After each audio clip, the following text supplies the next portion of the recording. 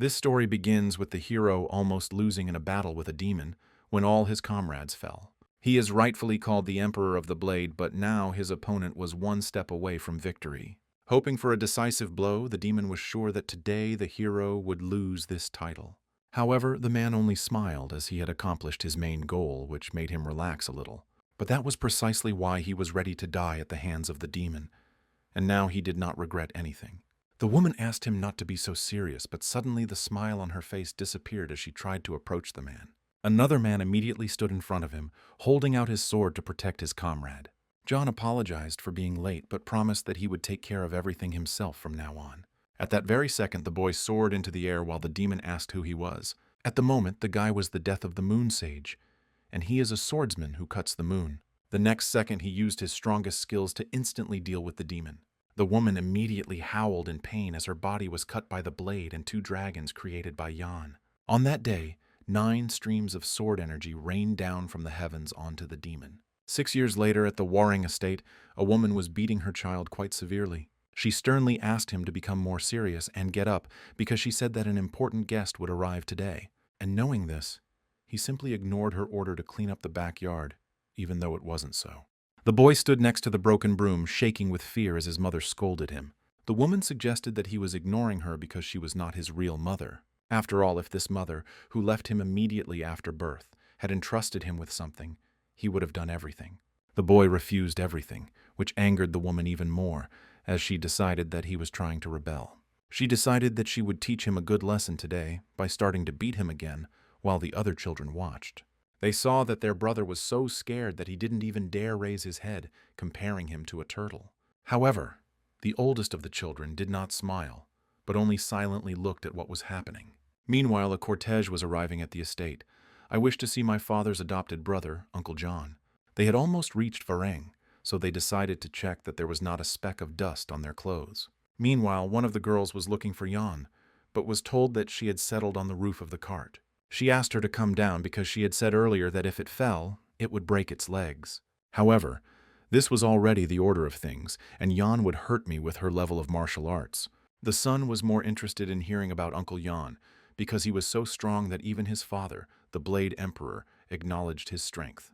He was incredibly strong. The ball skills he demonstrated 6 years ago were perfect in every way. That day, if he had not arrived in time, the man would have already been dead, and the demon would have won. His 9-heaven sword technique can even compete with their advanced techniques. Hearing this, the boy was shocked, and then he became curious as to why no one knew about him. As it turns out, he retired and didn't pass on his knowledge to anyone, so you should try not to say anything that might offend him. In fact, he had 2 wives, and he loved the second one especially strongly. But unfortunately, she died after giving birth. This also happened 6 years ago. And since then, John has lost the meaning of life. As the man heard, he locked himself away from everyone in his second wife's room, and now he wants to somehow get him out. When they arrive together, you must not mention his second wife at all, and act as if he had not said anything. Meanwhile, one of the family's subordinates ran up to the woman who was abusing the child and reported that the master had left the room. The hostess froze abruptly, at first not believing his words, and decided to ask for sure. He left the room only to hear that the Namgung clan's carriage had entered the village and he wanted to meet them personally. When she begged him to come out, he didn't even look at her. But everything changed as soon as her adopted brother arrived. John rejected his native blood for 6 years but decided to meet him. Then she turned her head towards the beaten child, declaring that he would finally be able to see his father. However, the woman did not want him to appear to him in such a pitiful state, and the boy promised that he would not catch his eye. This was enough, because he began to understand how he should behave, and the guy should know where to go. If he does not want to disgrace the family, then he should not even dare to show himself to other people. And the boy must understand what will happen if he starts doing whatever he wants while she is not looking. Then she approached the other children, asking if they were ready to meet their uncle. Mubarak turned to look at his brother, but his mother told him that he had a very important task today. He needs to meet his uncle's daughter, Namgung Yon, and once they meet, he must be sure to become friends with her. He must have understood what the woman was talking about, so he agreed with a serious expression. When the guests arrived, the first one to apologize was the brother, who had not been able to visit John all this time. The owner of the place was surprised, although everyone was really worried about him, but could not come for a long time. At least now they were still able to see each other, after which they began to introduce their families to each other. They stood in the courtyard for a while, exchanging greetings and getting to know each other. The first to introduce themselves were Jang Hyun, his brother's wife, and Namgung Jeon, his eldest son. Yeon greeted his daughter-in-law and remarked on what a great guy Jung had grown into. John hadn't been outside for 6 years, and now he looked completely different from what Jung had imagined. Hyun had also heard a lot about him, and now she was glad that she was finally seeing him in person. After this, the woman wanted to introduce her daughter, Namgung Yeon, but was surprised to notice that she was not there. Hyun immediately apologized. Drinking happens quite often that she disappears like this, and it's all because of her age. The mistress of the estate noticed that their fourth also constantly runs away and does not show up. She then asked her husband to introduce them to the guests, but the man only indicated that they were his wife and children. The woman's name was Baek Miju, and she suggested that the guests go inside and rest, as they were tired after their journey. Everyone immediately agreed, deciding that Namgung Yeon would return to them a little later. As she passed by Mubak, Miju ordered him to walk around the estate and look for the girl. He must remember that he needs to make a good impression on her. Meanwhile, the boy sat under the fence, raising his hands up, trying to find out when the guests would leave. He was very hungry. His arms ached unbearably. His eyes closed on their own from fatigue. He tried to convince himself that he couldn't fall. Otherwise, he would be punished. But his body simply couldn't take it.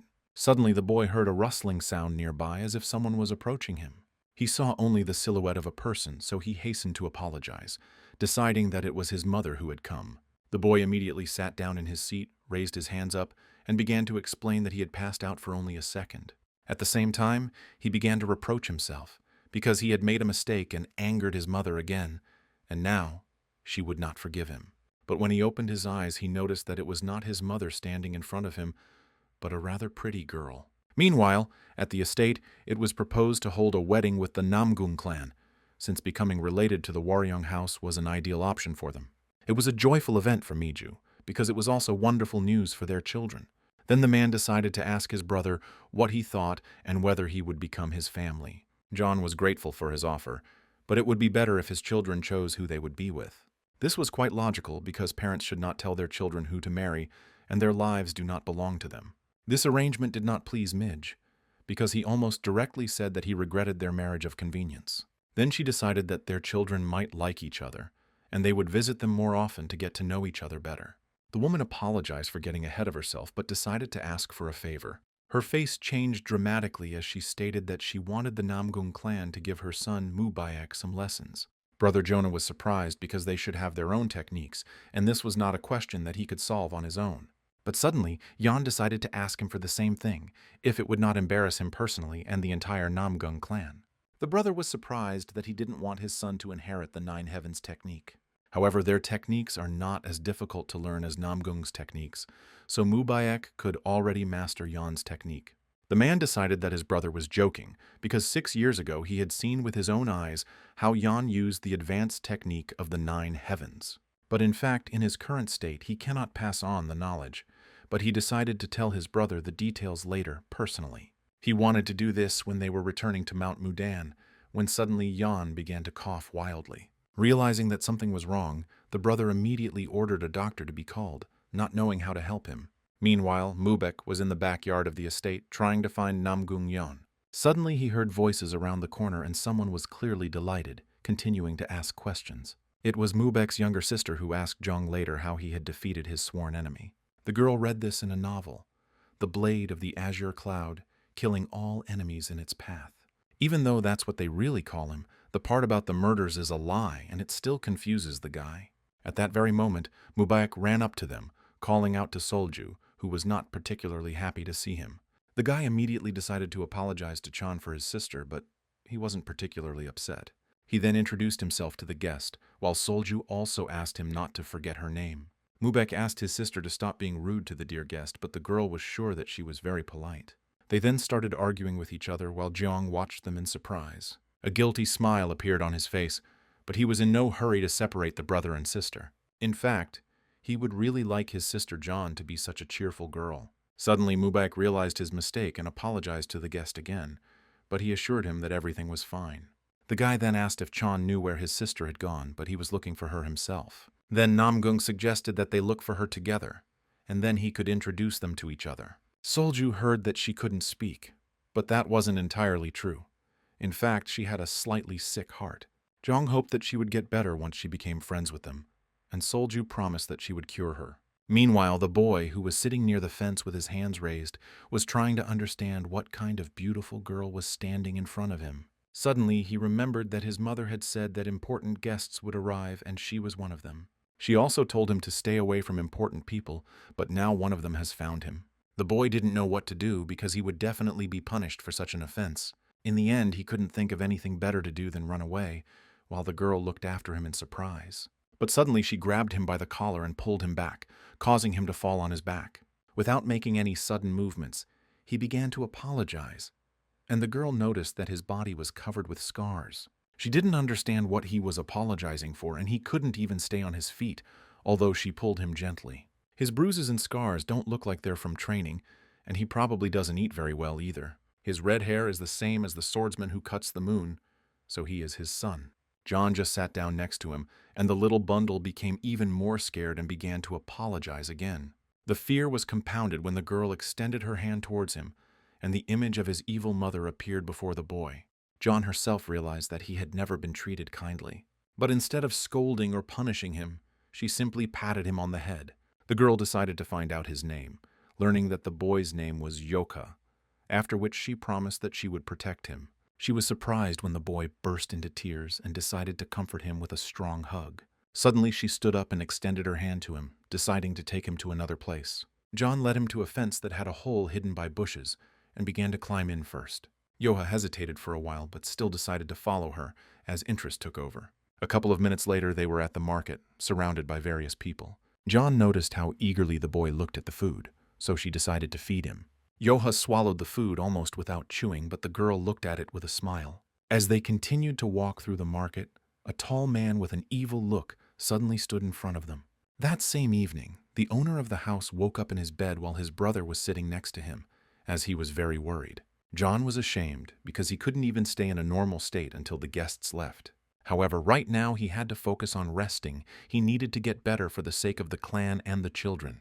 Although he had already told his brother that his clan's technique was inherited from Guchen Hunyo. However, since then, he has not received any blessings from her. Perhaps she is disappointed by his wretchedness. When his wife died, he, Yeon Muryong, died with her. She left him, but left a child who was like him. However, men do not dare to see him, and all these years he is afraid that he will hate him. Although he understands that the boy is not guilty of her death, because of this he is unworthy of being called a man. His brother asked him to finish this, but Muryan wanted to ask him for one last favor. He has no right to ask him about this, but the man hopes that his brother will take care of his children. It was hard for the brother to listen to such words, so he tried to calm the sick man. But he kept insisting that they were unfortunate children who grew up without a father, and that this was his first and last request to him. Meanwhile, guards arrived at the estate, announcing that they had found young Miss Yeon. Her worried mother immediately began asking where she had been all this time. Suddenly the woman turned her gaze to Yok, wondering who it was. Miju immediately ran up to the boy, worriedly asking why he looked like that. She pretended to be worried about him, while the boy was paralyzed with fear. The woman then turned her gaze to John and thanked her for finding her son. But in response to this, she saw only a look full of malice from the sweet girl. At the same time, Jong Mubek and Solju returned to the estate, surprised to find Yeon. The worried brother thought that it had climbed onto some roof again. Mubek also noticed that John was holding Joe's hand, but he didn't say anything, even though he should have been the one to get closer to John first. The women concluded that the children were tired, so they invited everyone to come into the house. The guests entered first, and Miju decided to go after them, continuing to hold Joe tightly by the shoulders. She told him to stay away, but it seems he wants everyone to know that she is not his biological mother. The boy immediately began to apologize, hoping that this time he would not be beaten or deprived of food. However, the woman turned her head to look at Yeon, remembering the angry expression on the young girl's face. In the 7th month of the same year, the head of the family, Yeon Muryong, died quietly in his sleep.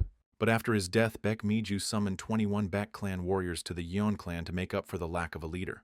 The warriors of the Baek clan became known as the White Tiger Squad of House Waryong. Also, the eldest son, Yeon Mubek, went to the Namgung clan to undergo training. Thanks to this, Baek Miju officially took over as the head of the Waryong house. While in Muryong's annex room, Miju made a mess. I don't understand who could do such a thing. Her subordinates searched every corner of the estate, but found nothing.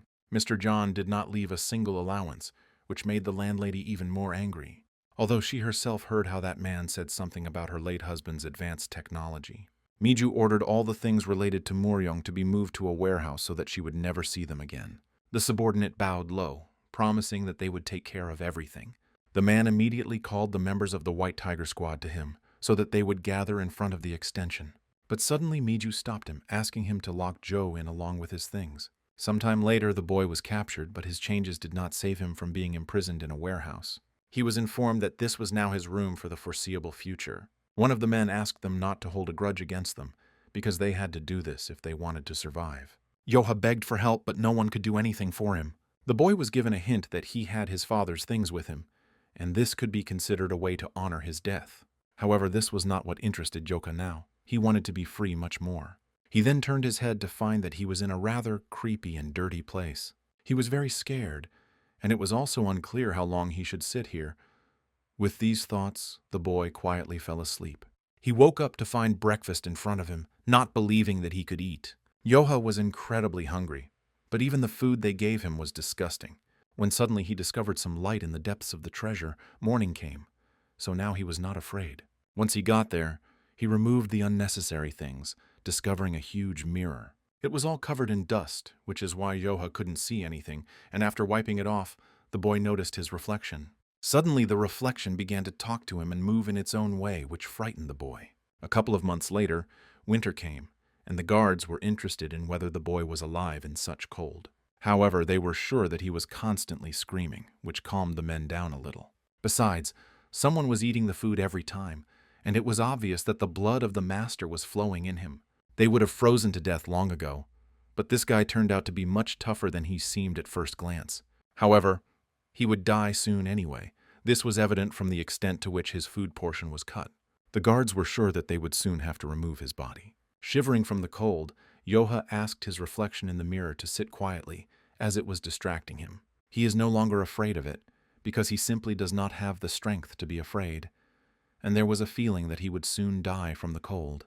As a friend, the reflection lifted the shelf from the floor, attracting the boy's attention. Turning his head, Yoha did not fully understand what he had started and why he had suddenly started dancing. But he didn't care about that, because now he was only worried about the cold and hunger. At first he was surprised, but it didn't seem like it could come out of the mirror, so he really wasn't afraid anymore. Yoha is sure that the reflection behaves this way because it wants to attract attention. Suddenly the boy noticed that these movements seemed very familiar to him. This was the family art of the Nine Heavens sword. Yoha remembered that he always watched his brothers learn it, and the movements were the same. But the question arose as to how the reflection knew the art of their clan.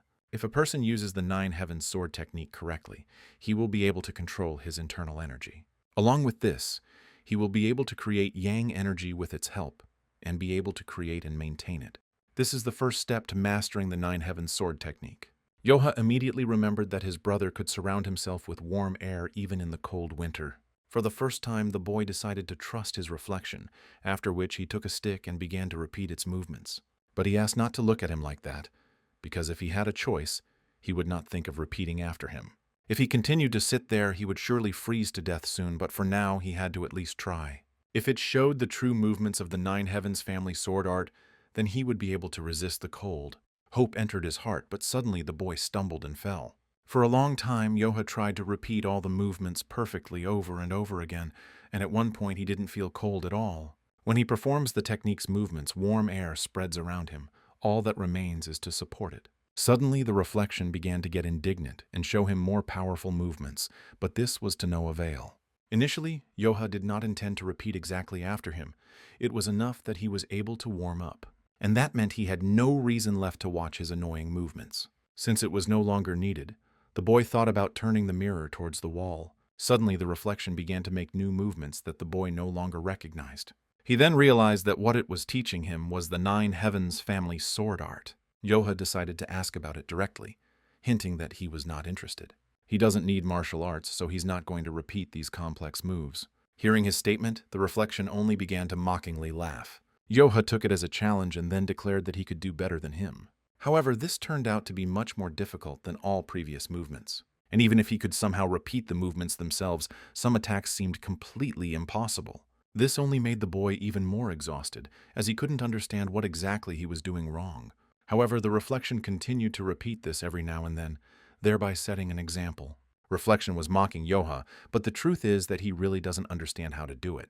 Then the boy decided to ignore it because he didn't understand how he could even repeat something like that. These exercises only made him hungrier, and now he didn't understand why he had tried at all. It seemed pointless to him, since it wouldn't help him anyway, but it looked cool. Even though it was pointless, he wanted to be able to do the same, but nothing worked.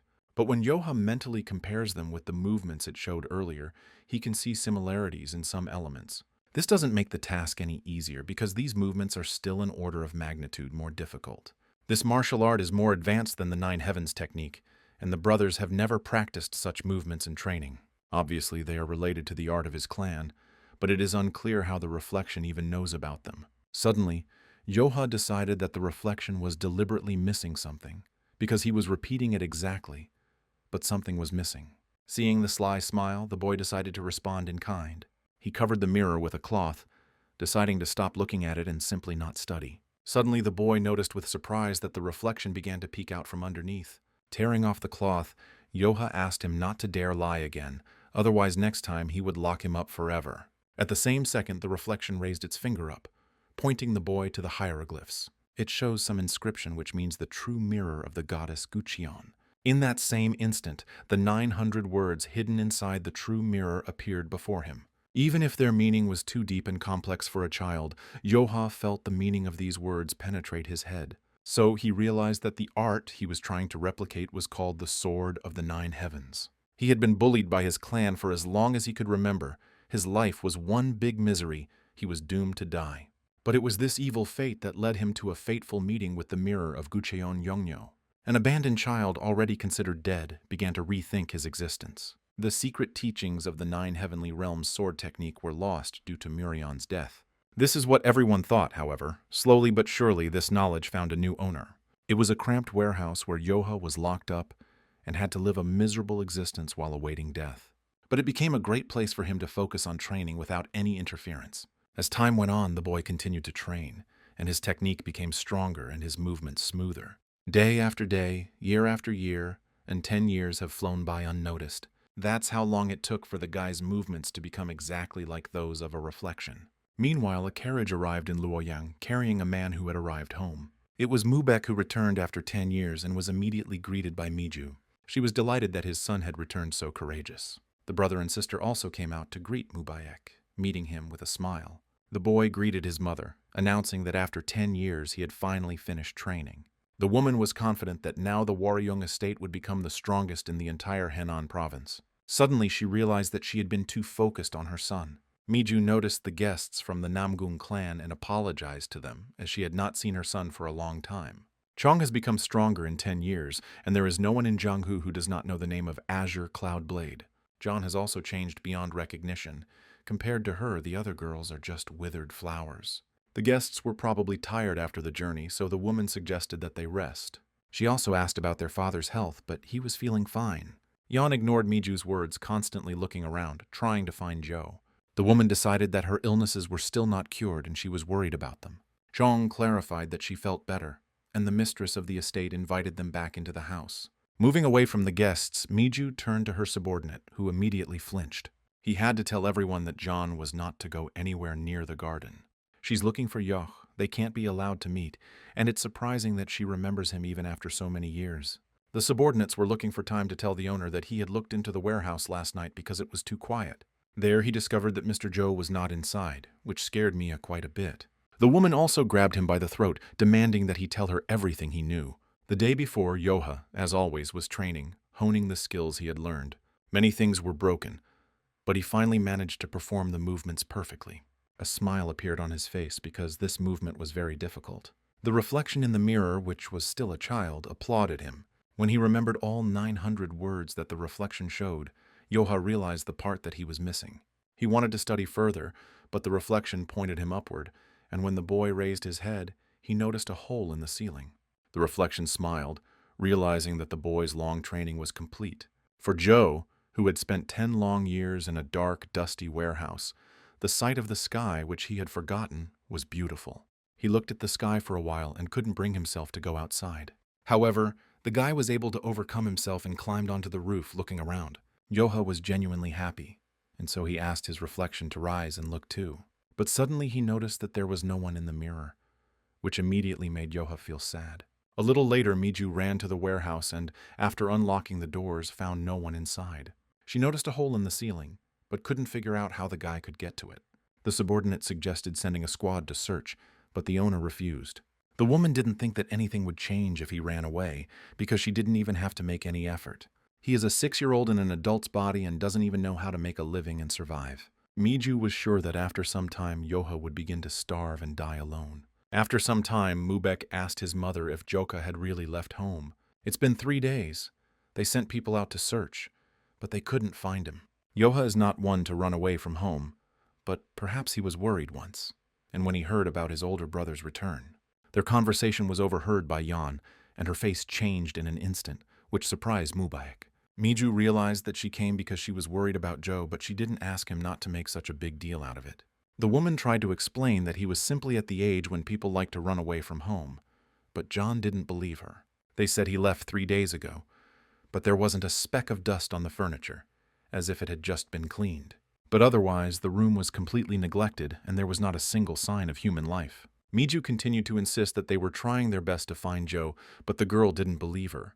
The owner of the house was irritated by her behavior and thought that they were a joke to her. Mubek decided to find out if Joha really left home, because he doubts it, looking at Yan's reaction.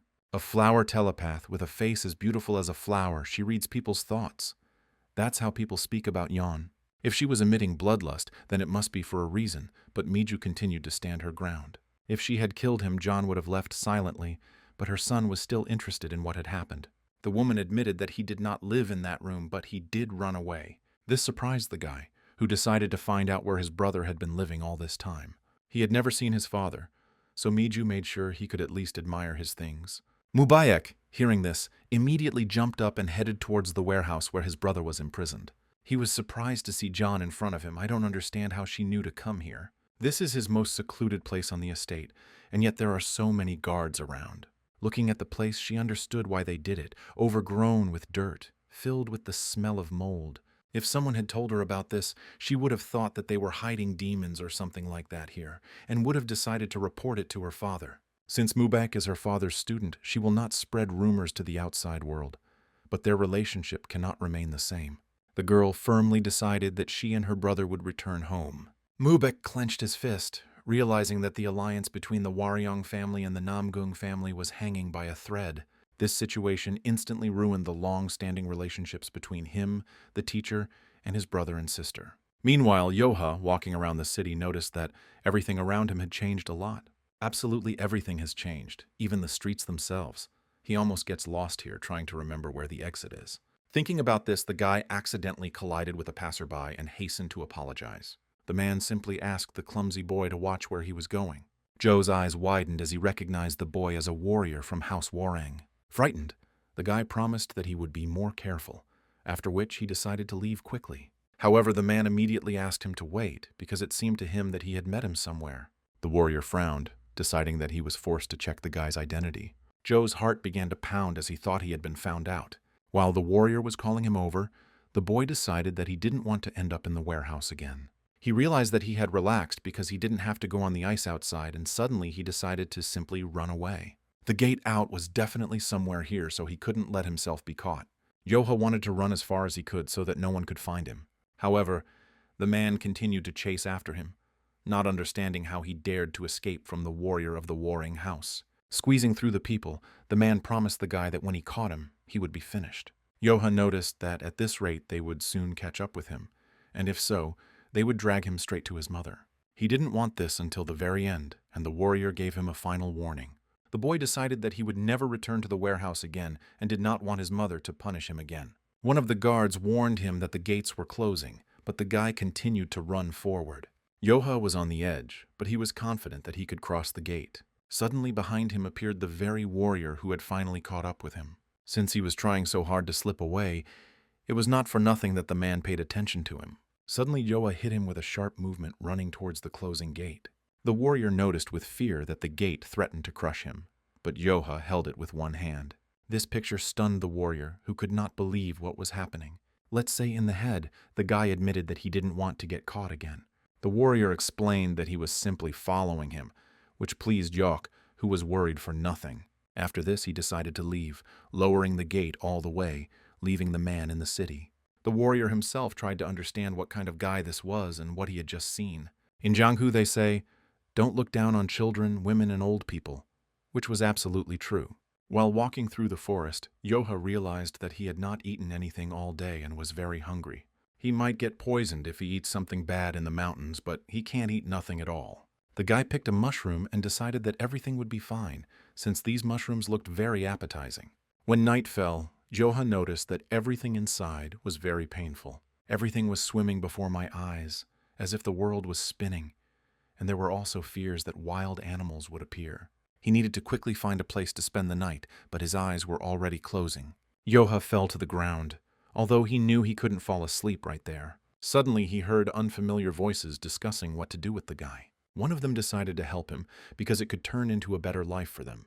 Whether it was fate or not, the guy was still breathing, which meant they needed to make a decision quickly.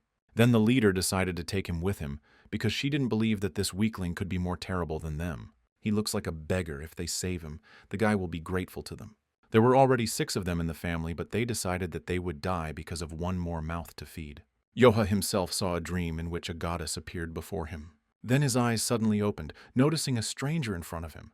They immediately started asking him what he was doing to fall into the ravine, because if it weren't for them, he would have already been eaten. Yoha thanked the stranger, and then decided to find out where he was. 6 people surrounded him, explaining that they were in the Fortress of the 5 Peaks and that they were mountain bandits. They are all brothers in spirit here. The second brother, whose name was Gomyong, introduced himself first. The third was called Hendo. The fourth, Imdal, noticed that the guy seemed out of place, and it was unlikely that they would remember the names. The commander's name was Encho. He said that they saved Joe, so he must repay them in full. The man assumed that the guy had only ever done begging before, so he didn't know how it all worked. But now he's here, so he has to learn everything and repay them for saving him. Imdal asked to stop dialing on the barely awake child, offering him a potato. Yoha doubted whether he could eat it, because he was a little scared right now. He then decided to refuse, but was asked not to lie, as his stomach had been roaring while he was sleeping.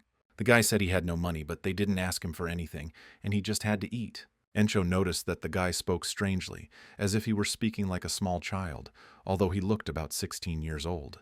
Even though the child looked stupid, they could still assign him simple chores around the house, although the leader was sure that the beggars were used to being idle, so they worked half-heartedly. Encho decided that this wouldn't do, so he grabbed the guy by the collar and dragged him along. The others asked the boss to also put the guy's brains in place if he took on this job. Yoha demanded for a long time to be released, and after a couple of minutes, he was thrown to the ground. The guy began to tremble with fear, saying that he had nothing, but no one was going to kill him.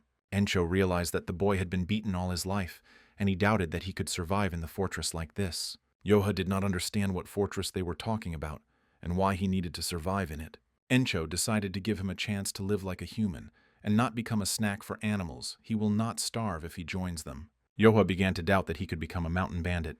The guy was sure that he was a complete weakling and couldn't do anything at all. Encho decided to convince him otherwise by explaining that there are only 2 types of people in this world: those who take and those who give. Then the man asked what the boy wanted to be. Yoha didn't quite understand what this meant, and Encho wondered if he wanted to continue living in hunger. At this rate, he will be looked down upon and called trash. Then Yoha realized that he didn't want to be looked down upon. He doesn't want anything taken away from him again.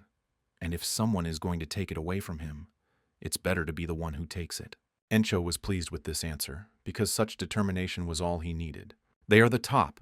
No one here sleeps to look down on them, which surprised the guy. If he stays with them, he will also become one of the kings here, which sounds really cool. Yoha was liked by the leader, and from now on he was a strong brother of the fortress.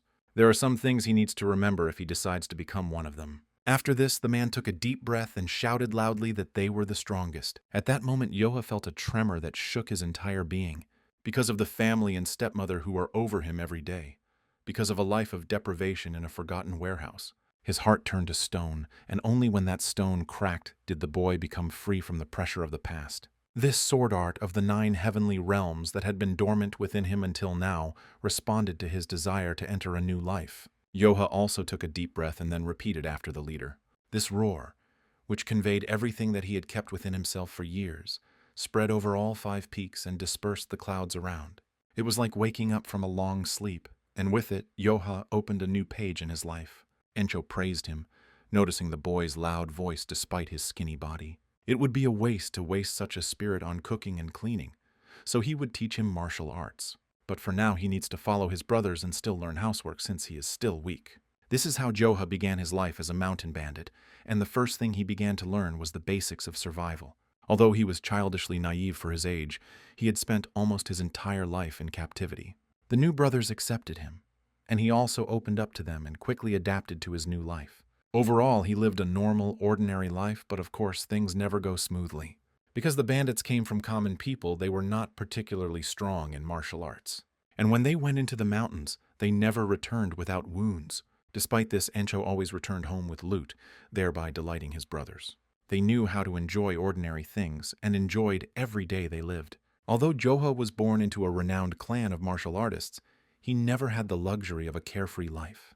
Ironically, he only learned joy for the first time when he became a mountain bandit, and then one day some serious people came to visit them, because they heard that they would find a fortress here. But in reality, it looks more like a shelter for homeless dogs. Green Forest, because the bandits called themselves that. It remained the subject of jokes for a long time. But one day, an incredibly strong man appeared who called himself the Green Forest Bandit. When rumors about him spread among the people, the best martial arts sects attempted to subjugate him. No one succeeded in this. Meanwhile, his power, as well as his bad reputation, grew day by day. People nicknamed him the Lord of Demons. Under this name, he came out among the 10 strongest masters of the world. The unrecognized sects were unusually happy about his appearance.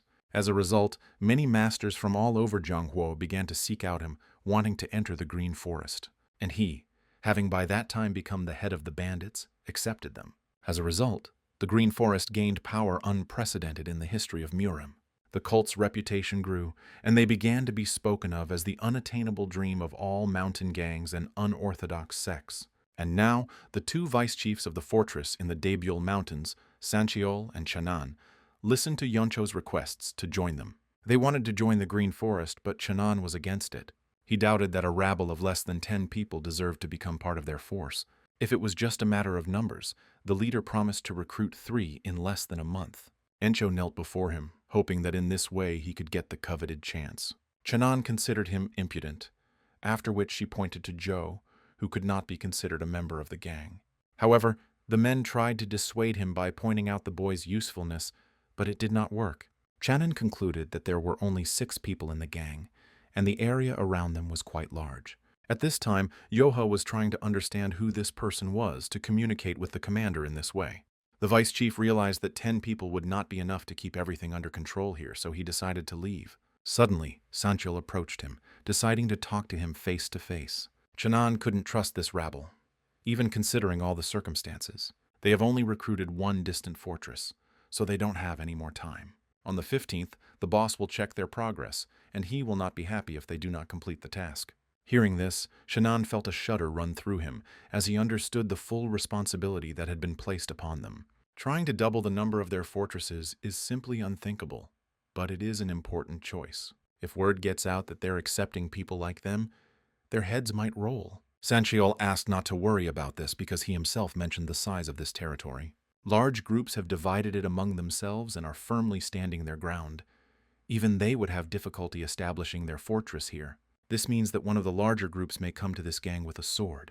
But no one will say that this rabble was incompetent, because in their place anyone would have failed. Chanan understood what his comrade was getting at. They just needed to fulfill the quota.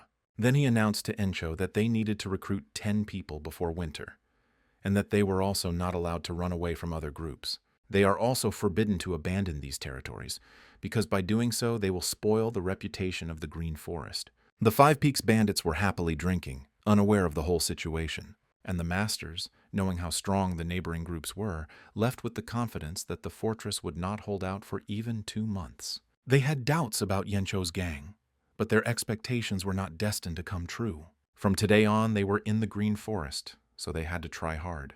They decided to leave the housework to Yoke and set off on a mission. The guy was already bored with these worries. He wanted to go with them to the mountains. But Encho always told him that housework was very important, and everyone would laugh at them if they saw them hungry and miserable. Yoha couldn't let them down, so he was sure that he was doing important things here too. But he still wants to go with them no matter how much he denies it. A month had passed since the day he began living in the fortress, but the boy continued to do household chores.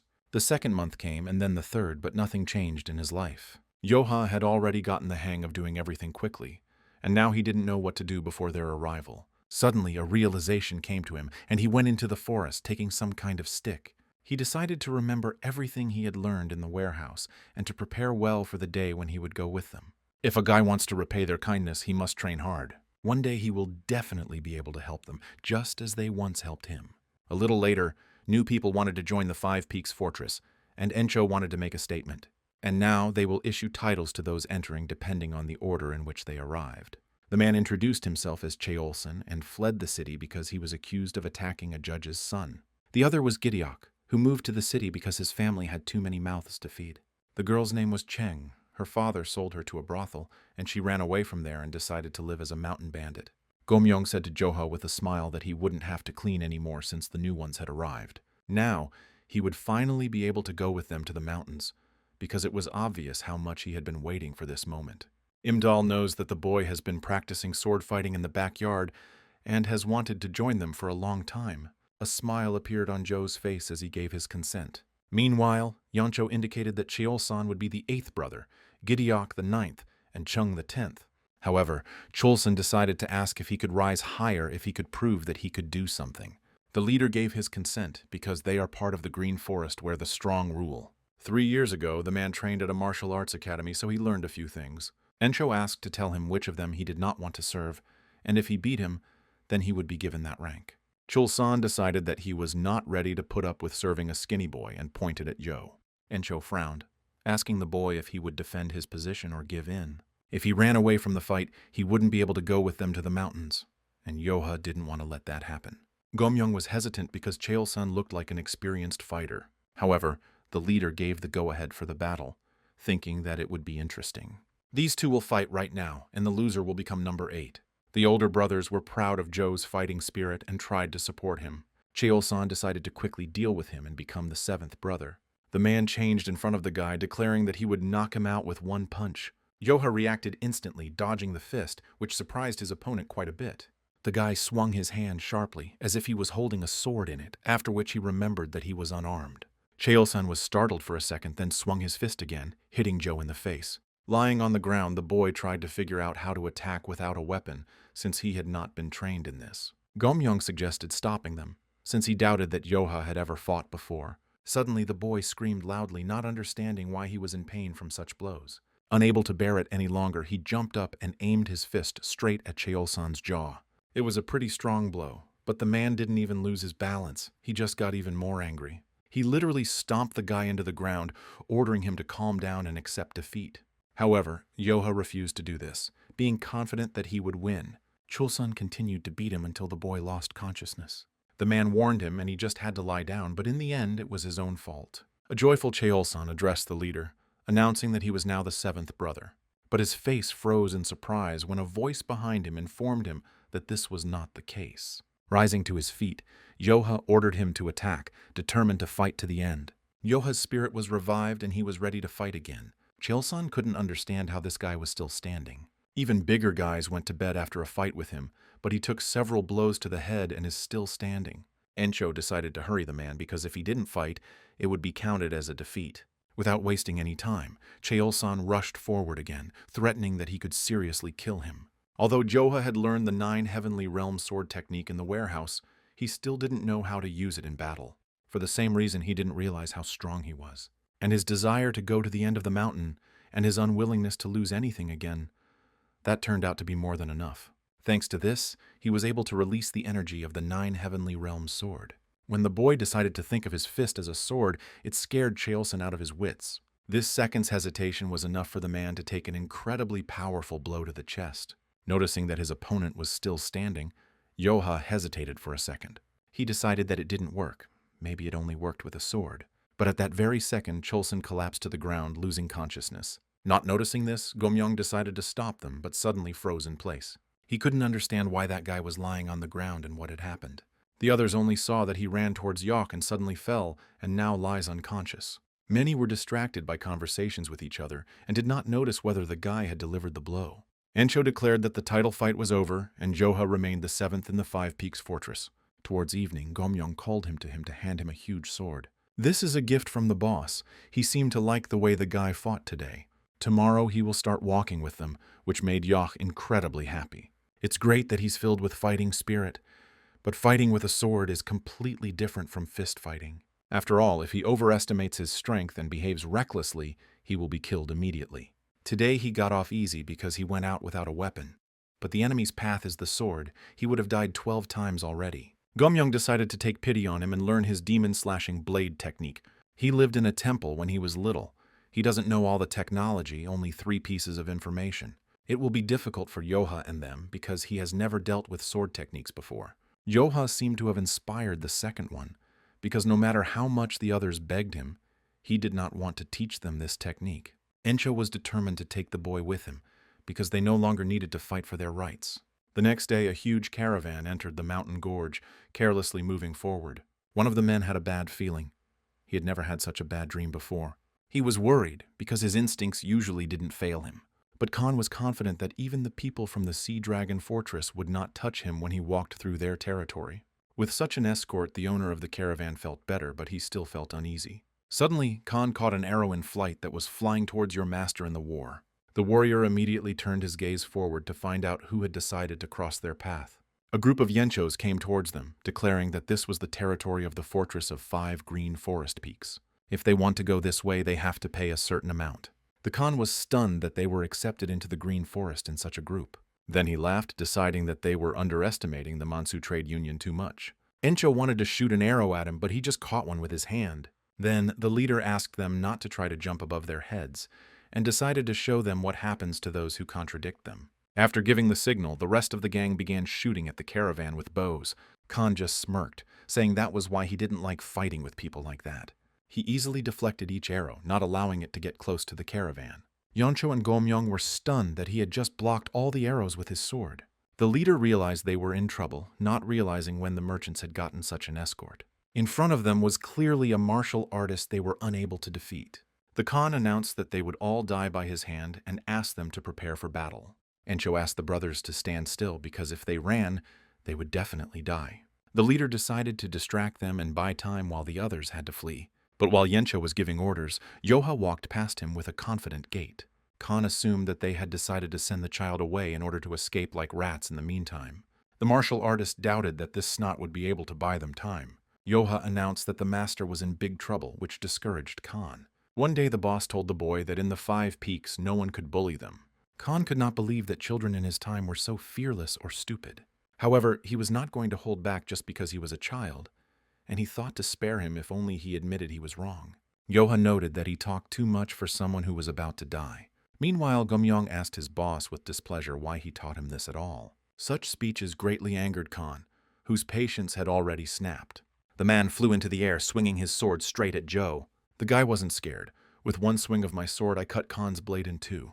Everyone watching this stood in stupor until the martial artist understood why his attack did not work. He remembered that the guy had returned at the last moment, but even among the greatest masters, not everyone could do that. Moreover, he broke his sword, and the man didn't even see his movements. A wicked smile appeared on Joe's face as he declared that it was now his turn. The frightened Khan asked permission to at least change his sword. Joha calmly agreed, suggesting that they take something stronger this time. The previous sword was so thin that it almost cut off his head. The man thought it was impossible. From that distance, his broadsword could not reach his blade. Suddenly, Khan fell to his knees and began to apologize, deciding to pay their fare so that they would be spared.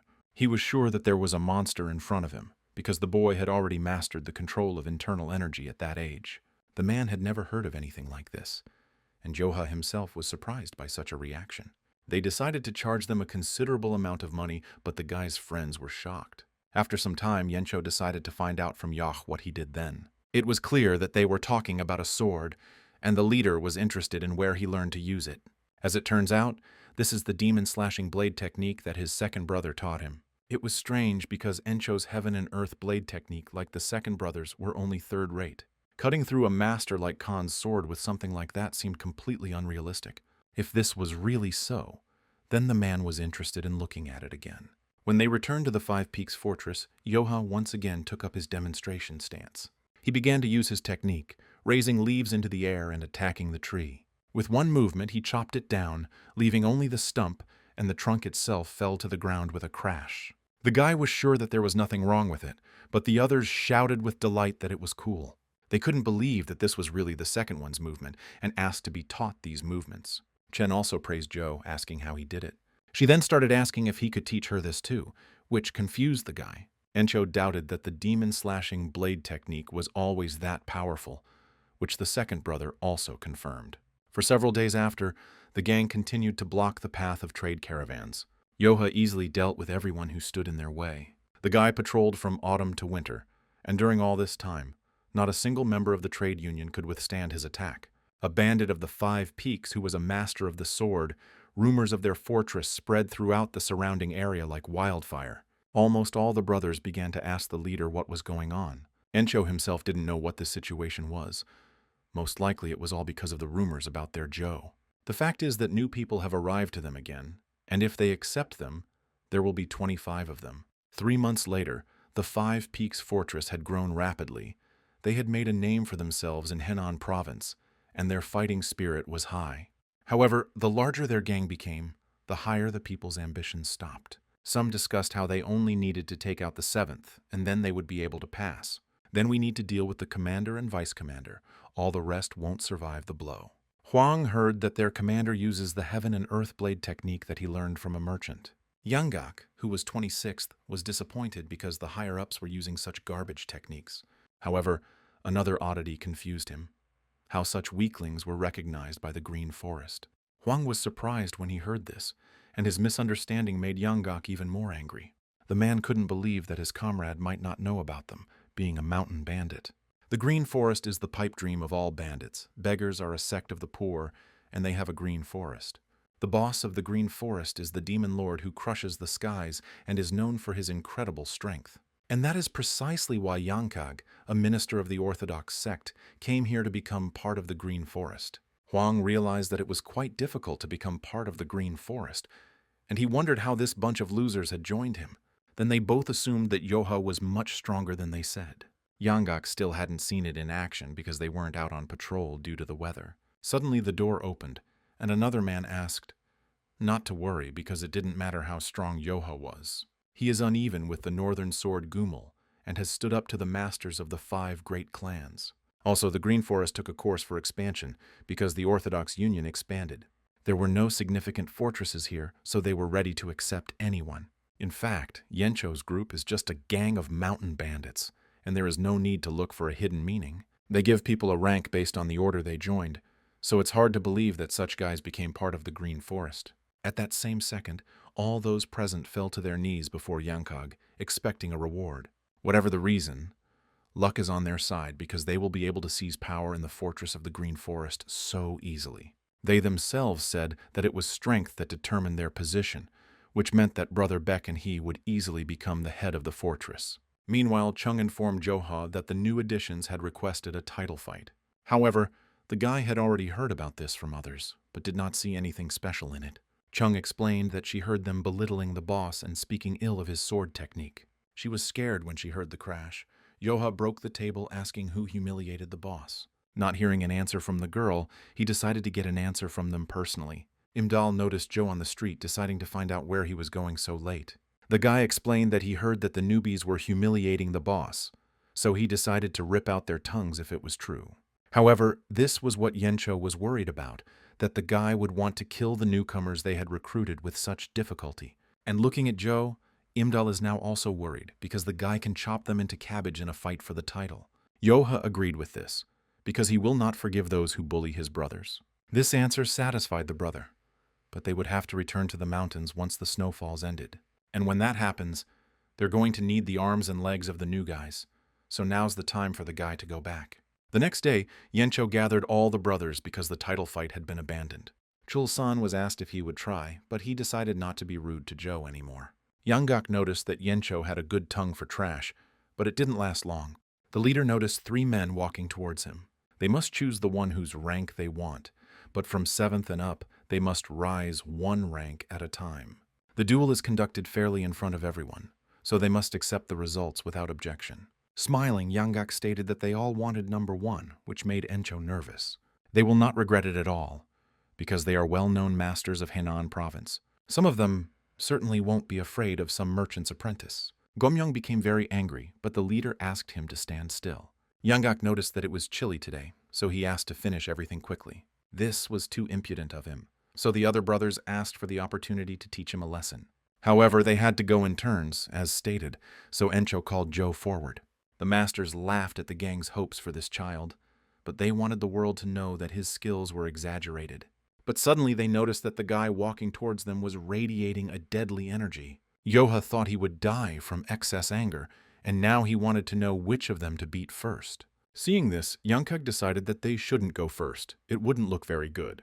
Another elder added that it was normal for the weak to go first. Their subordinate noticed that they had spoken differently before and understood that they wanted to send him away. The guy's dangerous. That's what his instincts told him. He needs to look at the situation first. However, it was too late, as someone pushed him forward towards Joe. Standing in front of him, the man felt an incredibly strong thirst for blood. However, there is no need to be afraid. If he runs away now, he will definitely lose the chance to rise in rank. But since they say that Yoha is good at handling the ball, then he will have a better chance if they fight with their fists. When the boy agreed, the man rushed into battle, deciding to attack first. However, Yoha reacted instantly, hitting his opponent right in the jaw.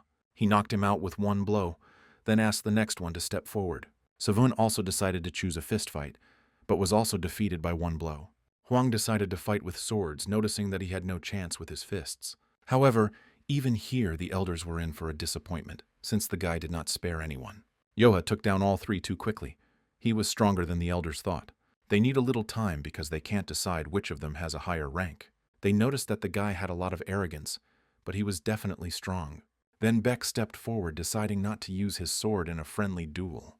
Yoha agreed to his terms, and the man decided that the boy had fallen for his trick. The elder rushed forward using a fan, which the boy defended himself against with his bare hands. He didn't look so arrogant now that he couldn't keep up with the fan. Yanggak was pleased to see this, because it was with this fan that Beck became famous in Henan province. Going out against him barehanded would be suicide, and it looks like he won't have to fight anymore. Yoha noticed that it was an unusual fan, but the elder asked him not to be distracted. His fan can even cut through stone, so the guy won't be able to do anything. However, Yoha was quicker, asking the elder if he knew what a fair fight meant. The man didn't even have time to understand what was happening before he was immediately punched in the face. When he had finished with Beck, he noticed that Yanggak was the last one left. He dealt with Beck too easily. The guy is much stronger than people say. Noticing Joe walking towards him, Yanggak stated that he did not want to continue fighting for the title. Although it is difficult to say who is stronger, he or Beck, it is unlikely that they are far from each other, so there is no point in them fighting. Yoha asked him to remember that if they laughed at bullying the brothers again, next time they would all die. It was very humiliating for the elder, and not only because this brat was so familiar with him. The man also couldn't believe that these idiots would command him. Yangaku had no choice but to bow and declare that he would work for their benefit. Delighted, Yencho decided to treat Joe in gratitude for all his victories. The boy was happy with everything that was offered to him, and his brothers supported his modesty. However, Yanggak promised himself that he would still hold them accountable for these humiliations. Meanwhile, in Hejia Settlement, Nanyang Trading Alliance, a man ran down the street to meet his master. When he got there, he announced that they were in big trouble, and those rumors turned out to be true. Yanggak and Bayek recently went to the 5 Peaks Fortress. If the world knows that 2 of the 3 demons in the province have joined the fortress, their influence will grow. Then they won't be able to stop them. A whole bunch of their traders have already suffered from them throughout the autumn. Murian only smiled, asking which of them became the commander. The subordinate frowned and replied that the commander was still Yencho, who wielded the heaven and earth sword technique. Rumor has it that they both lost the title battle soundly. Murian was sure that this was nonsense or a trick that they wanted to feed them. Also, from now on, there will be 30 people in them, including 2 fighters of this rank. Murian has always been worried about them and can't stand it when they are called the demons of Henan province. It sounded like they were equal, and it was illogical that they were put on the same level as him. Moreover, they can no longer allow the 5 Peaks bandits to wreak havoc here. They have crossed the line. You can take the chance and deal with both them and the old men at once, but they should not be underestimated. However, even though there are 30 people there are currently 3 times as many of them. Towards night, when everyone had gone to bed, Yoha sat next to the fire and cleaned his sword. One of the brothers praised him and offered him some water to drink. He was truly surprised at how easily he took down one of the Hanan demons, Beck. He also noticed that the guy hardly uses the sword, although people had said something about it before. Martial arts masters are even capable of cutting people with a sheet of paper. When he remembered these words, Yoha immediately came to mind. The brother decided that he had said something stupid, but these words made Jok think. The boy wondered if he could do the same when he became capable enough. If such masters exist, he would like to meet them. At that very moment, the patrolman announced in fear that fiery arrows were flying in their direction. The enemy's attack was too sudden, but Yoha immediately grabbed his sword. Encho, who ran out of the house, ordered everyone to remain calm and prepare for battle. But if this continues, all the walls of the fortress will burn down, so we need to put out the fire as soon as possible. There is only one entrance to the fortress. If the fire is circling them inside, they will run to the gate. There they will definitely be met with an ambush, and in the end they will be like rabbits that were smoked out of their hole. The leader assumed that the idiots who attacked them didn't think he was that smart. He ordered no one to leave the fortress. Instead, they had to stop the spread of the fire.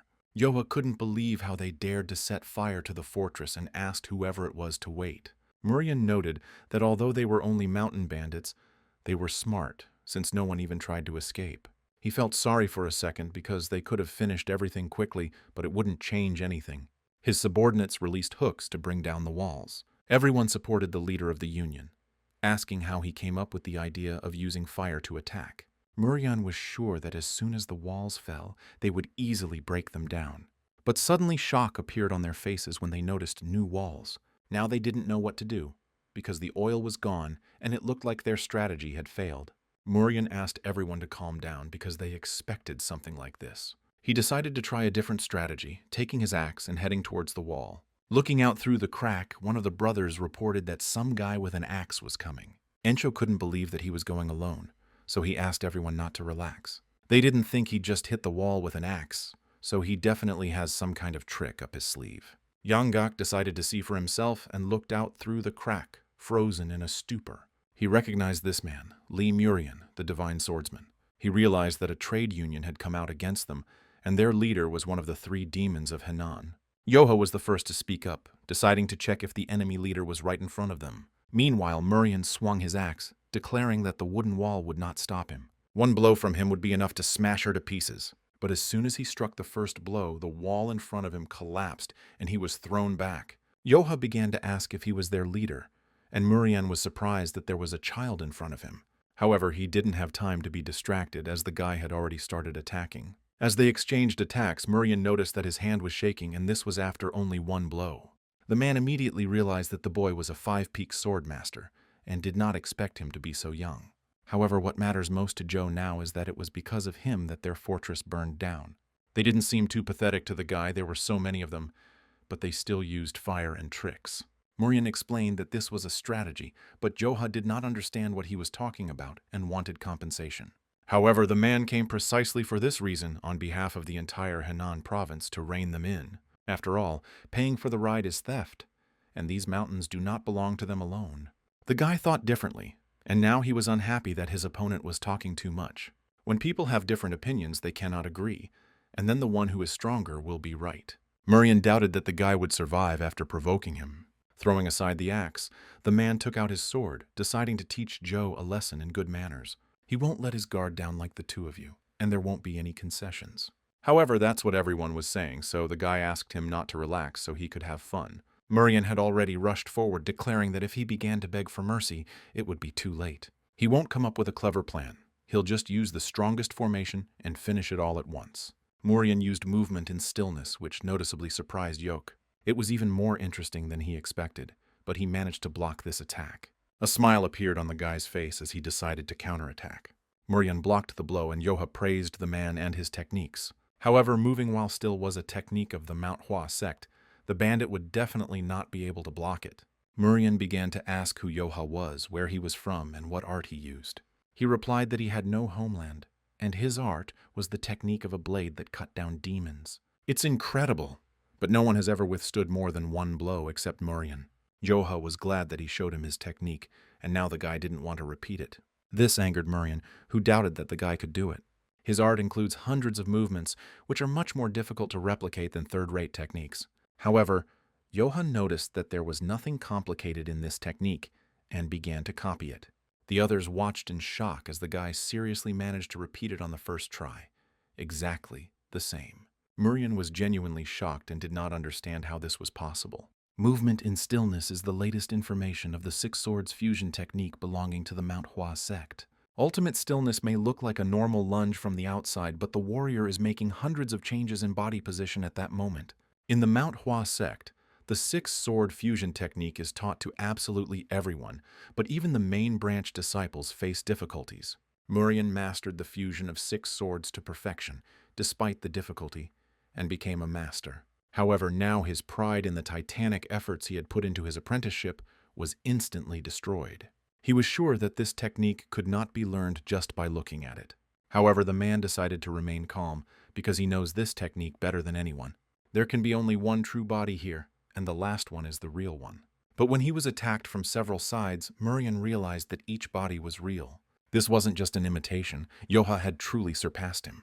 The guy became curious as to why the opponent fell, even though he hadn't even completed the technique. He felt sorry, but at this rate he would chop off his head, which scared Murian. He could not move, but he promised that he would never come to the Fortress of the Five Peaks again and asked for mercy. Joha doubted it, but Murian swore to him on his right hand. The boy accepted this promise while the brothers rejoiced at his incredible victory. Everyone immediately surrounded Jock, bombarding him with a bunch of questions about his health and the new technology. While his subordinates were carrying Murian away, he turned around and looked at the guy who was incredibly strong. At this time, a man whose face was hidden by a mask was watching them from afar. And Encho asked Jock with displeasure how he could destroy the wall that they had worked so hard to build. Excluding the small trading unions, 3 of the largest unions in Henan province fell one after another. And naturally even they, the Mansu Trade Union and the Nanyang Trade Union, which divided the province of Henan, fell. It can be said that there was a shift in the balance of power because even the divine sword was defeated. No one could have imagined that the little one would be so strong. This is all that is being talked about in the Hejia settlement now, so the number of bandits in the Five Peaks Fortress will only increase. It would be better to strike before they become a big force, but there are some concerns. This little guy might be the Green Forest boss's disciple. Otherwise, it's impossible to explain why he's so strong. It appeared just when the Green Forest began to expand. If this is really the headmaster's disciple, they better stay away from him. The head of the trade union smashed the table with his fist, not wanting to run away from some bandits. Mashon, like everyone else, knows what will happen if they back down now. The Mansu Trade Union will become the laughingstock of all of Henan, and with such a reputation they have no future. The rest didn't know what to do because their leader was on the same level as the Divine Swordsman. If he lost, then they will hardly be able to deal with that bandit. The head didn't know what to say. This boy was on a completely different level. Before challenging him, he must study everything thoroughly, otherwise he will become his pawn, like Murian. He is too strong, and now there is every doubt that he is truly the Demon Lord's disciple. He then decided to go to Hagan Province and ask to bring the best tea leaves from the Western Lake. However, if he leaves now like this, unrest will begin in the Union. The chief called his subordinate stupid because he forgot that he was in this province. The man froze in thought, and then remembered that the Mudan Mountains were located in this province. Their leader is an outside disciple and has the right to learn the martial arts of the Mudan Mountains. And his teacher is the oldest of the Mudan sect, the sage Chongji. The subordinates were shocked to hear about the renowned master of the Mudan sect. He is also very good at teaching, and Masha noticed that his subordinate was finally using his head. The Mudan sect is one of the 10 great ones. Their disciples are at a level that they can hardly imagine. If he asks the master to train him, he will be able to become no worse than them, and this bandit will become a dead man. Even if he is a Demon Lord's disciple, he is too young and inexperienced to fight on equal terms with a sect disciple. And if he loses, then the Fortress of Five Peaks will follow him. Meanwhile, Joha found himself in a rather expensive restaurant with 2 girls. Their dream was to order whatever they wanted at least once, and now it has come true. They didn't have to worry, because they now had the strongest warrior in Henan province with them. The guy immediately became embarrassed, because he can't be the strongest when there is a boss. The clothes he was wearing were also expensive, but he felt uncomfortable because he had to be economical. However, the girls convinced him that everything was fine because the guy had earned so much money for the fortress. They spoil him with such things because the second brother gave them a lot of money and told them to help Yoka have some fun, added for the guy to sleep and enjoy the day before returning. Suddenly, Yoha noticed the girl next to Chung, deciding to find out her name. She immediately became embarrassed and introduced herself as Sobek. As it turned out, she joined them a week ago. Chung added that she was very cute, causing a huge uproar in the fortress. She is also popular in the Hejia settlement, but Sobek immediately began to deny this. However, no matter who you ask, everyone knows her name and she got to them because of her popularity. Sobek ran away from here because some hooligan tried to marry her. Suddenly, a man approached them and asked Sobek to find him if she got into trouble. Why did he understand why she was not visible, although he was not yet worried about her? Cheng guessed that it was the same bully. The man pretended to be upset that he was called that. Then the girl said that his face was just asking to be punched, so she asked him to leave on his own. She doesn't want such a fancy table of delicacies to collapse, and he doesn't want to die. The man took it as a joke, as he doubted that two girls could do anything to him. Then he asked Sobek to tell her how scary he was when he was angry, and that she shouldn't make him nervous. But as soon as the man touched her shoulder, Yoha could not stand it and asked him to stop. He's in a good mood today, so he'll count to 10, and if he leaves, he'll spare you. The bully couldn't believe that a child was talking to him, but he had already started the countdown. The girls also noted that it would be better for him to listen to his advice and run away. Chung was calm and confident that the man would definitely die, but the man asked if she had heard of Yongchul from Hejia. The girl gave a negative answer, adding that it was he who didn't understand who he was talking to. Chung calmly stated that they were the Five Peaks Fortress and that guy was a bandit who was an excellent swordsman. By the time the bully realized the situation, the countdown had already reached 0.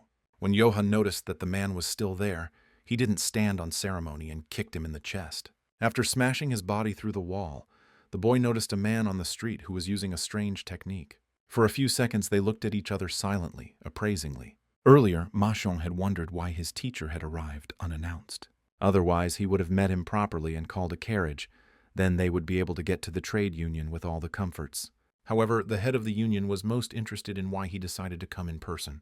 The sect elder did not answer, continuing to walk forward silently. Machon was ready to go crazy, not understanding why he had come here, and so unexpectedly. It wasn't just some student who intervened, but the elder of the sect himself. That's a completely different story. Suddenly he heard that people had already started talking about the fact that Changji had decided to take on this matter personally.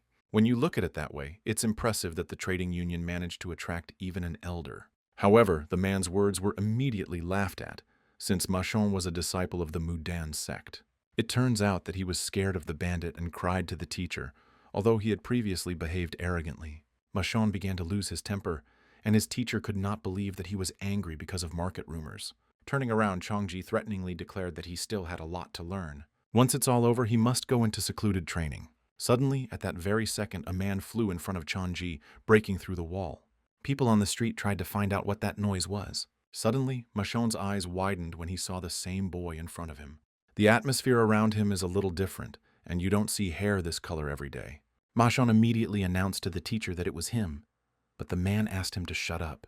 He just wanted to relax here, but it seems the street is not very safe. Yoha frowned, noticing the ominous aura hovering around the old man. Chung was stunned by the debacle, although the boss had told her not to create problems and ruin her reputation. It was not worth going so far because the repairs would be expensive. Yoha tried to justify himself by saying that the guy was to blame himself and that he had time to leave. The girl didn't care about him, but the guy smashed their table and they still didn't eat. And the restaurant is completely destroyed. Even if they pay for repairs, they are unlikely to be served. Yoha promised that he would look into it, but Chung repeated that he needed to maintain a good reputation. That bully turned out to be weaker than the guy thought, and he didn't expect to fly away with one blow. But it would be really strange if he got off easier after his blow. Chung took out the coins, announcing that this was all they had, but fortunately, it would be enough for repairs. Unfortunately, they wouldn't be able to buy clothes for Sobek, and she really wanted to finally get an outfit befitting a bandit. Sobek immediately started waving her hands, saying that she had never said such a thing. Chung suggested buying clothes next time, and Yoha suggested buying clothes instead of soup.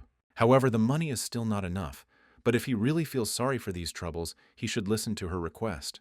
Yoha agreed to anything, promising to do everything in the best possible way. Chung smiled, asking the guy to teach her Sobek martial arts. Meanwhile, Changji realized that the guy was the bandit, but Machon continued to pester him with questions. The Five Peaks Fortress was so quickly recognized because of the incredible strength of this youth, who was rumored to be the Demon Lord's disciple. Perhaps it's not like that. If the Demon Lord had a disciple, they would have been whispering about it for a long time already. He loves to brag, so such an outstanding student would definitely not remain in the shadows. It seemed like coming here was a great idea, to think that he met a martial arts genius in a place like this. Looking at the tablet with hieroglyphs, the man concluded that it was very nice. 3 days ago, in the province of Hagen, in the mountains of Mudan, an elderly man came to Chongji. He noticed that the scenery was more beautiful than ever. Even within the Mudan Mountains, there were few like it.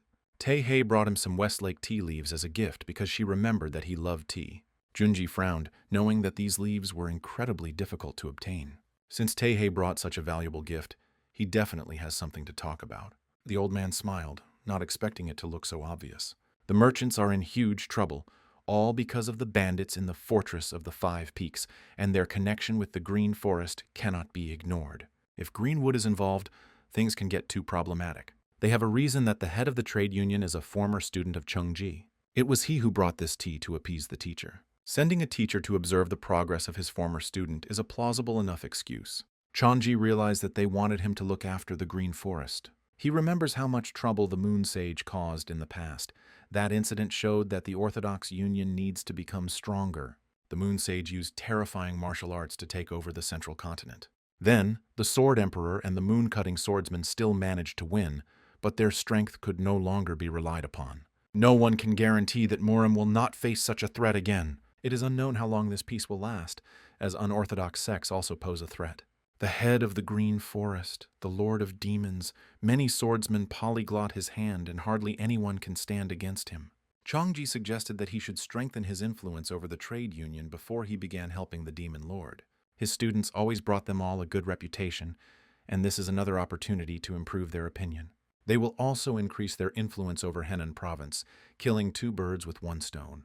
Chongji slowly drank his tea and then agreed, but on one condition. He asked permission to subjugate the Fortress of the Five Peaks. Having managed this temple for the past 10 years, he has participated in many rituals and heard hundreds of predictions.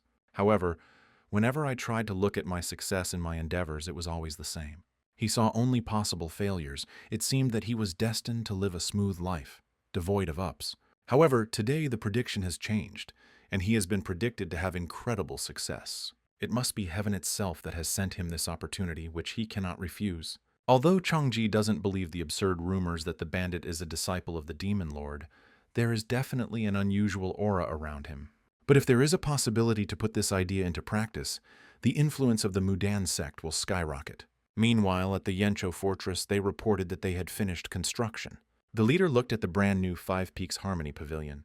Things were going well in the Five Peaks Fortress as their bosses, Dabyol Fortress, helped them rebuild the buildings. Accordingly, new people were needed. For these purposes, Encho recruited carpenters, advisors, and many others. The children who also joined them were delighted with the new building. Gomyong approached him and decided to ask why the boss was in the clouds. Encho thoughtfully recalled that he had seen such a scene in the past. Suddenly, a man who had heard that Joha was teaching Chung and Sobike martial arts ran up to him.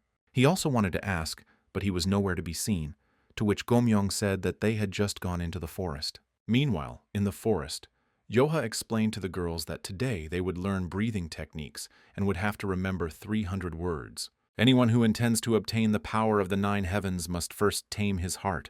The shocked girls explained that it was too difficult, but the guy was sure that they could do it if it took 10 years.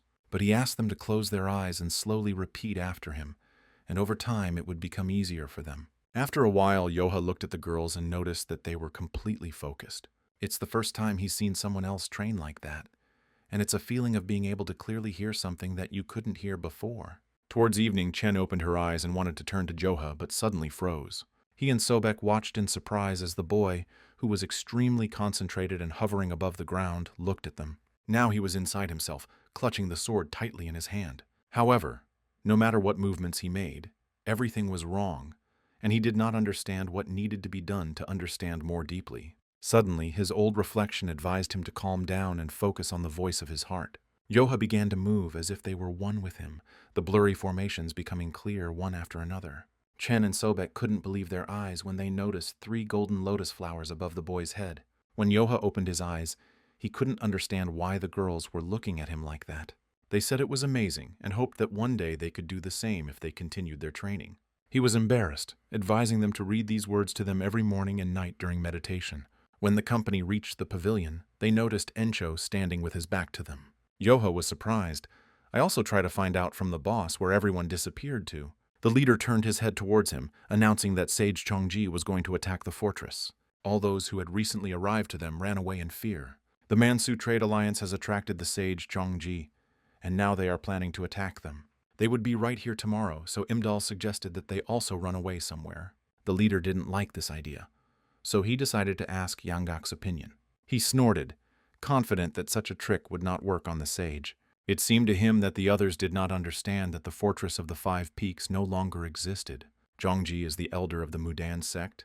He is the strongest in the sect, and was once even the strongest in Hubei. Moreover, each of his students is incredibly strong, and they want to go up against such a monster. Everyone was thinking only about where they could escape to, but Encho ordered everyone to be silent. Seeing no other choice, he decided to find out what Yoha thought about this. The guy didn't know what to answer, and Yanggak was sure that if they stayed here, they would definitely die. The old man decided to leave because he does not want to die here, and his life is more important to him. The rest began to whisper among themselves, after which they also decided to run away. One of the men noticed that Cheol-san remained standing in place looking at Chung and Sobaik. So, he decided to stay while others decided he was crazy for wanting to die because of some girls. However, no matter what anyone said, the man decided to stay, although others did not agree with him. In the end, there were 10 of them left, and Encho thanked everyone who did not want to leave. Objectively speaking, they should have run away. There's a new pavilion, houses, and people who want to return. Suddenly, several leaves flew into the open window, one of which was caught by Joha. Suddenly, the guy stepped forward and asked the boss if this sage could cut a person with a leaf. For a moment, Yench tried to think about Joe's question. The leader doubted that the sage was so skilled, and it was unlikely that a human would be capable of such a thing. The guy then concluded that since he was not that strong, then there was a chance to defeat him. Encho decided that Yoha would be able to restrain the sage, and then they would all attack together. Suddenly, he remembered Yanggak's words, who stated that the Five Peaks Fortress no longer existed. He imagined what Chonji could do to him, and what would happen if they lost. The only way to protect the fortress is to rely on the strength of a child. This year, the most people came to them. They even built a luxurious pavilion. Many good things happened. Everyone present was surprised, as such speeches did not resemble the boss's usual behavior. Chung was also confident that Joha would be able to handle this situation. However, the leader did not want to rely on him all the time, and we are talking about a sage from the 10 great sects. He can't put such responsibility on a child. Yanggak said everything correctly. They don't have a chance in the face of such a force. Through the pain in his heart, Yencho reported that from now on, the Five Peaks Fortress would be dissolved. After a while, the leader stood in front of the gate, unable to bring himself to leave. Suddenly, the rope that held the walls gave way, and the logs began to fall right on Yencho. Suddenly, he heard a familiar voice, which declared that he had forgotten how to lay logs properly. Opening his eyes, the leader noticed Gomyong holding a log in front of him and not leaving. The remaining members also held the logs, preventing the wall from falling. The man then turned his gaze to Joe, who was holding a huge number of logs. A smile appeared on his face when he was asked why he was here if he had dissolved the fortress. They all decided that if they die, it will only be together, because they are not ready to abandon each other. Lowering his head, Encho concluded that they were all too naughty. Later in the evening, the company built the wall, happy to have some wood left over. They can relax now, but they had better be on their guard, even though they only expect opponents tomorrow. Everyone unanimously agreed with the boss. Now only Gomyong, who was used to living in the temple, remained. Hendo, a thief who escaped from prison, Imdal, a petty thief, Sanchon and Sobong, former farmers who were able to find refuge here. They all believe in the pathetic Encho, who considered them all family, to whom he was grateful. He thought that luck was on his side, when suddenly Chung turned to him. Since they all decided to stick together, the girl suggested that he accept them not as gang members, but as family members. The boss thought for a moment and asked the others if they really wanted this. Having received consent, the man concluded that it was a good idea, deciding to find out the brothers' opinion. They were all in favor as well, so the leader listed them all, saying that he was counting on his family. They are simple bandits, and it is not as if they already had their own customs, so they merely repeated the oath of the peach orchard. Whether they were educated or not was absolutely unimportant at that moment. When morning came, a small army led by Changji began to move out.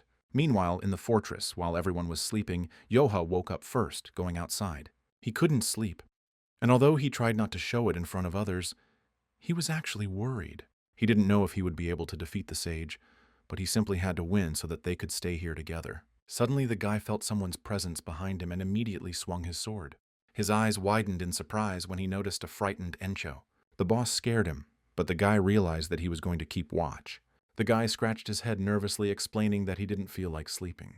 While he was trying to convince the boss that he was not tired, Encho suddenly pulled out his sword and decided to launch a surprise attack. The wind offered him a small duel to warm up, to which the guy immediately agreed. During the battle, Yencho admitted that he regretted constantly relying on the younger one. Yoha smiled, reminding him that they were brothers, and wanted to say something else, but he was suddenly interrupted. Someone's loud voice demanded the attention of the Five Peaks Fortress. The head of the Mansu Trade Union demanded that they surrender the fortress or else blood would be shed. Encho decided he couldn't let Yoha deal with this alone, so he jumped over the fence. While in the air, he reminded the younger one that the leader should go first in the vanguard. The man noticed quite a few warriors in front of him, but the thing is that he is no longer afraid of anything. Mashun turned to the leader, asking him not to put up any useless resistance. Instead, Yencho began to insult Machon, who joked to ask the sage for help. They won't run away in fear from the old man, because such tricks won't work on them. Yoha listened with satisfaction to the heroic speech of Encho, who was ready to fight with anyone. Changji told Mancho not to fall for provocations, but he cannot allow such speech to tarnish his name. At the same moment, Yoha ordered the boss to jump back, and Changji used the shouting technique on the wall in front of him. However, he did not manage to do this in time, noticing how the sage was already approaching him. The moment Encho was in danger, the fear and pressure that had been holding Yoh back evaporated like dust. He just wanted to protect his boss, and so an unknown force unknowingly burst out. Changji reacted in time, managing to repel the sudden attack. While he was trying to understand what this incredible power was, Yoha had already rushed towards him, swinging his sword. Their blades touched, but neither of them was injured. The old man threw the guy away, and he definitely felt the enormous force in this collision. However, even after the first crossing of blades, Yoha realized that he was stronger than the sage. Changji praised the boy for mastering the transformation of internal energy at his age. But he shouldn't think too much of himself just because of that. And Yoha remembered that they had met before.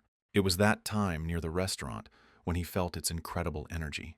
Yoha was glad that he was the sage and asked if he could cut a person with a leaf. Chunji suddenly laughed loudly, noticing that the guy was no more interesting than he thought. The man had met many talented people while traveling through Jianghu, but he had never met anyone so fearless. He then said that all the Jianghu masters were prostrating themselves before him. And since Yoha is so fearless, Chunji decided to give him a chance to prove himself. Rushing into the attack, the sage wanted to know if he was better than all those he had met in his life. They crossed blades again while in midair, creating a shockwave. Those watching this immediately began to cover their faces, and Encho, who had come to his senses, tried to understand what was happening. Gumyung asked him not to be surprised, but right now the two were fighting each other on equal terms. After landing on the ground, Chongji came back forward again, asking the boy to dodge it. The sage advised him not to weaken his defenses and to think about the next step. When their swords connected, there was an explosion, but neither of them were harmed. Looking at the guy, Chongji realized that he had not overestimated his strength. Then he thought that this boy was really a disciple of the demon lord. The more he learned about Yoha, the more he liked him. And now the man understood why the tablet had been such a success. This guy could easily learn all the advanced techniques of the Mudan sect. Yoha didn't understand what he was talking about and decided that he didn't need it, but Changji replied negatively. The sage was sure that from now on he needed to know them. The boy noticed that the old man's energy flow had changed slightly. It was an art of the Mudan sect, only accessible to elders, the ultimate attack, the mystical sword technique of Taiji. The sage decided to end the games, but Yoha said that it was too late. The guy rushed forward to interrupt his opponent's technique, but he again asked him to focus. At that very second, Changji disappeared right in front of him and appeared behind him in an instant. Yoha knew he couldn't dodge, but he still managed to jump back, receiving a cut on his shoulder.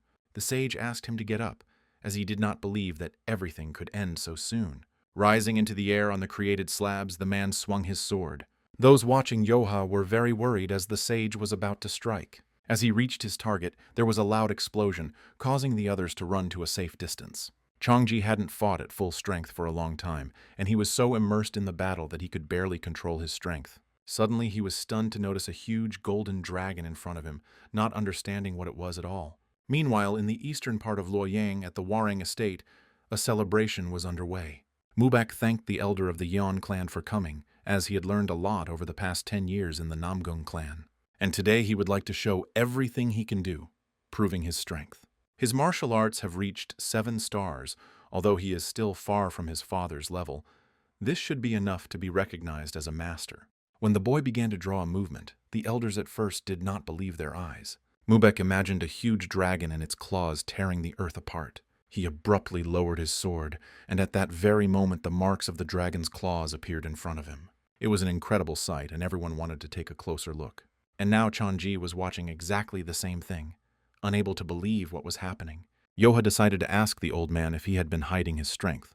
It was obvious that he had underestimated the guy, but from now on he had to fight seriously. Changji was delighted, because only with such strength could he enjoy the fight.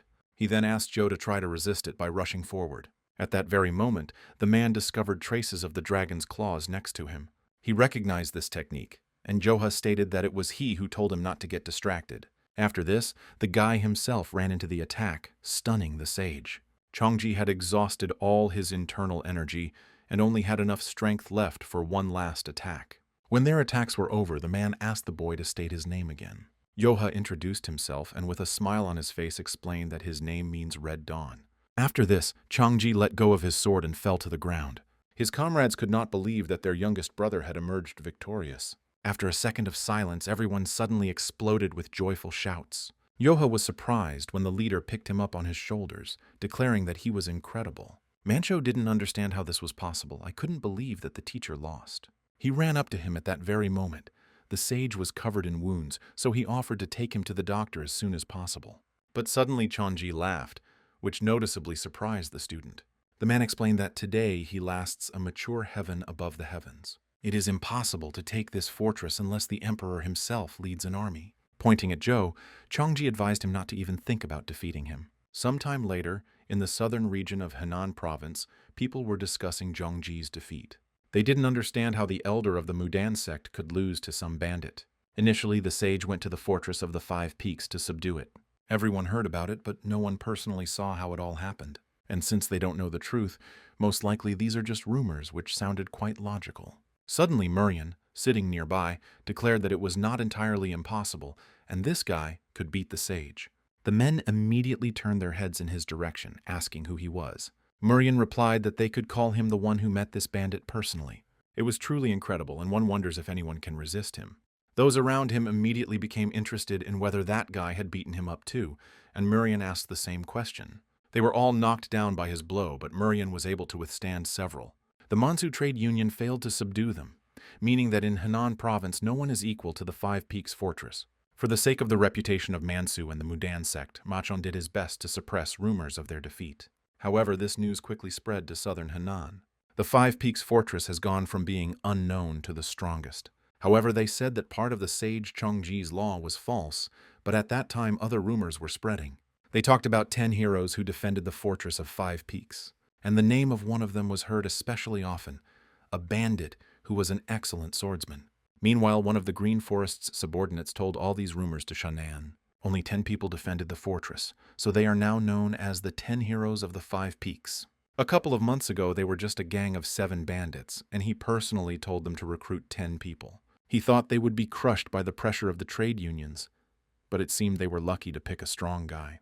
When the teacher spoke of doubling the number of the Green Forest, all 12 demons were against the idea.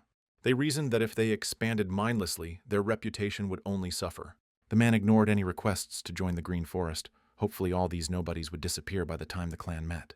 But since this fortress has attracted so much attention, we need to see if it is worthy of being a full-fledged part of the Green Forest. Meanwhile, in the fortress of the 5 Peaks, in the Pavilion of Harmony, the boy fell prostrate before Encho. He begged his boss to spare him this time because he had nowhere else to go. The leader listened with a menacing look as he promised not to betray the fortress again and not to run away from the enemy. Suddenly, Yencho swung his hand at him and the boy realized that he was going to be hit. But in reality, the leader merely put his arm around his shoulder, happy to see him back. He immediately thanked Encho with a bow and promised that he would definitely repay his kindness. Gomyoung decided that the boss had treated him too easily, because if he simply took him back, the fortress would look weak. They need to choose those who will never leave them. It would be safer that way.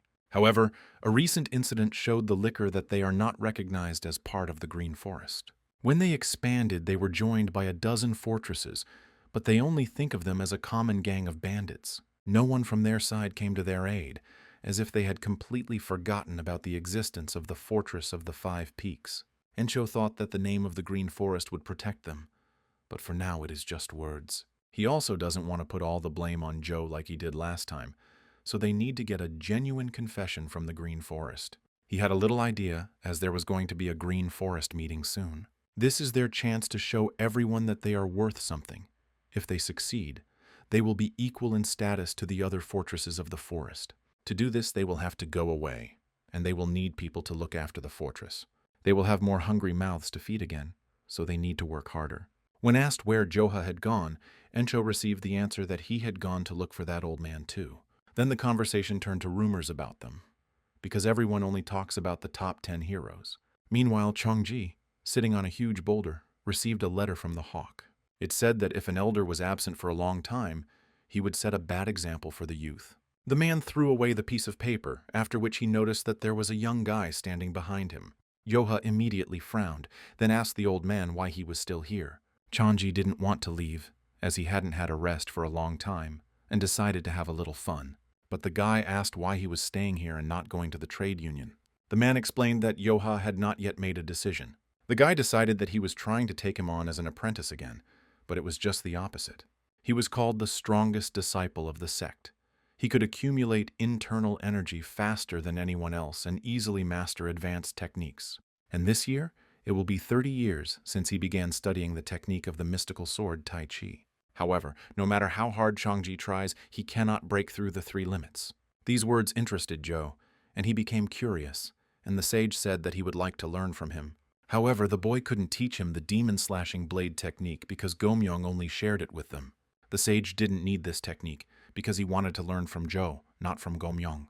It would be enough for him to just watch, but the guy doubted that it would be enough. Rushing into the attack, the man added that this would also be a great opportunity for the guy.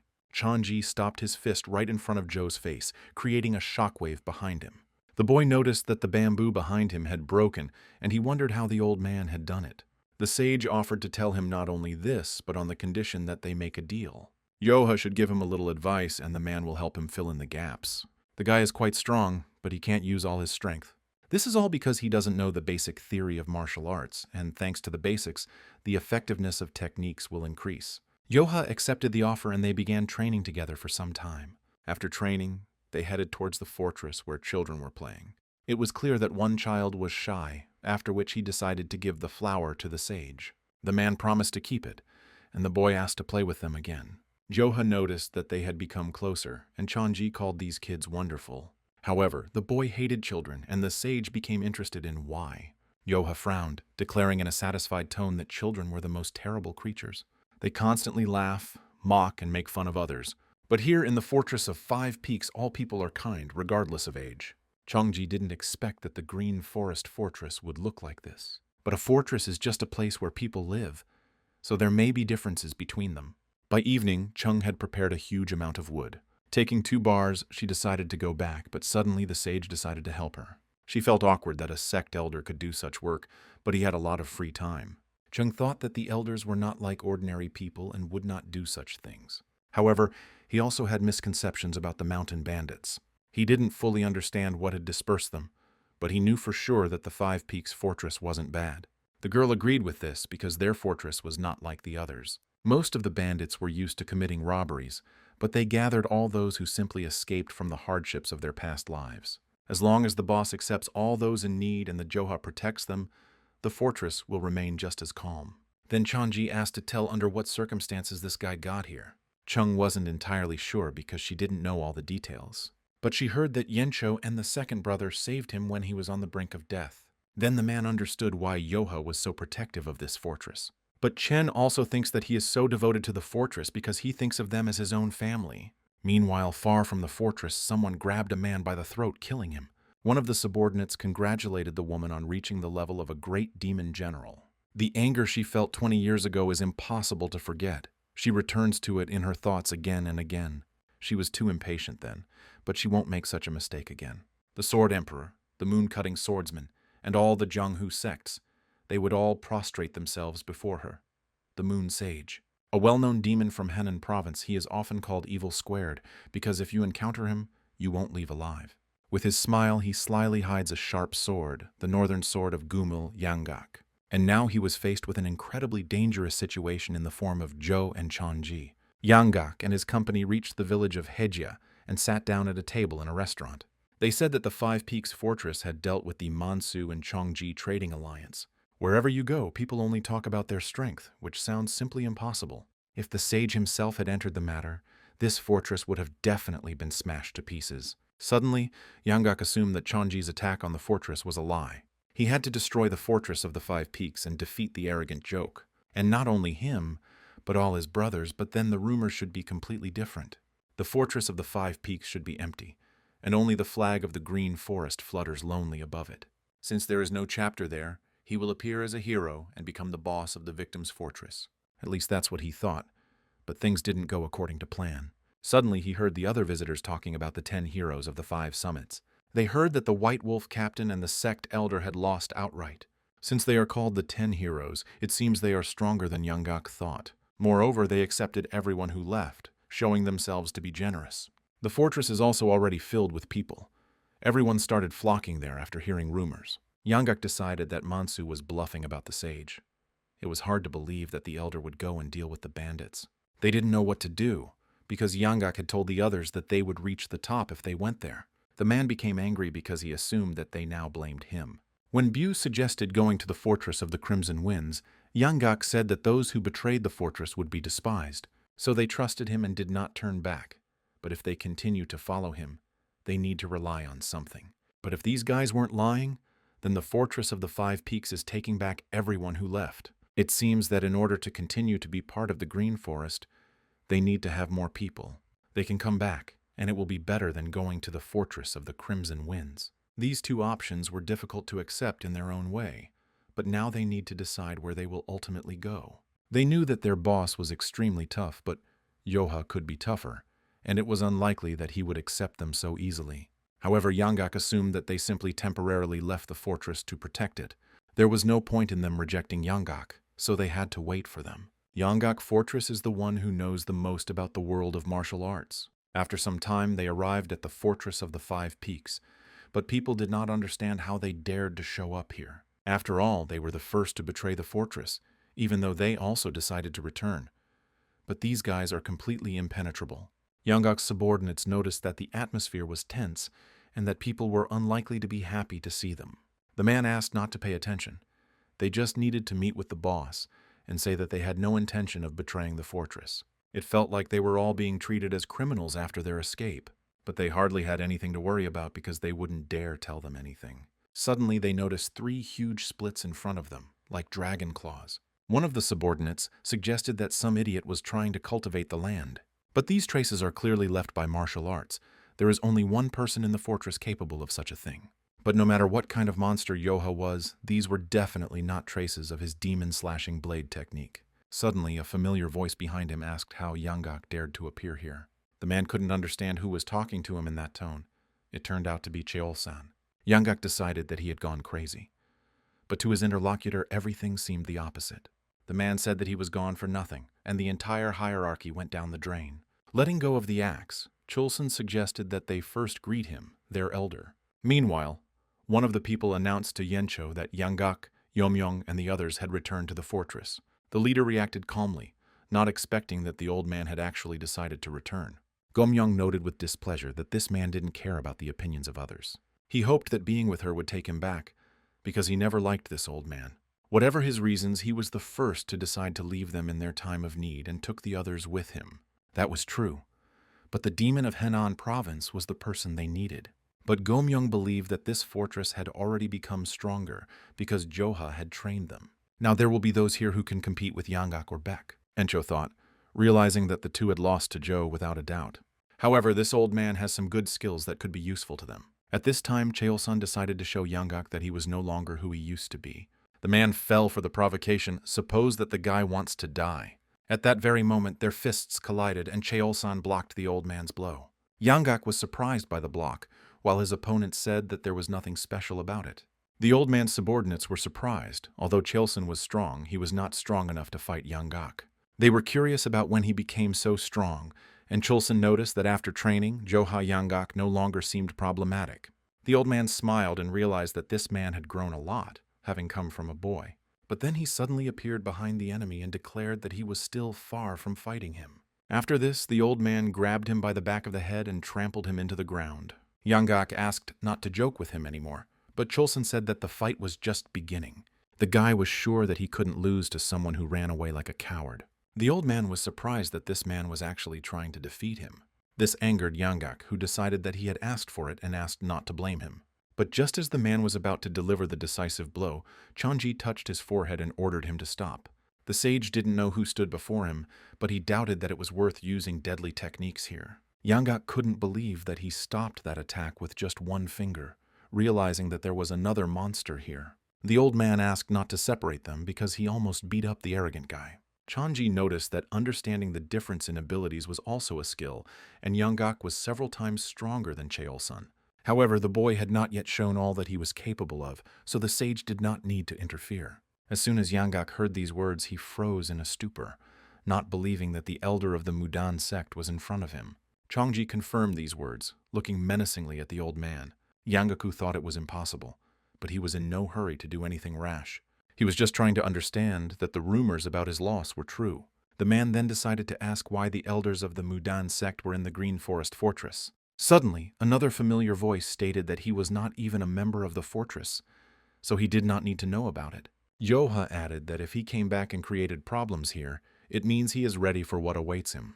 After some time, Yanggak climbed the first of the 5 peaks, which was used to govern the province of Henan. Even children stopped crying when they saw him, but now he found himself in such a shameful situation. A couple of hours ago, Yanggak's subordinates watched as their leader was beaten by Joha. The beaten man promised that he would one day pay the boy back for this. Suddenly, he felt a strong flow of energy in front of him, but he could not see its source. This pressure exceeded even Joe's, and it belonged to Chonji. Yanggak was surprised when he also noticed Joe, who was running towards the sage with a sword. Then the guy asked if he was able to master what he was weak in, and now they wanted to test it by fighting each other again. Chonji apologized as he pulled out his sword and then declared that he had surpassed the boy. Yanggak watched the door carefully, trying to see what was going on there. The elder is sparring with some bandit. If the Orthodox sects find out about this, they will foam at the mouth. As their blades clashed, Johan noticed that nothing had changed. The sage replied that it was too early to make such statements, after which he released the energy. Yoha tried to block the powerful attack, and at that very moment a loud explosion was heard.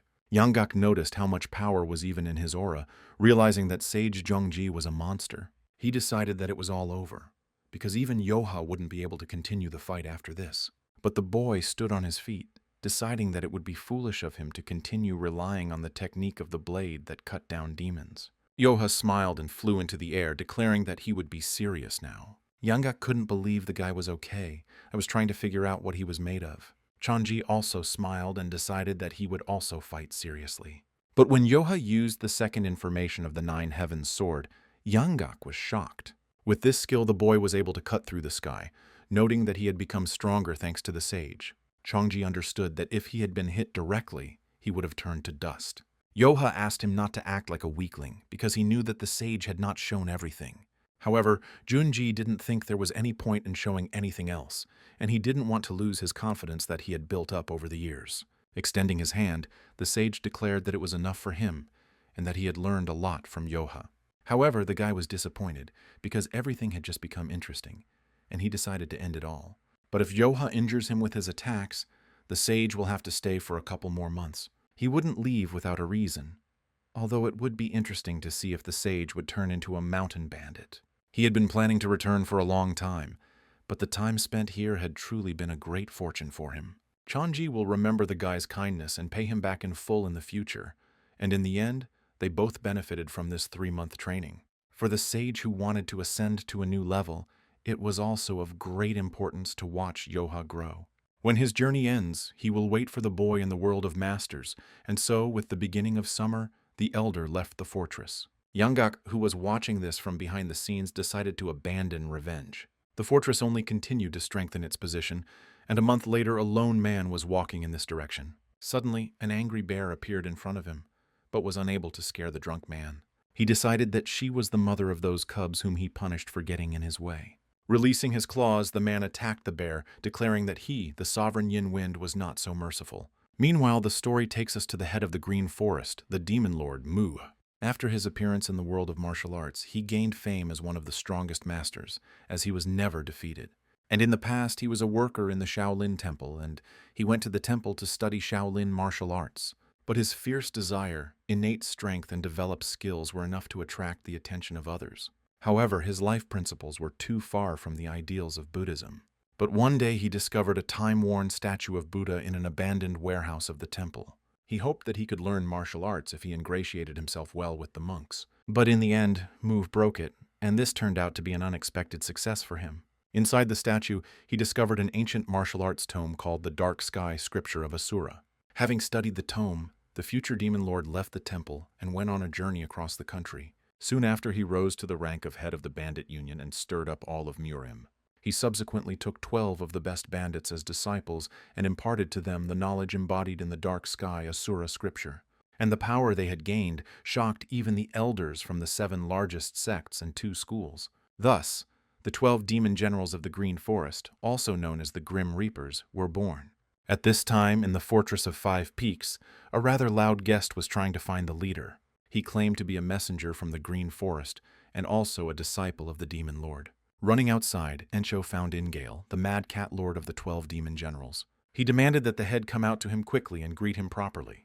When he was taken to the pavilion, Ingale thought that there were 10 people in the 5 Peaks elite, but now he only saw 9. Their 7th brother is currently in closed training, so they can't contact him. Ingale was unhappy that for such a trivial reason, Encho did not contact him, although he was here. One of the brothers whispered that Yoha was sleeping in his room, but Gomyung asked him to be quiet. It's hard to imagine what would happen if the Green Forest chief's disciple got on Joe's nerves, so they decided to pray that he would let it go quietly. Ingale noted that this was rather arrogant of him, but also admirable. They must all have survived thanks to the same hard work. If the bandits just indulge in debauchery all day long, then the trade union, 5 clans, 7 sects, and 2 schools will catch up with them. They must continue to think along these lines and make sure that they do not bring disgrace to the name of the Green Forest. Encho promised that he would remember this, assuming that Ingale was tired after a long journey. Suddenly, the guest suggested first introducing the girls standing behind him. And the leader introduced the 10th and 9th sisters, Cheng and Sobaek, and then offered Ingale something to eat. The man asked him to stay put, continuing to look at the 2 beauties. Encho decided to defuse the situation by continuing to offer his guest something to eat, but suddenly Cheng raised her hand, deciding to ask what brought him to this modest place. The man noticed that her cute face matched the way she spoke very well. But the reason he is here is to check if they deserve the right to carry the flag of the Green Forest. If they were found unworthy, he planned to execute them all here. But they did a great job of raising the prestige of the gangster union. It would be a shame to get rid of them because it seems like there are a lot of talented guys here. Therefore, he officially recognizes the 5 Peaks Fortress as part of the Green Forest. Ingale extended an invitation to the Bandit Alliance tournament, which will be held in Gangnam this October. The Green Forest spreads its branches far, but has not yet had the opportunity to show its full strength, and therefore has not earned respect. Therefore, it was decided to unite the Bandit Alliance with a general tournament. If they unite and become a single force, everyone, including the 7 sections and 2 schools, will fall at their feet. Opening the scroll, Encho was happy that their 5 Peaks Fortress was finally recognized. Now they have officially become members of the Bandit Union. Since Ingale's work was finished, he asked for the cream of the crop of the top 10 heroes of the 5 Peaks. Encho decided to take good care of him today, suggesting that Gomyung give his elder a proper greeting. They began to show the guest around, telling him that the living room in the Heijia settlement was something special. Turning around unnoticed, the leader decided to find out what was going on with Joha. As it turned out, he was still sleeping. So he decided to quickly get Ingale out of here before Joha woke up. Eventually, he was taken to a restaurant and seated at a richly laid table. Encho looked at all this and already felt drunk. Gomyung supported him in this. The 2 of them tried to please Ingale so that he would be in a good mood. The guest was not sure that he liked everything, although everything was not so bad. Suddenly, he declared that everything was simply terrible, asking to bring those two girls from the fortress. Encho was shocked while Gomyoung whispered that they screwed up. Ingale immediately began to wonder what they were whispering about and again asked to bring the girls. The leader guiltily stated that those kids would not come to such an establishment even if they asked. Suddenly, the man slammed the table menacingly, declaring that if he was calling them, they had better show up. If they don't come here, then he will go after them to the fortress, and if they don't bring them, he will destroy the fortress of the 5 Peaks today. Meanwhile, Chung and Sobek had already gone to bed when they suddenly heard someone's loud requests to come out right now. When they went outside, they noticed some kind of commotion and decided to take a closer look. Ingale asked with displeasure how Yencho dared to order him to calm down. Noticing the girls, the guest pointed his finger at them, asking them to come to him. Then he demanded that the table be prepared for drinking and advised them to hurry. Encho immediately asked him to do them a favor because they knew other brothels. But suddenly the leader became frightened when Ingale noticed that he dared to touch him. The man decided that they were going to test his patience. He immediately pulled out his claws while Encho made excuses that they would never dare to do that. They were trying for his sake, but the guest was absolutely sure that they were doing it for themselves. However, Ingale knew that everyone in the fortress obeyed him, and he did not want to give this to the guest. The leader almost cried, saying that everything was wrong, and asked him to calm down, and began that everyone would have problems. Unable to bear it any longer, Ingale swung his claws, deciding that they simply wanted to die. Suddenly, someone's voice asked what kind of drunkard was causing trouble here in the middle of the night, and how many people would be there. The man immediately stopped and turned around, carefully examining the crowd. He wanted to know who said this and who dared to talk to him like that. Someone from the crowd again stated that if he was drunk, he should just quietly go to bed. At that very moment, Inigal stared at Sobek as the voice came from her direction. The girl said that it was not she who said it, but Ingale asked him to come out and he would personally send him to hell. Turning around, the girls noticed Jock, who stepped forward and asked how he would send him to hell. The guest decided that he had problems with his head, otherwise he would not have dared to speak to him in such a tone. Suddenly he thought that the others should try to drag him away from him as quickly as possible, but for some reason no one stops them. Yoha rubbed his eyes and asked the old man why he was standing there, repeating his question. The man decided that he was completely crazy and that killing him would only dirty his hands. If he plans to one day take a good position in the Green Forest, then he should keep his face by ignoring the guy. It was quite normal to have a couple of idiots in the fortress, so he simply offered to set the table. However, Yoha hastened to stop him, assuming that he was scared. Things still came to a fight, so Yencho mentally asked the guy not to kill Ingale. As soon as Ingale approached him to attack, the boy easily knocked his hand away. Yoha doubted that he was driving him to hell with such weak attacks. The man smiled, thinking that he was just crazy, but it seemed that he had some strength. Ingale may not have been strong before, but now he's going to fight seriously. He decided to show the guy why they call him the Mad Cat Lord. Chung and Sobike looked at them and wondered if the old man would be okay. At that very moment, Ingale began to attack Joe, who did not even think of defending himself. The man concluded that cutting off his head was as easy as breathing. However, he will not let him die just like that. He does not want to hear him beg for mercy. He wanted the boy to die slowly, and then he would realize how great a sin he had committed. But Joha didn't even show any signs of discomfort, saying to be lenient with him. He then dispelled the Cat Lord's technique with one hand, deciding to start things off in earnest. Ingale couldn't believe his eyes because this technique couldn't be reflected so easily. However, for Joe it was as easy as pie, which literally stunned the man. He was sure that his technique had hit him exactly, and most of the masters from the 9 great sections would have collapsed in a second. Waving his hand, the boy asked them to stop playing and stand still. Ingale didn't understand who this boy was. Maybe he was a little drunk, but he performed the technique flawlessly. The skills of the boss and his deputy were rather mediocre, and he was still curious about how they subjugated the province. And now she realized that it was because of this guy that the 10 heroes of the 5 Peaks became famous. It turns out that the others don't stop him not because they don't want to, but simply because they can't. Ingale was glad to have a worthy opponent with whom he could enjoy the fight. He then tried to introduce himself, but upon hearing his name, Yoha burst out laughing. Through his laughter, the guy began to openly insult his name, not skimping on words. Ingale became angry, suggesting that he watch his language better, because his words may be his last. Rushing forward, the man swung his claws at Joe again to punish the impudent boy.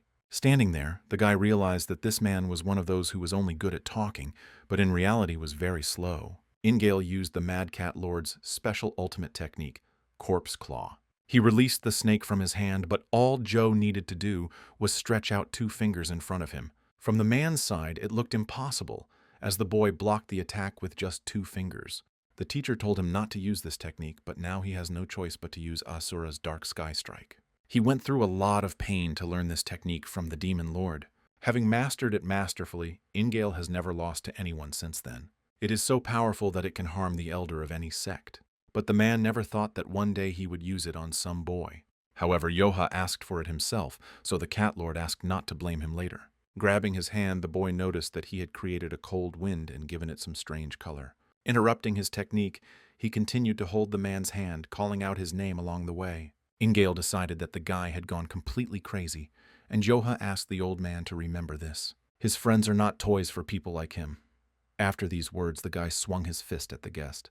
Encho knew that if he hit the Green Forest messenger, they would not be able to join them. Even without using a sword, Yoha was able to use his signature skill and summon a dragon. Looking at the wide-open mouth, Ingale couldn't believe that he would lose. Suddenly, he saw Karen in front of his eyes on a boat, but the man was not ready to die.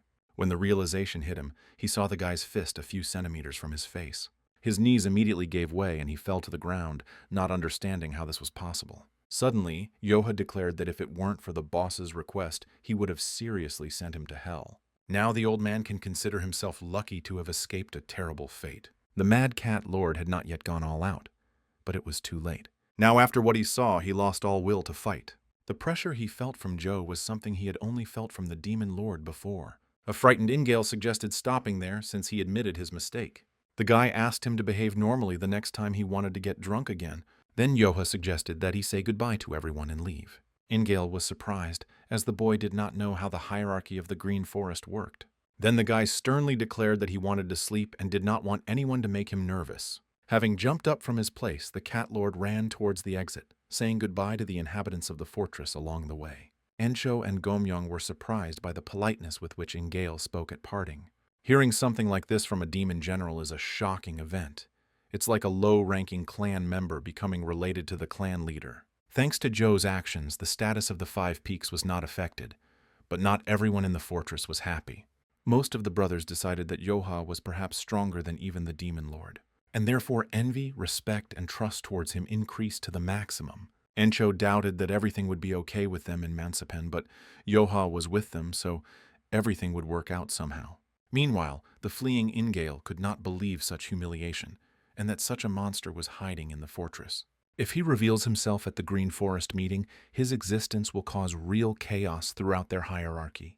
Therefore, now he had to quickly report everything he saw to the boss. The next evening, a man blocked the path of the Suwol trade union. The man in the mask said that the sun would soon set, but these hard workers were still on the road. He just needed to check something, so he asked not to disturb him. He was refused, but continued to ask permission to just take a look, thereby rendering a service. The envoy of the head of the trade union could not believe that a stranger was asking for cooperation in such an arrogant tone. The man in the mask was upset that his interlocutor did not like his tone, although he could have said so calmly. He didn't understand why they were making a mountain out of a molehill, and didn't the chief want to save his daughter's life? The man in the cart was shocked by such speeches, doubting that the stranger alone would be able to cope with all of them. The envoy of the head of the union gave him one last chance, and if he doesn't leave now, he'll be in trouble. The masked man concluded that he was left with no choice but to kill them. Then the messenger ordered his escorts to bring him the head of the insolent man, and they immediately rushed to the attack. 20 years ago, people would have run wherever their eyes looked if they met a man in black. The masked man jumped up and began to chop down one warrior after another with his curved blade. The commander gave everyone the order to protect the envoy, but he was immediately attacked. The stranger was surprised when he noticed that the man and his daughter had managed to leave the cart. The warriors intended to kill him, but they couldn't even keep up with the movements of the masked man, for which they paid. The leader's envoy abandoned his men to their deaths without hesitation. It seemed he realized who they were. However, according to the information found, this trading union was carrying what that man was looking for. If so, the messenger must have taken it with him, and he just needs to go after him. And that meant that he didn't need the rest, and he could kill them all. The 2 warriors accompanying the messenger announced that they would return and help the others. The man demanded that they not come back. They had no time, and there was nothing they could do. The messenger mentally apologized to them, but as soon as everything was over, he would follow them to hell. But now they had to understand that he couldn't die yet. This thing that the messenger was holding in his hands must not fall into their hands. They ran until sunset and were not to stop under any circumstances until they left the mountain. Suddenly, his daughter stopped as her strength finally left her. They had run quite a lot, so she suggested taking a little break. But her father asked her to stop talking nonsense. She cannot hope for a miracle after seeing a master of such a level. He is definitely a master in the art of Qinggong, so it is too early to relax. Suddenly, one of the warriors noticed someone suspicious ahead. The messenger immediately became frightened, deciding that they were already surrounded. He ran desperately in the hope of protecting the 8-bead bell, even though he knew that their alliance would lose everything. He can't get caught like that. He must inform the great sects about the revival of the cult of Yomyun. We cannot allow the nightmare of 20 years ago to repeat itself. Now they had to do everything to survive, and so the messenger ordered everyone to prepare for battle. The man then announced that they would show them how formidable the Seoul Trade Union was. They struck the man who was eating meat in front of them so hard that he almost choked. He then decided to ask who they were, realizing that these people were not dressed in all black. Suddenly, a guy came forward and said that his boss almost choked. The messenger suggested that they were of the Orthodox faith, and perhaps the heavens had not abandoned them. 3 days ago, in the Five Peaks Fortress, some people complained about the new clothes. Well, they will only become more noticeable, but it was a necessary measure. They are going to a meeting of such a large group, and there will be a lot of people there who are suspicious of them. To get to Mansapen, they will have to stop at villages along the way and pass through Hefei, where the Namgung clan is located. Nothing good will come of them incurring the wrath of the 9 great sects before joining the Green Forest. Even if the Orthodox factions are busy hunting down demonic cults, they will attack them if they find out that they are bandits. Encho discontentedly suggested that Yanggak dressed them up like that out of fear of the freaks from Namgun. Moreover, they don't go just anywhere but to Mansapen, which is officially recognized as a green forest. However, Bayuk is one of the 10 strongest masters. This is not some kind of the oldest. None of them can compare with him in direct combat. Encho noticed that Yanggak had said the same thing about the sage, and was still wrong. The men meant that the Five Peaks Fortress would now have to be taken into account, and Chung and Sobek didn't see a problem with that. In their opinion, it was a great idea, because when else would they dress up like that if not now? Technically, there are no rules prohibiting anyone outside the Orthodox factions from wearing such clothing.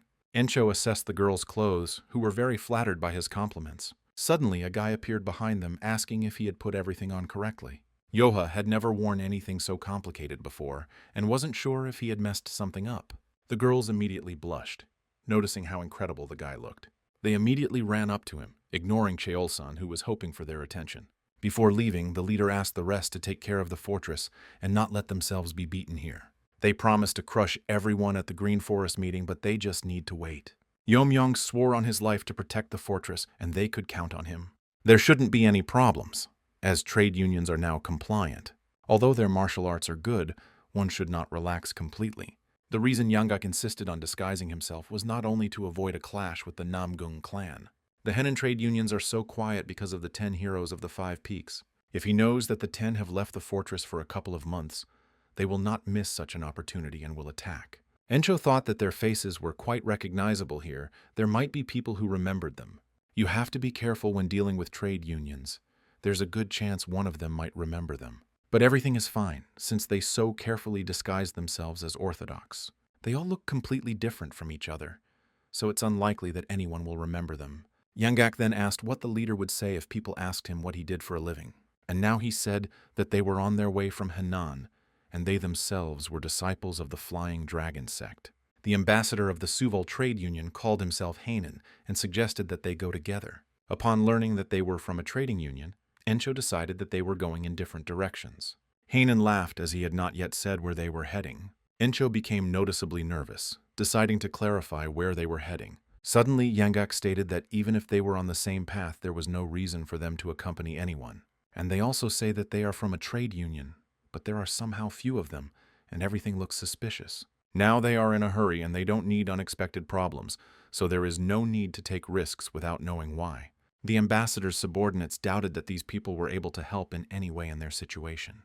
Hanan thought that he had never heard of the Flying Dragon sect. However, they have plenty of internal energy, a confident, even aura emanating from the students of respected sects. The guy with red hair stood out among them. It was the first time the man had met someone with such incredible energy. The sun had already begun to rise. It was only a matter of time before the man in black caught up with them. His warriors are already at their limit. It will be difficult for them to withstand the battle after such a chase. There were no other options, and they desperately needed their help, so he took out a bag of money. He knew his request was sudden, but if they helped them, they would receive a generous reward. Yangak couldn't believe he had refused them, since he himself had said that they should avoid trade alliances. It was a great opportunity for them. If they offered so much, it was worth helping. It was precisely because their offer was too good that Encho refused. There is nothing free in this world. Trade unions are not the type to do anything at a loss, so it is strange that he proposed so much. In addition, they asked to take care of some strange object. Yencho's instinct is never wrong. They did the right thing by refusing them, but with so much gold they could travel without worrying about anything. Chung also thought it was a good deal and it was a shame to refuse. Since they are heading in one direction, it would not be difficult to ensure their protection. However, the decision has already been made. Even though the offer was indeed good, it does not mean that they need it. Gomyong added that if they became an escort for the trade union, the chance of conflict with the Green Forest would only increase. It is understandable that they want to act like the heroes of Zhenghu, but they need to focus on gathering the Green Forest. Chung was shocked by this assumption and wanted to claim that this was not the reason. It looks like those guys were attacked, and since they walked here, the attackers will come soon too. They might think they're in league with the trade union. It's still a bit dark, but they better get going. Encho announced that they had time to get ready, after which they would meet here. Suddenly, Chung started asking Sobayak where she put her things, while Cheol-san was watching her. The girl headed towards the tree, asking her friend to check if they had forgotten anything. Suddenly, Chul-san appeared behind Chung, offering to leave the heavy lifting to him. But it was all just in his dreams. In reality, his eyes widened when he noticed that someone was about to attack her. The man in the black mask had nothing against them, but asked them all to die. Cheol-san immediately rushed to her side to protect her. He managed to push the girl away from himself, but it was impossible for him to recover from the blow. The rest of the company turned around at the noise, noticing that their comrade had been wounded by a sword. The stranger confidently declared that it was useless, because they would die anyway.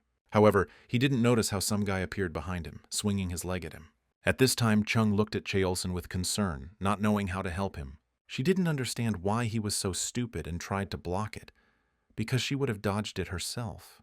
While the guy was apologizing to her, Encho immediately ran up to them. The leader noticed that the wounds on his comrade's shoulder were too deep. Taking him on his shoulder, he asked Yanggak to find out as soon as possible where the nearest village was. Gomyong called Joe over, suggesting that they leave before they got into something incomprehensible. Suddenly, he noticed that they were already surrounded by masked warriors sitting in the trees. Yanggak concluded that they had a lot of problems because of this trade union. Encho stated that they were going to the village first, while asking Gomyong and Yanggak to help Yoha. However, the guy asked them all to leave, as he would be more than enough for them. They had to travel 2 hours to get to the nearest village. However, it is not a fact that there will be doctors there at such an hour, but they are ready to wake them up at any cost. Turning around, Gomyong began to worry about Joe, hoping that everything will be okay with him. They either don't know how strong he is, it's embarrassing that they have to rely on him all the time, but now they have no choice. They don't know how many of these guys in black are here. It will be a problem if they catch up with them. Even though it was a sudden attack, it was quite difficult to knock down Cheol-san with one blow. They were definitely not simple opponents. Perhaps Yoha also thought that this was not something that could be easily dealt with. That is why he asked them all to leave, so as not to put his comrades at risk. Meanwhile, Yoha easily dodged the first attack, barely moving. Grabbing one of them by the bandana, he began to ask who they were, shaking his fist. Not hearing a quick response, he punched his opponent in the face, sending him flying a great distance away. While the others were trying to comprehend what had happened, the guy managed to attack another one. The warriors decided to huddle together, but were in no hurry to rush into battle rashly. Yoha repeated his question again, deciding to continue beating them to get an answer. The warriors decided that this brat was too impudent, so they decided to teach him a lesson. Meanwhile, a group of people were heading towards a village that was behind the mountain. Yuncho asked Cheol-san to hold on a little longer, since they were almost there. Chung was afraid that they might not make it in time, but the leader assured her that everything would be fine since they quickly stopped the bleeding. Suddenly, Yanggak smelled blood and rushed to restore his comrades. They had little time, but the old man sensed a large crowd of people ahead. Looks like they caught the people from the trade union, the ones they crossed paths with. They had to go through them if they wanted to get to the village. which was a big problem. Hanan, who was barely alive, did not understand why they had to kill so many people. He was filled with anger because some little thing could not be worth so many lives. However, there are people who would walk thousands of miles for this little thing. The item he is hiding is more valuable than all of their lives combined, so he must give it up in a good way. Then one of the warriors put a blade to the girl's throat, suggesting that the man at least save his daughter's life. However, the man knew that they would spare no one. He was not so stupid as to fall for such a thing. Then the masked man decided that he had to continue taking lives until the ambassador told him where he was. The warrior asked his subordinates to hold the girl tighter so that she would not twitch. He also advised the ambassador not to think about pulling any tricks, since they had his daughter as a hostage. Suddenly, a man with strong energy appeared behind him and asked what they were doing there. The masked warrior didn't understand why he came here in person, which made the man even more angry. If they did their job properly, he wouldn't have come here and wasted his time. Now he was only interested in why he still hadn't brought him the item. The warriors immediately formed up, loudly greeting the great demon general, Jegwi. Watching them, Yanggak did not expect this, even though they themselves were not made of sand. But these guys with their strange weapons give off a simply terrifyingly dangerous aura. And how strong is this creepy guy then, if they all tremble before him so much? Gomyung approached him to ask how much longer they had to wait, but he demanded silence. These people could be more dangerous than anyone they had ever met. And at that very moment, Jegwi pulled out dynamite from behind his back. Throwing it at the warriors rushing towards him, he watched their bewildered expression. But instead of exploding, the dynamite created several puddles in which the soldiers began to drown. Yanggak had never seen or even heard of anything like this before. While Jegwi was trying to figure out where the item was, Yanggak was trying to figure out where they came from in the first place. Meanwhile, Yoha stood still, waiting for his opponent's first attack. He easily repelled attacks from each attacker, dealing with them along the way. Their commander did not understand what they were doing, ordering them to attack together. Suddenly, the guy approached them in 1 second, which confused the opponents. Yoha used the first formation of the Nine Heavens technique. With the help of the soaring dragon, he dealt with a group of warriors in one blow. Having plunged his sword into the ground, the guy would like to know who they are, but now there is no time for that. They were quite strong since they were even able to leave a wound on him. If there are more of them here, the boss and the others could be in danger. We must hurry to help our comrades, no matter who they are. If they dared to attack his family, no matter who they were, Yoha would wipe them off the face of the earth. Meanwhile, Cheng, who was washing Cheolsan's wound, noticed that the bleeding was not as bad, but the wound was quite deep. Yanggak told them that they would watch for a little while longer because there were more enemies than expected. One of the brothers looked around the area but found no other ways.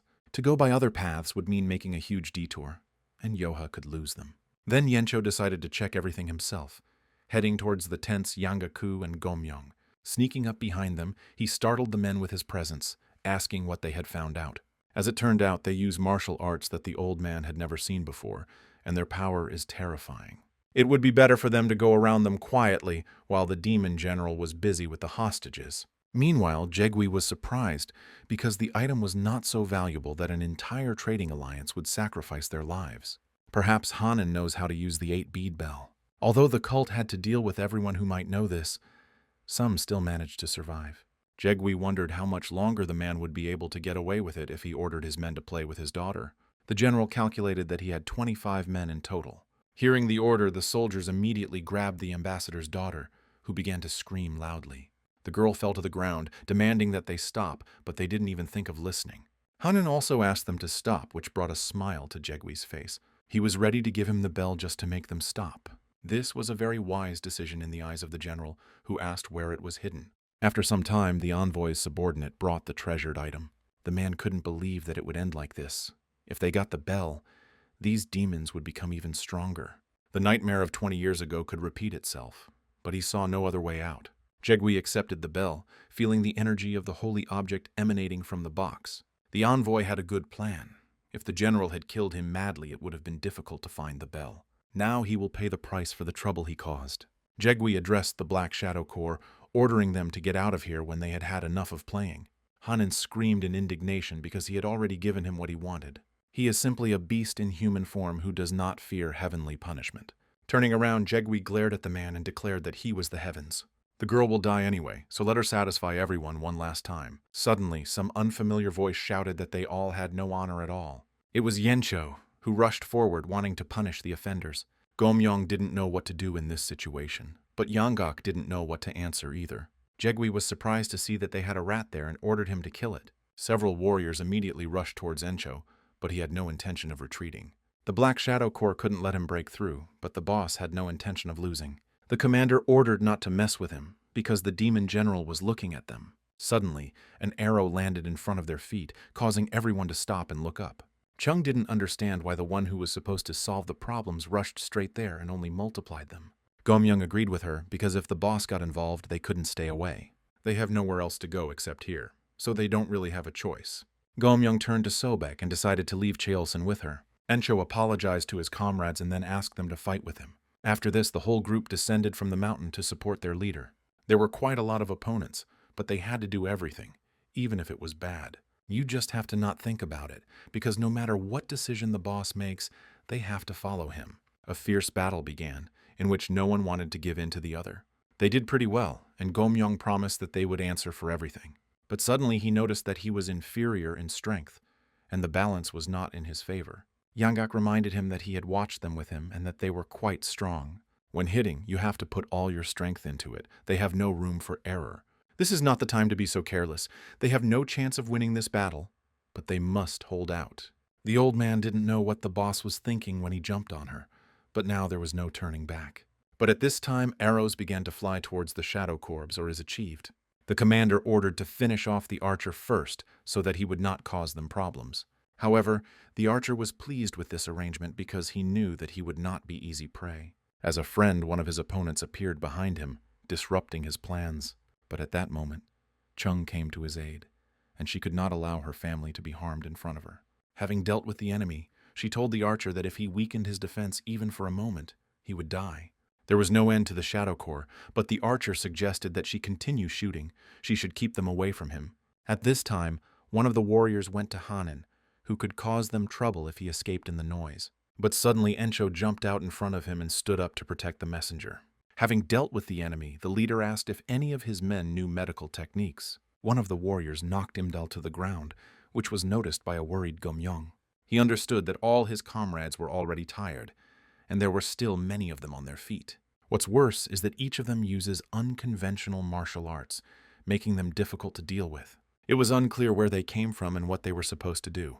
All this time he was asking Encho why he got involved in this because it was not like him. After all, his family life comes first, and he has never behaved so recklessly before. If they meet after death, Gomyong will nag him about it all day. Suddenly, the commander of the Shadow Corps announced that the enemy was exhausted and ordered them to be killed. The warriors ran forward with renewed strength when suddenly a sword plunged into the ground in front of them. One of them looked up and saw Yensho flying towards him, swinging his fist. The man in the mask decided that the weakling didn't even know how fierce a tiger he was taking on. But when their fists collided, the warrior was surprised to see that his defense had been broken. The brothers immediately began to praise the boss, asking where he had been all this time. Yanggak noted that he still had incredible strength. It could only be an innate talent. And thanks to Joe's training, this talent finally saw the light, and if he had started earlier, he would now be terribly strong. Encho explained to the brothers that among those from another union, there were healers. He ordered Soban to quickly transfer Cheolsen to them, and now they are already helping him. There was no need to worry about him anymore. But Encho apologized to his brothers for this. He tried to forget everything and live his life. But suddenly he remembered his wife and children, who remained in his hometown. As a father, he couldn't stand by and watch what was happening here, but he acted selfishly by dragging them into it. Now he had failed both as the boss of the fortress and as their elder, but to see their atrocities and pass by was beyond his strength. The leader knew he was asking for a lot, but now he needed someone to take and risk their lives for him. Gomyong felt betrayed. No wonder the boss never talked about his hometown. He hadn't mentioned to any of his brothers that he was married, so the others asked him to tell them everything when they were finished. Besides, they are all family. If they die, then only together, so there is no need to ask them for such a thing. Chung, who came to them, said that they would not die. Let's decide that everyone else had forgotten. If they hold out a little longer, their guardian spirit will arrive in the person of John. Encho agreed with her, after which he asked everyone to cheer up, because victory would be theirs. Jegwi was upset that he would have to personally intervene to resolve this minor issue. Then the leader of the Shadow Corps stepped forward, as his body was just asking for fresh blood. The thought of the expressions on their faces which had known despair, greatly excited the warrior. Yanggak didn't understand why things had become so problematic, since he hated getting involved in dangerous situations. Some warriors noticed how the old man was dealing with their comrade. Then they realized that this group was too strong for their patrol squad. They wondered when the combat team would arrive to help them. But according to the intelligence officer, someone killed them all, which seemed impossible. The warrior assumed that it was the group that killed them, but it didn't seem like they were capable of that. The combat squad is made up of elites trained specifically to destroy the 9 great sects. Their captain remarked that they were all so pathetic, only tarnishing the reputation of the Dark Shadow Corps. It was a shame that they were being humiliated in front of the demon general. They deserved to die, so the leader took their lives without blinking an eye. Gomyung couldn't believe that one of the warriors killed his allies. Encho rushed straight at him, declaring that human life was no joke. The commander smiled, deciding that it would be boring if he killed the strongest of them first. But suddenly he noticed that several people started attacking him, and he didn't understand that they didn't want to fight one-on-one. It was strange that he thought he could fight just one boss. Chung was confident that they would have the numerical advantage this time. But suddenly the captain knocked the sword out of the girl's hands, but he felt sorry to kill her right away. So he asked her to rest and then punched her in the stomach. The warrior then headed towards the archer, who had also caused them a lot of trouble. He managed to catch up with him, but Encho immediately began to swing his blade in front of him. For the captain, these were slow movements that would definitely not work, although he wondered what kind of face the others would make if their leader lost his head first. The warrior's rounded blade approached Encho's neck, but Gomyung managed to block it. Their opponent was talking too confidently, but it was interesting to see how much longer he would be so impudent. The captain didn't see any problem with him, so he kneed him right in the face. Easily dealing with everyone, the warrior declared that they all acted like heroes, but when tested, they turned out to be weaklings. Then he decided to finish with them, as he did not want to mess around with them for too long. He left the strongest one for last, but suddenly Yanggak started walking towards him. The old man believed that he was the strongest of them all, and advised his opponent to look around again. At that very moment the fight began, during which Yanggak tried to catch up with his opponent. He was angrier when his opponent just dodged, but here he just wanted to make sure that he really was the strongest. And it looks like that's the case, because now the captain has begun to go on the attack. Throwing the old man away, the warrior noticed that this even hurt his pride. He wanted to cut him in two, but the man was still whole. However, nothing has changed. Looking back, one can assume that they will not be able to continue fighting. Their fighting spirit has simply evaporated now, and now they are left only to regret their actions. Unexpectedly for him, Yanggak laughed, and the warrior assumed that he had gone mad. The old man was already tired of his grin, but he wouldn't have to look at it anymore. The captain didn't understand what kind of nonsense he was talking about, when suddenly he felt a terrible energy. Looking at him, Yanggak can confidently say one thing: this man is already a corpse. Raising his head, the captain tried to understand who this brat was, and whether it was because of him that the old man began to behave like this. The comrades immediately rejoiced at the appearance of Joke, being confident that now they would win. Gomyung was also glad that he was here. But would he be able to handle everyone? Despite such a hopeless situation, they relaxed, which means they have a lot of faith in this guy. It looks like this guy has some decent martial arts skills. The name of the Yomung cult would be tarnished if he could kill him, one of the 12 demon warriors. At that very moment, Yoha came down from the tree, asking the captain if he had harmed his family. The warrior did not like such impudence because some child dared to behave so impudently in front of him. He decided to teach the guy a lesson, but he easily began to fight back with his bare hands. The captain was stunned that some guy could easily break his arm and then knock him out.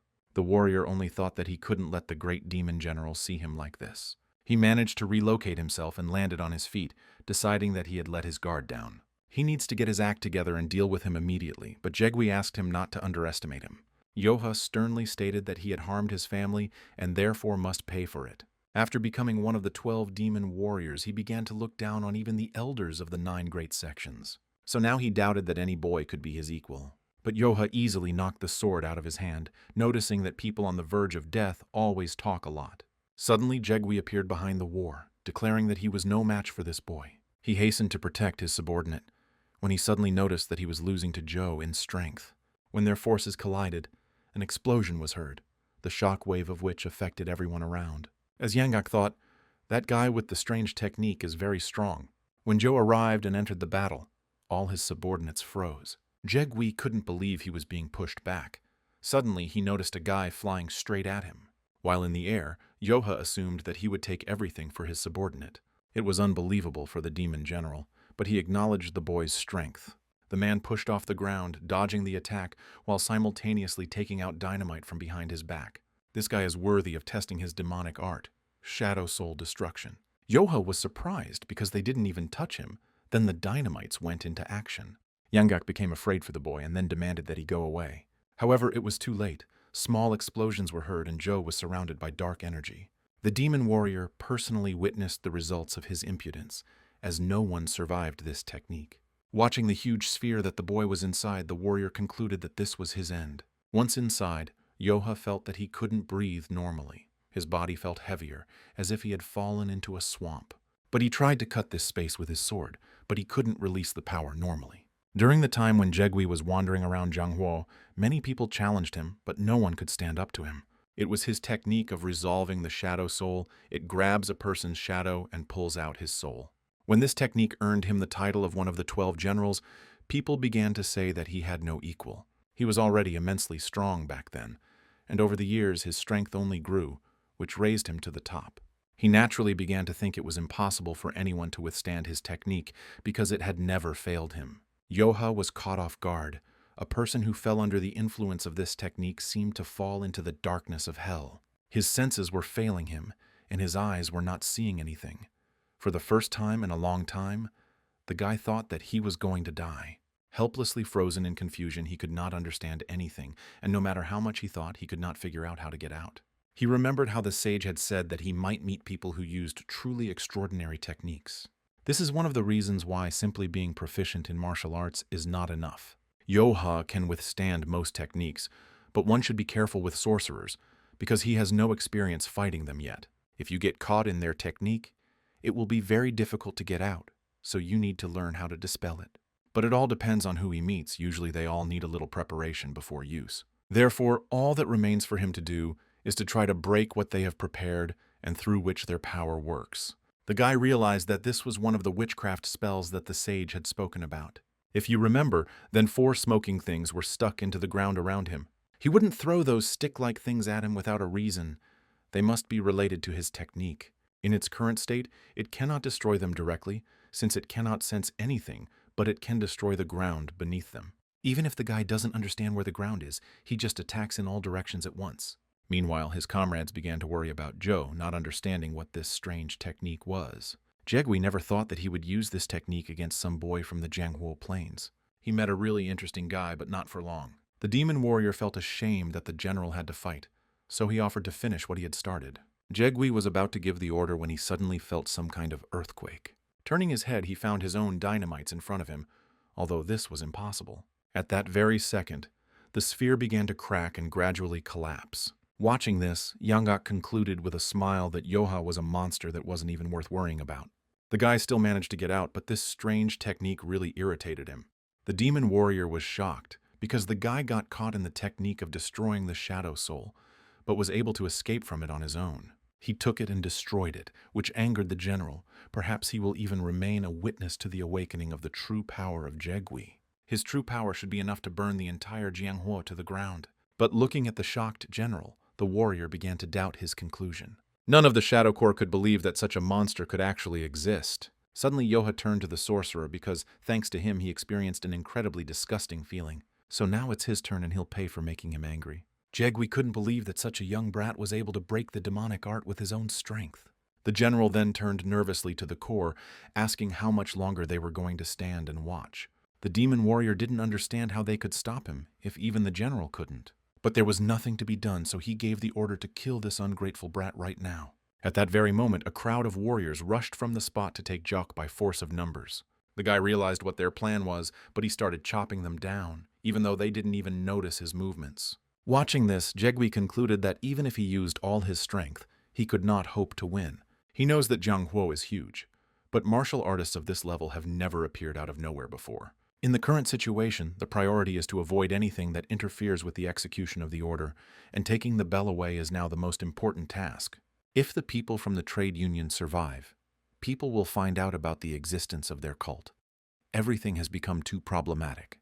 But we must try to kill at least the messenger, because this person definitely knows about their cult. Even if this is his last resort, there is no other choice now. He decided to deliver the bell right now while the demon warrior was saying that they couldn't cope without him. However, taking the bell away is the most important thing now, and this is the last thing he will help with. At that very moment, he threw one of his dynamites straight into the messenger's chest. The man felt a strong pain, realizing what it had all come to. Looking at this, Yoha asked him to forget about the fact that he could escape safe and sound. Jegwi demanded that the course stop him, and the demon warrior gave the same order. He added that all the deserters would die by his hand, after which they all fell upon Yok. Then the boy used the art of the 9 heavens, the tornado of the 9 dragons. On this day, the ultimate 9 heavens sword technique, which everyone thought was lost, once again lit up the skies. Moreover, it was even stronger than 20 years ago, and it fell down in 9 beams of pure energy. The Yomon cult's Shadow Corps was a squad of assassins assembled to destroy the 9 great sects. But even such a force was helpless in the face of this technology, and their captain was forced to flee in cowardice. The great demon general left the battlefield in shock. The confidence that no one in Jianghuo could compare to him shattered. Moreover, the person who humiliated him is not even among the top 10 martial artists. Meanwhile, Yoha was forced to suppress his anger. He wanted to chase after the aspens that had harmed his family. But he realized that his friends were in a more deplorable state than he thought. He changed in front of the boss for not coming earlier, but they only suffered because of Encho's stubbornness. But these words did not console him. He still regretted that he was late, because the memories of his childhood, where he was not loved, were too fresh. For him, having gone through this, the 10 heroes of the 5 peaks became dearer to him than anything else in the world. Realizing that for the first time he had failed to protect them completely, he vowed to protect his loved ones no matter what. Meanwhile, Hanan asked his daughter to help him stand up so he could thank the heroes who saved them. When he left the warrior in another union and ran away, he was already ready to die. He didn't know how to express his gratitude, because if it weren't for them, he and his daughter would never have escaped death. The man knows that even 1,000 gold pieces won't be enough, but he promises that the Suvol Trade Union will reward them as soon as they can. And although they had already rendered them great assistance, the envoy wanted to ask for one more favor. He wanted to know if they could protect his people until they arrived at their destination. Soon, the messenger died from the wound left by the general, and a dozen heroes decided to fulfill his last request. Not the least reason for this was that the path of the trade union coincided with their own. All of them suffered injuries of varying severity and needed treatment, but there was another reason that was decisive. But if they continue in this direction, they will end up in the Palgon Mountains, the territory of the Crimson Death Fortress. However, Yencho doubted that the Fortress of the Crimson Death would attack a trading union that didn't even have a cart. After some time, Jegwi was able to reach the snowy mountains. He reached a specific place and opened a passage into a cave that few knew about. A woman was waiting for him inside and noticed that he had arrived later than they expected.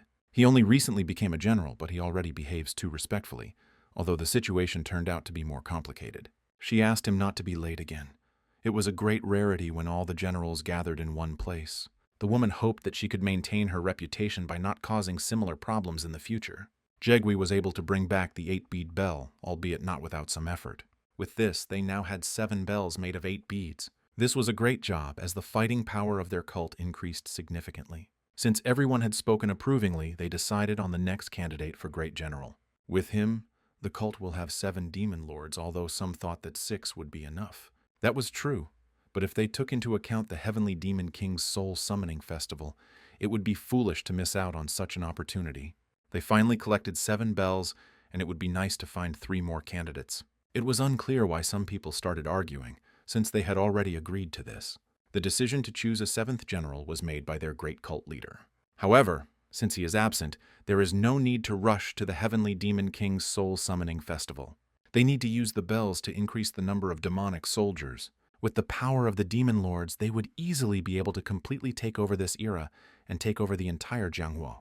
Jegwi that it won't be easy, because he lost half of the Dark Shadow Corps on this mission. More importantly, their opponent was some brat. Even the captain of the corps was defeated by him with 1 blow. The general is not called a sorcerer for nothing, and is confident that he is capable of defeating anyone, but this boy was incredibly terrifying. The woman was surprised, because unless we are talking about one of the 10 strongest masters, no one can defeat the general. Because retrieving the sacred artifact was a priority, he had to leave the battle immediately. But he would hardly have been able to win if he had stayed, because he had never seen such a martial art before. He spun 9 times in the sky, and then the energy from his blade descended downwards like lightning. The woman raised an eyebrow in surprise, guessing what skill Jegwi could be talking about. Meanwhile, in the Palgon Mountains, bandits stood in front of the trade union. The boss of the Crimson Death Fortress, Ryan Hu, stated that they own these mountains and are part of the Green Forest. If they want to pass through here alive, they must pay 200 Nyans per person. Yanggak remembered the leader's words that they should not pay attention to the trading union without a cart. He warned that the Crimson Death Fortress was known for testing everyone, but the boss still decided to help them. The Green Forest Assembly is just a stone's throw away, but now they look like they're defending a trade union. Suddenly, the ambassador's daughter said that they could not give them so much because they had been robbed on the way here. Renhu himself was in a hurry. There were major events in the Green Forest, so he could use some extra coins. He asked to give them everything of value, although the girl repeated again that they had nothing. Renhu decided to just cut them up and sell the meat, and his subordinate wanted to make sure that they really had nothing. Yanjin clarified that valuables have a habit of suddenly appearing out of nowhere. All you have to do is shake your pockets a little. Then Yensho offered to pay for everyone from his reward, but Yanggak reminded him that they were bandits too. But if they come closer to search them, it will remember their faces and be recognized at the meeting.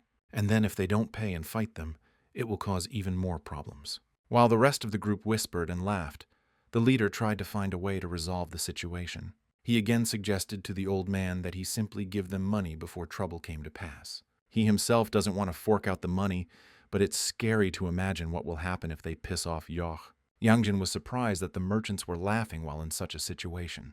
The vice chief assumed they were laughing at him, which made him angry. Suddenly he noticed that they had a whole bag of gold there, which meant they had lied to them.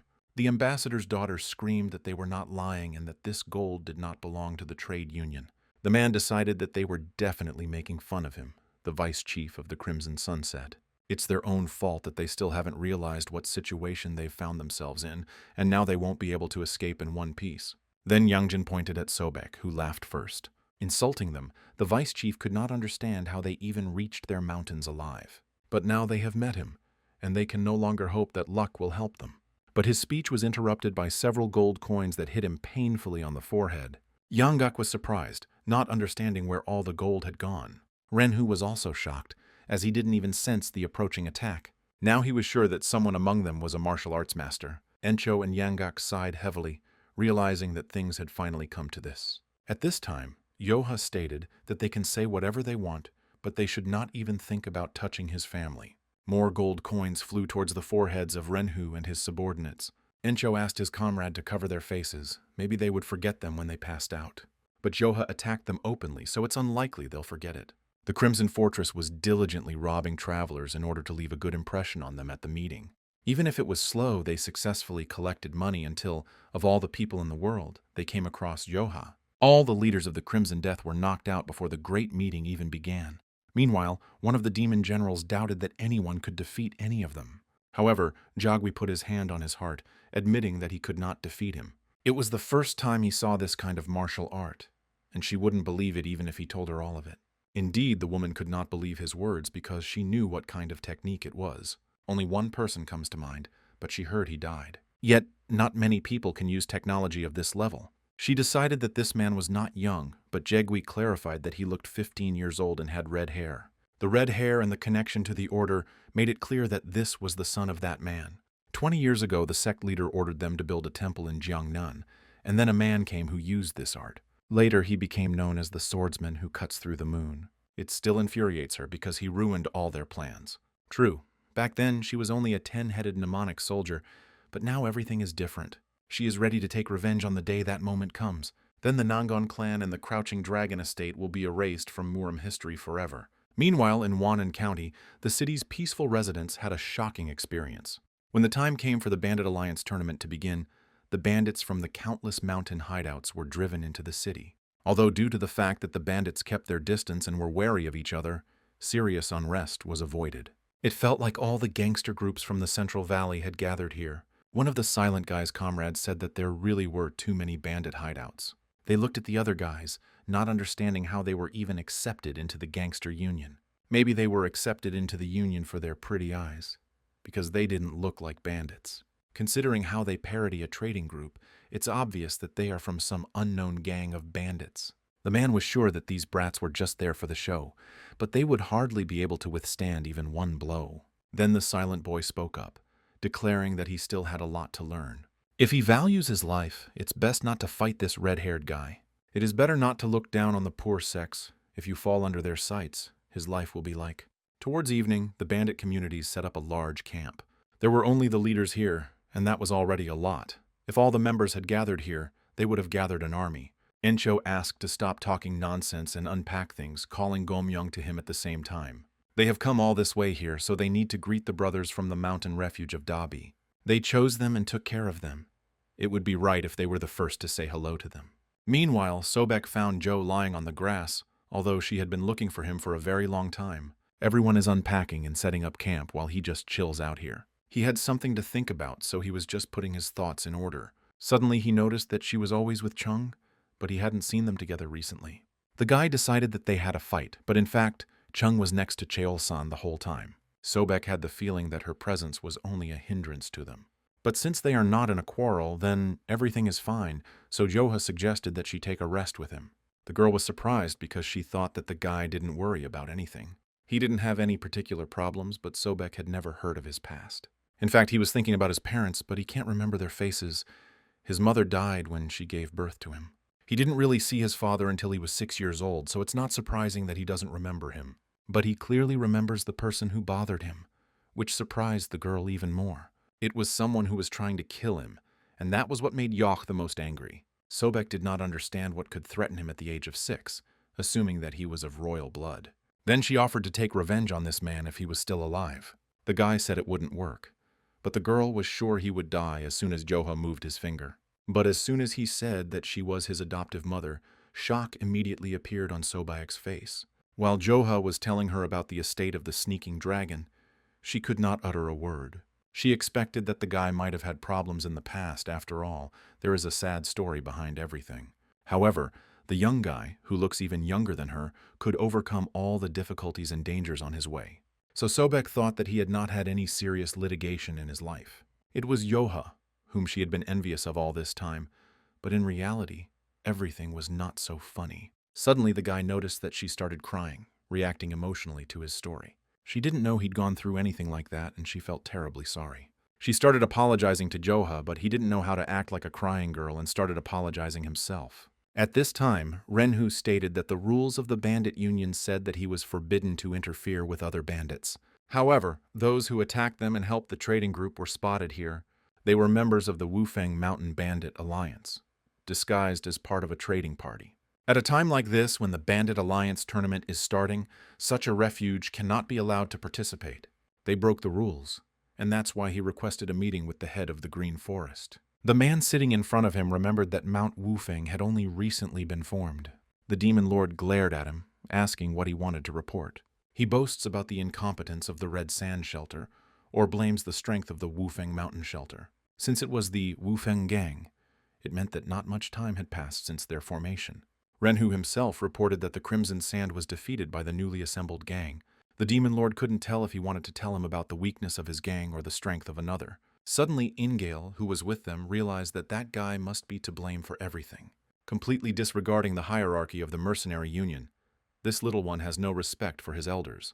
He remembered Joe's name for a long time because he suffered a crushing defeat from him.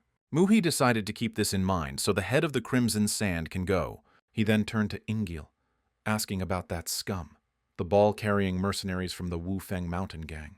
The Cat Lord confirmed that he was not even 20 years old, and for a man who had not yet reached maturity, he was extremely impudent.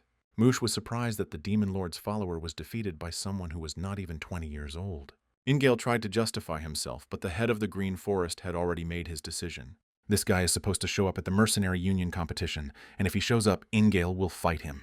The man was stunned, although he himself said that he made a mistake while drunk. But if he loses to him again, he will lose the title of the 12th Hundred-Headed King and will have to undergo 10 years of training again. The Cat Lord remembered with horror the horrors he had to endure during this training. Moog was furious that his subordinate was filled with fear of this worthless man. Ingale immediately fell to his knees before him, accepting his master's order. If he fights that scary guy 100 times, he will lose all 100 fights. Sometime later, while in the dining room, Encho noticed the Cat Lord with a smile. The man heard that the Wufeng mountain gang had arrived and couldn't help but come see them. But they themselves would have rushed to his call, so they invited him to the table. They all greeted him except Joe, and if it hadn't been for his mistake, they wouldn't have even been able to meet him face to face. At that very moment, Chung and Sobaek greeted him and began praising his physical fitness. This made him blush, and the girl added that he was now their older brother. They remembered the events of that night very well, and Encho confidently supported them. Anyway, the reason he's here is to make sure the mercenary union competition goes off without a hitch. The first one to participate from the Wufeng gang must inform him after receiving the schedule. In truth, it all depends on their decision. Although he himself said it, it still sounds ridiculous. Encho wondered why he was asking such a thing, even though he knew about their situation. When suddenly Yoha turned his head, asked how important a guest must be so that they would not eat anything. As Ingale thought, these simpletons always live up to his expectations, and the rudeness is still the same. If he can't beat that guy, he can make sure he can't compete. Meanwhile, the Demon Lord loudly declared that from now on, the Bandit Alliance would not be a simple gathering of bandits. It will surpass the 7 sects and become the greatest sect in the world. And no one from the Order, Chaos, or Demonic faction would dare to humiliate them. In the end, he called on all the bandits to prepare for 1,000 years of power. This call meant the beginning of the Bandit Union tournament, which was supported by shouts from all those present. The first day of the Bandit Alliance tournament, a martial arts tournament to select the top 10 scouts and guardians. When the tournament started, many people came forward with flags, but suddenly 2 different groups collided with each other, pushing each other. Encho didn't understand why these guys were fighting right in front of another mountain shelter. It seemed like it was necessary to enter at least one category in the Bandit Alliance tournament. Senior Officer Vugum asked if anyone wanted to play in the first match of the tournament. At that very second, a man jumped out of the stands into the arena, to thunderous applause from the spectators. It was Yang Lu, the leader of the Yangma mountain shelter, who asked someone to teach him. Following him, Mac Ji, the leader of Mount Beibong, stepped forward. Yang Lu asked him why he was putting up wanted posters everywhere. The enemy perceived this as impudence, after which he immediately rushed into the attack. The Demon Lord noticed that they immediately had interesting candidates. Mac Ji decided to make his opponent regret humiliating him in front of the leader. Then he used the Divine Sword of Destruction, the Ice Dragon attack. At the same time, a humble ghost killer entered another arena, and his opponent was Sal Myung. But they fought in a ridiculously awkward manner, without arousing the public's interest. Muhei didn't know that they allowed any vagabond from the street to carry the name of the Bandit Union. The Phantom Shadow Lord added that this was not some kind of street fight. So, personally, he is very interested in seeing Ingale's rematch. Judging by how much he drinks now, one can assume that he has learned some rare secret technique. Enjoying his drink, the Cat Lord replied that one could say that. Last night he had already used the most effective and fatal secret technique. Against those thick-headed bandits from the Wufeng Mountain hideout, he was able to do it. Last night he wanted to make sure that Yoha planned to participate in the tournament. Encho was sure that the guy would win, but Ingale was in no hurry to agree with this. This tournament is not just a series of sparring matches. It is an event that will determine the people who will take important positions in the Union. If he does well in the tournament, he will have to work as a keeper, but the real problem comes only after that. This position involves visiting mountain ranges throughout the Union, so he will not be able to return. A good position in a gangster union can hardly be an easy job. He will have to travel a lot through dangerous places and solve a lot of problems along the way. That's not all. Their shelter will hardly be able to hold out for long without their Elite 10. Yoha will be an exception as he goes on a mission, but his brothers will have to turn back. The boy suggested with displeasure that he might be separated from his family. Everyone around immediately understood the reason why he came here. It is clear that he is exaggerating. He did not lie, but he did not convey the whole essence either. Suddenly, Yoha declared that if his older brother asked him, he would even jump into the fire. He just found himself a real family, but if he becomes a keeper, they will have to part. Encho asked them not to think about what had not happened, because Yoha had not yet become a keeper. The simpletons of Mount Wufeng have no interest in becoming a general or a guardian. There is no need to worry about that. They have come all this way, so they can just enjoy the tournament. But to be honest, the leader felt a little sorry for Yo, because he was losing a great opportunity. Just like that, Ingale's secret technique had reached their hearts, so now he was enjoying the alcohol quite a bit. Mu watched the Cat Lord carefully, surprised by his calmness. Meanwhile, different bandits continued to fight in the arena using different techniques. Encho thought it was stupid because one of them had only hit his opponent with his forehead. Yoha, sitting behind him, was noticeably bored and yawned more and more often. He was going to stand right there and watch the fights, but suddenly he needed to go to the toilet. When the boy found himself behind the arena, Encho tried to understand why Yoha had taken the sword with him. Maybe he wants to chop down a few unfortunate trees in the forest to kill boredom. The monster that had defeated the legendary ruler of the heavens of the earth patiently watched this childish fuss. It was no wonder that he was simply bored with the tournament, since he had already witnessed similar battles. He himself has techniques that are more incredible than those that can be seen at the tournament. Sobek got angry at them for their rudeness because Joha's brother is not a monster. At first, everyone was surprised by the girl's words, after which they returned to betting on the winner. Sobek was upset that Yo kept being called the monstrous master and other names. She wondered if she could ever walk alongside him as an equal, as she became increasingly anxious. And immediately after Yoha left the competition arena, as if waiting for an incredible moment, an incredible event happened. Two men entered the arena threatening to show something new. Sparks flew from the blades as they exchanged blows. The spectators actively supported them, especially the gang from Mount Daby, who supported their leader. As expected, this fight was quite interesting, which Yencho noted. However, Yanggak clarified that this was highly unpredictable. However, the leader did not understand what he was talking about, because it was obvious that one of them would lose. Even if they lived in a village and were cut off from the rest of the world, it was difficult to be so ignorant. The old man clarified that the loser was none other than the Demon Lord's disciple. He is under the leadership of the Demon Lord himself, one of the 12 Demon Kings. Muhi recognized the man who introduced himself as the leader of the Daby Mountain Gang, Jin. Looks can be deceiving. This guy is quite good if you think about it. The Red Wolf's reputation has suffered quite a bit. The bishop was immediately asked not to be upset, because their guy had not yet warmed up, so it seemed that he was being pushed aside.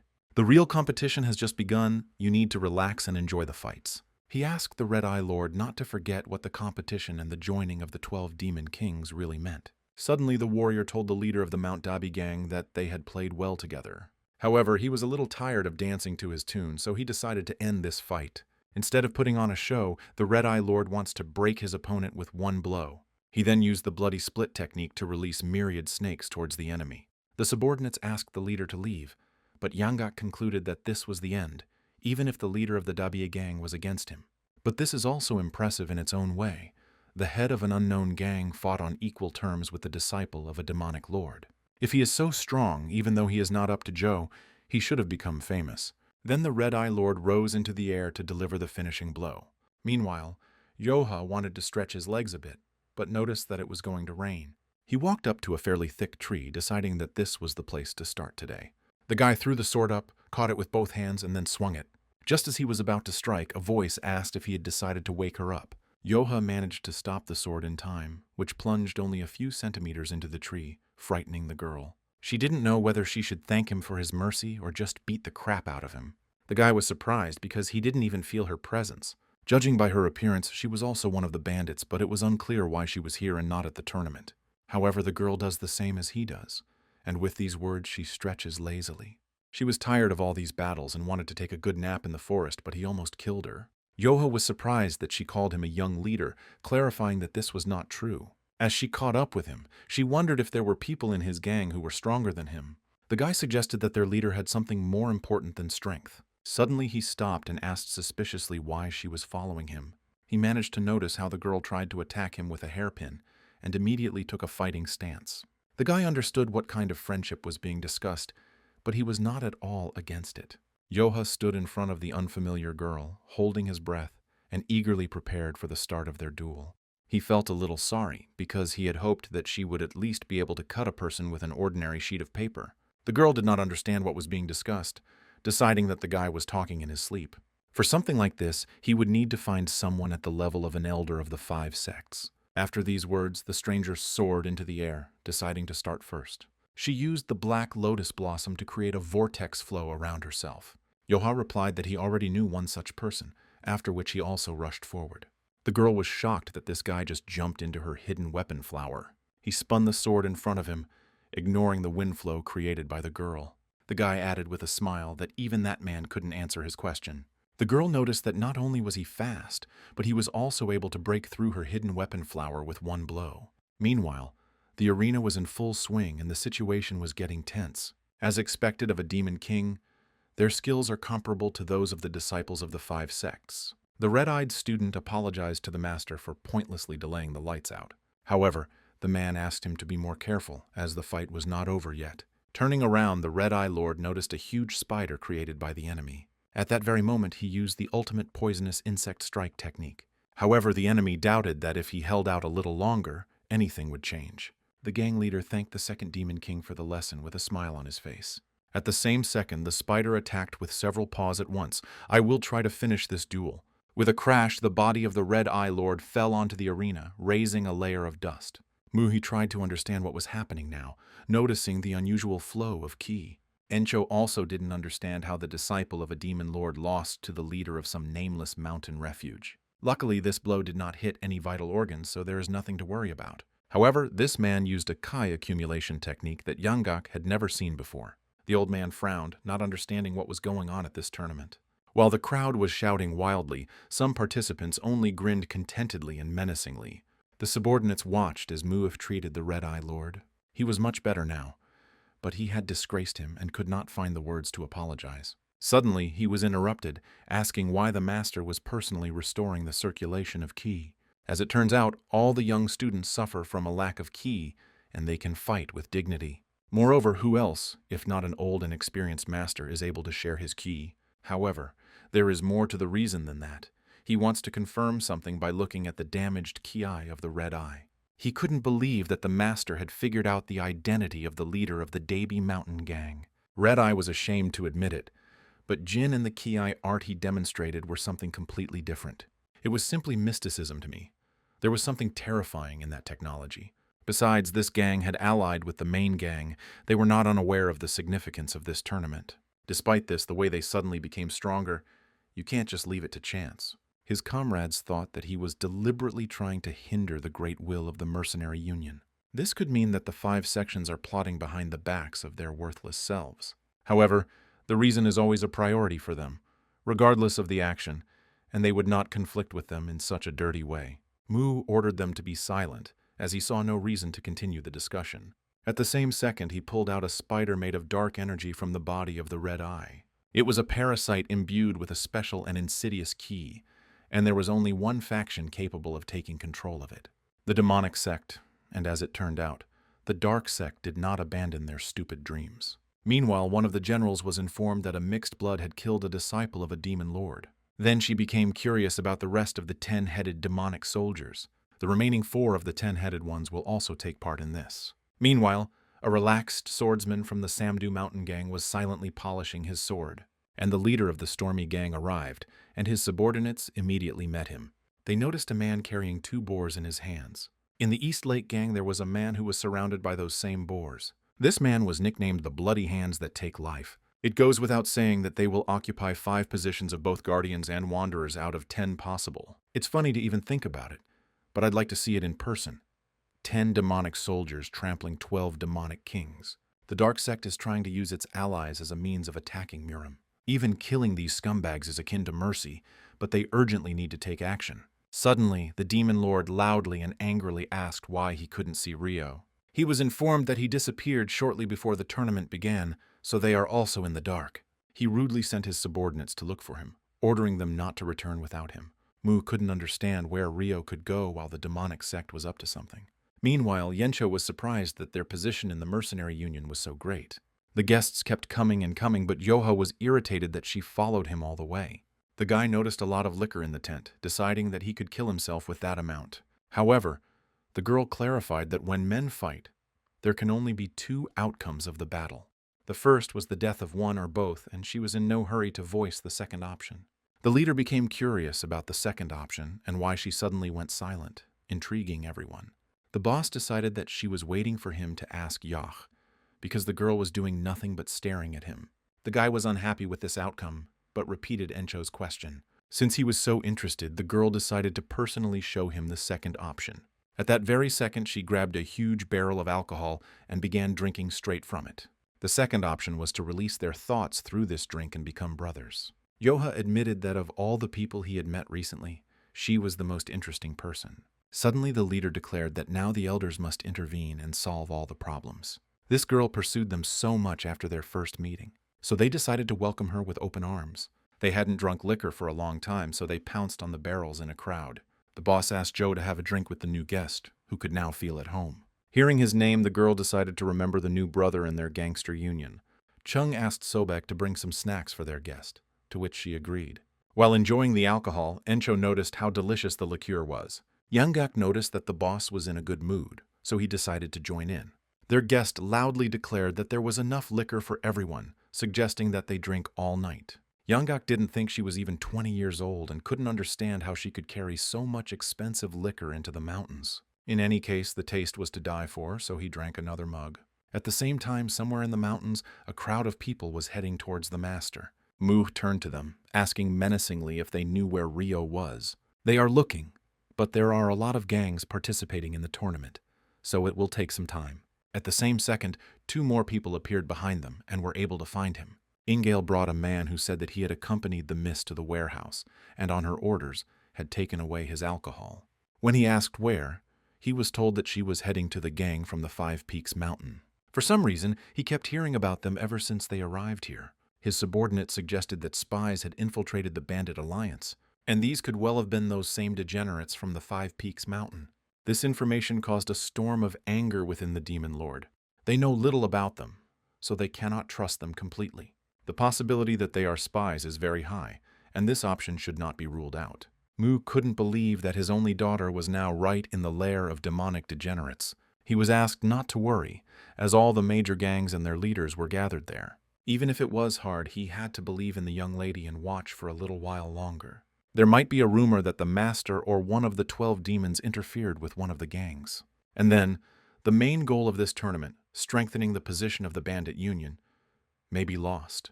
Perhaps this is what they are counting on, so don't relax. Looking around carefully, Ingale did not understand what was going on here at all. Suddenly, it began to dawn on him that these fools were spies of the demonic sect, although their aura was more similar to the clans of Order.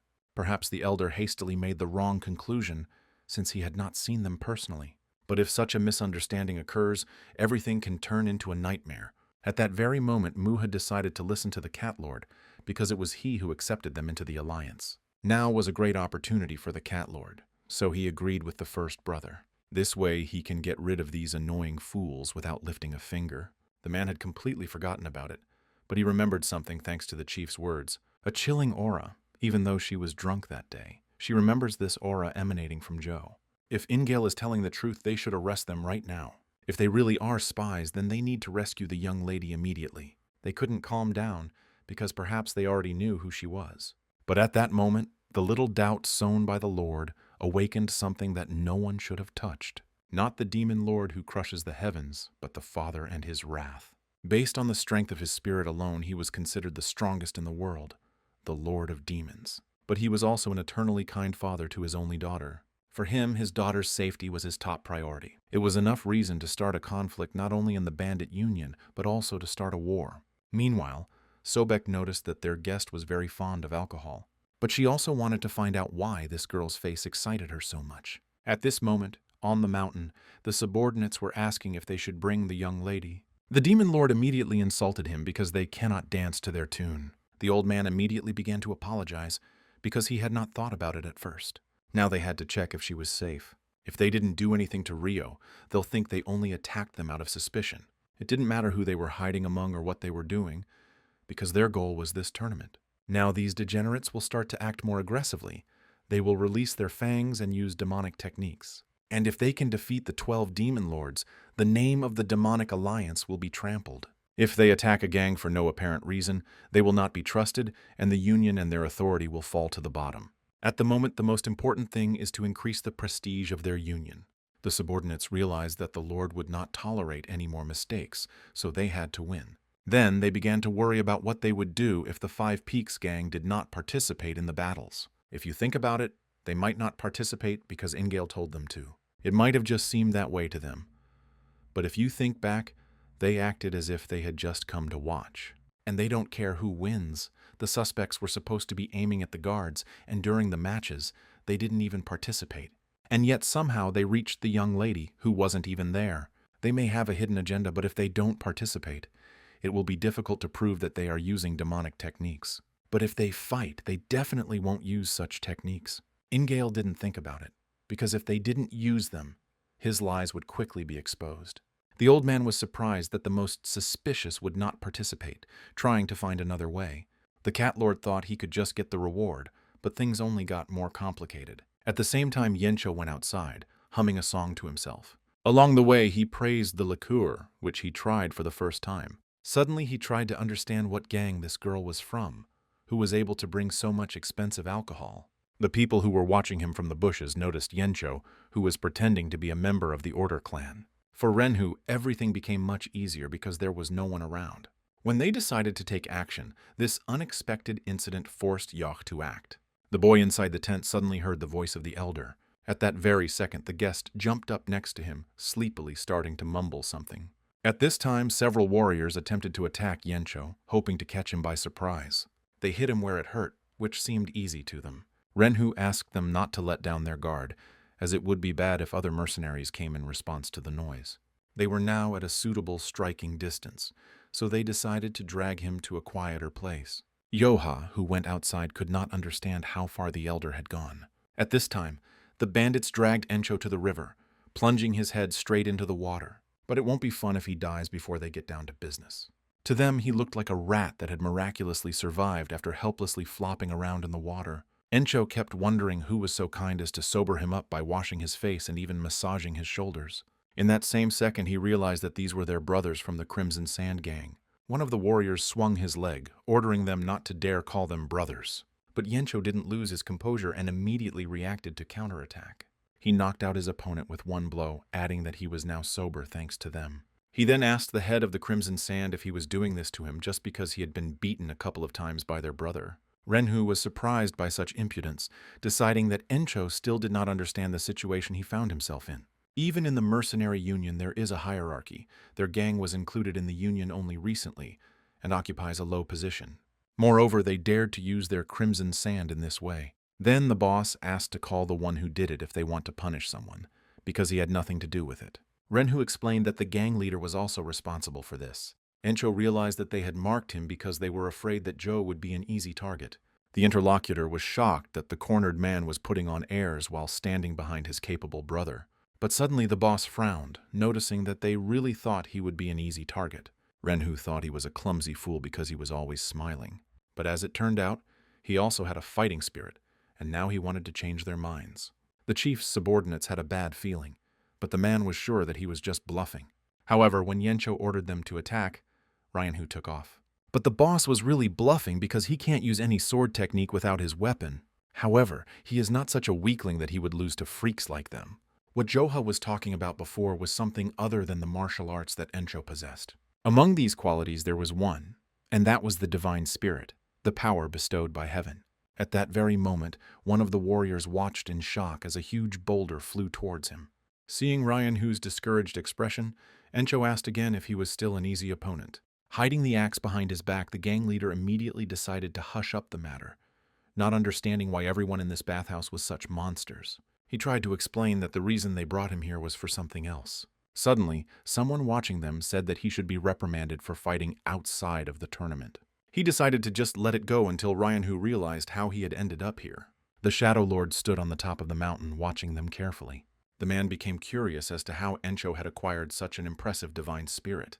The boss explained that he was born with a much stronger and healthier body than others. Suddenly, the Shadow Phantom Lord declared that he could not turn a blind eye to the fact that he sensed such evil energy. Encho was in shock, which is why he didn't have time to react to the incredibly fast attack. A few days later, the last day of the mercenary union state arrived.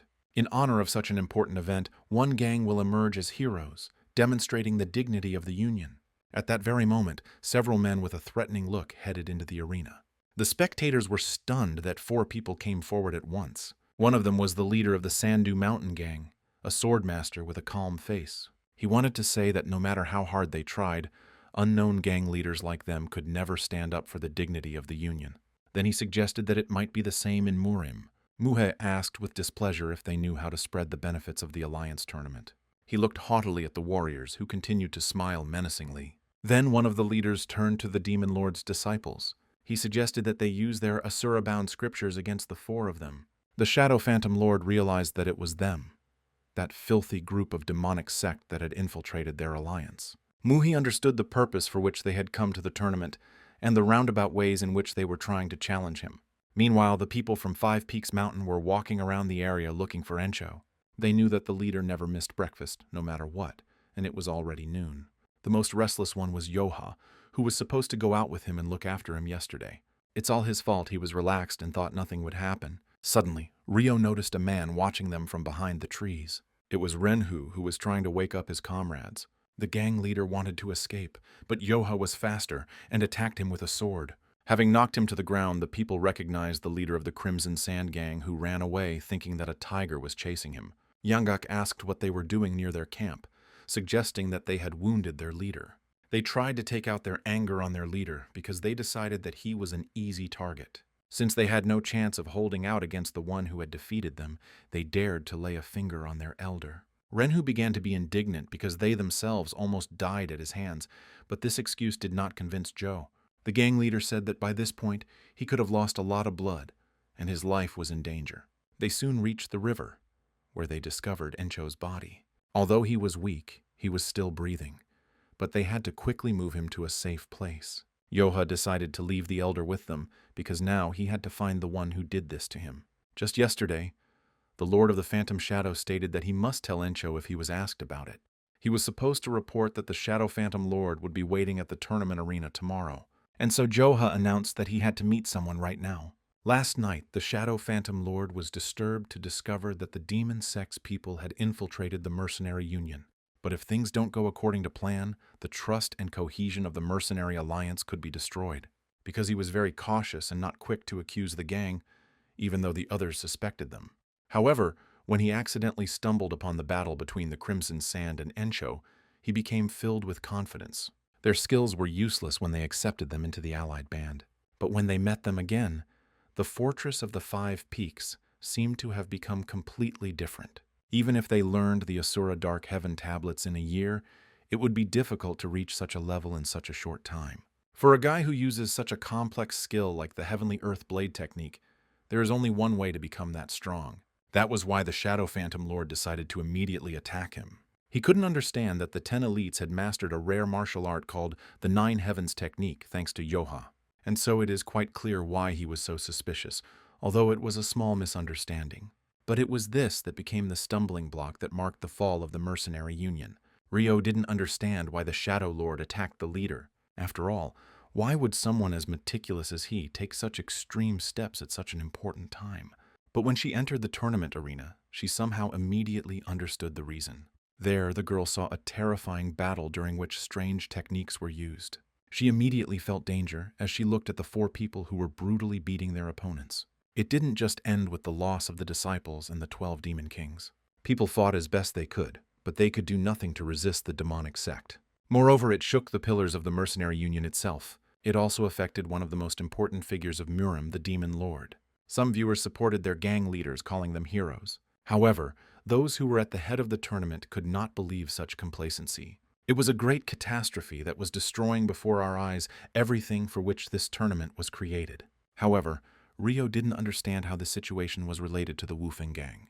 The Shadow Lord was horrified that the Dark Sect's skills were so great. Yoha, who was behind Rio, began to complain about the loud screams, which made him want to kill them all. The girl couldn't believe that he actually came, and at the same time asked him to calm down. But the guy said that if she didn't stop bothering him, he would get rid of her first. The audience didn't understand what was wrong with him because their leaders were basking in the rays of glory, and he decided to interfere with them. People immediately started throwing stones at him, but Yoha only swung his sword once, throwing the 4 away from him. Right now, they weren't his target, so he loudly asked which one of them was the Shadow Phantom Lord. The old man himself was shocked that the guy dared to make a scene in such an important place. Then he realized that the demonic sex spies who had been hiding during the tournament had finally shown up. Rio didn't feel any demonic energy from the Wufeng guys, and she didn't understand what the Shadow Phantom Lord was talking about. It was the old man who invited them to the tournament, and he would make them pay for interrupting it. At that very moment, Yoha exploded from his spot, swinging his sword at the Lord of the Phantom Shadow. The man was surprised that the boy had achieved such a high level of skill at such a young age. He was sure that they were connected to a demonic sect, otherwise it didn't make sense. Looking at Joe's attack, the old man knew that his master had taught him the teachings of the Asura Dark Heaven Tablet. After several attacks, the Shadow Lord asked Joe to reveal his essence and the essence of his gang. However, the boy remained unharmed, asking along the way if this was all the old man was capable of. Rio couldn't believe that Yoha stopped him with just one ordinary sword. Although martial arts are not the Shadow Lord's forte, he is still one of the top 2 participants in the tournament. It was surprising that among the participants there was someone who could block this technique. The Shadow Lord spoke so pompously about this heavenly sword that the boy became curious about how strong it was. But he tried to harm his brother, having the same skills in his arsenal. The Shadow Lord was surprised by his incredible flow of chi, plus, she was different from the demonic sect. While he was distracted, the guy attacked him again, which noticeably surprised the old man. Yoha advised him to get ready, because he would make sure that he paid for everything. Without wasting any time, the boy decided to use the 9 Heavens World technique, Phase 4. After that, he began to spin the sword in front of him, creating a stream of wind. Ingail, who was watching them, noticed that everyone was starting to get sucked into this whirlwind. Immediately after that, Yoha used the Fire of Disaster, continuing to attack. Everyone who understood what was happening ordered the spectators to dodge. The 4 gang leaders were supposed to be in charge in the finale, but this guy ruined everything. But they were also confused by his monstrous strength, which even they could not handle. The Shadow Lord knew that he couldn't move because of his flow of chi. But that was not all, as Yoha swung his sword, striking the old man in the chest several times. They weren't fatal, but they did send him flying a distance and hitting a wall. Blood started to flow from his mouth, but he managed to dodge when Yoha decided to finish him off. With one kick, the boy made the old man weaken and fall to the ground. The Shadow Lord asked to simply kill him, but not to expect him to beg for mercy or apologize. But Yoha would have done it even without his words, since that is exactly what he came for. Ryo tried to stop him, but suddenly, some force moved towards the guy. He easily parried it with his sword, noticing how Mu was walking towards him. At the same time, not far from the tournament arena, they were trying to take Yensho to a doctor. His comrades advised him not to talk so that he would not lose extra strength. Right now, absolutely everyone should be in the arena anyway, so we need to hurry. When they reached the arena, they noticed a column of smoke rising from inside. And now, in the arena, Rio realized that if her father intervened, things would be really bad. While the spectators were stunned, the Demon Lord himself descended into the arena. It was difficult for many to understand that the master wanted to fight with this green youth.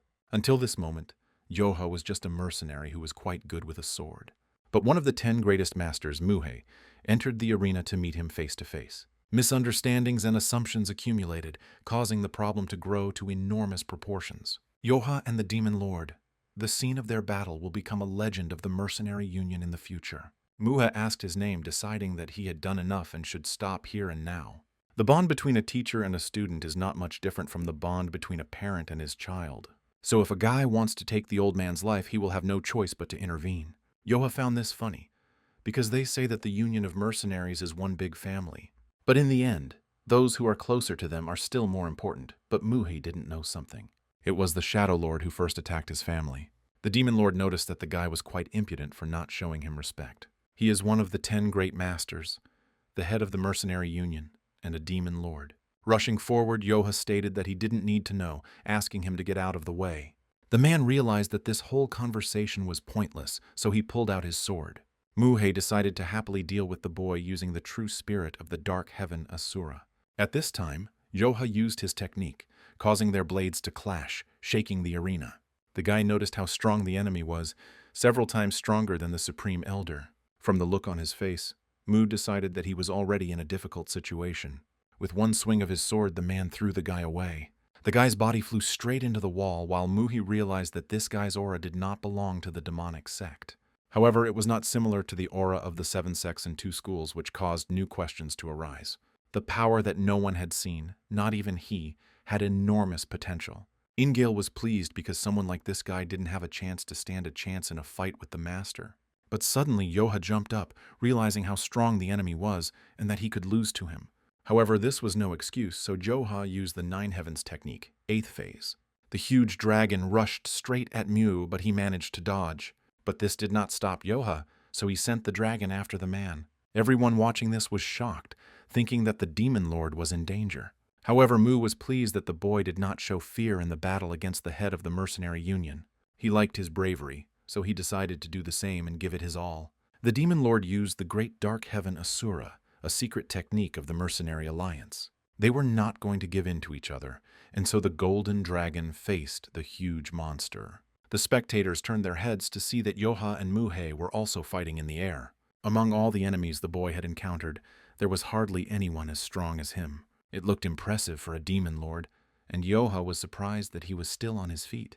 If there was someone else here, he wouldn't be able to stand up as well, which made the guy stand out from all the others. However, there will always be a person who is stronger. This non-punchy confidence and the strength that supports it reminds a man of himself in his youth. That's why he starts to like Yoha, even though they fight to the death.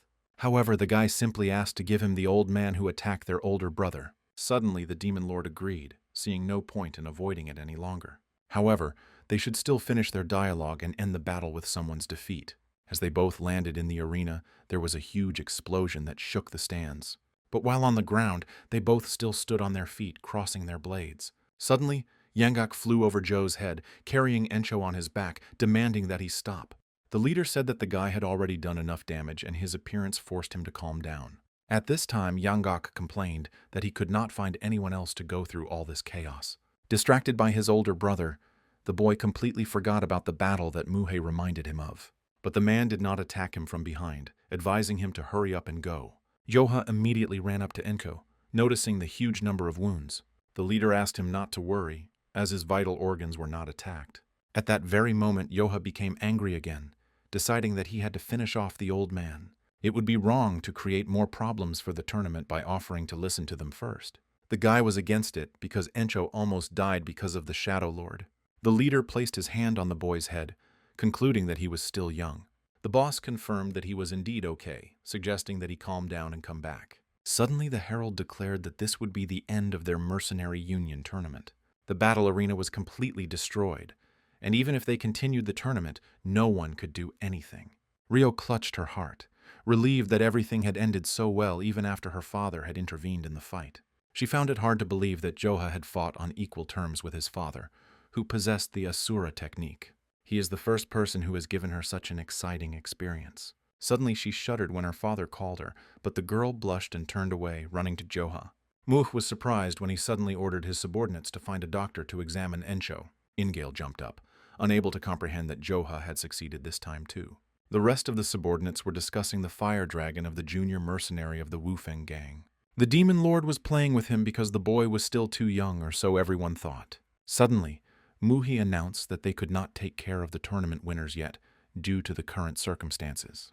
But they will personally visit their residences and give the heads their rewards, advising them not to blab about today's incident. The satisfied gang leaders belonging to the demonic sect were willing to wait. That same night, at the Wufeng gang camp, everyone learned that they were considered members of a dark sect.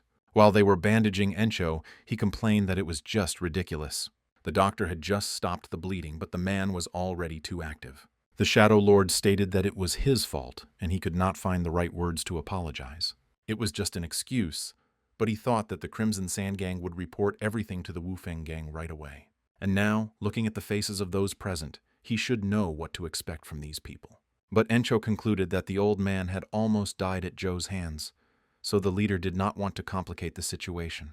The others were against such a decision, but he still wanted to clarify one point. After all, the Shadow Lord owed his life to the leader. The old man immediately began to swear on his name that he would never forget this debt.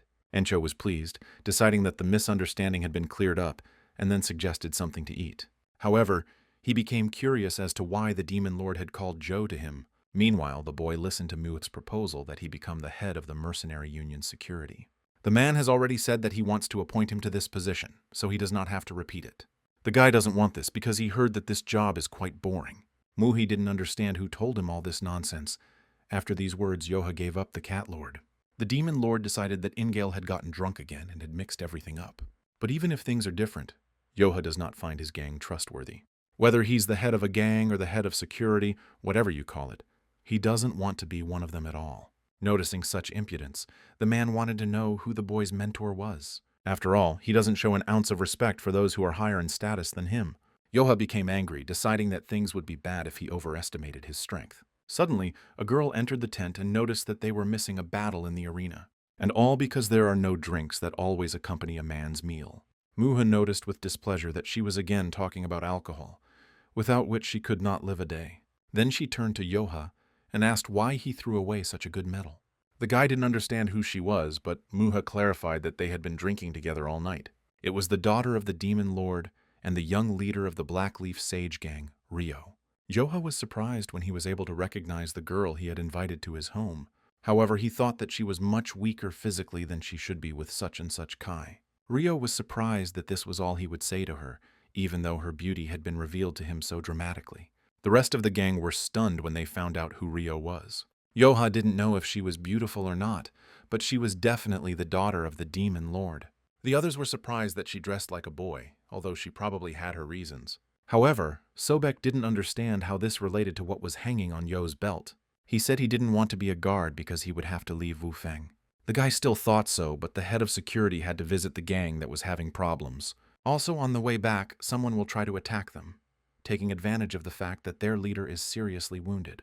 No matter how good his martial arts are, there is no guarantee that his family will be able to return in perfect order. But what's the point of stating the obvious? If their enemies use their brains even a little, then their journey home will be quite an adventure. Yoha feels the same way, which is why he decided to accept the offer. Rio told him to forget about the attacks because every mercenary from any gang would be ready to die for him.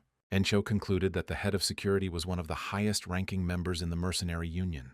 When everyone realized the meaning of his words, they realized that their Yoha had become the head of the mercenary union's security. Embarrassed, the guy asked them to stop, but the people answered him as if they were subordinates. Suddenly, Rio called out to him, causing everyone to turn their heads. She suggested to the guy that they drink together for 3 days and 3 nights the next time they met. Yoha waved at her, smirking that she kept talking about alcohol until the very end. The mere sight of their retreating backs plunges her into despondency, because Yoha was an interesting guy. The girl then asked her father when he would give him his first assignment as head of security. After all, he chose this young man to be the blade that would pierce those who cannot be forgiven. Muh thought she was drunk, but she still grasps everything on the fly. After all, she is his daughter, but the man asked her to be more modest. Now Yoha was happy that they were finally returning home. At this time, a man riding a horse was heading towards the Namgung clan. And with that, the Bandit Alliance tournament, during which a lot happened, came to an end. However, for Joe, the new chief enforcer of the Bandit Alliance, this is just the beginning. Soon, even greater events will happen in Murim that will affect his life. Chung noted that it would be difficult to drag the cart with her older brother into the mountains. At this time, in the Namgung clan, a guest was asked to drink more slowly, otherwise he would choke. The man ran here with all his might, so he asked for forgiveness for his rudeness. However, the clan leader only laughed, deciding to listen to what brought the man to them. Before that, the guest wanted to ask if he could get help from Mrs. Namgung. He heard that she had the gift of seeing through people's hearts, and that she was incredibly beautiful.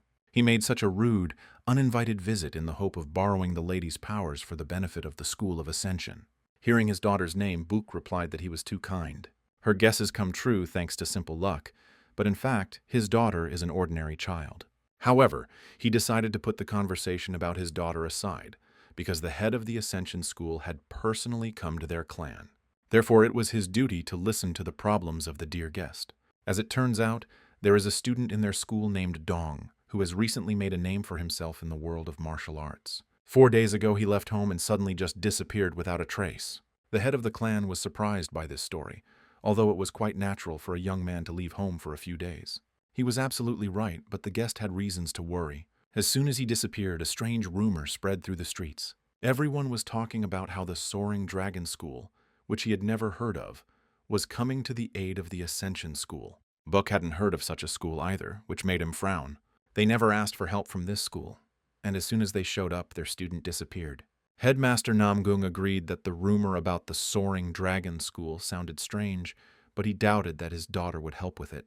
At that very moment, the guest began to beg him, and if he would help them at school, he would never forget it. The clan leader thought for a few seconds, then asked to wait a little.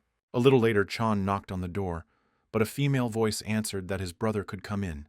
He wanted to scare her, but she immediately guessed that it was Chan. It took him a moment to explain the situation his father had asked her to help with. Perhaps she should listen to him in person to better understand the situation. But if she senses something is wrong, she should immediately drive him away, even if it is rude.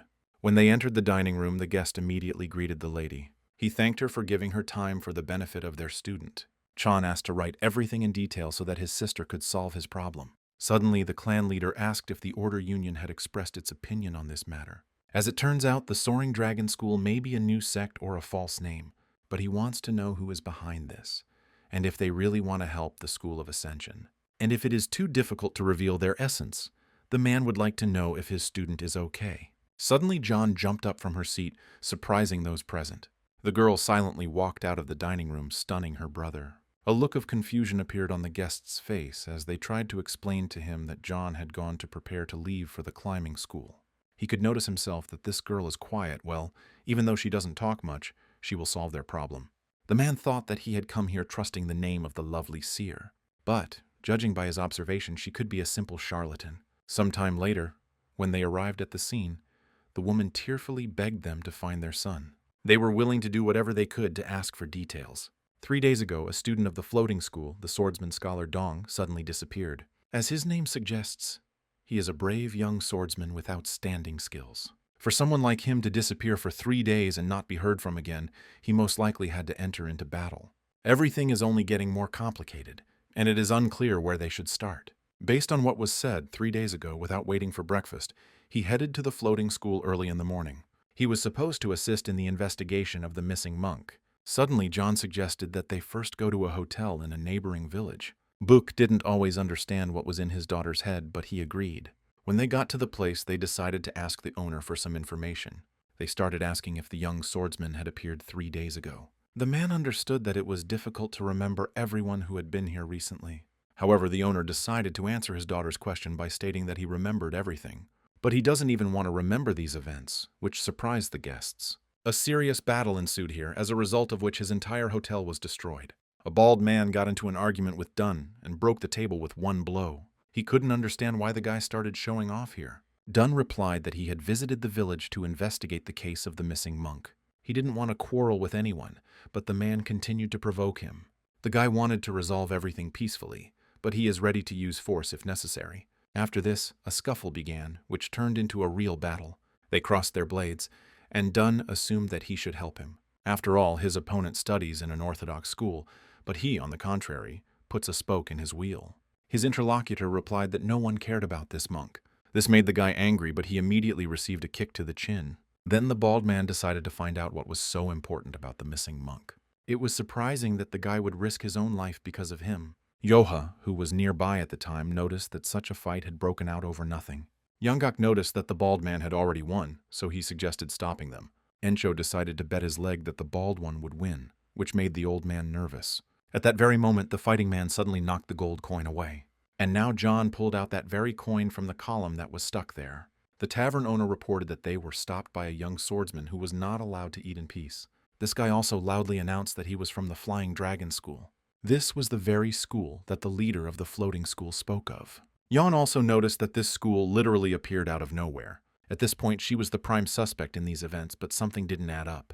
The girl asked if he had imagined that the Soaring Dragon School had traveled with Deng Cho. It didn't seem like the truth, but then the bald man started to attack Joke. It was unlikely that he would start a fight with his ally, so they were definitely strangers to each other. All the guy had to do was slap the table to release 3 coins, which hit the man painfully in the chest. The impudent man noticed that the guy may look young, but he is very smart. However, this made him even more angry, but he decided to restrain himself in time. The tavern owner claimed that they were not together and that the fight ended too calmly. John tried to understand how skilled the man who intervened in this fight was. However, more importantly, Dong attacked Deng Cho with the intent to kill. It is unclear why he did this, although relations between the two sects are tense. He knows that if something like this happens between the two factions, the alliance will intervene. Suddenly, the girl silently left the establishment again forcing her father to run after her. Once outside, Jan thought that Dong most likely held a grudge against the Ascension School. Since they saw the faces of the Soaring Dragon School, they must have been sure that Deng Cho was not traveling with them. In that case, there must be one of them somewhere near the tavern. Thus, Duna was mercilessly killed, lying in wait in the forest. In the end, he died, unable to defend himself, and Jan was able to find this place. Noticing the bloodstains, Byuk ordered his daughter to stand still while he ran forward. It took him a few seconds to find that same student with horror. He found a guy behind the bushes. His plate and money were still there, which meant it wasn't the bandits who killed him. The man was almost certain that this was the work of that bald man. If the truth that he killed Dong comes out, a battle will most likely break out. This will happen between the Heavenly Sword School and the Ascension School. The Heavenly Sword School is not strong enough to go against the Orthodox Alliance, and they still dared to do something like this, and it turns out they have a cover.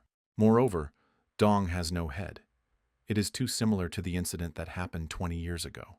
Meanwhile, the bald man came to the people sitting on the chairs and waiting for him. As they asked, he brought his head and now wished to be accepted into the Yuming cult. The demon general didn't have any particular expectations, but thanks to his determination, he earned this right. The woman decided to keep her promise, so the man need not worry. She added that Murim is a place where the weak is devoured by the strong, a world in which the strong always hunt the weak. And soon the cult of Yumeng will be the center of the reconstruction of this world. Around this same time, the 10 heroes of the 5 peaks were returning home. Encho was already moving around on his own, and was now thinking about having a drink at the tavern. Yanggak agreed with him, because there was nothing better than returning to their fortress. Suddenly, Gomyung was surprised that the old man called the fortress that, since he was the first to escape from it. The old man became upset, while the others began to laugh loudly. He even went to the Bandit Union tournament with them, as a representative of the fortress. But while they were laughing, 2 men appeared out of nowhere and grabbed Yanggak tightly. They called him a criminal, adding that today was the day he would die. The smile immediately disappeared from Yok's face as he glared menacingly at the strangers. As it turns out, they belong to the Orthodox Alliance. They are from the Storm Gang. It's been 5 years since they lost sight of this criminal, and now they've finally found him. Encho decided to introduce himself first, declaring himself to be the Soaring Dragon Sect. And the man they're holding isn't a criminal. He's just an old man known as Bantong. Yanggak immediately began to support his comrade, agreeing with every word. The men heard about the Soaring Dragon Sect for the first time, so they were hesitant. However, he feels energy coming from all of them, especially from the red-haired guy. But he was sure that this old man was definitely one of the 3 greatest criminals. Without knowing why, the old man hid his identity and infiltrated the Orthodox sect. But the warrior would never mistake this man's face. The man didn't know how Yanggak had deceived them, but this man was a northern sword and a criminal. The warrior wanted to cut his throat, but Encho continued to claim that there was a misunderstanding. This old man just runs errands with them and cooks delicious food for the dogs. Yanggak was mentally offended by them, but he agreed with the words of the head of his sect. Suddenly the warrior noticed a scar on the old man's hand, left by his sword. There was no point in trying to wriggle out of it now, because if they continued to cover up for the criminal, they would be considered accomplices. People suddenly started approaching them, trying to understand what they were talking about. Yanggak tensed up because of all the places he met the Alliance. This was the place. To resolve this situation, Yoha needs to do something, but he won't lift a finger for it. But suddenly the guy declared that they were good at talking, after which he repeated that this old man was a servant of their sect. But they repeated to him that by continuing to stick to their line, they leave them no choice, and they are forced to suspect them of crimes as well. The others realized that something terrible was coming as Yoha began to get angry. The guy was sure that if they continued to be suspected, it would worsen the relationship between their groups. Suddenly, a fiery silhouette appeared above the guy and rushed straight at the warrior. The frightened man realized that this was also the same performance of the aura. It is only feasible for the top 10 martial artists in the world, but he is already using such a high-level technique.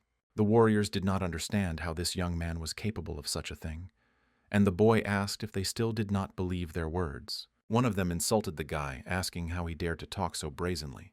But the second one immediately agreed with him, confirming that the old man had nothing in common with Yanggak. Once they understand each other, in such a dangerous world, all they can do is trust their neighbor.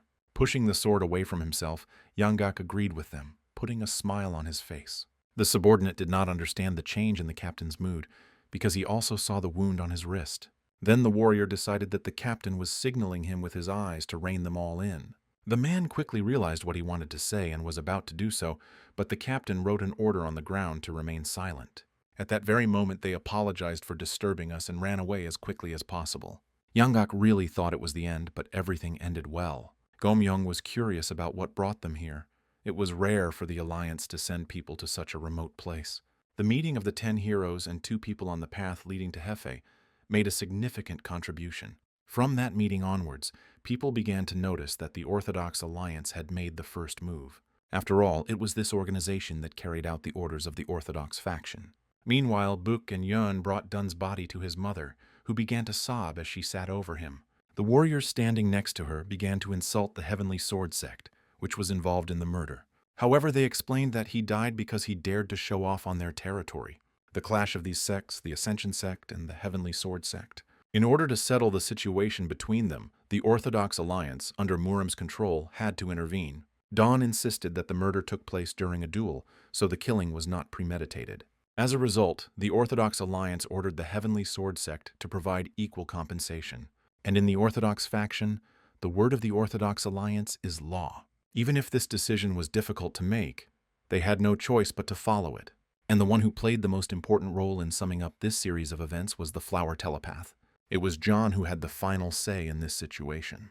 Having seen the swordsman destroying mountains in person, the girl was finally convinced of this. He doesn't even try to hide his dark, vile, demonic cult energy. Then Jan turned to Buke, suggesting that the human cult would soon reappear in Murim. The brother decided that she had found something, and if she was right, they should tell the members of the Orthodox Alliance about it. But this will not only be useless wasting of air, but will also worsen the already bad atmosphere. They need more concrete evidence that Yumen has infiltrated the Orthodox faction. The person who knows the most about the Yumen cult is their father. Meanwhile, a group of people were discussing the reaction of the guys from the Orthodox Alliance. One can only guess how much Yanggak did during his heyday. The old man was irritated, but tried to restrain himself and not give in to provocations. The new name they've called him begins to stick to him, even though he's always boasted that he's one of the greatest criminals. He may be living a quiet life now, but at that time, if he had looked at him askance, he would have instantly become a corpse. However, since such an amazing person decided to join a mountain gang, one can assume that the alliance is even more terrible. Yanggak would be lying if he said they weren't scary, but the old man's life as a mercenary suits him better. Chung was unhappy that the old man won every argument. Their gang was considered weak, and they didn't even know about martial arts, so it was hard to earn a living. But now they have a beautiful pavilion. And now that Yoha has become part of the Green Forest Guard, they are much better than the other gangs. Every fool gets lucky one day, and all they can do is stay focused on their daily duties. But Yoha wanted to use this tablet to delve even deeper into his work. Encho asked them to stop chatting because it was time for them to set up camp and get ready for bed.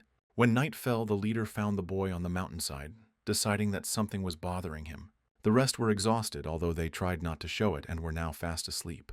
They managed to climb a couple of ridges, and it was not surprising that they were all tired. Suddenly, Yoha asked the boss if he remembered what he said when he accepted him. The man immediately realized that he was talking about the day the boy joined Wu Feng. Then he said that it is better to take from others than to let others take away what belongs to you. The guy remembered these words by heart and never got them out of his head. Then, he no longer wanted to endure hardships, and longed to live together with all of them, and fought for this right again and again. But now he's not just taking what belongs to others, he even wants to use the sign to get more work. It is like the absolute tyranny of a person in power. Today he began to notice that he was not much different from those people that he hated so much.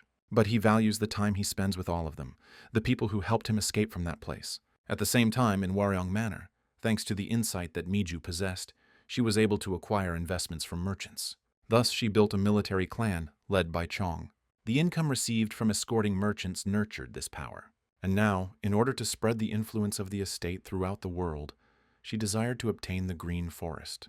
The place they turned their gaze to was none other than Wu Feng, whose name was on everyone's lips. Now they say that they have a mercenary who is artificial in wielding a sword. It would be better for them to bypass their territory, but the red-haired guy doubted it. He didn't understand how good a simple mercenary had to be to receive such a nickname. He decided to see what they were like, because it was time to show the insolent bandits the power of the estate. One night in Wufeng, a gang of bandits came forward to stop a trading caravan. They decided to pray for their journey to be safe and to pay for the passage of their needy neighbors. The head of the caravan began to mumble something, but was asked to speak louder. Suddenly, a red-haired guy came forward who had heard that the bandits had gone completely wild. The boys noticed that the caravan was traveling with a bodyguard, but he would lose this position in an instant. At the same time, in the lands of Waryong, Chan complained that his mother had sent away the bodyguards recently hired by the clan. These kids are too poorly trained to be considered worthy guards. However, his words were meaningless, otherwise they would have to wait until they improved their skills. It doesn't matter when they joined, they are full members of the Warang. Everything had already been decided. so there was no point in talking about it, plus she knew that Zhang would react like that. She also sent his cousin Mado to accompany the caravan. Even under these conditions, rumors may spread that they are mocking members of their own clan. Moreover, their enemy is the Mercenary Union, and it seems that there are reasons why the Order Union turns a blind eye to them. Miju didn't care how strong they were nothing more than a bunch of pathetic bandits. The Union of Order probably overestimates their strength because of the Demon Lord, but that's for the best. If they successfully destroy them, they will easily join the 7 sects and 2 schools. Meanwhile, Yancho's gang became tense when they noticed that the bodyguard was discussing something with the leader. They encountered a couple of problems along the way, and therefore will only be able to pay half the duty. It sounded too brazen, although the bandits had a different view of the situation. But suddenly Mado threateningly declared that he would not pay them a single coin. At that very moment, one of the guys recognized the Warangs, who had recently been organizing random skirmishes with bandits. Mado didn't know about the random skirmishes, but agreed that he was from Warang. Even though there are not 10 elites with them, these fools cannot dare to attack Wu Feng when they are on duty. However, the man did not understand why they should be afraid of rats that took money from trade caravans. All they have is a chatty mouth and a dirty face. After these words, the gang rushed to attack. Suddenly, Mado stopped his warriors, asking them not to worry about these pathetic little people. He decided to go it alone, dealing with the bandits with his bare hands, using the 9 heavens technique. One of the guys didn't have time to defend himself, while the enemy was already a step away from him. He said with a smile that it was too late to be surprised, as he suddenly blocked the sword flying at him. Having won, Mado politely asked if they could proceed further. With great reluctance, they decided to let them in for free this time. The head of the caravan shouted that they should have given in from the very beginning, because then everyone would benefit. He heard that this gang had recently become famous, but it seemed like it was just a rumor. Mado responded to these words with a smile because he could not believe something like that. Now he saw the level of power of the pathetic bandits calling themselves a mercenary union. Suddenly the bandit agreed with him, clarifying that he had just passed without any problems. But when their brothers of the 10 elites return, everything will be different, and then they will meet again. Mado wanted to leave quietly, but the bandits' screams were quite annoying. Then he asked them to continue screaming, because many idiots had told him to be wary of them, and not one of them had dared to take revenge. Meanwhile, it started to rain, and a dozen elites ran to the shrine to avoid getting wet. They almost made it home, but they missed out by a little bit.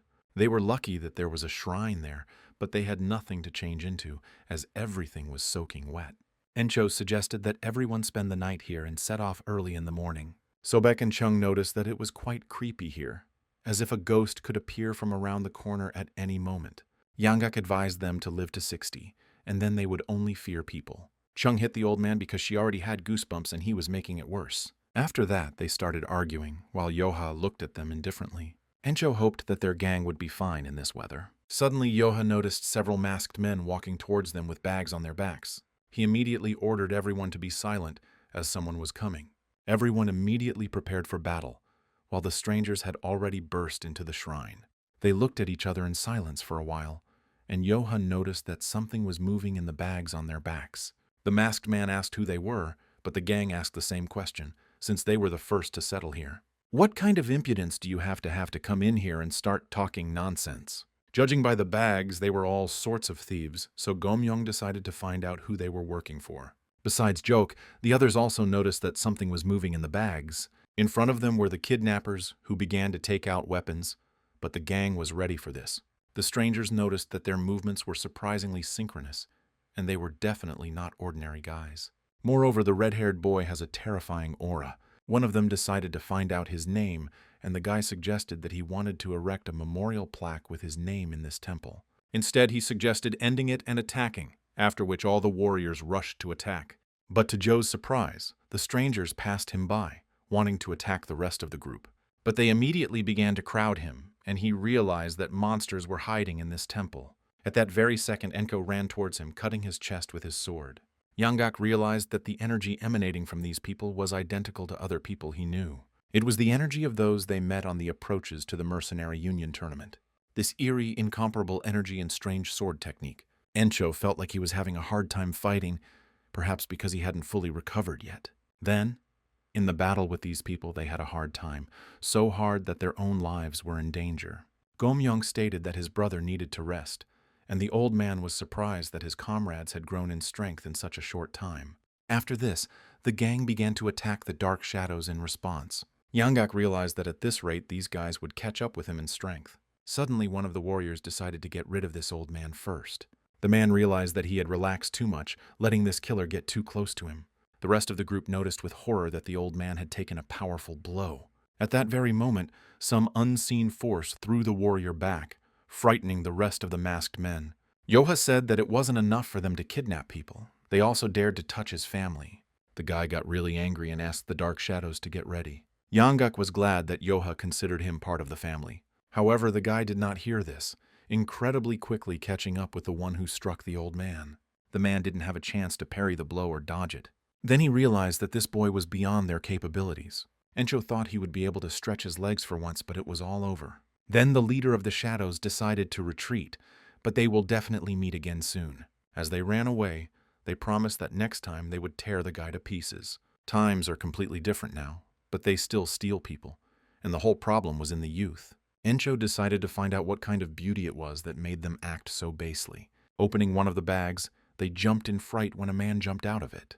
There was a monk and a priest who thanked the gang for saving them. Nowadays, many monks have disappeared, so they personally went to look for them, not knowing that the same fate would befall them. Encho decided to find out why they were doing all this and what they would gain from kidnapping a random priest and monk.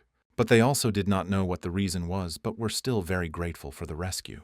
Chung voiced that the energy of these guys was similar to the energy of those they met in the mountains. But it wasn't just similar. It was quite possible that they were the same people. Everyone felt the same, but they didn't know what kind of people they were. One can only conclude that they were nothing but evil. The monk was surprised that they had also met similar people, and if this was so, then it was not a simple coincidence. They wanted to report this to the order as soon as possible, which caused laughter among the whole gang. They would also like to spread the names of their benefactors in the world of martial arts. Yanggak immediately rushed to stop them, because they would be happy if they simply prayed for their well-being. The priest was surprised that they had no desire for fame. Many are unable to cultivate this in themselves even through self-improvement. They couldn't believe what wonderful people they had met, so they decided to leave, promising to meet again in the future. After they left, Yencho remembered that it was the same in Hefei and decided that the world had gone mad. Then the leader decided to ask Yanggak's opinion, because he was very insightful. The old man found a couple of things suspicious, but there was something else. He didn't know if the mountain gang needed to worry about this, so he suggested that they return home as soon as possible. Everyone nodded in agreement, because they understood that the mercenary had no one to worry about. They will be able to go on a journey through the mountains once they safely reach their lair. They had been training with Yoha all this time, so they felt like they had become stronger. However, the leader asked them not to get cocky, although this time it would be easier for them to deal with those guys. Then Encho asked Joe to teach them more after the first phase of the 9 Heavens technique. The others also wanted to learn martial arts, watching how their strength increased after each training. The boy concluded with a satisfied look that they had all decided not to sleep a wink that night. Meanwhile, at Waryung Manor, Mubek was asked why he was training so hard. There is no end to training, so you need to constantly train your body and mind. He still lacks ki, and his skills are not enough to face the elders of the 7 sects and 2 schools. According to Mother's wishes, the sneaking dragon must enter into confrontation with the mercenary union. By the will of fate itself, they are obliged to fight him at all costs. But even so, they're just a bunch of mountain bandits, so there's nothing to worry about. However, they should not underestimate their allies. There must be a reason why their name is on everyone's lips. There is no room for shirking, so Mubek must take up the sword and continue training. Meanwhile, Yoha taught his comrades who were willing to learn new things. A mercenary who was good with a sword had defeated the Wudang sect leader. If the rumors were true, then it would be difficult to fight them. And now each of them thought that they had to become stronger, unaware of each other's thoughts. The journey to the Green Forest for the Mercenary Union Tournament and the tale of heroism came to an end. Finally, the 10 heroes and Yoha returned to Wufeng as they wanted. The others already knew that their boss was injured, but now everything was fine. Now that they're finally back, it'll be easier for them to commit robberies. 2 months had passed since their return, but they only continued to build up their forces. One of them suggested a sudden duel for status with Chulsun, who did not want to be responsible for his comrade's injuries. However, the guy suggested that they worry about themselves because while they were at the tournament, Yumyan was training them. He thought that when he defeated Cheol-san in this duel, he would become one of the 10 heroes and make his name famous. Without wasting any time, he rushed forward and swung his sword at the man using the hellish blade. It only took one swing of Cheol-san's sword to break his opponent's blade. He was shocked, because the sword cost him too much, but his opponent suggested that he continue training. The boy didn't understand what just happened, because his skill level wasn't that high when they joined Wu Feng. He understood everything when he felt the change in his aura that appeared after the Mercenary Union tournament. He's been training every single day since he came back here, and he might even be stronger than Yumyan. Sometime later, Yangaka's subordinate told his master that this was wrong. He must understand that after everyone returned from the tournament, none of them went on to rob. They all just train day after day and their gang doesn't work the way it should. Then the boy reminded him how the people from the lands of Varing had dealt with them. Yanggak heard about this, but did he tell his boss about it and demand revenge? The subordinate gave an affirmative answer, telling about his trip to Ensho. He suggested to the boss that he wait for them to return and show them how scary Wu Feng was when angry. They would charge them double the amount for the passage and give them a good beating, but the leader suggested letting them go and forgetting about it. The man couldn't believe he was hearing these words from the leader of their gang. It's not like they'll have a problem with money if they miss a couple of these guys. After this conversation, Yeoncho and Gomyoung decided to return to training. The subordinate was shocked because he was the boss of their team, and he didn't expect such a reaction. At this rate, they would all soon die of hunger, so he suggested to the gentleman that they have a duel for status. This will only be the beginning, because I understood why in the past the old man did not want to personally fight Yoha. The guy then assumed that Yanggak had decided to be cautious and watch. But if he fought him with full force this time, then everything might change, but Yanggak doubted it. Yoha not only defeated the sage, but also became a monster who fought on equal terms with the demon lord. And now, the subordinate wanted the old man to fight him for status again, which sounded very stupid. The guy thought it was a great idea, but Yanggak concluded that they would die faster together. The old man assumed that he wanted to kill him early, suggesting that the guy get busy with some business. He didn't understand why Yanggak was on Zhou's side, as if no one cared what would happen to Wu Feng next. But the old man understood that the guy hadn't seen how strong Yoha had become after the duel for status, so he dared to suggest such a thing. Moreover, the 10 heroes who are studying martial arts under the guidance of a monster like him are also growing, and their level of development is growing faster than anyone could have imagined. At the same time, Yencho was training, even though his wounds were still aching. Upon their return, they were all determined to learn and improve. In such a short time, they all improved their martial arts incredibly. If Yanggak were to fight the boss now, he would simply lose. At this time, Imdal approached Yencho, who had heard that he wanted to let the insolent people from Vareng go. They felt that this was not the way to do things, and that they needed to be taught a lesson when they went back. The leader calmly agreed, asking at the same time if the others thought the same. Imdal couldn't believe that the others were going to let them get away with this after they had humiliated them. Suddenly, Sobek raised her hand, not knowing if she should say this, but she didn't want to rob anymore. Imdal was surprised, but Chen agreed with her friend, joining her opinion. The stunned bandits did not understand how else they could survive in this cold, cruel world. But these three, as a whole, were not cut out for the gangster life, and now they realized it. They realized that they preferred to help others rather than fleece them. Although they did this on behalf of the faction, after the tournament they rethought a lot of things. The previous Chung only joined the gang because she was too weak to protect herself. But now she is capable of it, and she doesn't know if she should continue to be a bandit. It was no surprise. Once they realized who they were, they could not go back to what they were not. Then Yencho asked menacingly if brothers number 3 and 4 wanted to be bandits. They immediately agreed because this was how they made their living even before they joined the gang. They didn't care what decision the leader made, because they would carry out any order he gave them. Then Yencho loudly announced that today the 3rd and 4th brothers are leading the gang. But he explained this by saying that today he was resigning as the head of Wu Feng. Chung couldn't believe that the boss was stepping down as leader, thinking that he had jumped to conclusions. However, everything was exactly as he said, after which he revealed that he left his children due to an unpleasant series of events. Suddenly, Sobek assumed that he had decided to leave the mountain refuge and return back to his family. When he left them, it was the best way to protect them, so he had no choice and became a bandit.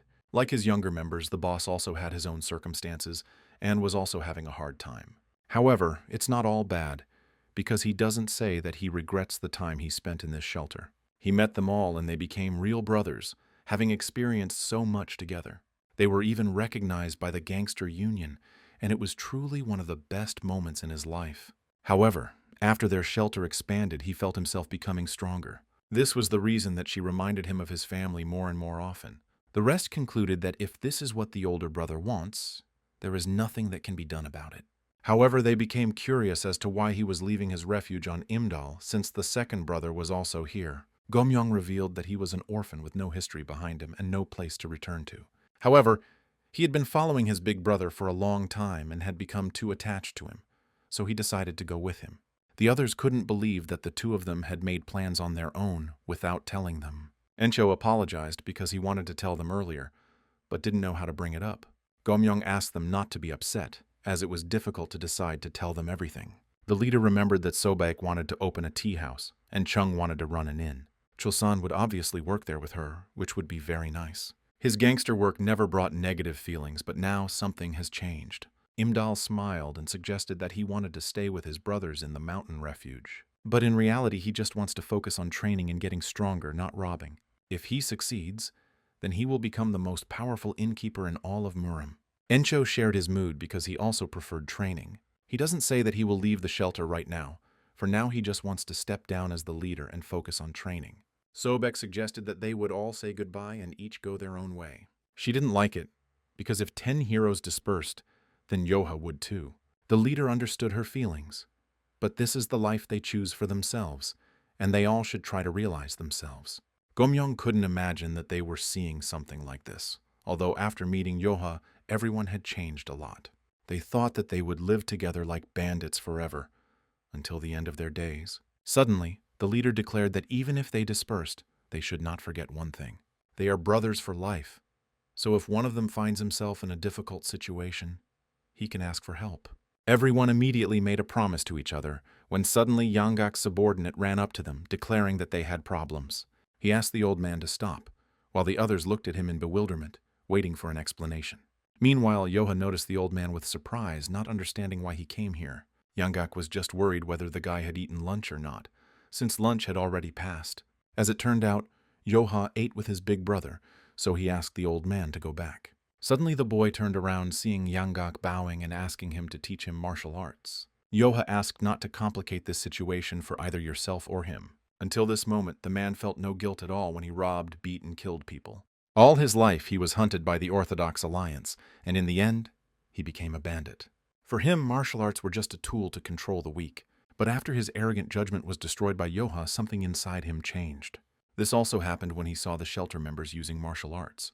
It turned out that they could be used to save someone, so he became interested in the world of martial arts. Yoha was irritated, not knowing that people of that age could talk like that. He was angry that it was so difficult for the old man to simply ask him to teach him martial arts. Yanggak smiled, realizing that he had behaved not quite correctly. However, the 9 Heavens technique that the guy uses is different from other martial arts.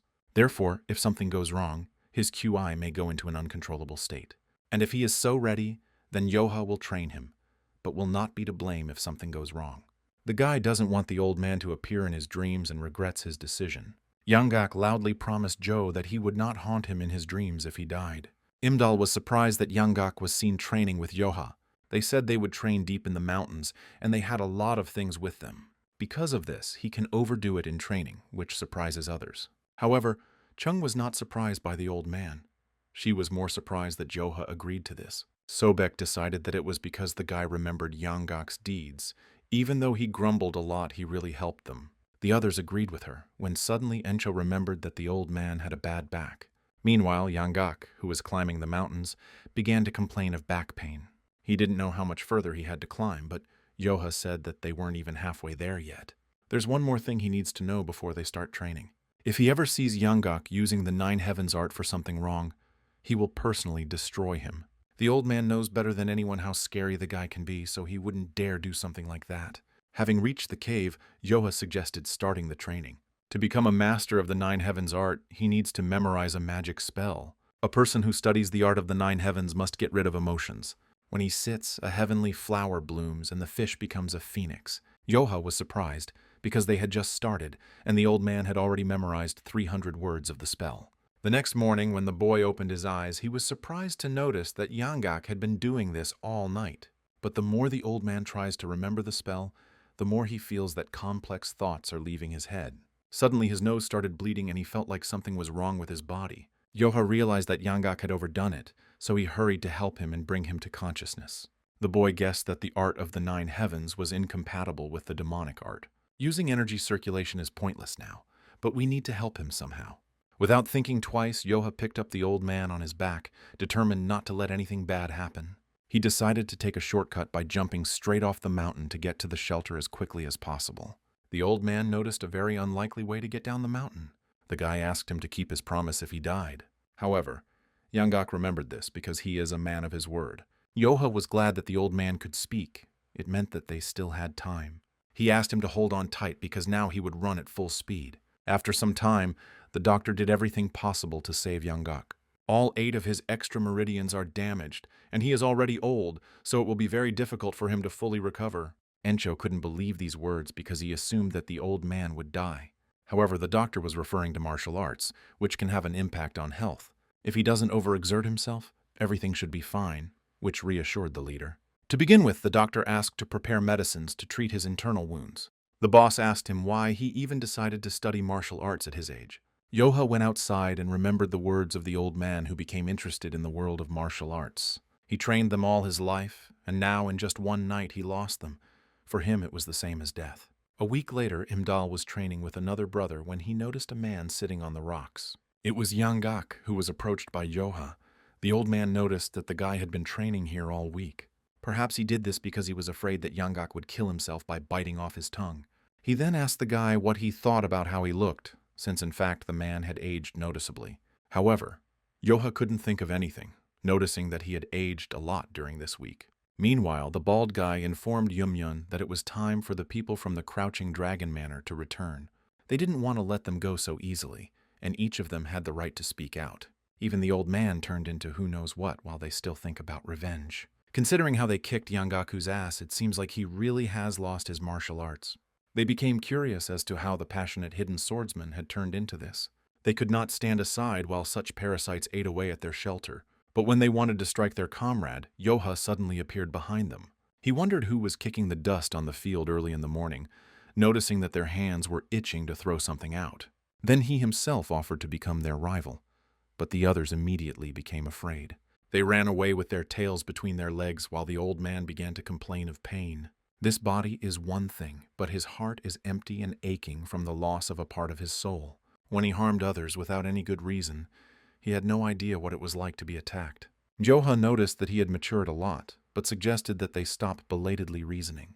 The boy wanted to tell him something, and Yanggak asked him for help before leaving. Meanwhile, at the Dragon for Sale's estate, Miju greeted the guests. The woman introduced the head of the Yang clan, Jin Woon, to her children. The boys immediately bowed to him, as it was an honor for them to meet him. Then the owners assumed that they were tired after a long journey, offering to follow them. Some time after they had left, the guests and hosts exchanged thanks. The clan leader asked his son what he thought of the swordsman of the Crouching Dragon. It seems like he really doesn't have any flaws, as rumors say. He earned a name for himself for becoming a sword genius at such an early age, and helped the estate become one of the leading clans. However, the current leader of the estate, Miju, is expanding his influence using aggressive methods. But once the marriage takes place, this will come to naught. After all, she will not be able to play the madam of the clan when she has a daughter-in-law. The boy realized that his father really liked this young man. Meanwhile, Miju also concluded that the Yang clan likes Mubak, and Miss Yang from their family is simply beautiful, so much so that she is called the beauty of Zhengzhou. If the Crouching Dragon Manor and the Yang clan were to unite through marriage, they wouldn't even have to envy the 9 sects. Suddenly, the woman noticed that Mubak didn't like something, although the marriage should go smoothly. The guy wanted to answer something, but the woman decided that it was not important. Now he needs to concentrate on the wedding, for the sake of the future estate. Mubak noted that his opinion never mattered. He spoke like his father, but the woman became interested in where Solju was. Mado said that she was a female hero who had been the talk of the town lately. The woman was surprised by this news and wanted to know the details. The eldest son didn't understand how the 5 heroes of Luoyang were going to make money with the trading group if rumors spread so slowly. Then Miju got angry and asked him to say it normally. The bandit union has been doing well lately, and new cases are constantly appearing. In fact, attacks on innocent merchants and business owners have become common in the city. They were already paying the duty, and they haven't had any sales lately, so they won't be able to give them money. The bandits were angered by this and decided that they were not obliged to think about selling it. Swinging their swords, they offered to sell their wife or daughter if necessary, but to bring them the money. Recently, the crime rate has increased so much that even the government has turned a blind eye to it. Suddenly, some girl asked the guys to step aside for a while to teach these bandits a lesson. The merchants were in a dilemma, having lost their foothold, when suddenly, out of nowhere, 5 heroes of Luoyang appeared. Among them is a female hero called the Fourth Flower, Solju, the 4th member of the 5 heroes. When the girl dealt with them, the bandits shouted loudly that their deputy captain had been defeated. They looked at her angrily, asking if she knew who he was. Solju found it funny that they wanted to play at loyalty despite their obvious patheticness. Then she suggested that they all attack at once, because she would never run away from their kind. Suddenly, she was surrounded by even more bandits who had learned about the deputy. The girl noticed that there were more of them than she expected, but she was not so easily frightened. One of the thugs decided that she was posing as a heroine. With such a sweet face, she must have lived without knowing grief. But today he will show her that the world is a very cruel place. Suddenly, a guy appeared behind Solju, wondering why she was late.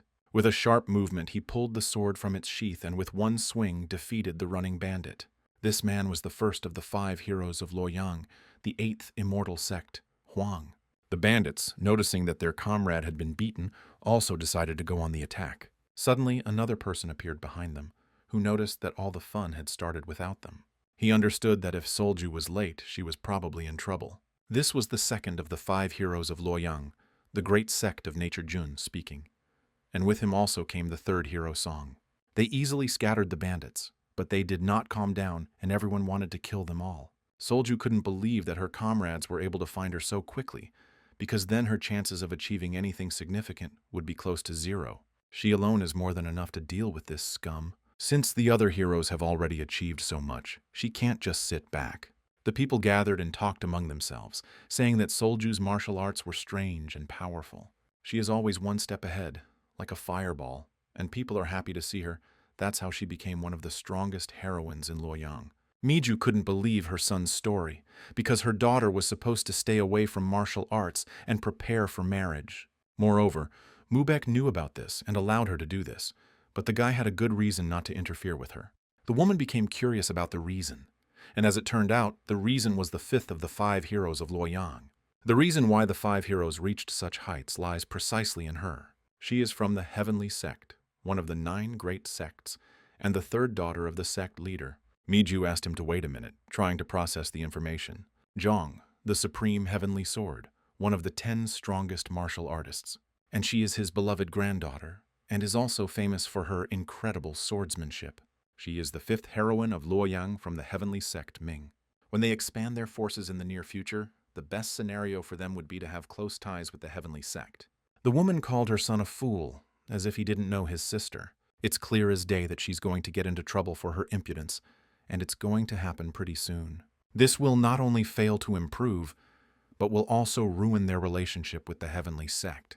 But even if this happens, there is nothing to be done if this is the life that the sister has chosen. Unlike him, the owner of the estate, she has no need to follow a path that is repugnant to her.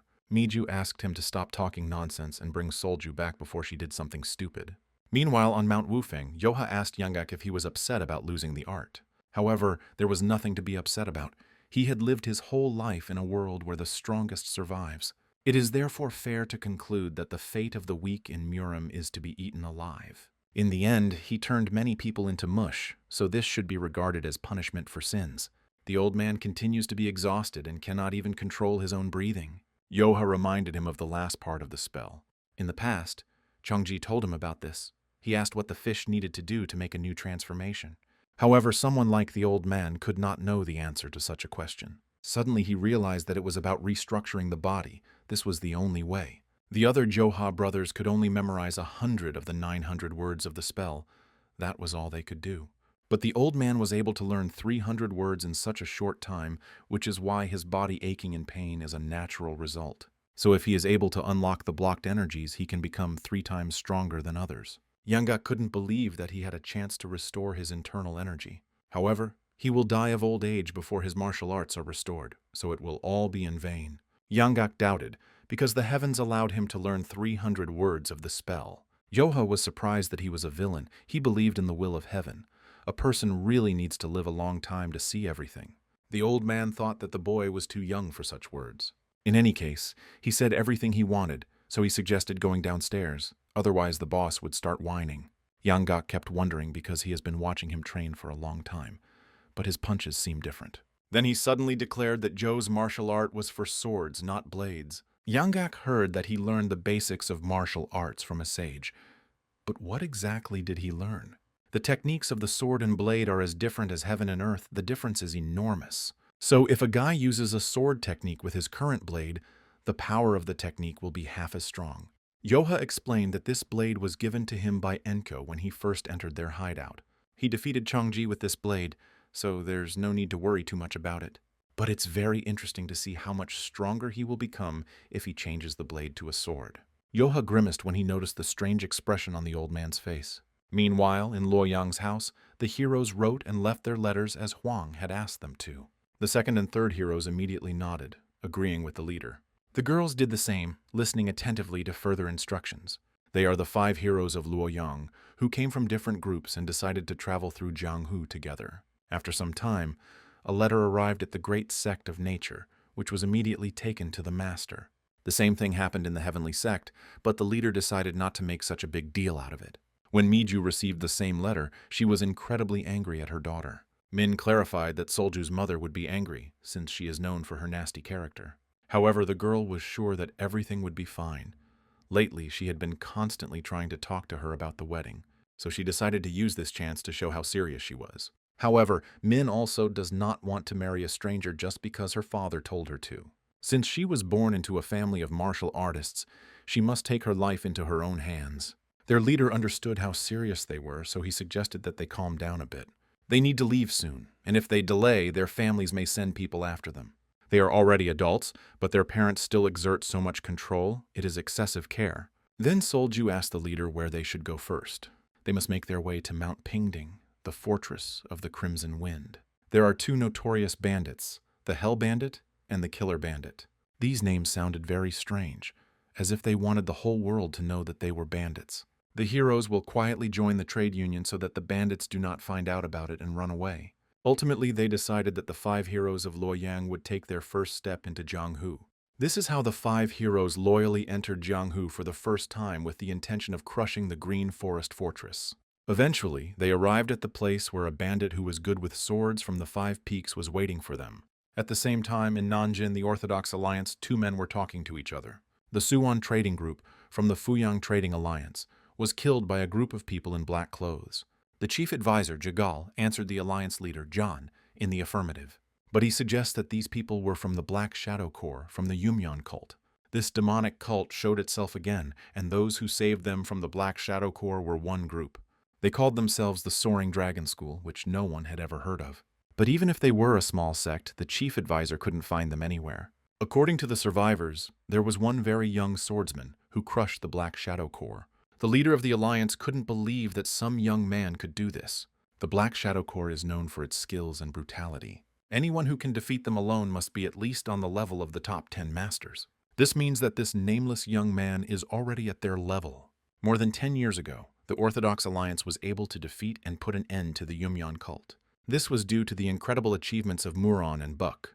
They had 4 small groups of elite troops that could easily wipe out a small sect. Demon Slayer Squad, Destruction Squad, Victory Squad, and Dubhe Squad. The Victory Squad that ruled Jiangnan sent a letter before the war began, saying that they would pursue the kidnappers. And then they disappeared without a trace. No one was ever able to find them. This is not confirmed information yet, but the people who completely destroyed the Victory Squad were the corpses of the Black Shadow. This infamous and evil group was completely destroyed by a nameless young swordsman. This reminds me of a man who became famous 20 years ago. The conversation was about John Miriam, who was Joe's father. If a hero like him appears, then it's a good thing.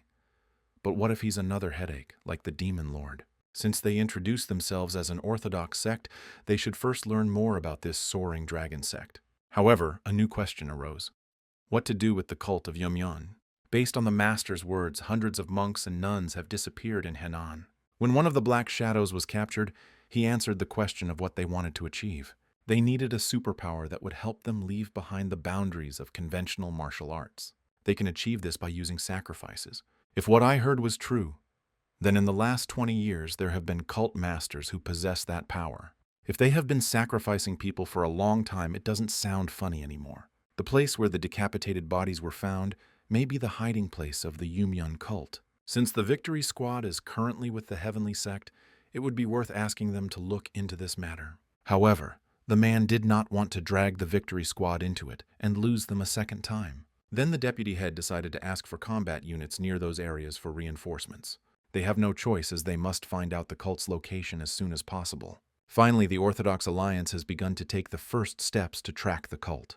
Meanwhile, near the Inhwa River, in a secret and remote place, there was a refuge for one of the 7 generals. The demon of power said that something strange was happening to the Estate of Light. He is confident that he wants to take the position of the Heavenly Demon King. Hearing this, Jink decided that even if he offered 1,000 people as a sacrifice, he would never become the Heavenly Demon King. And although everyone uses the same 8-bead bell, the difference lies in the use of different spells. The only one who knows the spell of the Heavenly Demon King is the head of the cult. The Moon Fairy and the Illusion Demons join their hands together, offering prayers, and want to get married. Their efforts will be in vain. However, the head of the cult disappeared 20 years ago, and what if these two are connected to the disappearance? Jink laughed, unable to believe that they had captured the head of the cult somewhere. If it were true, they could also capture him, the demonic soldier, and his general. Then the subordinates realized that this was impossible under any circumstances. In the past, the head of the cult was a general, and those two were just demonic soldiers. However, the subordinates asked the Lord not to ignore the words of the demon of power. The Moon Fairy is not one to be underestimated. Keeping one's ears open won't do any harm, so he asked the demons to find out what the demon of light had in mind. They immediately accepted the order when suddenly another man ran into the room, bringing news. They were in huge trouble. The Orthodox Alliance and Luoyang battle groups were searching near the river. Eventually, they began to suspect this place too, which was very unfortunate.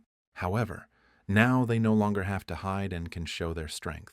Jink stated that these dogs of the Orthodox Alliance are unknowingly digging their own graves. At that very moment, people on the street noticed that the sky had turned red. Also, the crimson twin moons appeared, which they had only seen in books. These moons will be a sign that something will happen that will foretell the future of the country. Suddenly, John told her brother that their father might be in danger. Meanwhile, in Huguang Province, the Elder of Heaven and Earth was playing a board game. In the previous 20 years, he had never seen a dark omen. At the headquarters of the Bandit Alliance, Rio decided that the heavens had gone mad. Mu compared it to the sky bleeding, just like 20 years ago. The girl heard about this from her father's stories, but did not expect to see something like this in person. At this time, near the bank of the Galaxy River, a group of people left behind the fallen bodies of warriors. Some of them were still alive and fought to the end, but they knew they could not win. Their captain, who was on the verge of death, ordered the survivor to warn the Orthodox Alliance. But as soon as he was about to run away, his opponent immediately stopped him, saying that they could not leave at will. Jink smiled, realizing that things were about to get much more interesting. There was also unrest in the Namgung clan, which tormented the head of the family. Now an ominous sign has appeared that determines the fate of the country. He tried to calm his heart, which was upset by the ominous sign, but uninvited guests came to visit him. Suddenly, a girl stepped forward, who could not have imagined that a man would be so terrifying even in the face of an army. However, he forgot that sometimes confidence leads to ruin. Bayek immediately recognized the old fox Soho, although his clan and the Light Veil group have no conflicts. He assumed that they had grown so old that they no longer knew who they were dealing with. The woman thought this attitude was impudent, but another added that his courage was commensurate with his name. She clarified that it was 20 years ago, and then the head of the clan recognized her as the Lunar Sage. He didn't understand how she survived, and she explained that she returned from hell to take revenge on him. She is ready to pay him back for what he made her go through 20 years ago. The man prepared for the attack, deciding that today was the day he would finish her off. Since their war with the Namgung clan, the dark spectral sect has reappeared in the martial arts world.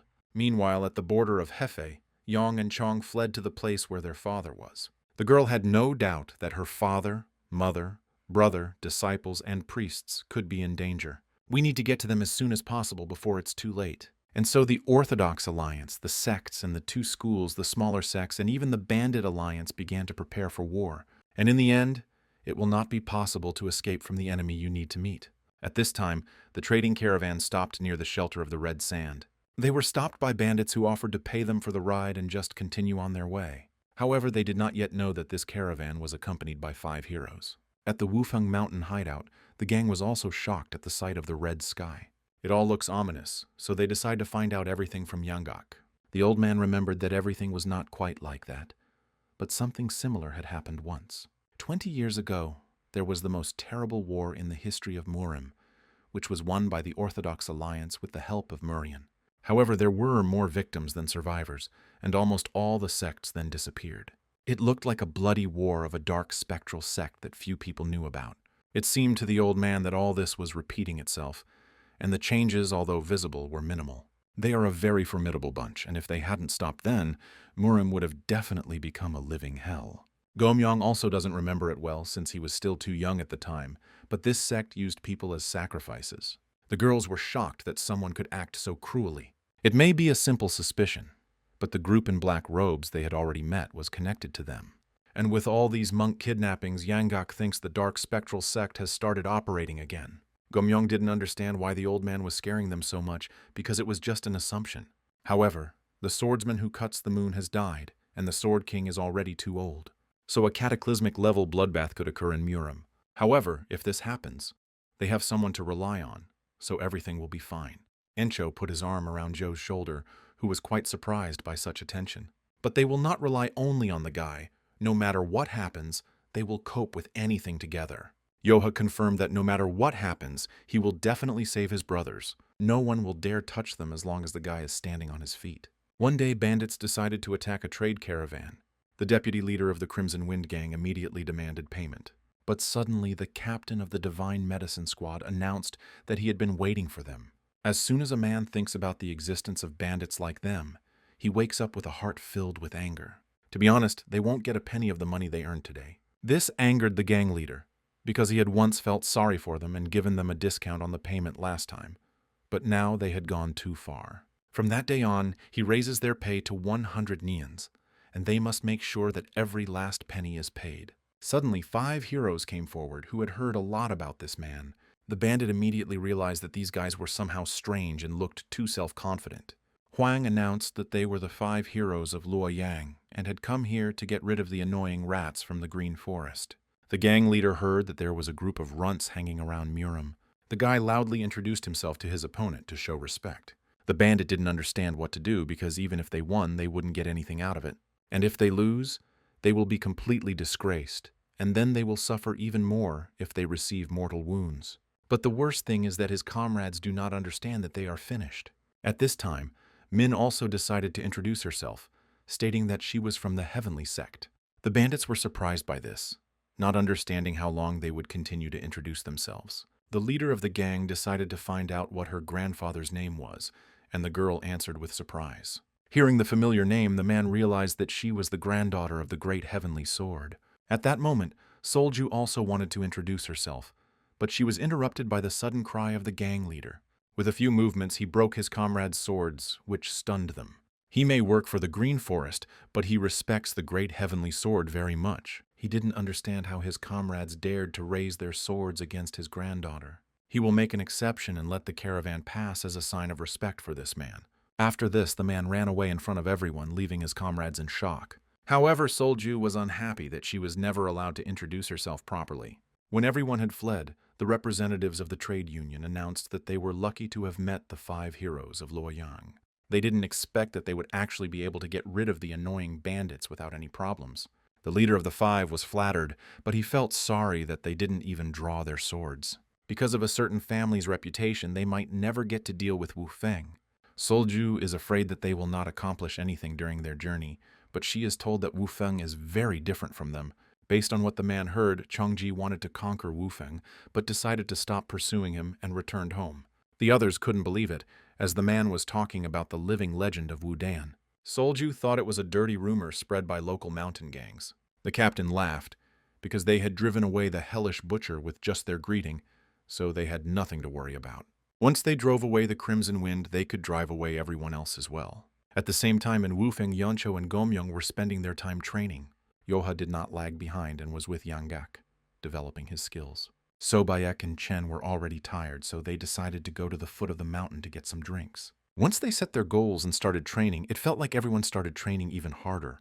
Suddenly, the girls heard someone nearby saying that the Huayang Trade Union had forgotten what fear was. They dared to enter into an alliance with a bunch of scum, nicknamed the Five Heroes of Luoyang.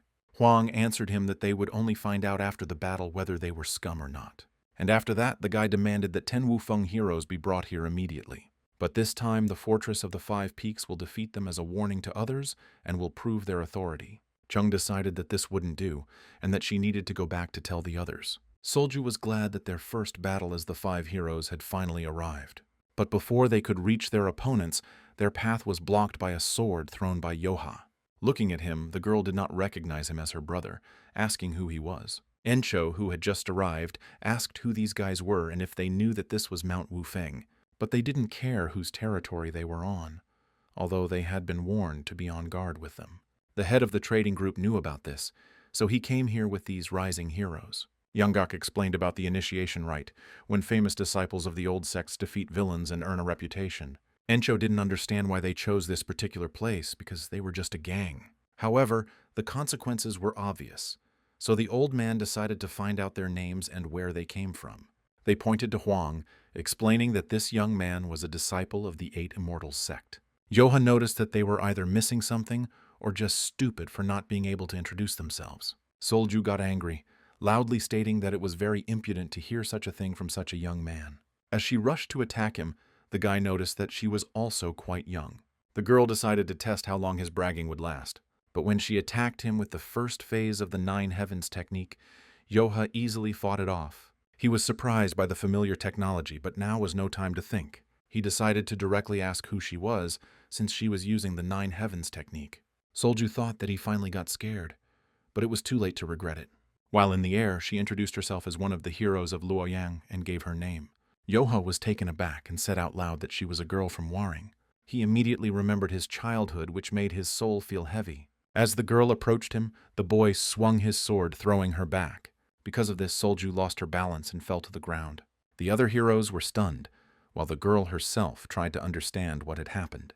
She realized that if you compare him to them, he was on a completely different level. Continuing to recall his childhood, he added with malice in his voice that he hadn't even started yet. After this, the guy took off, throwing a stone from the ground along the way. Suddenly, Yoha thanked her for coming all this way, and then knocked the stone away with his sword.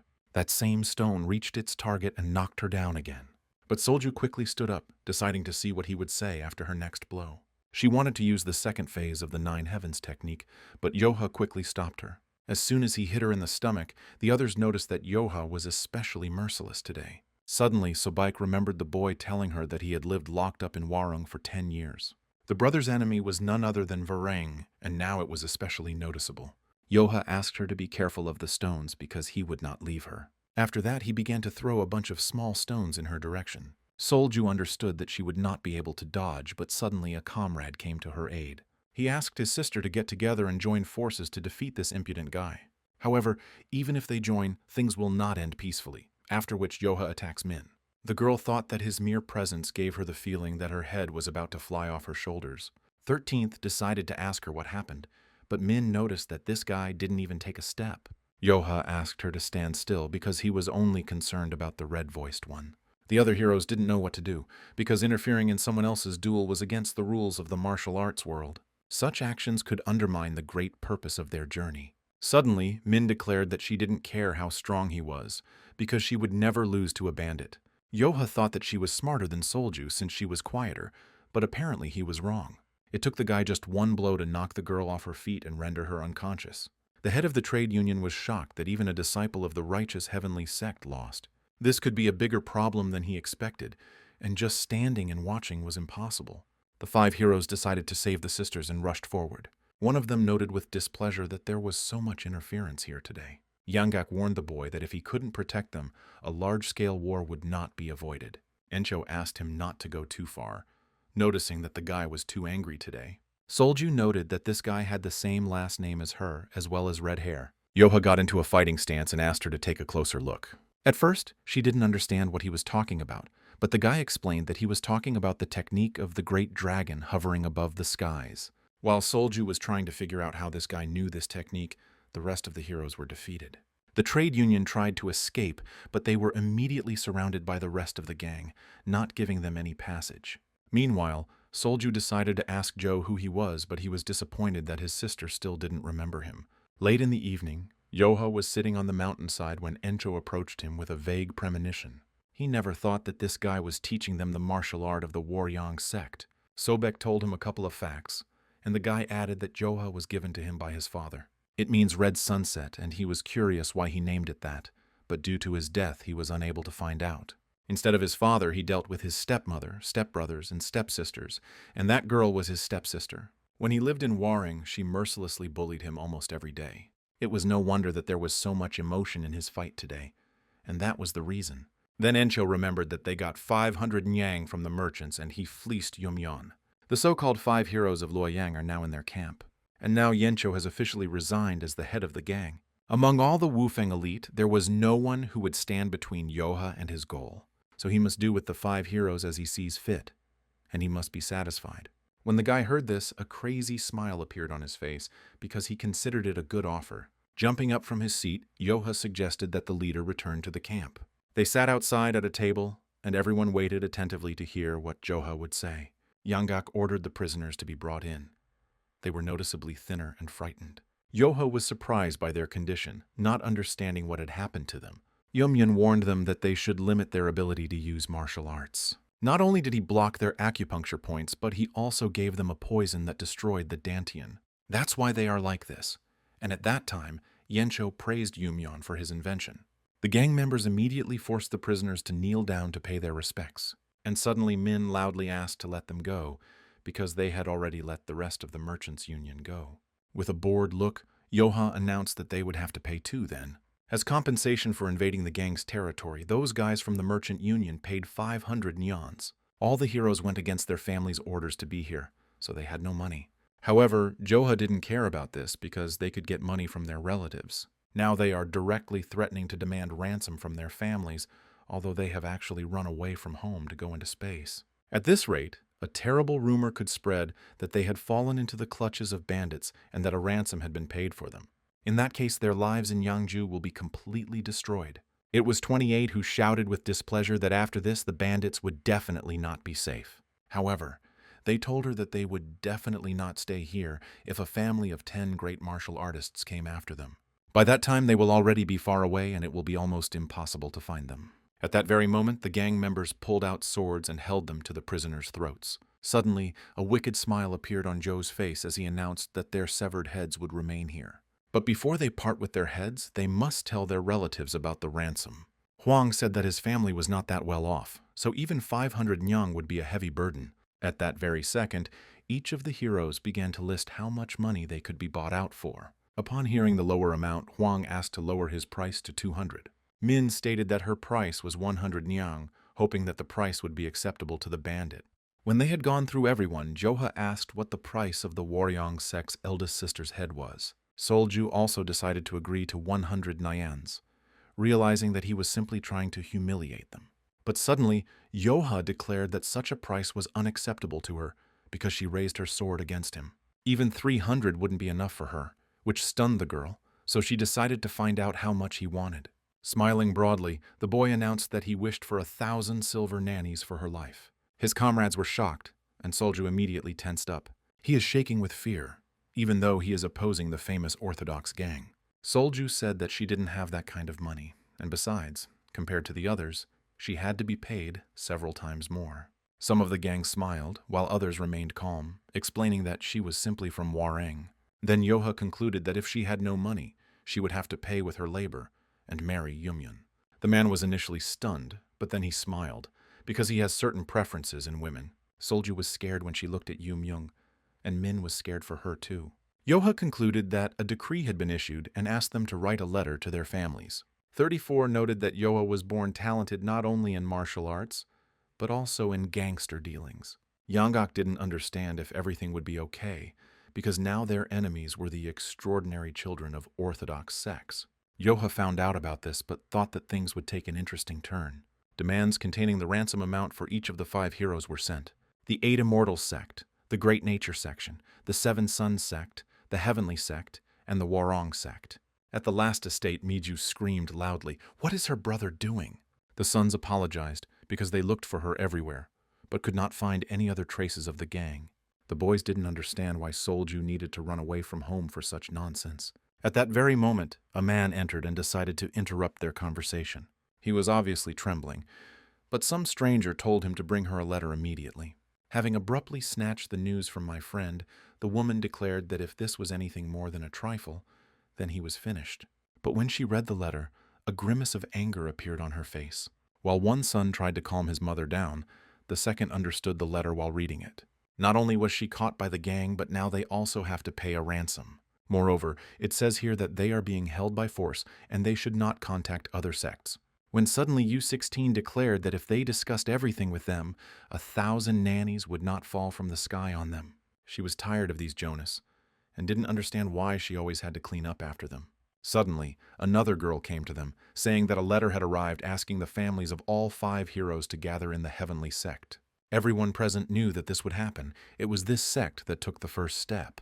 As a result, 5 Orthodox families gathered under one roof in the heavenly sect's house. After a few minutes of silence, Miju asked to say something already, because somehow something had to be done in this situation. The safety of their children was a top priority, so it would have been better to pay the money. However, Miju decided that he was talking about it too simply, since they all needed to be paid a couple of hundred, and she needed to be paid 1,000. Besides, 100 is also a considerable price, and is anyone present capable of throwing money around so easily? One of the men said that everyone knew about her daughter's difficult temperament. Obviously, everything turned out this way because she got into a fight with the bandits. In any case, their son is the most important thing to them, so they decided to collect the necessary amount and send it to the kidnappers. And the others decided the same, which stunned Mija, because they decided to bow their heads before the bandits. The head of the heavenly sect asked everyone to calm down, explaining that they would never bow down to a thief. He suggested first ensuring the safety of the children and then attacking the enemies. However, their most talented children were taken prisoner, which means that there are talented warriors among the bandits. Then the sect leader asked everyone to choose a representative, and he would fight on behalf of the heavenly sect against this gang. Everyone was stunned that the leader himself was going to lead the raid on the bandits. If one of the strongest martial artists joins them, then these bandits' days are numbered. At the same time, in the heavenly sect building, a man received a letter. The great swordmaster learned that his granddaughter had been captured by some scoundrels. He, after some time, Mubek, was heading to the heavenly sect on horseback. The squad moving out to battle was approved, but for some reason the head of the sect wanted to see him again. Earlier, he had asked his mother if it was really necessary for him to join them.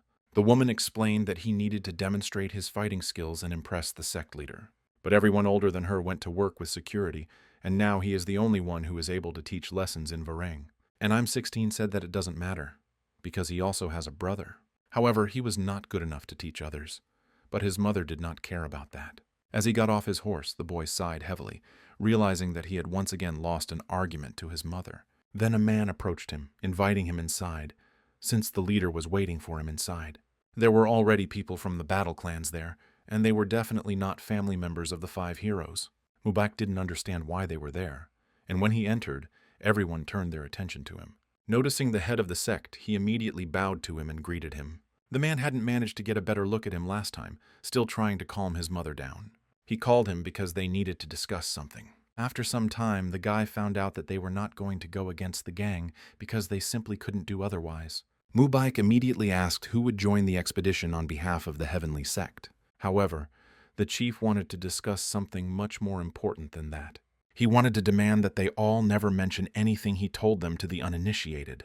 Last night he received news that the Yumyun cultists had reappeared in Murim. Everyone was stunned because they had fallen 20 years ago and somehow managed to return. The head of the sect didn't want to believe it either, but after seeing the report about the battle with the cult, he was convinced of it.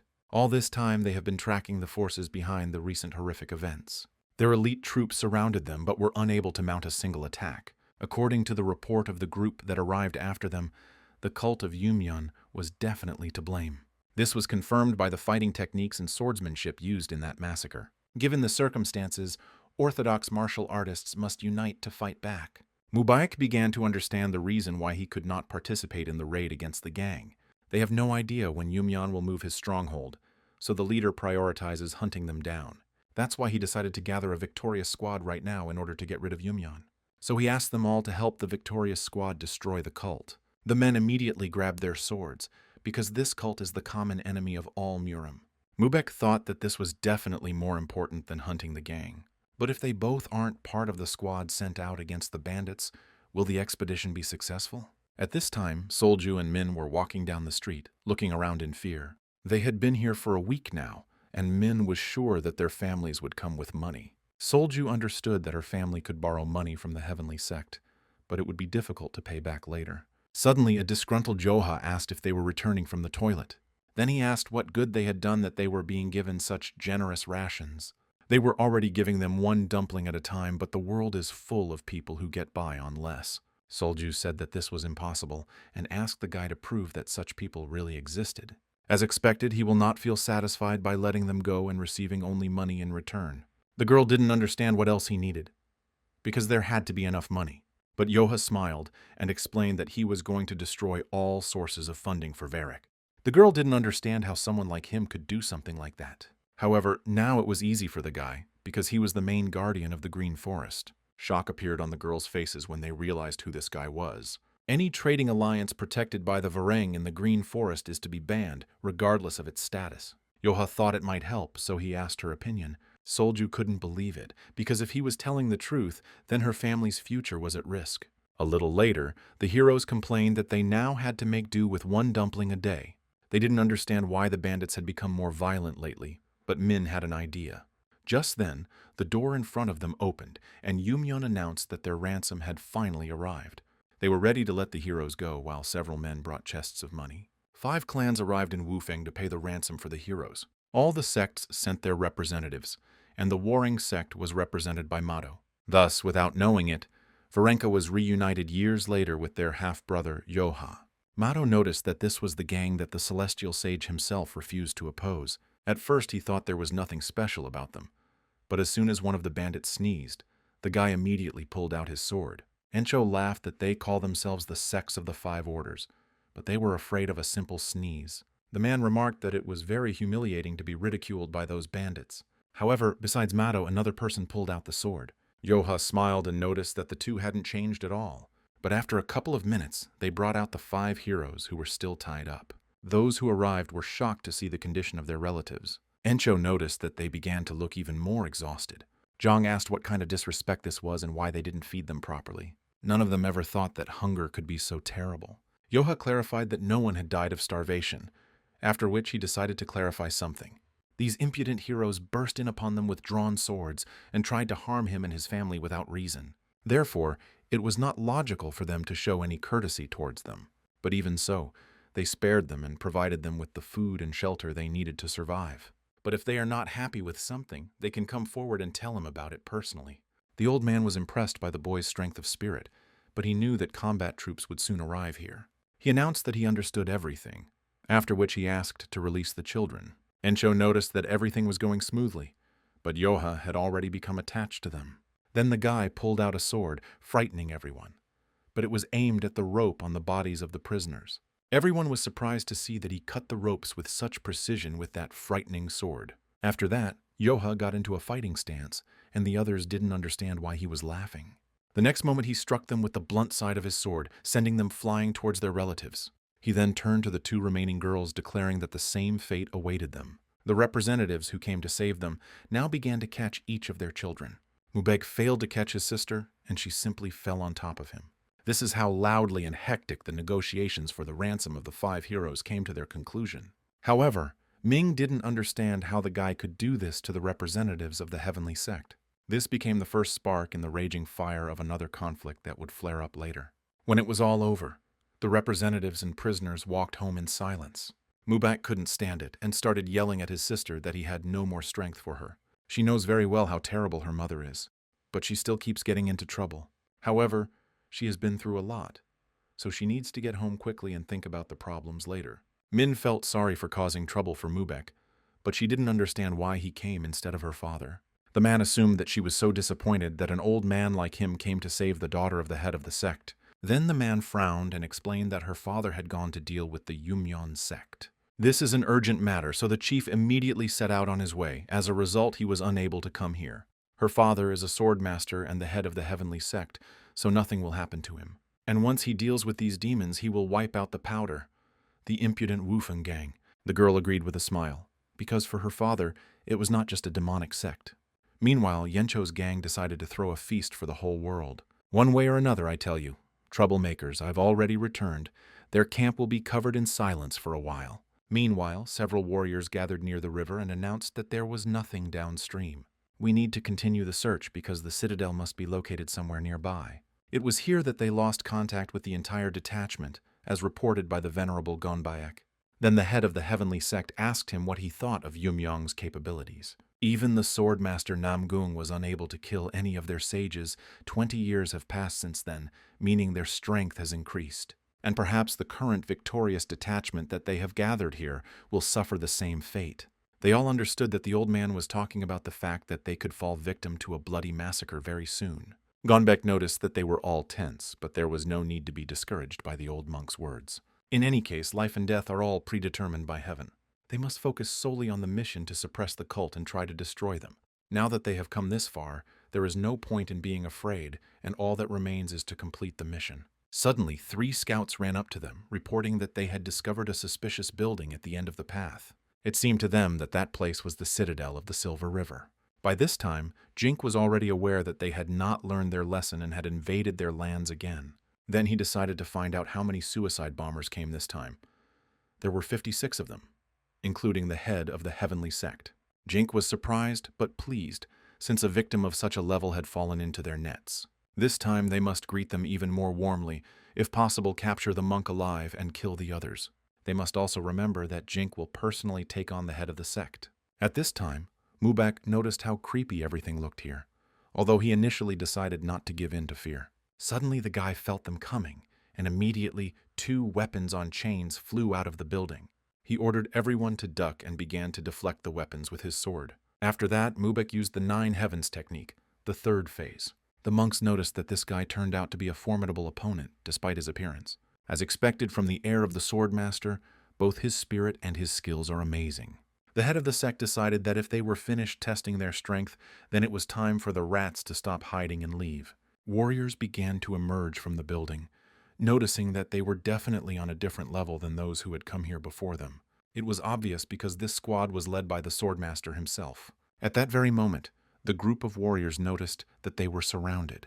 Yangak stated that if the swordmaster desired a quiet death, it would be wiser to voluntarily surrender into his hands. Ik decided that his long speech only proved that they were only capable of talking.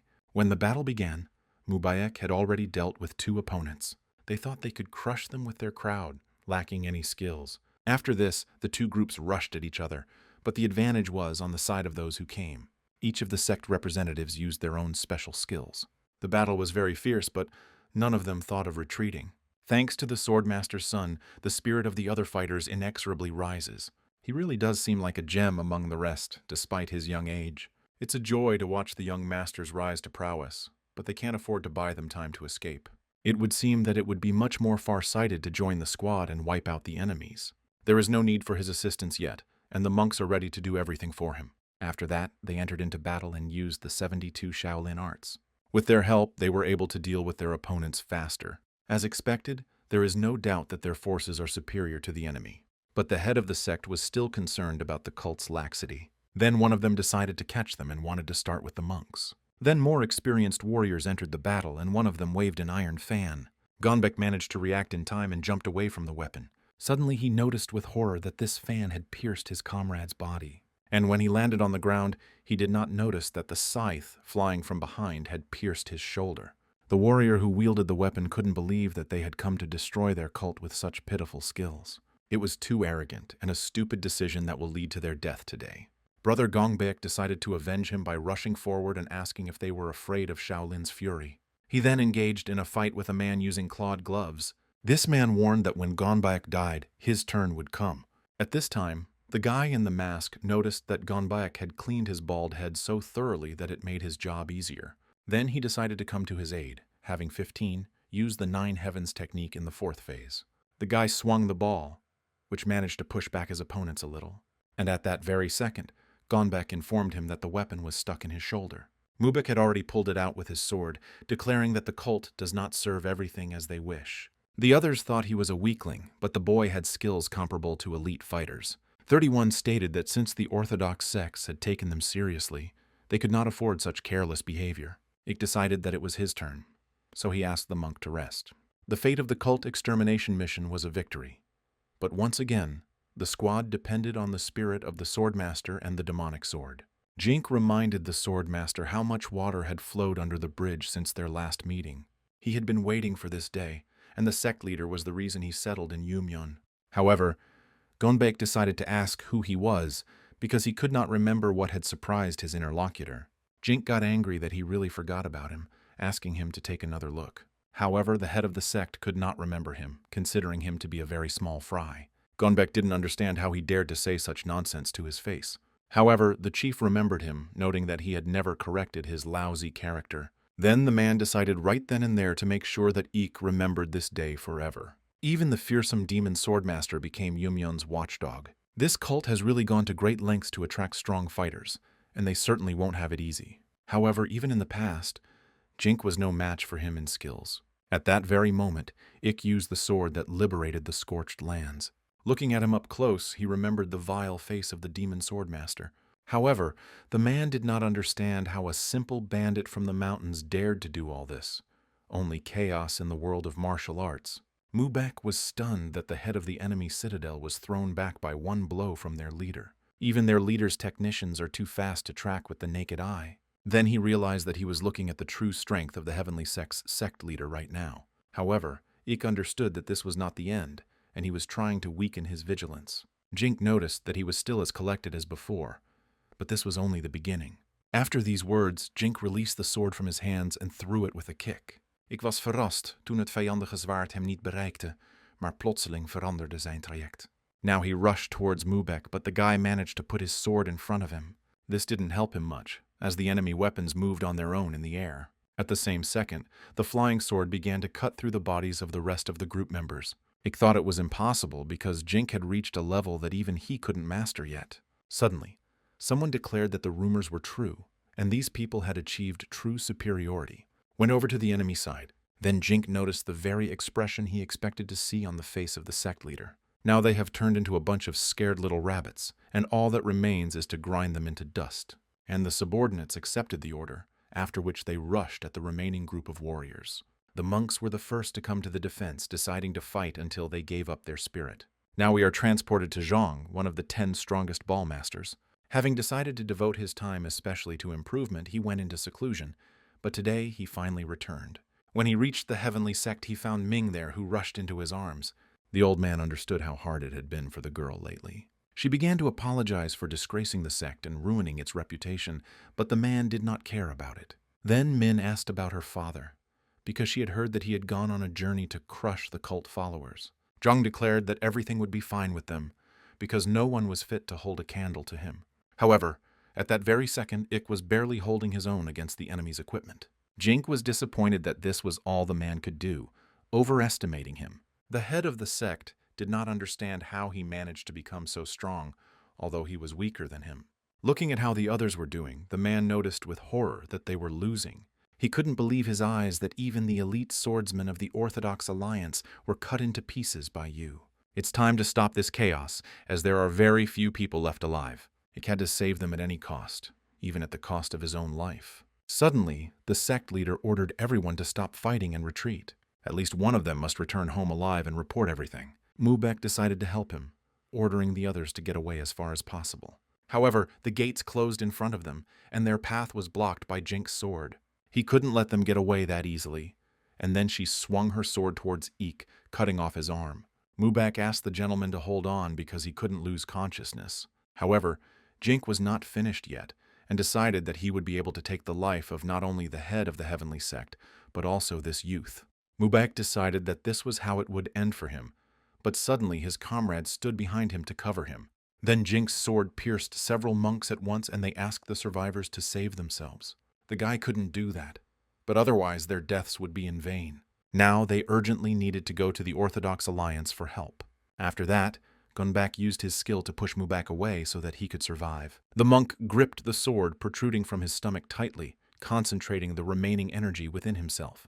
He decided to deprive this sword of the power that obeys Jinku, which angered him. However, it didn't matter to him how fast they ran, because they could never hide from him. The next morning, a messenger eagle arrived at the building, bringing a letter. The letter sent to the Alliance was enough to prevent the entire martial arts world from falling into chaos. The man who received it was the leader of the victorious Alliance. The worried people immediately began to discuss Yumyeon's return. As a result, the head of the heavenly sect barely survived and lost his arm. Mubak, who took part in the suppression, was also in serious condition. Fortunately, his life was not in danger, but his internal injury was quite severe. Miju sent him on his way without a trace of worry because the head of the heavenly sect was there. But her troubles did not end there because Mado showed up to them, announcing that they had a problem. The woman asked him to be quiet, because Mubek was in bad shape now. It became unclear to everyone what could have happened that was so urgent. But it so happened that the mercenary union declared that all trade unions accompanied by Vareng would not be able to set foot in their mountains. He was immediately asked to explain in more detail why the mercenary union would go so far for them. Solju immediately remembered how Joha showed her the sign from the mercenary union. He then declared that any trade union under the protection of the Vareng should be banned, regardless of its status. She began to realize that it could be true, and this guy could counter them with something like that. At this time, Yoha was sitting on the mountainside and twirling his badge on his finger. Yanggak, who approached him, noticed that the boy was still unhappy, even after all he had done. As expected, revenge is not hidden in words, but in something more obvious. The boy stated that if he walked around at night, in his condition he would die before his key returned. However, if this happens, then it is even for the best, but now he asked the guy to confess. Yoha always thought about this, what he should take from that woman to ease his soul, when suddenly he remembered. An indifferent person, unable to share even one dumpling with the child she locked in the barn. That's what she was. The old man decided that he would block their way of earning money so that not a single grain of rice would remain on their shelves. There are people in this world who put profit and wealth first, without regard for their own children. For this method to give the desired result, it is important to understand that the key aspect is the time spent on suppressing the warring. The old man didn't care whether the higher-ups of the union would remain on their side, but the boy thought that his word was the law. This was so, but there is a discrepancy. After all, there is a man who wears something on his head and who gave him this sign of the head of the guards. Yoha remembered the demon lord, but he didn't know that he needed to ask his permission for such things. However, Yanggak was right, because the guy had completely forgotten about that old man. Meanwhile, Mua couldn't believe what Joe had managed to do. Ingale arrived at the citadel of the mercenary union and reported this to him.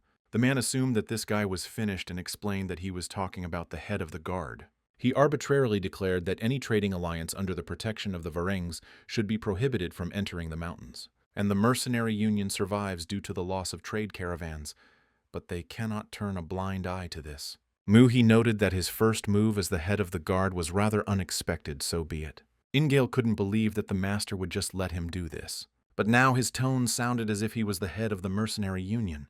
To avoid the hellish training, the man immediately dropped to his knees, declaring that he would do everything as he ordered.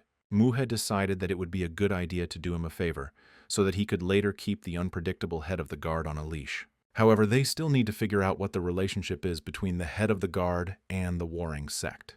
At that very moment, Rio's eyes sparkled, trying to give his father a hint. It was his own fault, but since she was almost sober and the sun was at its zenith, she could go. The girl promised that she would find out what connected them for the sake of her father. Moof asked her to try hard to figure out the right decision, and he accepted. Sometime later, the girl changed her clothes and saddled her horse to set off on her journey. Mu wished her a safe journey, but continued to worry about his daughter. Without wasting any time, Rio sent her horse forward to get to Joha faster. The man couldn't believe that the girls liked the head of the guard so much, considering how uninitiated she was sitting there. However, there is no need to wait for other children now, because sooner or later they so joyfully leave their parents. Then he remembered Joe's prohibition, and the fact that his first order as head of the guard had come so unexpectedly. He didn't know about the others, but from what Mu had seen, this boy would never give in to the greed of gain. So the question arose as to what the Varengs had done to him to anger the head of the guard so much. Muka was lucky that he still had strength, if not for it. Then at that union tournament this boy would have beaten him. Since he sent his daughter to sort out the situation, they should resolve the issue fairly. He was sure that the warring sect had fallen on hard times, but they had turned Joe into their enemy. This order from Joe was enough to completely undermine the stability of warring. Signs were posted in the mountains warning trade caravans accompanied by the Waryong sect. Those who nailed the sign could not understand what this strange order was. Meanwhile, Miju tried to negotiate with the century-old trading alliance. She began to get openly angry, not understanding what was happening to people these days. The head of the trade union believed that it would be difficult to continue working together with them. Regarding the upcoming trade trips, Varang will definitely not participate in accompanying the caravans. This was not Miju's first negotiation, and they had all failed. Then, all that remains for the Varang disciples to do about their trading alliance is to guard it. Mado couldn't believe they wanted to send all their students to guard a centuries-old trading alliance. However, this was not entirely true, and they should not have taken it personally, but they cannot afford to lose. However, they still want to continue their collaboration, so they plan to expand several of their cases. If everything worked out, then they wouldn't have to send their students away, and Solju decided that this would solve all the problems. Miju noticed that her daughter, even at that age, was too naive and had forgotten that they were dealing with merchants. But before they could maintain the alliance, the merchants offered to take the Gongxiang furnace and hand it over to them as promised. Miju understood everything and promised that they would fulfill their conditions because now they do not have the opportunity to be selective. However, it will take them longer to have 15 recovered.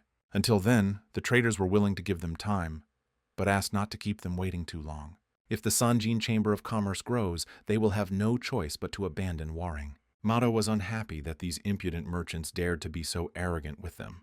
Miju asked him to calm down, but it didn't help much. But he wasn't the only one who was filled with rage. The woman was also incredibly angry. But if they lost the support of this union, it would be even worse for them.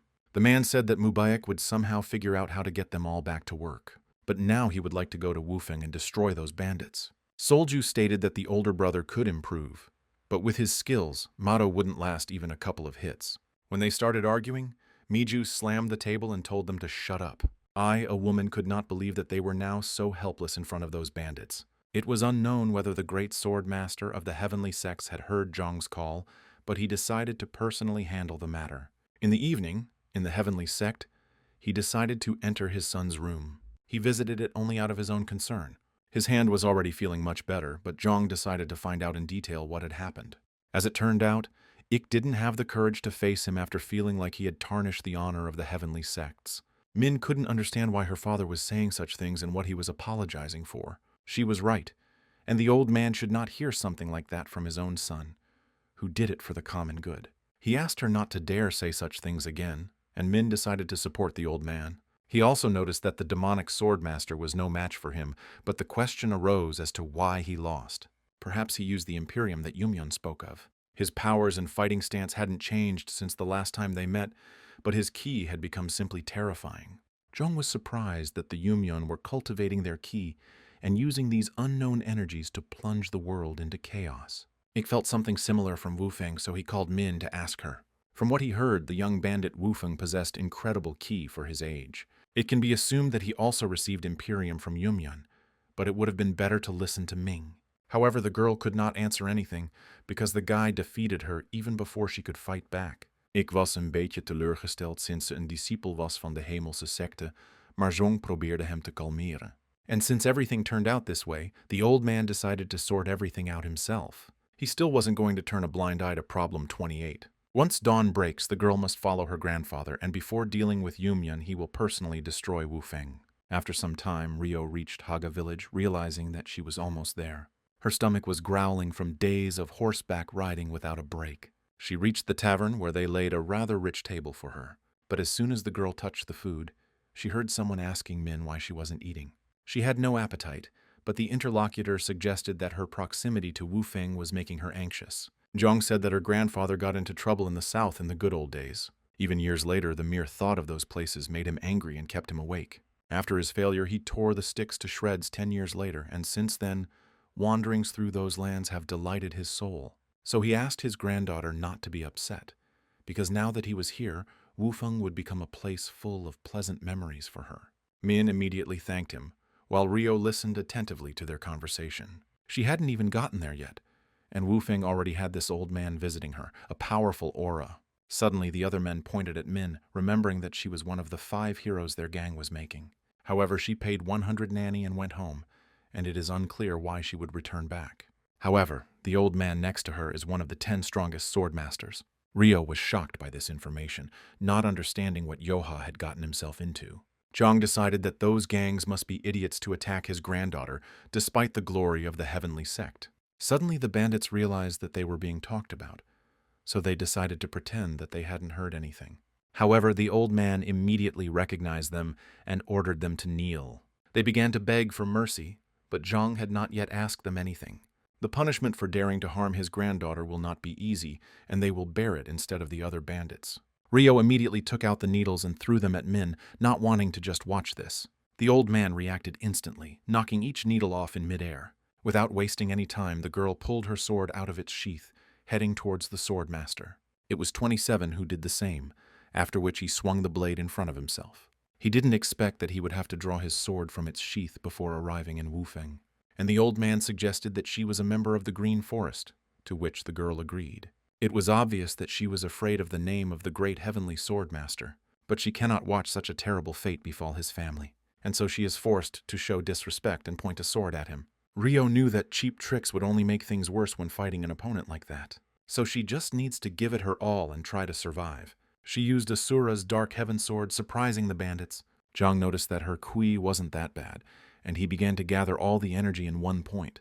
Even though he praised the girl, that was all, because he was much stronger. Rio had trained tirelessly since the general gathering, and yet her ki was so easily repelled.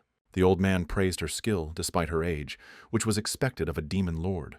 The girl decided that he was overpraising her, but for the sake of her and her father, he decided to let these bandits go.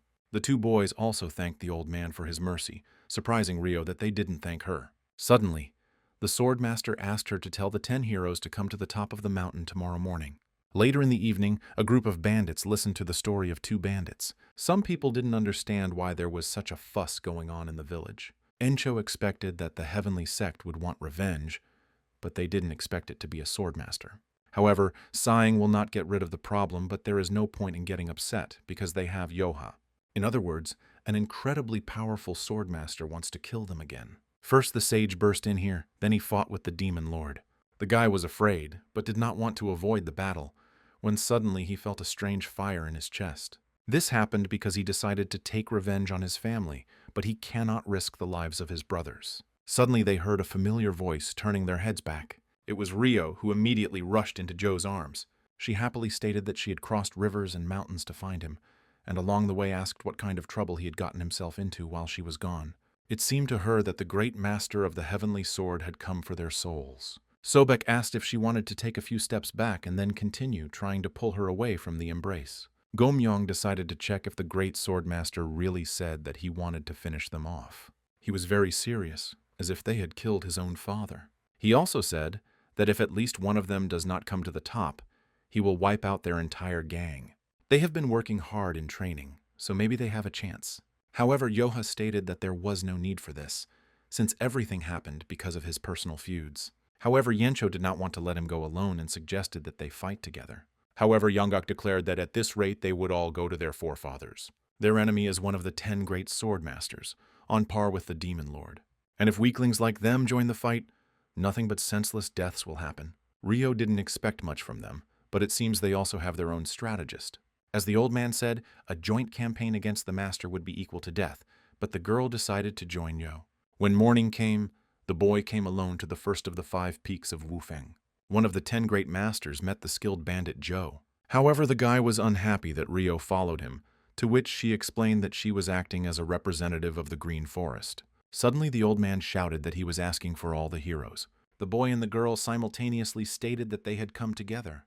The day before, Yencho wanted to clarify what Yonggak meant when he said that the only way to survive was to send Zhou alone. It is true that their skills have increased, but with their current skills, they will not be able to leave a scratch on the master.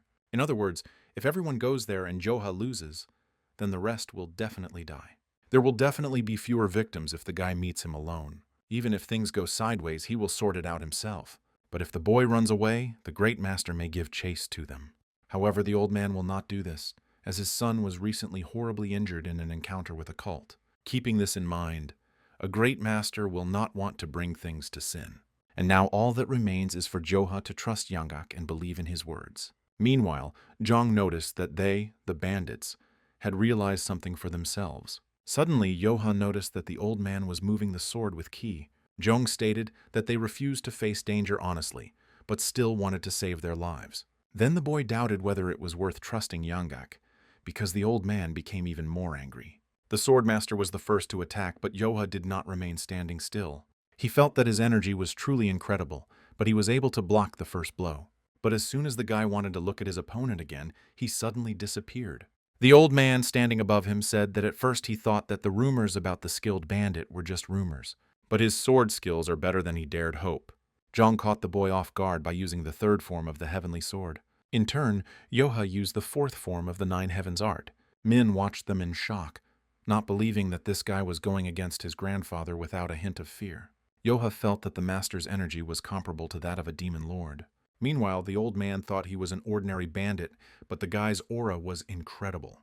However, he didn't understand why Yoha was using a one-handed sword despite his own skills. Rio smiled as she noted that Yoha had stood up to her father and was no match for even the great sword master. It was a good level for such a young man, but the boy heard it too often. The old man is a force to be reckoned with, and he's just getting warmed up. Anyway, before he went all out, Zhang wanted to ask the guy a question. He wondered why he was using a one-handed sword instead of a two-handed one. There must be a reason why he chose it even though he has enough experience. The old man heard that the boy had encountered a sage in the past and decided that he was a member of the Wudang sect. However, it was a family technique, so Zhang assumed that the family must be famous, although Joha remained with the bandits. The guy felt sorry for the way he treated his granddaughter, because she was drawn into his vendetta. Rio guessed that Yoha was taking revenge on Waryung for personal reasons, but his gang members were also drawn into it, and therefore, whoever wins this fight, the hatchet must be buried here. Zhang didn't respond, instead suddenly attacking the guy. The old man thought that he was a dilemma who was thirsty for Yumyun's power, but some bright fire was burning within him. He really thought that the guy belonged to the Yumyun cult because of the rumors, but it seems that's not the case. The man then asked Zhou if he knew that this was one of the 10 great sword masters. The old man was surprised that even knowing this, he still stuck his nose up in the air. This time it was 27 who turned out to be stronger, and was therefore able to push the guy further away. Yoha found himself at the edge of the mountain, feeling too much ki from the old man. Suddenly, the swordmaster agreed to leave the rest of the gang alone. But first, the guy needs to take care of his own life. However, this was already his personal business, so the guy used the 9 Heavens technique again. Several powerful attacks rushed towards Zhou at the same time. His arms hurt even when he tried to block his punches. The old man again concluded that for such a young man he was quite good with a sword. Suddenly, Yoha praised him in return, because his fighting technique was truly threatening. The guy pretends that everything is fine, but at this rate his chances are slim. When he was able to push the old man away, he realized that the boy was trying to defeat him using only strength. But Yoha wanted to finish very quickly due to strength and speed. But he used the 9th level of the 9 Heavens technique, the Thunder Blade. At this time, Zhang used the perfect heavenly blade, thunder that shakes the heavens. The old man said that if the boy got out of here alive, he should come to him again, but this time with a sword. At that very moment, Zhou's blade broke, and the old man began to doubt that such a future was possible. Yoha knew that if he did nothing, he would be subject to a fatal attack. Zhang had no intention of stopping, so he lunged forward. Meanwhile, the 10 heroes of Vareng had evacuated the gang, which I was waiting for Zhou in the pavilion. Sobek was worried that something might happen to the guy, but they kept trying to console her. Encho said that they could not stand aside and offered to help. Some agreed with him.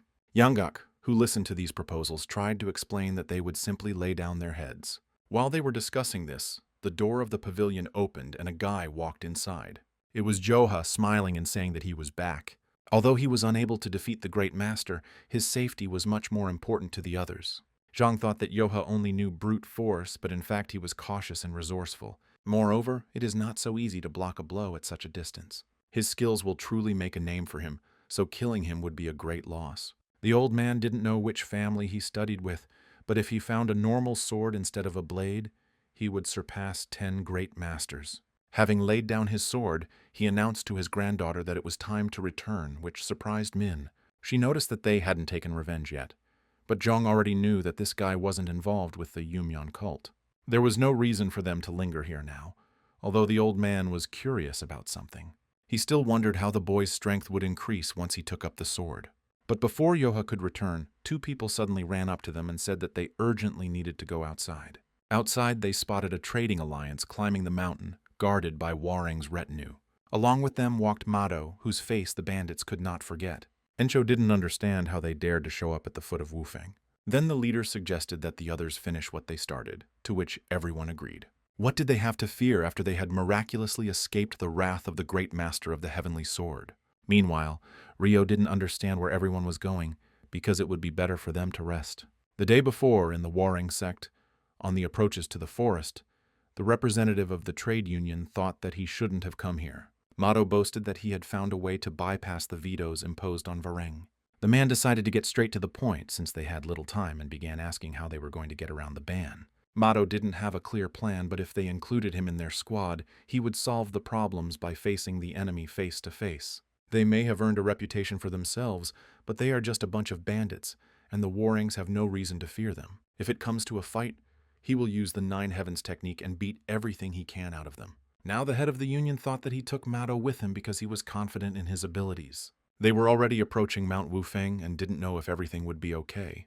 The man asked them not to worry because the last time he fought with them, these bandits were worthless. You only need to see a part of their gang to understand what the rest are like. The representative of the trade union heard that the reason for the ban was the only daughter of the Warring sect.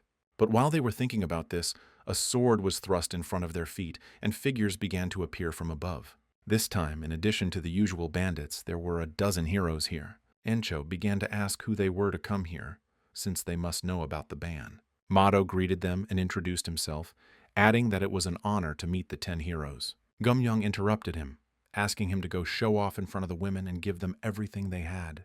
Taking a closer look, Yoha decided that he was not one of his brothers, although he seemed familiar. Suddenly, he remembered that he was the guy who stood and watched as those damn kids bullied him. At the same second, 23 pulled out his sword, although he tried to show them respect. Their great sect will never prostrate itself before such filthy bandits. Hearing this, Yoha jumped up, quickly closing the distance with Mato. The boy waved his hand and angrily declared that the Warring sect had never been great. In just a second, he was in front of his stepbrother, punching him in the face. Looking at him, Yoha noticed that he had quickly gotten down on his knees. Mato screamed and ordered the Blue Dragon squad to destroy them. However, the smile still remained on Joe's face as his comrades also rushed into battle. Encho stated that they would also fight, because they were not used to standing aside. After the tournament and training under Joe's leadership, the Blue Dragon squad was no match for them. Many didn't even understand what was wrong with them and why they were such weaklings. Yoha commented that they can't even call themselves snakes, let alone dragons. Then Mato used the first level of the Nine Heavens technique and rushed at the guy. The difference in strength between Joha and Mato was as clear as the difference between day and night. So the boy quickly dodged the attack and punched his brother in the head, saying that this was not how it was done. Mato was unable to respond because he passed out after one blow. They were much worse than the guy had expected, but he was able to get something. Yoha caught his brother's sword in midair, leaving his one-handed blade behind. The mercenary gang was able to suppress the Blue Dragon squad with unprecedented ease. In addition, they kept all the goods of the trade union for themselves, which is why the bandits threw a feast for the whole world. As soon as Varung appeared on the doorstep, their supplies were replenished many times over. Yoha, examining his new sword, noted that it was a good weapon for a man with such weak skills. Sobek seemed to like the sword and asked if he would use his old blade. Fighting with the great swordmaster, the boy realized how limitless the potential of a real sword is. Rio noticed that this was the right decision, and since the sword belonged to the leader of the Blue Dragon squad, it also looked good on the outside. But the girl became curious as to why he hated Warring so much, even though their martial arts were the same as his. Then she assumed that Yoha was also from their sect. But judging by his reaction, something happened that he would not tell her about. There's nothing to be done about it, and she'll have to figure it out herself. Suddenly, Sobek stated that Joha was the youngest son of the Waryong house, but they bullied him for no reason. They eventually disowned the boy who had endured their ridicule for so long. Rio started asking more questions, but Joha stated that they had no reason to reminisce about the past. He was more interested in why she had arrived so suddenly. Encho also wanted to ask what brought her here, assuming that Joe's ban had brought them trouble. But that wasn't the case. Her father just wanted her to figure out the situation. However, Yoka didn't care what the old man in the tiger hat said because he wouldn't back down from his own. Rio didn't know the details, but if that was the truth, she had no reason to force him to lift the restrictions. Sobek agreed, and since the Green Forest had given them permission, they were obliged to take revenge on the Warring sect. That's what brothers are for. They have to teach a lesson to people who have offended their Joe. Gomyong suggested burying them so deep that they would never show their faces again. Someone noticed that the head of the guard seemed to be drowning in love for his newfound family. Since things turned out this way, Wouldn't it be a sign of good manners to take proper revenge on the offender? Yoha smiled evilly and answered Rio that since they had come to this, they would take revenge on them as expected. A few days later, the 9 great sects and all the pious clans of the Orthodox Alliance gathered in Luoyang. Hearing the call to arms from the Orthodox Alliance, everyone was ready in no time. The leader of the alliance demanded attention, but his subordinate decided to give a short speech in his place. The chief advisor thanked everyone for coming after receiving the call-up notice. The reason for the meeting was the battle against the Yumyan cult. Based on the last battle, their commander was a demonic sword master, although 10 years ago his skill was not dangerous. However, when the heavenly sect's leader encountered him in battle, he was convinced that the boy's strength had increased. His subordinates were akin in strength to the elders of the 9 great sects. Therefore, the Orthodox Alliance is convinced that they have gained special power by sacrificing monks. If so, the Alliance must show steadfastness in the fight against such a force. That's why they decided to hold a martial arts tournament.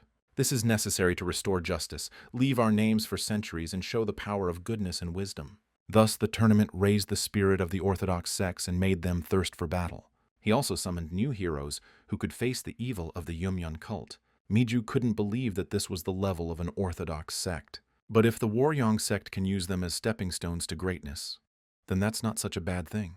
Mubarak must give his all during the fight for the sake of his family. When they lost their stable jobs because of his sister, he, the head of the family, has to work even harder. Their situation has recently improved, and they have already helped merchants steal the treasures of the Samjin Merchant Union. However, they still have some work to do before they are fully back on their feet.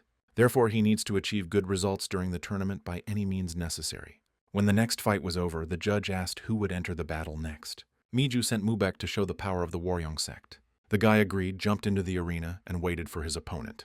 Everyone immediately recognized one of the survivors of the battle against the Yumyan cult. His brother noticed that the reaction of the people was quite good, which also pleased his mother.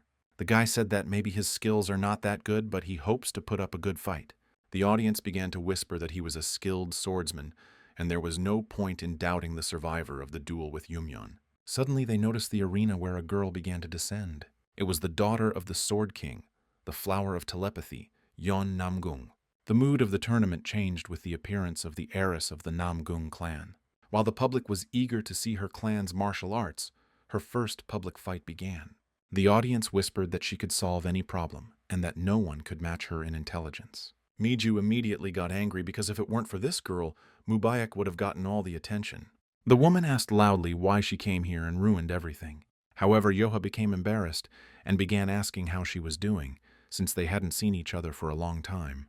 The guy assumed that since she was here, it meant that her father had arrived too. She didn't answer, and the guy thought that something had upset her. Suddenly, Chan, whom they hadn't seen for a long time, decided to say hello to the guy. He clarified that they arrived here today instead of their father. Yan asked him to shut up, so Jung suggested that they fight quickly. At that very second, the girl jumped up, drawing the blade from its sheath. She decided to give it her all from the very beginning and was already pushing Mubarak back. However, it would be rude of him to simply dodge her attacks. After that, they began to exchange blows that did not reach each other. The audience noticed that they were both amazing and did not know how the girl actually fought. However, Mubarak noticed that she was still as strong as in his memories. She remembered how they trained as children. He and all the residents of the Vareng estate pretended to be ignorant, although they knew about everything that was happening, especially about Miju, her misdeeds and all the hardships that befell that child. She still remembered the boy begging for forgiveness and being mortally scared. She remembers everything clearly, even 10 years later, and this makes her even angrier. Suddenly, Mubarak noticed that the girl wanted to use the clan's technique during the tournament. It was just a friendly fight, so her brother advised her not to behave like that. But she too did not know the whole truth for 10 years, and she did not experience what happened personally. However, the rage caused by that child's sadness does not subside. If she's that serious, Mubarak has no other choice. Therefore, he used the second level of the Nine Heavens technique, Dragon Ascension. The spectators were delighted, but suddenly a third man descended into the arena and prevented them from colliding. It was the leader of the alliance who noticed how passionately they rushed into battle. However, this event only symbolizes the unification of the Orthodox Alliance. Mubarak bowed to him and decided to follow his order. The man then turned to the audience, saying that they had 2 talented warriors. They must perceive this tournament as an opportunity to prepare for the battle with the cult and defeat the evil spirits. Mubek wanted to tell Yan that it was a glorious fight, but he was suddenly interrupted by someone's shout. It was one of her clan's disciples, and they looked like they had survived a massacre. Chan began to ask if they were okay and what happened to them. It turned out that Moon Goddess Yumyong and Fox Wushan had surrounded their clan. Chan couldn't believe it, but they added that the chief immediately understood what was happening. He said that he and the young lady needed to be warned, so he sent them here. However, the entire Hefe was surrounded by Yumeng cult members, so all their exits were blocked and they were late. They left the gentleman as soon as the turmoil began, so they cannot know for sure whether he is alive. The attack took place around 3 to 5 o'clock in the afternoon, which means more than half a day had passed. There is no time, so John must return before something happens. She asked her brother to get up because they didn't know if their father was alive and they needed to return immediately. Chan asked for help from Storm's squad, and the leader of the alliance immediately agreed to send them to them. Then they decided to move out immediately and return to the Namgung clan. Now their main task was to find out whether their father and mother were alive. So Chan and Yan, having collected only the bare necessities, headed back with a detachment of warriors. But having barely reached the outskirts of their lands, they encountered illusory waves. Last night, 2 girls from the Yumyan cult infiltrated their clan. At the same time, the clan warriors fought the attackers to protect their home. The clan leader didn't expect that this sect was so strong. If this continued, the Namgung clan would meet its end. Then Book ordered the warriors to leave the battle to him and leave to join the forces of the Orthodox Alliance. His wife could not leave him here and go away, offering to stay with him. However, he will only be able to give his all in battle if he knows that they are safe. She was immediately surrounded by 2 guards, asking her to trust the master and go to a safe place. While they were discussing this, one of the demon generals smiled as she watched them. She thought it was presumptuous that they thought they could elude her. Today, none of them will be able to escape. They will all perish in the darkness of hell and suffer in it for eternity. At that very moment, the Sword King was told that they would kill his wife first. Buck realized that if nothing was done, she would be in danger. Then the man went into battle, heading towards his wife at full speed. He managed to deflect the blade, not understanding how the strength of this old fox could have grown so much. Meanwhile, the Moon Sage told him that he would die and reunite in the darkness with the head of the Warang. But at that very moment, Buck's wife pierced her stomach with a sword. She asked the man to live on for the sake of the entire martial arts world and for the sake of their children. Finally, she asked him to take care of them, which caused incredible rage in his soul. Now he was ready to literally destroy everything in his path, and so he used Kai to control the sword. In this way, he was able to push the woman away from himself and went towards his wife, saying goodbye to her. He promised that he would soon follow her and swears not to die until he cut off the heads of these inhumans. After that, he soared into the air using the Endless Blue Sky Sword. Rushing forward, he brought his sword down directly on the Moon Sage's blade. Meanwhile, Soho didn't care how good the King of the Sword was. After all, he can't really think that he can stand up to both of them. At the same second, they attacked simultaneously, and their blow not only hit the man but also destroyed part of the building. The Moon Sage was finally able to take revenge on that old man after 20 years. Now the head of the sect is waiting for news from them, and they should hurry back to the Citadel. A little later, when Chan got home, he didn't understand why he couldn't find any traces of them. The guy, with tears in his eyes, asked himself where they could have gone. John decided to support him, saying that their parents were probably alive and in hiding. The tragic fall of the Namgung clan, which happened overnight, shocked the entire martial arts world. At the main building of the Alliance, they decided to take a countermove and act against Yumyun. In the name of the Orthodox Alliance, they will avenge the disrespect shown 100-fold.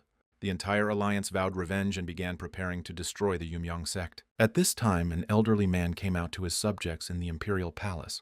The leader of the Yumyang sect, who had been hiding in the shadows for a long time, has formed an alliance with the Imperial Palace. This marked her full-scale participation in the affairs of the martial arts world. The woman decided to ask the emperor directly what kind of power he wanted this time. The old man replied that he wanted an eternal influence that would never fade away. But he already takes it for granted, because His Majesty accepted everyone who is connected with Yumyun and achieved the desired influence. As long as he does not leave them, his eternal influence will shine for 1,000 years. But he promised that the day he would leave Yumyun would never come, even if the sky fell to earth. Although her presence here was illusory, the leader of the Yumyang sect finally appeared in the Imperial Palace. However, her bold statements were not empty words. After subduing the Sword King clan, the Yumyan sect waited for the moment to fully enter the Alliance sects. They attacked other clans, leaving almost no one alive. Many asked them for mercy, promising to join the sect. It all started with a few students who surrendered under the onslaught of the sect's fearsome might. Then the masters from the numerous sections of chaos, who had remained neutral, rushed to join her ranks. Later, at Wu Feng's hideout, Yoha finished his training. Suddenly, Yanggak turned to him, asking what it was like to draw a real sword from its sheath for the first time. It was unusual for the guy, but it felt like he would be better at wielding a sword than a blade. It's probably because he's so used to his old weapon. If someone could guide him, his body and martial art would unite. Suddenly, Yoha noticed that it had gotten dark. Raising his head, he saw someone dragging a huge stone. Ryo rolls this stone to help Yoha with his fighting skills training. Having thrown him off the mountain, she offered the guy to cut the boulder with one blow. Yoha immediately took out his sword, decided to try it, and soared into the air. When everything happened, Ryo tried to wipe the dust from her eyes. Yanggak was worried about the boy, not knowing if he was alive. Yoha was able to cut the stone, and then the old man called him impenetrable. Ryo had doubts, but she didn't understand how he did it. He thought he was going to die, but it wasn't that bad, so he decided to try again. With their problems resolved, Yoha and the Wufeng elite were able to peacefully focus on training. Time passed, and soon winter came to Mount Wufeng, covering everything in snow. Encho was shaking with fear, trying to figure out when the snowfall would end. Since the sun was setting, they decided to return to the shelter and continue training tomorrow. Then the leader decided to find out how Yanggak's training was going, because they were already getting ready to return. He noticed that the old man was meditating and had fallen asleep, and offered to wake him up and bring him something to eat. However, Yoha stopped him, because now he couldn't interfere. He had reached the level of deep meditation. The technique that the sage demonstrated was the process of rebirth that precedes complete transformation. One wrong move and the QE will go out of control again, like last time. The guy decided to stay and keep an eye on him to make sure everything was going well. What could be considered Yanggak's final test on the path to empowerment lasted for 3 days and 3 nights. On the 4th morning, when the breathing technique reached its peak, the old man came out of meditation. Yoha noticed that Yanggak had undergone a complete transformation, being reborn into a new form. If it weren't for the guy's mentorship, he would never have gotten this far and is willing to repay the kindness with his life. Yoha smiled and asked him to hurry up, as 4 days of waiting and eating only rice balls had made him hungry. The old man remembered that he had not eaten for 3 whole days, so he was also hungry. When they returned, Yencho was the first to congratulate Yanggak, asking how the transformation felt. However, number 5 noticed that nothing much had changed after this event, but now there was an aura of calm and lightness around the old man. Now that the old man's strength had returned, Encho decided to raise the issue again. He has already relinquished his powers as the head of the gang and will soon leave the mountain. Everyone became alarmed and started shouting loudly in the pavilion. Sobek decided that it was too sudden, and Yoha asked what happened. Recently, he began to sleep poorly, worrying about his family. Gomyung spent a lot of time with him, so he will leave the mountains with Encho. Since there was such a reason, he needed to hurry back. However, he didn't have any long-term plans, so he probably won't say whether he'll return in the future. Of course, now he must take care of protecting his family. From now on, the boy will hope to live the life he dreamed of with his family. Then Encho will go to his family without regrets and offer to meet again safe and sound. Suddenly, Cheol-sun raised his hand and declared that he would stop being a bandit and open an inn to live a quiet and righteous life. The others were surprised that he could cook, but they immediately realized that he would take Chung with him. He will be the owner and the girl will be the cook, although she wanted to offer the same thing. Sobek noticed that everyone had a home except Wu Feng, and she wanted to stay with Yoha, but the life of a bandit would not be easy. She noticed that her friend had become sad, but he thought that she would cope well with the life of the tavern. He decided to take her with him because it was obvious that they would go together, because they were family. The girls hugged, deciding to build the best tavern in the world and work together until the very end. At this rate, by the time Gomyung visited them, there would be no more rooms left in the inn. After a week, the 10 elites of Wufeng, who seemed to be together forever, finally decided to go their separate ways.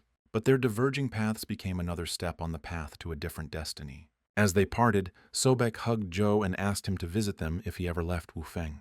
Ryo noticed that her brother now had a place to come and visit, but she also has to return home because her father is waiting. She thought he was offering her to settle on the mountain, but Sobek immediately asked her to leave without disturbing the others. When everyone left, some of the gang members became upset as their numbers became noticeably smaller. Yanggak noticed that Joha also looked lonely, but he was now both bitter and happy at the same time. The boy knew that training could soothe even the most aching heart, so he decided to take the opportunity to practice the technique of spiritual telekinesis. Yanggak agreed with him, and therefore decided to warm up himself and show the guy what he could do. After some time, Yoha watched as the old man chopped down trees with unimaginable ease. Having demonstrated this, Yanggak decided that most of the degenerates of the Orthodox sects would seem weak in comparison to him. When the old man finished, he asked what Yoha had been doing all this time. He replied that he had tried to comprehend the technique of spiritual telekinesis of the sword, but did not fully understand it. Yanggak couldn't believe that the guy had been staring at the sword and talking to it for the 4th hour in a row. However, the technique of spiritual telekinesis does not work with just looks. First, one must separate the ki gathered at the central point to merge with the sword into one. Half of the energy should be released outward and connected to the sword, and the rest should be used to control this connection. Although he explained it this way, Yangaku himself found it difficult to imagine how to do it in practice. Then Yoha began to concentrate and stun the old man by immediately comprehending the technique in an instant. At the same time, negotiations were being held in Luoyang with the Shankao trading group. The guests asked to welcome the Namgung clan with open arms and promised to never forget their kindness. They will always be ready to help them in return, no matter what happens. However, the representative of the trading group felt comfortable in their company, unless he apologized for asking to accompany their caravans. Ever since the Yumyong sect made a stir, the bandits have become more active and they have no choice. Chan stated that he had been close to Mubek's brother since childhood, and therefore could not ignore what had happened to the Waryong sect. He then asked John if she would join him on this journey. However, the girl was noticeably indifferent to what happened to Vareng. Even if their sect goes to someone's sword, they won't care at all. At the same time, Yoha was already practicing a new technique. Many people are unable to demonstrate the full technique, even though they have trained it all their lives. However, now the guy was showing something truly incredible. At first he was surprised, but then he realized that he had missed important details, which is why everything turned out wrong. Yanggak was surprised, but Yoha explained that the technique of that elderly master was on a different level. The guy tried to understand how he was able to convey to him what power was. However, by classical standards, Yoha has already become a master of this technique. While Yoha was diligently studying the technique of spiritual telekinesis, the Namgung clan accompanied the caravan of the trade union. Their path led them to Mount Wufeng, and they were surprised that they hadn't run into trouble yet. In the end, even the most hardened bandits value their lives, or so they thought. They were sure that all this was due to the reputation of the Namgung clan. Then Chan was asked if he was sure they would be able to pass without problems this time. The guy couldn't promise anything, but he believed in it with all his heart. Based on the rumors he had heard, the ones who had brought Waring to its knees were the 10 Wufeng elites. Among them, they say, there is a young talent leading them, and just as he thought about it, a sword flew in front of them. The honorary representative's horse reared up and Chong rushed towards him to catch him. He managed to stop him from hitting his head, and the man was simply taken aback. Suddenly, someone's voice announced that his power was out of control and asked not to interfere. Chong loudly ordered that the path be cleared, when he suddenly noticed that the sword was rushing straight at him. In an instant, he managed to read that the blade belonged to the Waring family, and then he knocked it away. At that very second, a guy jumped after the sword, wanting to return it back. Everyone was stunned that this guy called upon his sword and managed to return it back to its sheath. With a smile, Yoha thanked them. Whoever they were, the sword went haywire and he was in a difficult situation. The representative recognized the 10 Wufeng elites, and Chong asked to provide it to him. He knew that among the 10 elites, there was a talented youth whose strength even the highest ranks feared. At that very second, Chong greeted the guy and then introduced himself. Yanggak recognized the famous clans that were revered among the 7 sects and 2 schools of Orthodox sects. Joha immediately remembered Sister Yeon, and Jung stated that he came here for one reason.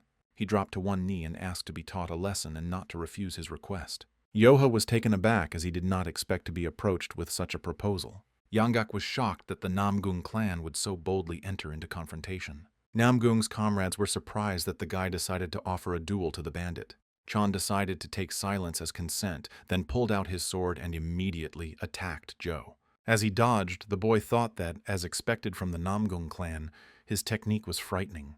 He wasn't the type whose attacks could be completely dodged, so the guy used the 9 Heavens technique of the 3rd level. As their swords clashed, Jung noticed a familiar technique, remembering Waryong's sword. Then he decided to ask what his connection was with the Waring sect. Yoha replied that it was definitely strong, after which he introduced himself and added that he was unable to break these bonds. Chan's eyes immediately widened as he couldn't believe what he was hearing. Distracted from the battle, he began to ask if the boy was really Uncle John's youngest son. He was a baby who held his sister's hand, but he had already grown so big. Then he wondered why this guy was here among the bandits. However, it was a long story, so Joha suggested that they talk inside and finish the duel now. Chan would really like to do this, but he is a warrior to the core after all.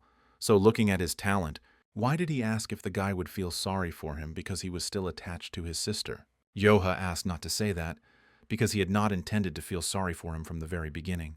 People from the trade union suggested that they were reviewing the entry fee. However, the two guys with smiles on their faces decided to fight heartily and show each other their strength. The duel, which began without any misunderstandings, might have seemed like a fight with an obvious ending. After all, Joha was a seasoned fighter who fought with ease after duels with countless famous masters. However, his rival, who used every opportunity to attack, was the heir of the Namgung clan. Chan was also quite a strong warrior, and was currently using a limitless heavenly technique. She threw Joe away, but then the guy decided to try the technique of spiritual telekinesis in practice for the first time. By sending the sword flying, he noticeably surprised not only the enemy, but also his comrades. The force and momentum of the sword was enough to knock Chan off his feet, causing Yoha to immediately run up to him and ask if he was okay. However, Chan's comrades, noticing something was wrong, began to prepare for battle. The bandits also took out their blades, because they sensed that things were getting hot. However, Chong loudly declared that everything was fine, and asked his men to lower their weapons. He explained that it was a friendly sparring match and then asked Joe for confirmation. The guy agreed but also confirmed that he had wounded him. Under other circumstances, Chan would have dodged, but he suddenly felt a strong desire to meet his technique with his head held high. Yoha decided that he was trying to elevate him in the eyes of others because this technique is not that good. But now that they were finished, it was time to talk. Having agreed, Yoha mentally declared that this man had now become his brother. Rising to his feet, Chan began to mumble something when suddenly he fell down and lost consciousness. Thus, Joha and the Namgung clan were reunited again. The warrior said that such a wound would heal quickly, so he asked Joe not to worry. The guy's comrades were shocked because they had just fought, and now they call each other brothers. Yanggak concluded that they would not be charged a toll for the passage, and he was right. Thanks to Namgun and Joha, the Sanju Trade Alliance and the Blue Dragon Troop safely passed through the Wufeng Highway. Chan decided to stay with the gang for a couple of days to heal his wound. That evening, after a day of complete chaos, they sat down at the table to talk. When Chan came to his senses and listened to Joe's story, who couldn't believe that his aunt had treated him so terribly. The warrior also noticed Yanggak, who decided to stay near Joe until the end of his days. The guy said that he was just his decrepit friend, but the old man was happy with that option. However, after hearing his story, Jong understood why Yan did what she did. Yoho was surprised because he didn't know what she did or what had happened. It's common for her to ignore social connections, but recently, she has begun to actively express her dissatisfaction with the Waryong clan.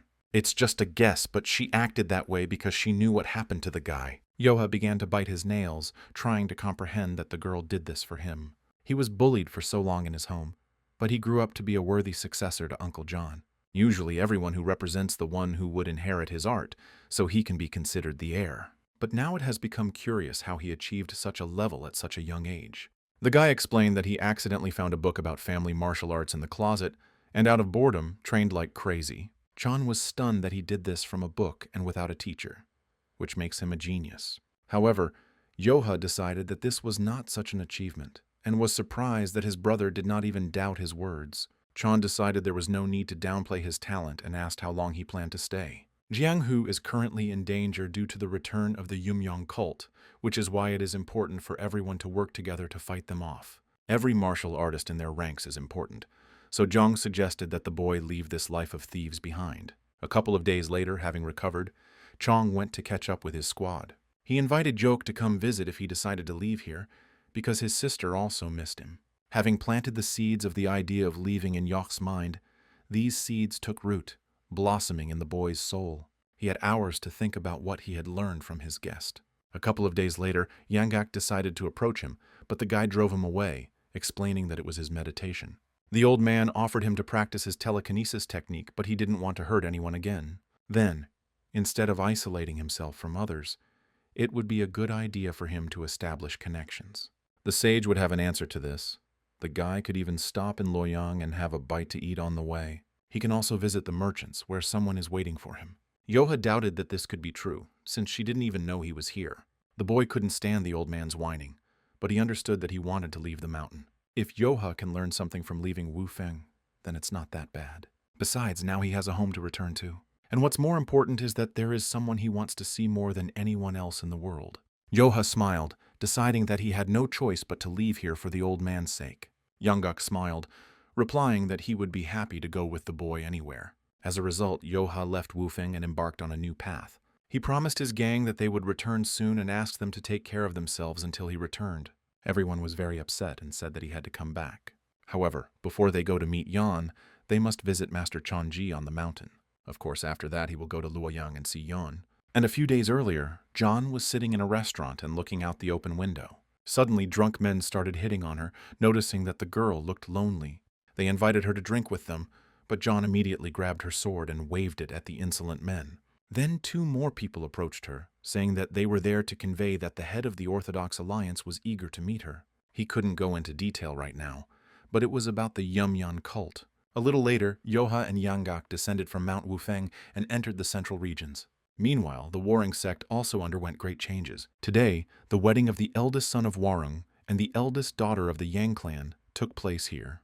The man announced that they would tie the knot today. Finally, Warring became related to the Yang family, thus finding a solution to her problem. Miju stated that from now on the future of the sect lies with both of them, so the wife must help Mubek. The girl bowed politely and accepted her mother's request. His brother and sister couldn't believe they were seeing their brother blush today. It really was a historic day. Suddenly, Miju turned to Solju, suggesting that he follow her example and behave decently until they find her a worthy husband. She also decided to send someone to the trade union for negotiations. Hearing this, the daughter turned away in displeasure so as not to listen too much. Her brother asked her to be patient a little longer because the wedding ceremony was nearing completion. He understood everything, but it was truly a touching sight. 20 years ago, their father and the head of the Namgung clan stopped the Moon Fairy. After that, due to their father's illness and the degeneration of their clan's martial art, they began to slowly fade away. But thanks to the hard work of Mother and Mubeku, they were able to recover and blossom in all their glory. Solju wasn't sure about her mother, but her brother really worked hard. However, the mother may be rude, but she also tried for the good of the family, so Solju should stop getting into trouble. Rubbing her head, the girl didn't understand why everyone was constantly yelling at her. The brother had successfully formed an alliance, and their ban on crossing the mountain ranges would soon also be lifted.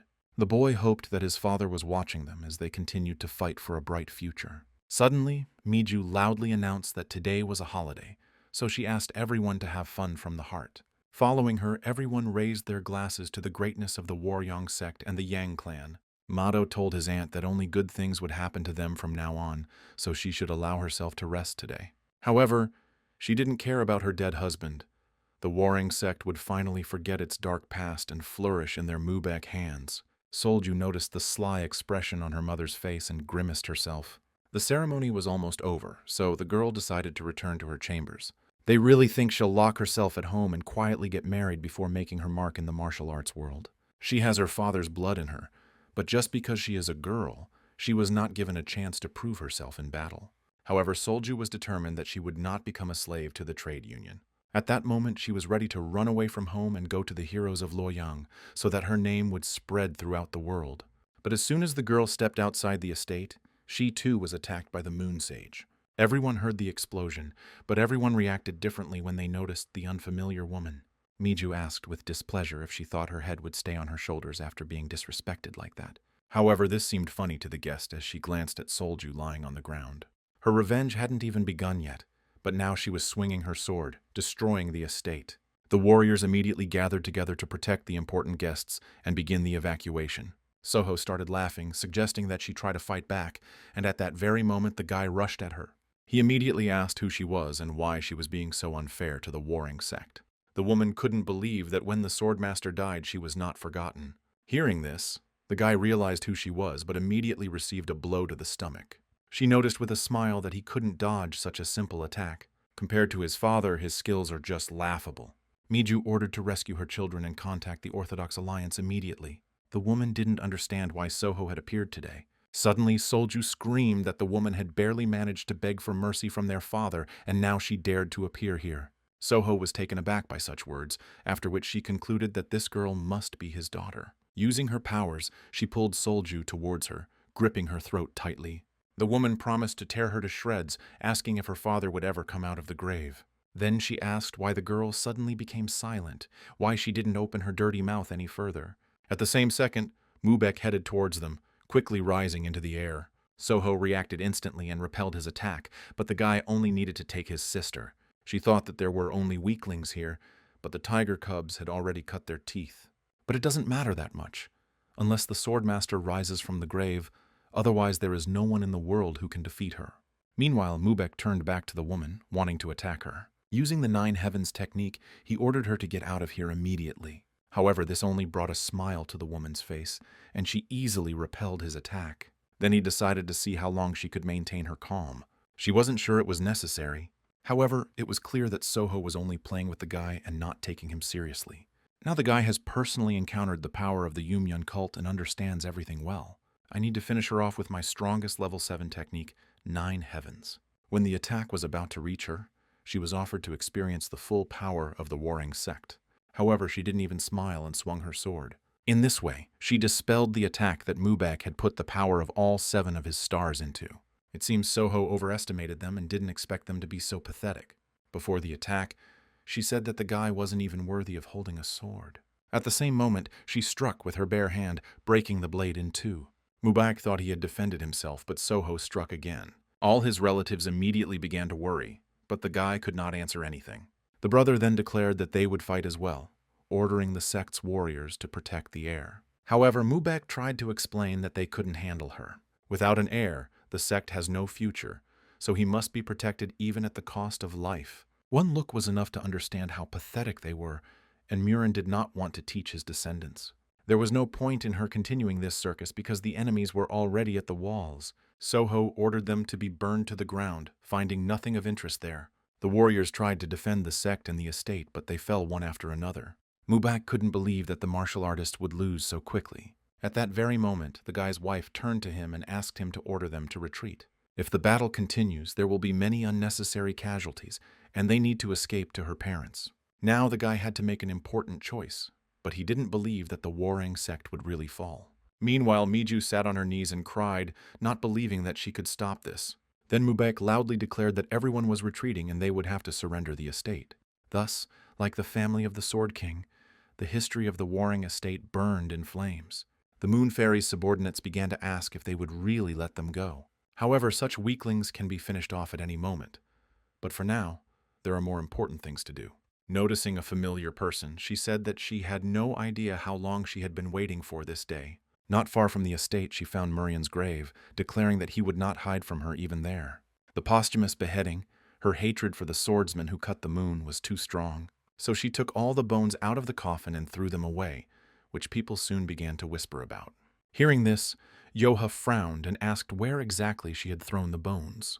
The guy stood up and asked people to tell him the details. The Moon Fairy, who everyone thought was dead, suddenly appeared and destroyed the Namgung and Waryeong clans.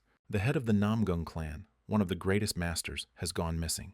And the swordsman who cuts the moon has suffered a posthumous decapitation, and no one knows what will happen next. Then Yoha decided to ask about the members of the Yan family, whether they were alive. He was told that they had managed to survive, but that all that was left of the estate was a pile of ashes that could never be restored. Suddenly Yangak got angry and told the guy to just give the order and he would bring the head of this hag. The Moon Fairy committed all these atrocities against the warring estate, and it must be stopped for the sake of revenge. Yoha asked in surprise if the old man had any relatives in the warring estate. When he answered negatively, it became unclear why bother, because it was none of their business. Even if it comes to the posthumous beheading of his father, it is not their concern. The boy hoped that the old man would look at him at least once, despite his illness. If he had seen his condition, he might have shown at least a modicum of attention, but he was mistaken. A little later, Yangak suggested checking the Yumyun cult, because the matter was clearly not simple. It seems the Moon Fairy holds a deep grudge against the Yan clan, and he is worried that it will affect Zhou. The guy suggested that he thought he might lose to this old hag. Suddenly, a woman invited them to the registration desk, deciding that they were participants. She offered to write down their names, checking them off the list before leading them inside. Yoha didn't understand what she was talking about because they were just passing by. The girl was surprised that they were not members of an orthodox sect and quickly apologized. But even if they were martial artists, why would they take part in something like this? Besides, they already have a lot of people. Why even more, as if they are preparing for war? She explained that it was all because of Yumyun. Recently, a group of merchants betrayed them and began collaborating with the cult. The unbreakable rock called the Victorious Alliance is about to collapse due to the Yumyan cult, a small but dangerous fragment. More and more factions join the cult, and the situation resembles the growth of a mercenary union. The factions are starting conflicts all over the place. Many have joined the cult of Yumyan. Their pavilion became the site of such conflicts, although on the surface it looked like an ordinary quarrel.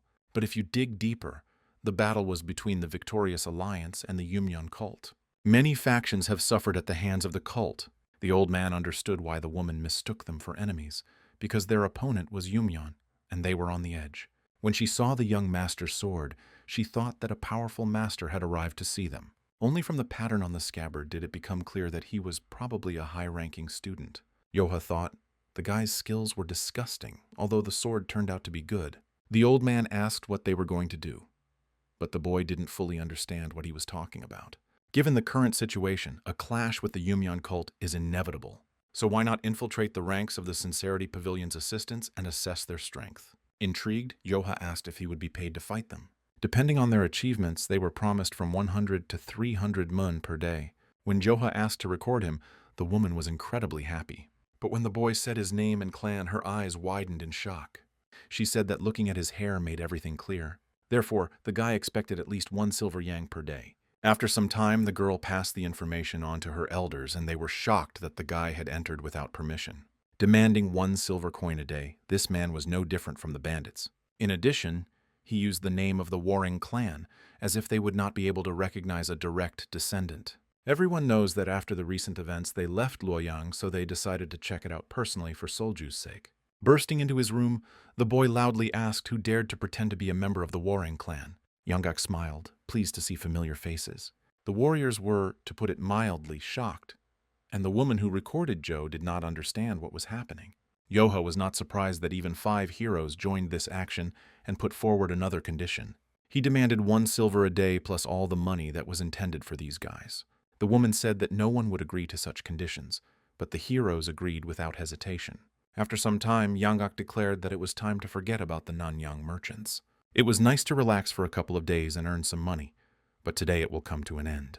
Yoha was bored, and if he had known that everything would drag on, he would not have joined them. When asked if the moon fairy had appeared, they said that the chances of her appearing were extremely high.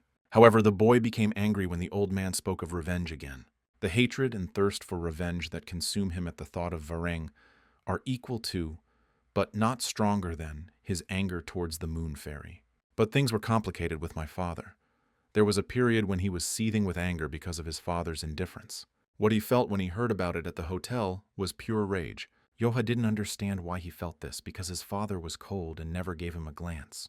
Meanwhile, at the front entrance of the Nanyang Trade Union, all merchants were called to listen carefully. Not only did they join Yumyon, but they also insulted the pavilion. To teach a lesson, countless warriors have gathered, and they must come out and pay for their crimes. Some couldn't believe that the head of the pavilion was in league with the Orthodox Alliance. They wondered if Yumyong had sent reinforcements, but there was no news. Then one suggested going out and fighting without anyone's help. However, the older man doubted that they could put up an equal fight. After a series of defeats, the Orthodox Alliance has lost its honor and is determined to maintain its victory over Yumyon. Those gathered were masters of famous sects.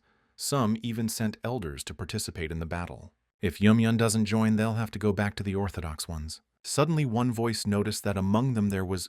Although he didn't like this way of thinking, next time he wouldn't get away with such impudence. Recognizing one of the Yumyons, the man immediately apologized for what he said. The man noticed that a huge crowd of Orthodox sectarians had gathered outside. After this, he stopped chatting and ordered the gates to be opened. When the people carried out the order, the warriors outside immediately announced their readiness. But instead of merchants, a squad of black shadows emerged from the premises. The Orthodox sect couldn't believe that the Yumyong's numbers had increased so much. Suddenly, one of the opponents said that it was their own fault that they were not up to Yumyon's level. However, they forgot the times when they themselves stood on their knees in front of the pavilion, begging for protection. One of the warriors noted that the alliance was too loud. If they were going to fight, then let them fight. When it comes to the Orthodox, there is no point in talking to them. Until they see the difference in strength, they will keep their noses up in the air until the end. He is one of the 12 demon kings, an all-powerful demon who was looking for a worthy opponent. One of the Orthodox warriors couldn't believe that they even sent a demon. But when the monks entered the battle, the boy smiled, deciding that they would be able to hold out. One of the monks declared that he would take the life of the demon as a tribute to the deceased. The demon realized that this man was the elder of those insects. He then announced that he would personally send him to the next world, after which he swung his sword. The monk managed to defend himself and replied that he would not fall for such a primitive attack. It was hilarious because the demon didn't even have time to release a stream of Kai, and the monk already began to celebrate his victory. The next second, the demon lowered the sword lower, breaking the blade and plunging it into the monk's body. Turning his head, he noticed that now only Zhong was left. The old man couldn't believe how much power this demon had, and he didn't know if the victorious squad had even a chance. The enemy liked the expression on his face, that of an animal being hunted. Suddenly, someone's voice said that the man was very noisy, after which Yoha kicked him in the face. The Black Shadow Corps was shocked that someone was able to strike the almighty demon. Zhong was also amazed. The speed was so great that the demon did not have time to react. The old man did not immediately recognize the young man standing in front of him with his back to him. The demon thought there were only worms here, but it seems that one can withstand his blow. Then Joha asked menacingly if the moon fairy had come with him. The demon noticed that the guy was too smug, even though he had only carried out a successful attack once. However, this was more likely said about himself, as a bored Joha noted. He mocked the weak, thereby elevating himself at their expense. The man noted that Yoha was truly smug, even for an Orthodox.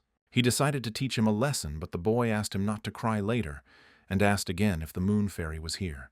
She is the queen of demons, and there is a hunt for her head, so there is no need for a butcher to bring a sword to the slaughterhouse, he said.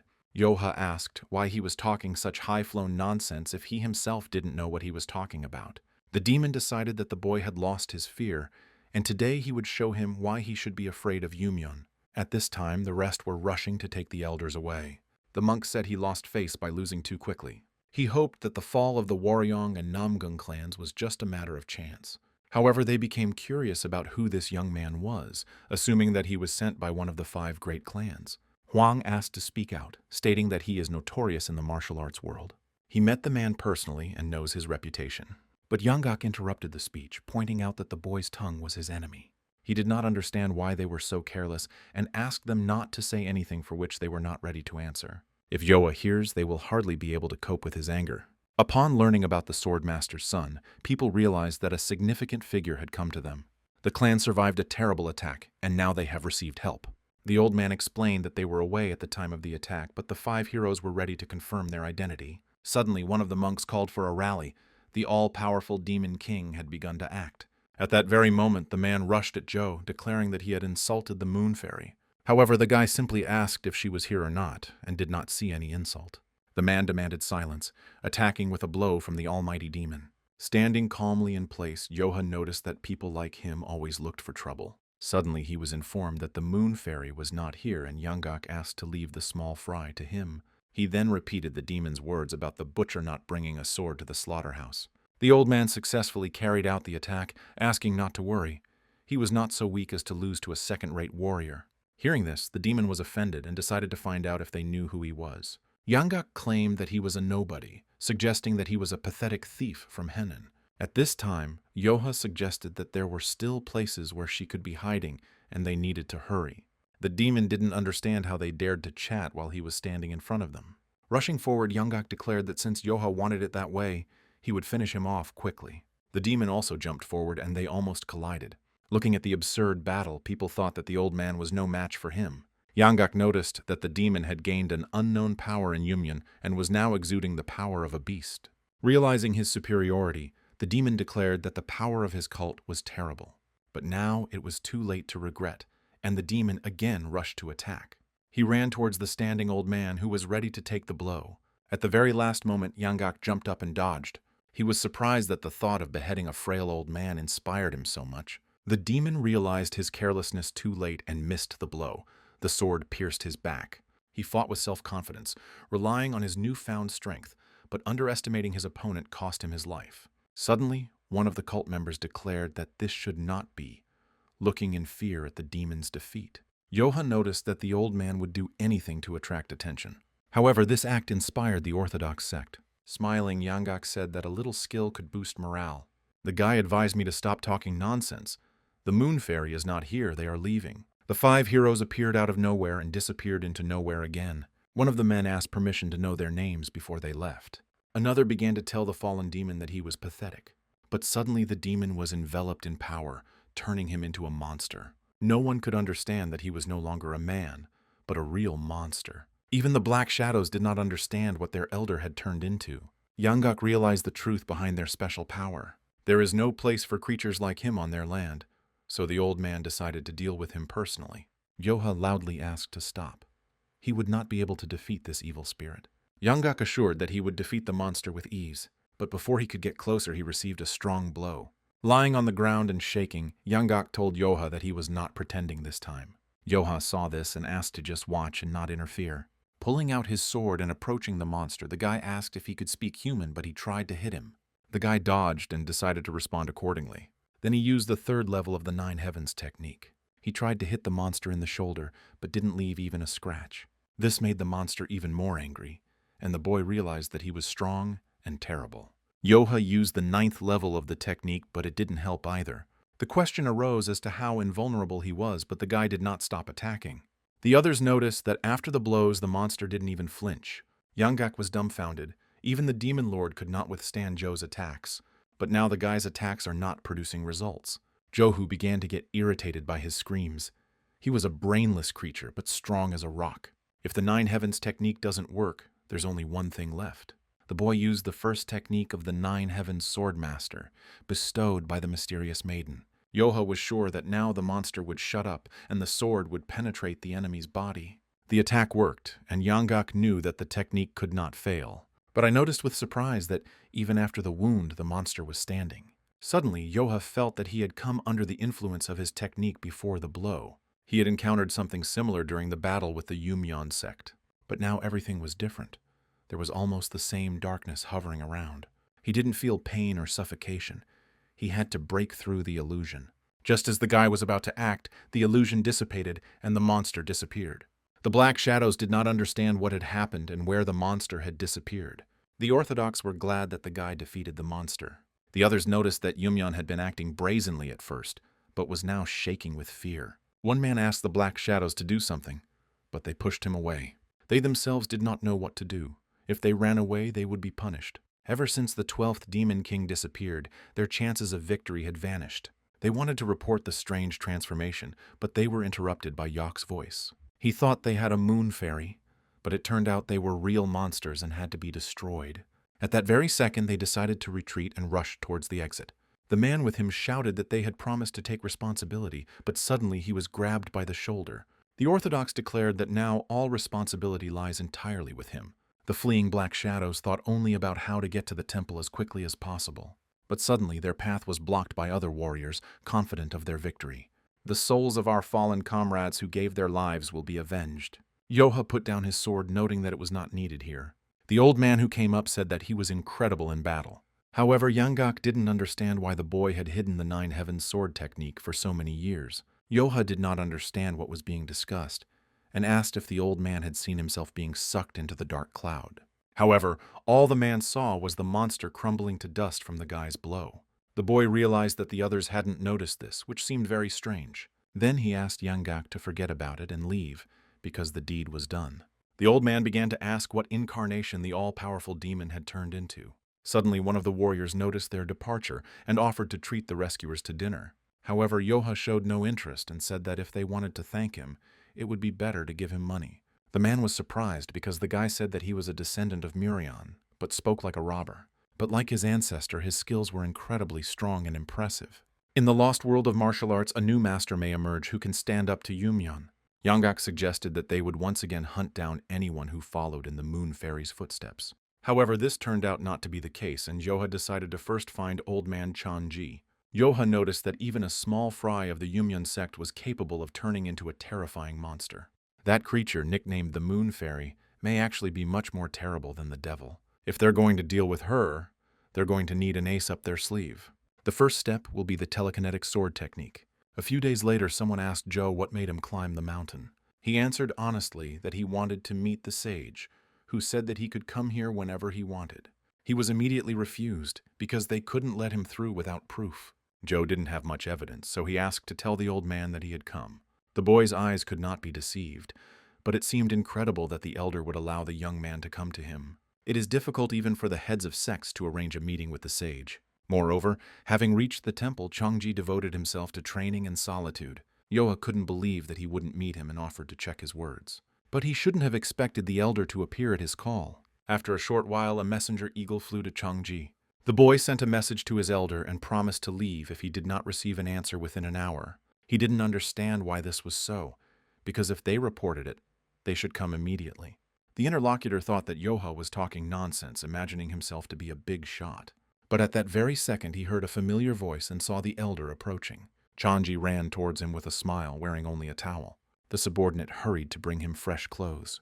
The man thanked him, but the boy asked him to hurry so that the other students would not see. Yoha smiled. Such haste seemed unnecessary. However, it was obvious that the old man missed him. He hadn't received any news for a long time and began to think that the guy had forgotten about him. He then suggested that Joe go to the top and settle in the palace, which stunned his subordinate. One of the men could not believe that the teacher simply accepted a stranger. Moreover, he took the guest to the Jinmu Palace, and Joha saw them heading there. Even the best students have difficulty getting permission to visit the palace. The guy didn't understand his brother's plan and decided to personally come to the head of the Wudang sect. Meanwhile, Changji talked about the sculptures that preserve the history of the sect. Entering the room, Yoha was delighted to notice a multitude of books, secret publications of the sect. The old man guessed that the reason for Joe's arrival was related to martial arts. It was obvious because what else could they discuss except martial arts? The guy was able to enlighten even the one who came to take his life, and now he wants to follow his path. The place is full of manuscripts with advice wiser than he could give in person. Now Joha is allowed to study whatever he wants. When he wanted to know about spiritual telekinesis, the old man was surprised. This guy still surprises the sage. He has already achieved this technique. Although he is not very good at it yet, he understands what to do and wants to know how the old man learned this technique. Some time later, they were drinking tea, and Changji learned that Yoha had fought with the Heavenly Sword Master. Only a handful can stand against his sword, and the exchange of blows is already impressive. Yoha couldn't defeat that old man and tried to repeat the technique of spiritual telekinesis. But it didn't work as he expected, and the guy almost gave up. But after the duel with Yumyun, he changed his mind. On the brink of death, the enemy turned into a monster, and attacks no longer worked. The sage was stunned to hear this and could not believe that Joe's attacks had no effect. Luckily, another technique worked and he was able to win, but the problem was that it was only a 10-headed demon king. Meeting someone much stronger will be much more difficult, so Yoha needs to become stronger. If what was said is true, Yumyun has much more serious problems than they thought. He shared valuable information and the sage will inform everyone so that they can prepare accordingly. Yoha also said that he was traveling with the old man Yanggak, and the sage was surprised why he was not with him. Meanwhile, Yanggak enjoyed the scenery while drinking alcohol. Having nothing better to do, he decided to count how many members of the sect had a grudge against him. When the sage heard this, he laughed, realizing that it was very wise of the boy to leave him there. Mount Wufeng has also undergone changes. Most of the elders have already left the mountain. The mercenary union has lost great talent, and the demon lord is probably kicking himself. Yoha suggested not to worry about him because the man was so strong that he was completely beyond the boy's capabilities. Changji was surprised that after the battle with the Heavenly Swordmaster, he managed to cross blades with him too. However, if these two had fought seriously, Joha would not have survived, and after meeting them, he thought about it. If the enemies he faces in the future are this strong, then at his current level, he won't be able to protect anyone. The sage noted that there was no point in such uncertainty. He was still young and gaining strength, and besides, he was no longer alone. The Wufeng gang brothers he protected would now become his greatest strength. If an enemy appears that they cannot overcome with their combined efforts, then the sage will stand up for him. Moreover, the demon lord will probably say the same thing, so there is nothing to worry about. Yoha didn't expect the fact that he was no longer alone to sound so nice. However, there is a burden that one must bear alone, so the man understands his doubts. Then the sage asked to show him the technique of spiritual telekinesis. When they came out onto the court, the guy immediately began to demonstrate his modest skills. The sage couldn't believe that he was actually able to perform this technique. Moreover, its performance is already above the level of those who cannot control strength. This boy was aiming for the same level of technical mastery as the heavenly sword master. However, Yoha repeated that he was not good at controlling his strength. When he felt this, he warned the old man to be careful. But the man has dedicated himself entirely to training and must also demonstrate everything he has learned. Suddenly his power echoed inside the boy, and he tried to understand what kind of power was hidden inside him. At that very second, an explosion was heard at the place where the sage stood. A few minutes later, Yoha apologized, but the clash continued. The guy continues to exceed his wildest expectations, so the sage can hardly give him advice. However, Yoha came here without any special expectations. Seeing the old man was already enough. Ki's born from thought. It directs energy. Ki circulates in the body, increases, decreases, divides, and unites. All this happens by the will of the mind. The mind is Ki. And when Ki is in harmony with the world, the swordsman masters the sword. Later in the evening, Yanggak, sitting fishing, thought about when Yoha would return. At that very second, the fish began to bite, and the old man hooked it, trying not to lose his prey. He caught a fairly large fish, which turned out to be surprisingly strong. Suddenly, the fishing rod fell from Yanggak's hands, as if someone's sword had pierced the fish and froze in the air. The old man was stunned to see Joe, who declared that the sect's food was not to his taste. Meanwhile, the head of the sect came to see the sage, surprised that he had received a rather mediocre guest. But judging by the tracks, they had managed to conduct a training fight, and this guest seemed important to the sage. Chunji felt like he was deliberately making the leader feel forgotten. The problem, however, was that he neglected his students and accepted the stranger with all his heart. Moreover, even though he is the eldest, the palace is not the kind of place where you can easily let strangers in. Then the sage reminded him of the task he had given him last year. The leader remembered that this mission was related to the Wanju merchants. The man realized that the sage was talking about a bandit from the mercenary union who had defeated him and turned out to be their guest. The head of the sect couldn't believe it, but the guy's name remained in her memory. The sage once said that thanks to his power, he was able to reach their lands. Apart from the 10 great masters, there are few warriors who can stand against the sage, but the boy was able to defeat him. The leader stated that this time, Chongji had made the biggest mistake by inviting a bandit from the mercenary union. However, there is no need to worry because Yoha studied Taoist martial arts and will never turn to the dark path. He is a member of a gang that is not part of the Orthodox Union. Now the sage is worried about the rumors circulating around the Yumyong sect. If Bayuk did not fall by accident, then the power of this sect has already surpassed the power of the 9 sects. That's why now they especially need a strong hero who can unite them, just as the Sword King and the Moon-Cutting Sword Master once did. The leader couldn't believe that this guy would become this hero, but that was her humble opinion. It was clear that the old man valued him highly, but he should not have let him into the palace where the greatest secrets were kept.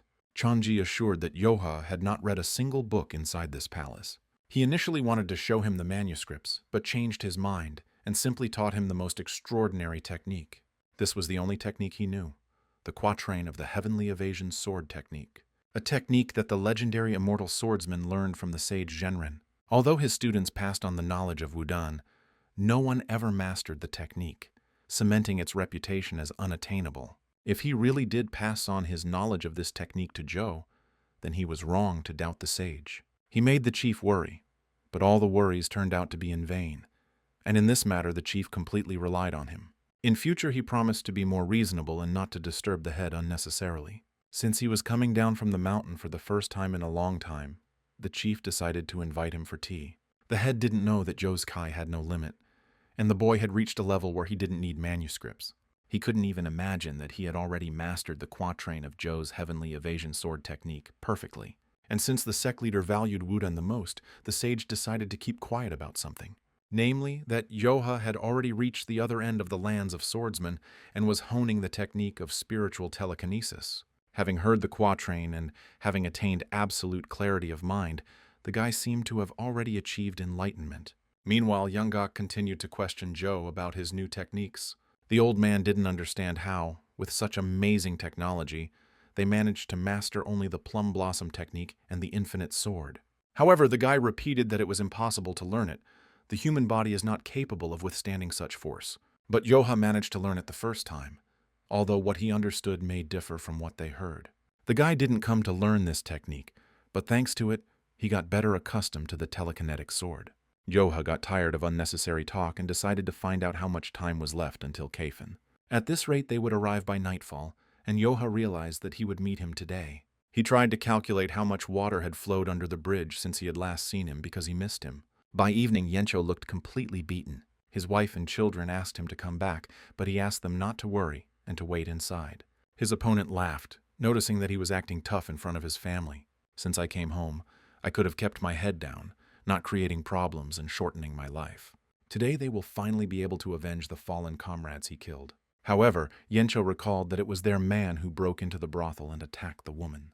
The man wanted to resolve the matter peacefully, but the other challenged him and used a deadly technique, forcing him to defend himself. As a result, while dealing with him, Yencho was unable to check the woman's wounds in time. The poor girl, not yet 20 years old, who had no choice but to work there, died. The hooligan was surprised that it was all about that cheap girl, although you could buy one like that for a piece of silver. But the price for a killed warrior will be several times higher.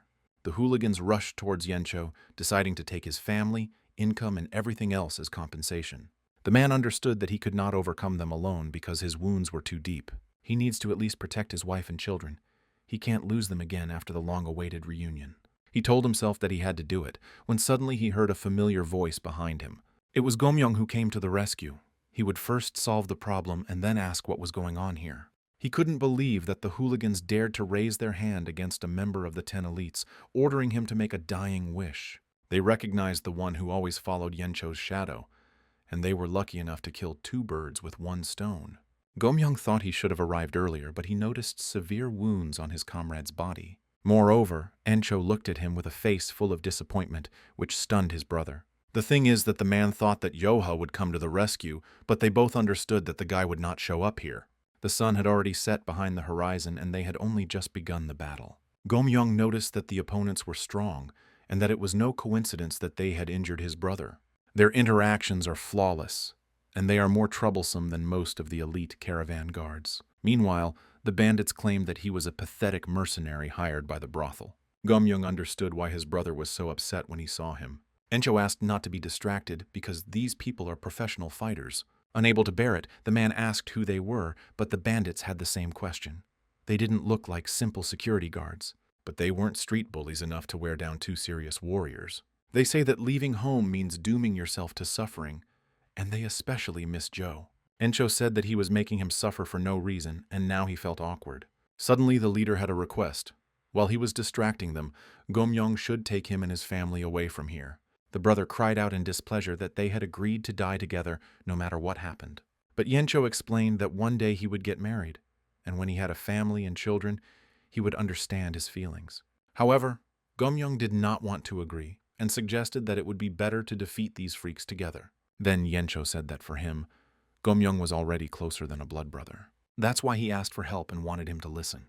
Meanwhile, the bald man was unhappy that they were making plans right in front of them. If they think a walking corpse can stop them, let them try. A few seconds later, one of the warriors struck Yencho in the rib with a blade. Gomyong felt furious, but at that moment a guy with a scythe approached him. He didn't have time to return and received a painful blow to the shoulder. The bandit stated that they were not bad, and he did not think that he would have any difficulty in fighting the brothel guards. He was furious that this job wouldn't bring in any money, so he would take their heads too. Suddenly they heard someone's voice complaining about a disgusting smell. He heard that this brothel was the most popular among the poor, but there was little hospitality here. The bandits were surprised because they had not reported any new clients, and these ones had clearly gone crazy. 3 said they would see which of them had really gone crazy. The old man offered the boy to take them on, but Joha refused. He was angry enough to deal with them himself. At first, Yencho thought he was seeing things, but Gomyong confirmed that it was Joha in front of them. The guy asked his brothers to be patient. He would get rid of the parasites and come to them. The bandit found it funny. He was being threatened by a boy with milk on his lips. Gomyong suggested laughing while he could because he would soon realize that he was finished. Suddenly, Yencho screamed that he thought he was going to die and was now angry. He asked Joe to do something about the freaks, because they were trying to harm the family. The guy concluded that they could not even dream of getting out of here alive. The bandits wanted to enlighten him, but Joha dealt with several of them at once. All the bandits, except for the bald one, fell by the sword or lay on the ground. The man thought it was impossible. He defeated the elite assassins in an instant. When Yoha asked if his brother was hurt because of him, he began to make excuses. The guy asked him to shut up because he would die a painful death. Within a few minutes, all but one of the bandits were holding a huge boulder above them. But the bald man beat Joka until he begged for mercy. With his skills, he could easily cut those bastards in half. Although in a fit of anger he had promised to kill them, Yoha still tried not to take lives in vain. Yanggak suggested that controlling the power to keep prisoners conscious comes at a cost. Meanwhile, Yencho's wife asked what to do about his wounds, but he said he was fine. The man is happy that he can hold her in his arms again, and now they are not in any danger. Gomyong told Yoha that he thought a heavenly maiden had descended upon him. Why did he decide to ask what was going on if the old man was already here and the fortress was standing without them? The guy said that they were doing well without them now, and he got bored. So he decided to see the world. And then he remembered his brothers who had left the mountain, and so he hurried here. It seemed worth it because if he hadn't appeared, Encho wouldn't have been able to hug his wife and children. At the same time, on the outskirts of the forest, Yanggak decided to question a man from the gang of assassins. He understood that the quarrel was just a pretext, so he asked who hired them. Unlike Yok, he was not so merciful and would not let him go with an easy heart. The beaten bald man asked what happened to the others, since the old man had taken them first. However, Yanggak asked the same question, but the bandit stubbornly refused to answer, and his patience was not limitless. The bandit was stunned that he had killed everyone and was not afraid of becoming a victim of the assassins. From this moment on, his life will turn into a nightmare, and he will be marked with the death mark imposed by the assassin.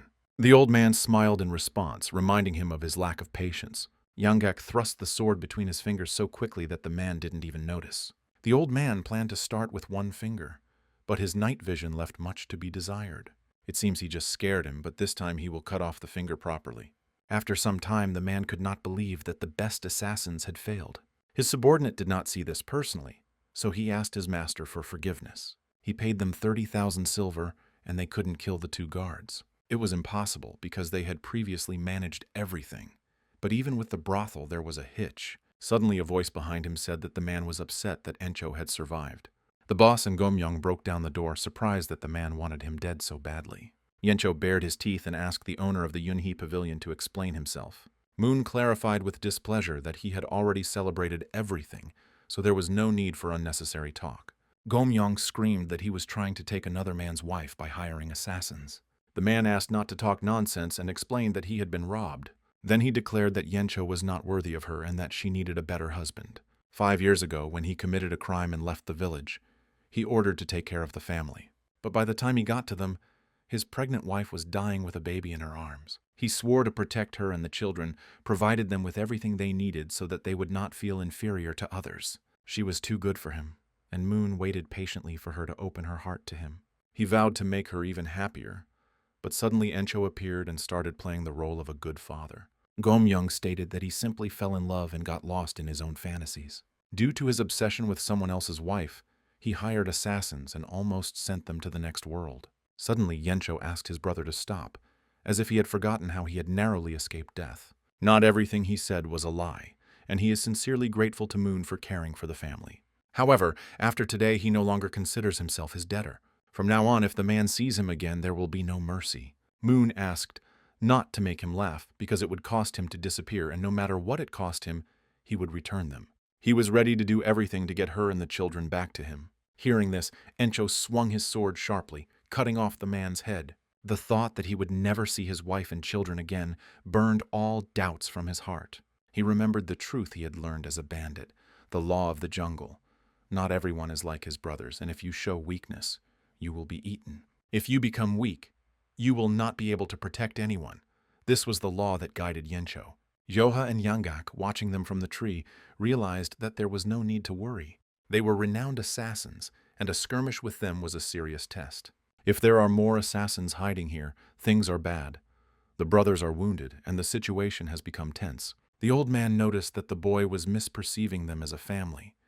But for the first time, he saw Encho kill without a shadow of a doubt. This was in stark contrast to his father, who continued to drink, not caring that his son was being beaten until he lost consciousness. It is difficult to deny his sins, but it is quite difficult to speak ill of one's father. 3 days later, the leader of the assassin gang appeared at the Yumyong sect's outbuilding. He held a bloody bag in his hand, a gift for the chief. Their gang provided the sect with a rich life, and they came to demand proper payment for it. They should have sent an official notice, but they decided to come in person. As one of the demonic soldiers of the sect, he needs the strength of a great warrior. In exchange, he brought money, the amount of which was 3 times greater than the usual tribute. All his assassins fell in the brothel, so the man fell to his knees and asked to destroy them. This incident has caused irreparable damage, and he must take revenge, even if it costs him everything. A request to kill one of the generals is a sensitive matter. However, getting paid to take care of small fry sounds good. An elder from the Jin sect came out to him, accepting the offer, and asked who these people were. Some time later, she was already on her way, rejoicing at her good fortune. The girl didn't have enough money for a new base, so the payment will definitely come in handy. The 700-headed kings rule over Yumyun. They say their power is enough to rule the world. Once upon a time, she was able to prove her strength, which pleased the head of the cult. The woman said that it reminded her of her in her youth, when her blood was hot. So young, but already has good skills, all that remains is to wait until she brings benefit to the sect. The leader acknowledged her when she was a nobody. Jean trained for days to justify the trust. She will take advantage of the chance to gain more trust, and from there it won't be long before she reaches the role of the 100-headed king. Suddenly her thoughts were interrupted by a guy collecting herbs whose basket had overturned. Yoha asked with displeasure who she was and whether she had made a dying wish. Jean noticed that the youth had a great aura and realized that he was a boy with red hair and a teenager. Her thoughts were interrupted by the guy repeating the question and starting to get angry. He was her target, but Yoha asked him to lift the basket, then he would let her go. Jean stated that he saved her time on the road, which was a little. The girl asked where his old man was and why he was alone, because it would be nice to kill them both at once. Yoha didn't understand what was wrong with his aunt and assumed that she was also an assassin. However, she was outraged that the guy called her an aunt, although she was young and beautiful.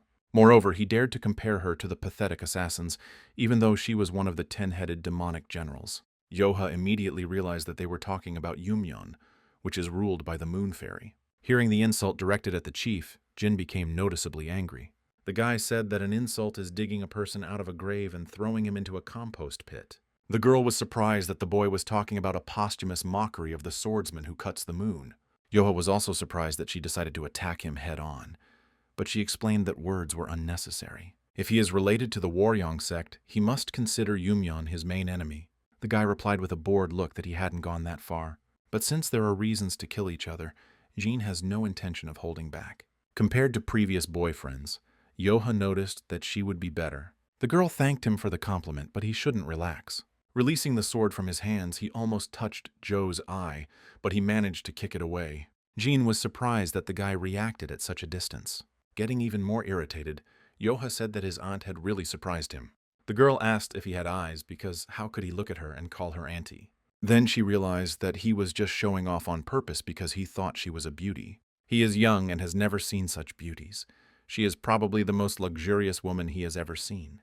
Thinking about Sobaek, Chen, and Rio, the boy fell out of reality for a few seconds. He then stated that Jean was simply ugly, which clearly offended his opponent. But now he won't be able to get away with it by getting on her nerves, and a miracle has just saved him. But she is relying on a miracle, because with such skills she barely managed to suppress him. Yoha was very irritated by Jin, but his skills were something to be reckoned with. That sword strike was a smart move, but it wouldn't work with him again. Suddenly she asked her sword if it thought she had just thrown it away. At his level, that's probably what it looked like, but if he looked closer, he'd see technology that would amaze his imagination. Taking the sword out of the ground, Jean asked him if he had ever heard of the unity of soul and sword. After that, she released the blade from her hands, waving it around herself. Yoha just frowned, not understanding what she was doing, why she was drawing circles with her sword. This technique allows you to control the sword without touching it. He must have never figured out how it works. By training tirelessly, she reached the level where she could control the sword from a distance. Rushing forward, the girl promised that now he would know what horror was. In his eyes, she must now be like a single blade. Yoha replied that even a sage could fight off this victim of feeble-mindedness.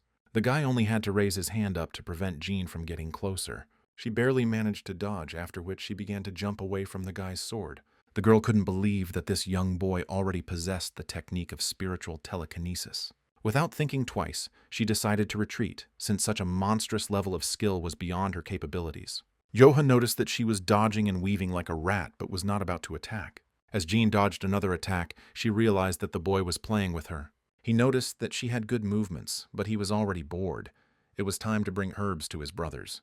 He wanted to finish it quickly, and so with one blow he trampled the girl into the ground. Summoning the sword to himself, he was ready to deliver the final blow. But Jean asked for forgiveness. Just this once. The guy asked her if she knew what happened after the 10-headed demon generals died. Without waiting for an answer, he jumped straight at her, plunging his sword straight into her chest. Although Joha tried his best to avoid killing, the Yumyun sect was always an exception for him. Having come face to face with them several times, he realized that they had long since lost all humanity. As soon as the guy pulled out the sword, he noticed that Jean immediately transformed into a monster. This one was enveloped in flames, which was different from the previous demon. The last one was strong to the point of being melee, but she seemed like a completely different matter. At that very moment, the monster disappeared before his eyes and suddenly appeared behind him. It was incredibly fast, but the guy had foreseen it. He's already had his share of grief, so he doesn't intend to spend more energy today than last time. When the monster tried to attack again, the guy tried to keep his distance. No matter what she did, she was still no match for him, and he repelled all attacks. Then Yoha went on the attack and with one movement of his sword cut off her hand. While the monster was perplexed, the guy appeared behind him and delivered the decisive blow. This time everything went faster, but Yoha again began to envelop himself in red fog. He was not mistaken. Having defeated the warrior Yumyun, he finds himself in another dimension. However, this time he saw a huge demon in front of him. Last time he hadn't seen anything like this and had no idea that such titans existed. A few seconds later he came back, trying to figure out what the hell had happened to him.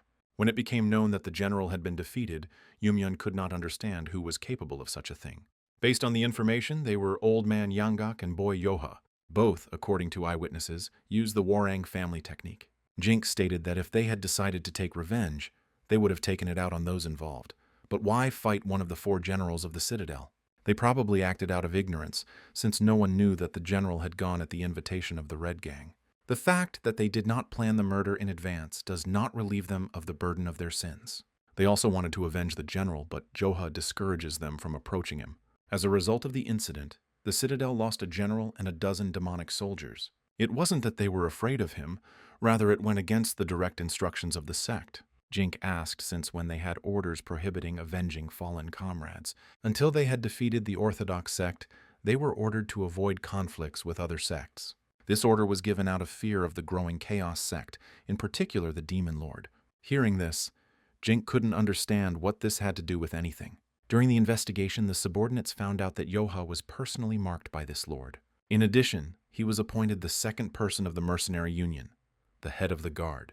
The stubborn demon lord appointed the boy as second in command. 20 years ago, the Citadel leader fought under the rule of the demon lord. He was once one of the top 3 masters of the mercenary union. Then he proved to the chief that he was the strongest among the 3 masters. Jink asked to be appointed second in rank because there was no more suitable candidate in the entire union. Muha confirmed that he was the most outstanding of the 3 masters. However, he has not yet earned the title he so desired. The guy was surprised because he carried out his order, proving his strength in a fair fight. The demon lord asked to look at himself. In words, he is so brave, but in reality, he looks like a beggarly rogue. He believes that the second in rank in the union should be comparable in strength to him, and his hard-won victory proves nothing. But be that as it may, Jink won. So the leader must keep his word because the condition was victory. Then he offered to prove right now that he was capable of reaching his level. This made Muha laugh, and he liked his attitude, but he forgot his place. With an evil smile, the demon lord asked if the boy was sure he wouldn't regret it. No matter how hard Jink trained, he felt like the level of the 10 great masters was unattainable. But now he was curious about how things would turn out. At that very moment, the subordinates asked whether it was worth informing the other 100-headed kings about Yoke's desire to take revenge. Jink gave a negative answer because perhaps the situation was even better than he had expected. The 100-headed queen is currently busy expanding the sect's influence within the mercenary union. The 7 10-headed demonic warriors were able to regain their title as branch heads during the Mercenary Alliance tournament. The heaven-crushing demon lord would definitely know all about them. But since the union believes that the strongest takes the leadership position, it has no compelling reason to get rid of them. The bottom line is that the demon lord has been yearning for a head of guard for many years. However, if Yoha really does have all the necessary skills for this role, then the demonic warriors are in for a failure. There are about 20 of them under Li Mei's leadership, but it seems they need to be put in their place. Realizing what the master was talking about, the subordinate smiled and declared that he understood everything. The head of the sect has been absent for a long time, and power over all of Yumyan has been transferred into the hands of the powerful seven kings. If the leader never returns, one of the seven will become the new ruler. It's only a matter of time before the Yumyang sect conquers the world, and for the sake of a bright future, it's necessary to keep an eye on the other kings. Then Jink decided to test how useful Yoha would be. Meanwhile, in Hainan province, Joha and Yanggak reached the old man's hometown. He had spoken of something similar before and mentioned 3 demons. Looking back at those times from the vantage point of old age, their martial arts back then were shameful. The guy decided not to go into details, realizing that the old man had made a lot of enemies and was now hiding his face. This place is extremely famous as a paradise for martial artists, and sometimes one of the 10 great masters comes here. He needed to hide, because even if he was beaten to death in the alley, he couldn't count on Joe's help. At this time, they reached the best tavern in the area. The place is famous for the best cuisine in all of Hainan. The tavern was huge, looked like a brothel, famous for its courtesans, but the cuisine here was beyond praise. If the old man remembers correctly, you can eat on the first floor, after which he showed you the way. But when Yoha took a step, he suddenly felt something was wrong. His body trembled, and an unknown fear seemed to appear in his eyes. Yanggak was at a loss. It was the first time he had seen Joe so worried since the meeting. Even when fighting with 10 great masters, he was steadfast and unwavering. However, now the boy looked like a child who had seen a ghost. And the old man followed with his gaze where Yoha was looking. He was incredibly interested to know what could have caused such fear in the guy, if he himself was one of the strongest. And then his gaze found a middle-aged man and woman, so ordinary that it seemed their necks could be snapped like a twig. The man smiled and said that dumplings were a special dish of the local cuisine, and even she would not remain indifferent to them. Miju smiled, agreeing with the wonderful smell and taste, but asked for his help. She felt awkward about him treating her to lunch. However, everything was fine, and he was glad when he learned that she had succeeded. It was all thanks to him and his clues about the 9 bells, and she was ready to repay in any way possible. The man smiled slyly, deciding not to refuse such a generous offer. However, he was forced to ask what had prompted her to approach the Moon Fairy personally and offer a deal.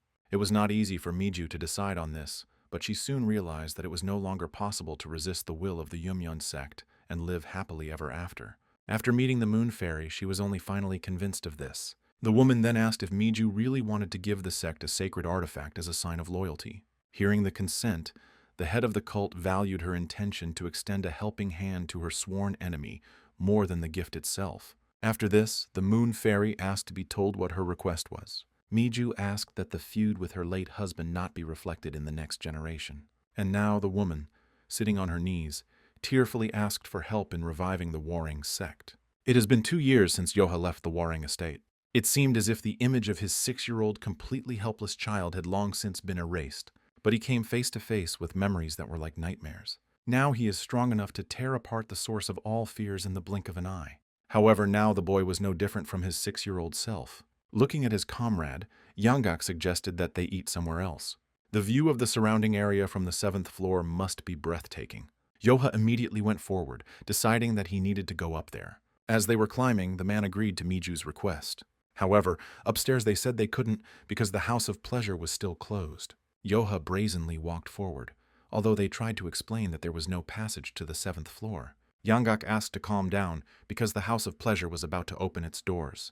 The 7th floor was only for special guests, and they don't even know how much it costs. The old man showed a bag of money, thinking that this was enough. They were reluctantly let through, and the old man went forward, wanting to find Yoh. He found the guy on the balcony asking if he was okay. Yoha calmly said that the view from here was wonderful. You can't see such landscapes everywhere. The only time he had seen anything more captivating was when he had stepped outside the estate for the first time in 10 years. The old man decided to ask a personal question about the woman they had seen earlier. The guy confirmed that it was she who locked him in the estate for 10 years and tortured him as best she could. Then Yanggak allowed them to come down and bring her head. However, Yoha said that he could handle it himself. It was just that this meeting caught him by surprise, and he froze, unable to move. He could point his sword at any moment, but would it be revenge? The girl suddenly interrupted the conversation.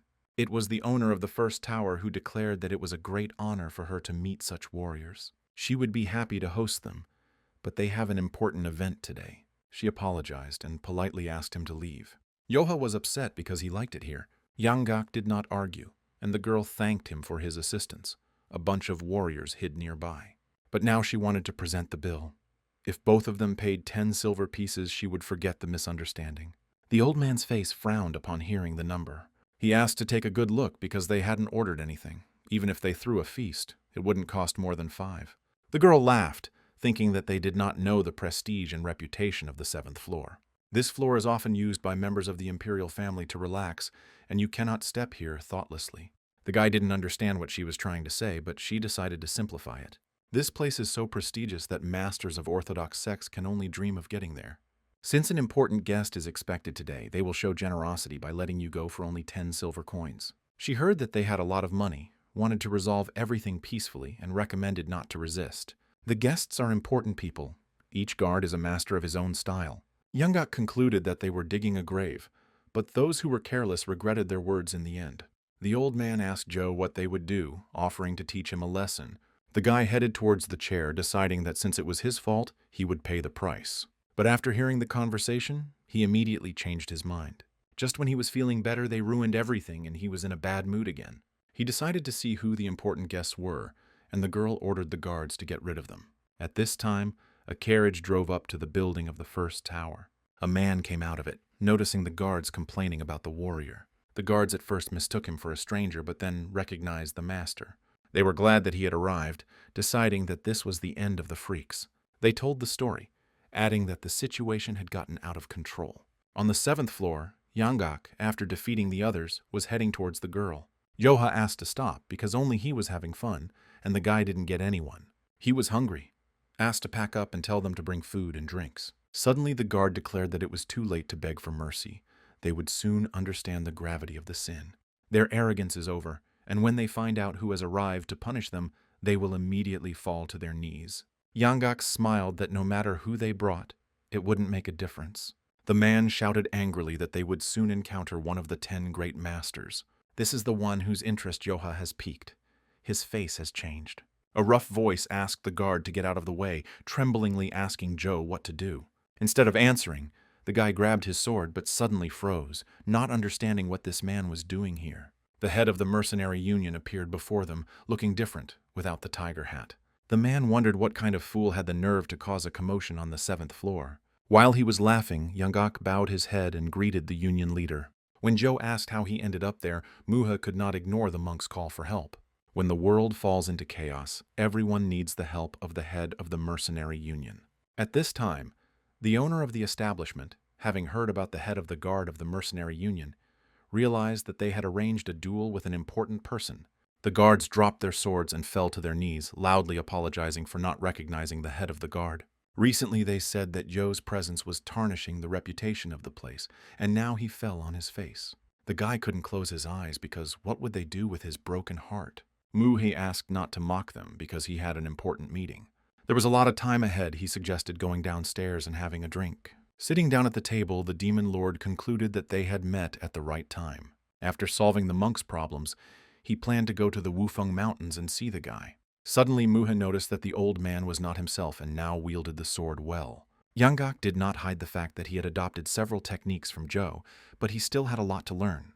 The demon lord laughed. To reveal such talent in 3 years was a real gift. Yoha asked to stop, asking what kind of meeting with the elders was supposed to take place. Muh received an interesting offer, so much so that he covered the entire journey in an instant. One of the 7 sects and 2 schools with an ancient history, it is a pillar of the Orthodox community. These proud monks asked for a meeting with the head of the mercenary union. His heart was beating fast. He arrived 2 hours before the appointed time. Shaolin does not act without a reason. If the Orthodox sects find out, there will be an uproar. If they needed a reason, they would get one, because Muhe was part of Shaolin. However, when he was there, not even a shadow of them flashed before him, and now they need him.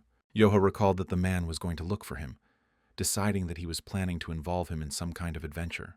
He wanted to ask the head of the guard to fulfill his duties regarding the unrest surrounding the Yumyong sect. The guy asked with displeasure what they had done again, although he had already noticed some strange behavior on their part. He recently fought 2 soldiers, and they turned into monsters, and he was pulled into a strange space in which an unfamiliar figure appeared. But given Muha's skills, he would have easily defeated them. Upon learning that Yoha had removed someone like them, he was glad that he had chosen the right person and offered to help him destroy this sect. He himself had reasons to dislike Yumyun, but it was interesting what they did for Muhei. The man became angry when he heard how they were recently called the strongest warriors in the martial arts world. But now Yumyun has turned her sword against the orthodox sects. If they fight until they squeeze every drop of juice out of each other, this will be an opportunity to seize the initiative. Mu had this thought. That's why he silently kept his finger on the pulse. But then these degenerates took root in their union of mercenaries. Those people who won the union tournament 3 years ago became gang leaders and went on a rampage. They kidnapped people and sold them, committed massacres, and, it is said, engaged in cannibalism.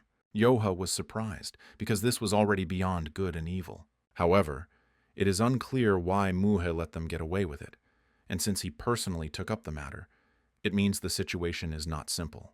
At first, the man also thought about simply getting rid of them, but it took him time to figure out who was behind them. And the only rule of the union, which states that might is always right, stood in his way. If he, the head of the union, crosses the only rule, their unity of the union will fall. Surely this is what the Yumyan are counting on. This sect has been able to destroy the Namgung clan more than once, which means they are a real threat. 30 years ago, he crossed blades with the King of Swords, and at that time, no one could stand in his way. If he had prevailed, Muhi would have been called the only great master. It was obvious that they would both receive wounds, not a fleeting title. The demon lord laughed, noticing that his words were at odds with his actions. After that, their blades clashed, but they only exchanged a couple of blows. He was the first opponent that Mua could lose to, and now they say that the King of Swords was defeated. Yanggak knew one of the 10-headed soldiers. His skill remained the same, but his strength increased 100-fold. The defeated 12 Demon Kings said the same thing, and they should know exactly how the sect obtained this power. Suddenly, Yoha agreed to accept Muha's offer. As the guy said earlier, he still had a grudge against these degenerates and was indebted to the Namgung clan. However, he had a condition. The man had to stop the revival of the warring clan. The man was surprised because their sect already existed, and it was unknown whether it was even possible to restore the clan. Yoha wants to eliminate even the slightest possibility, and everything related to warring must be destroyed by the demon lord. However, first the man decided to find out why the guy hated this sect so much. Then Yanggak decided to explain everything to the head of the union himself, and Yoha gave the go-ahead. The old man began his story of how Yoha ended up in Wufeng, including the events concerning the Warong sect's activities. He also told about the twists and turns of history that even Yoha himself could not unravel. The demon lord already guessed that the guy had a difficult past behind him, and when Muhei heard the story to the end, he was incredibly angry and his rage was out of control. In that very second, he swore that he would make this clan beg for death. Pouring alcohol to the head of the union, Yanggak said that he was counting on him. Miju deserves to be beaten to death, but even Muryong is rotten to the core. Muhi then asked the boy if he knew that some members of the Namgong clan were now in Zhengzhou. Yoha mentioned that he owed the clan, so the man shared it with him. They stopped not far from the first tower, and the boy was surprised that brother Chan and sister Yeon were so close. He immediately began to ask where he needed to go, and the demon lord was surprised that he would actually go there. Later in the evening, when they reached the right place, a girl suddenly ran out of the building and rushed into Joe's arms. Chan wondered where his sister had suddenly gone at such an hour. But when he came out onto the threshold and noticed Yok, he was quite surprised. The guy asked if his brother was okay because he heard that they had settled here for a while. Chan greeted him in shock, not believing that his sister was hugging someone. When they brought Joe inside, they told their story. Chan was glad that the boy took his advice seriously and ended his life as a thief. Yoha became embarrassed, telling John that almost 10 years had passed, and she still remembered him. If he got scared at night, he would remember her. Once he met a fairy who looked just like her. He even thought for a while that she pretended to be a fairy to help him. Noticing that the guy took her hand, Chan decided to change the subject. Yoha revealed that he had made a deal with the demon lord, who agreed to deal with Yumyan. Chan would never have thought that orthodox sects would ask for help from mercenaries. Besides, if Yoha takes the initiative, it seems like he's at the forefront of the battle between the Order and Chaos sects and the Yumyan sect. The guy didn't plan this, but if Muhei's negotiations with the monks were successful, that's exactly the impression that would be created. Now, given that Yumyang is actively conquering the world of martial arts, the orthodox sects are the ones suffering the most. Most won't be able to cope even with 10-headed mercenaries and will suffer huge losses. Fearing that Yumyeon would get out of control and grow if Yoha also joined the fight, people might think something. Obviously, they would think that the moon-cutting swordsman had returned, which seemed like a nightmare to the guy. Either way, his name will be on everyone's lips one way or another. The cult was strong enough to take down even their father, and if they targeted the boy, he might find himself in a difficult situation. However, Joha didn't care about this because he had already decided to destroy them. The actions remind him too much of his childhood. The fact that they enjoy torturing the weak is disgusting. For the first time, he doesn't have enough strength to fight back, but he will no longer run and hide, overcome by fear. Just as his sister protected him 10 years ago, he will protect people from their cruelty, since he has the power.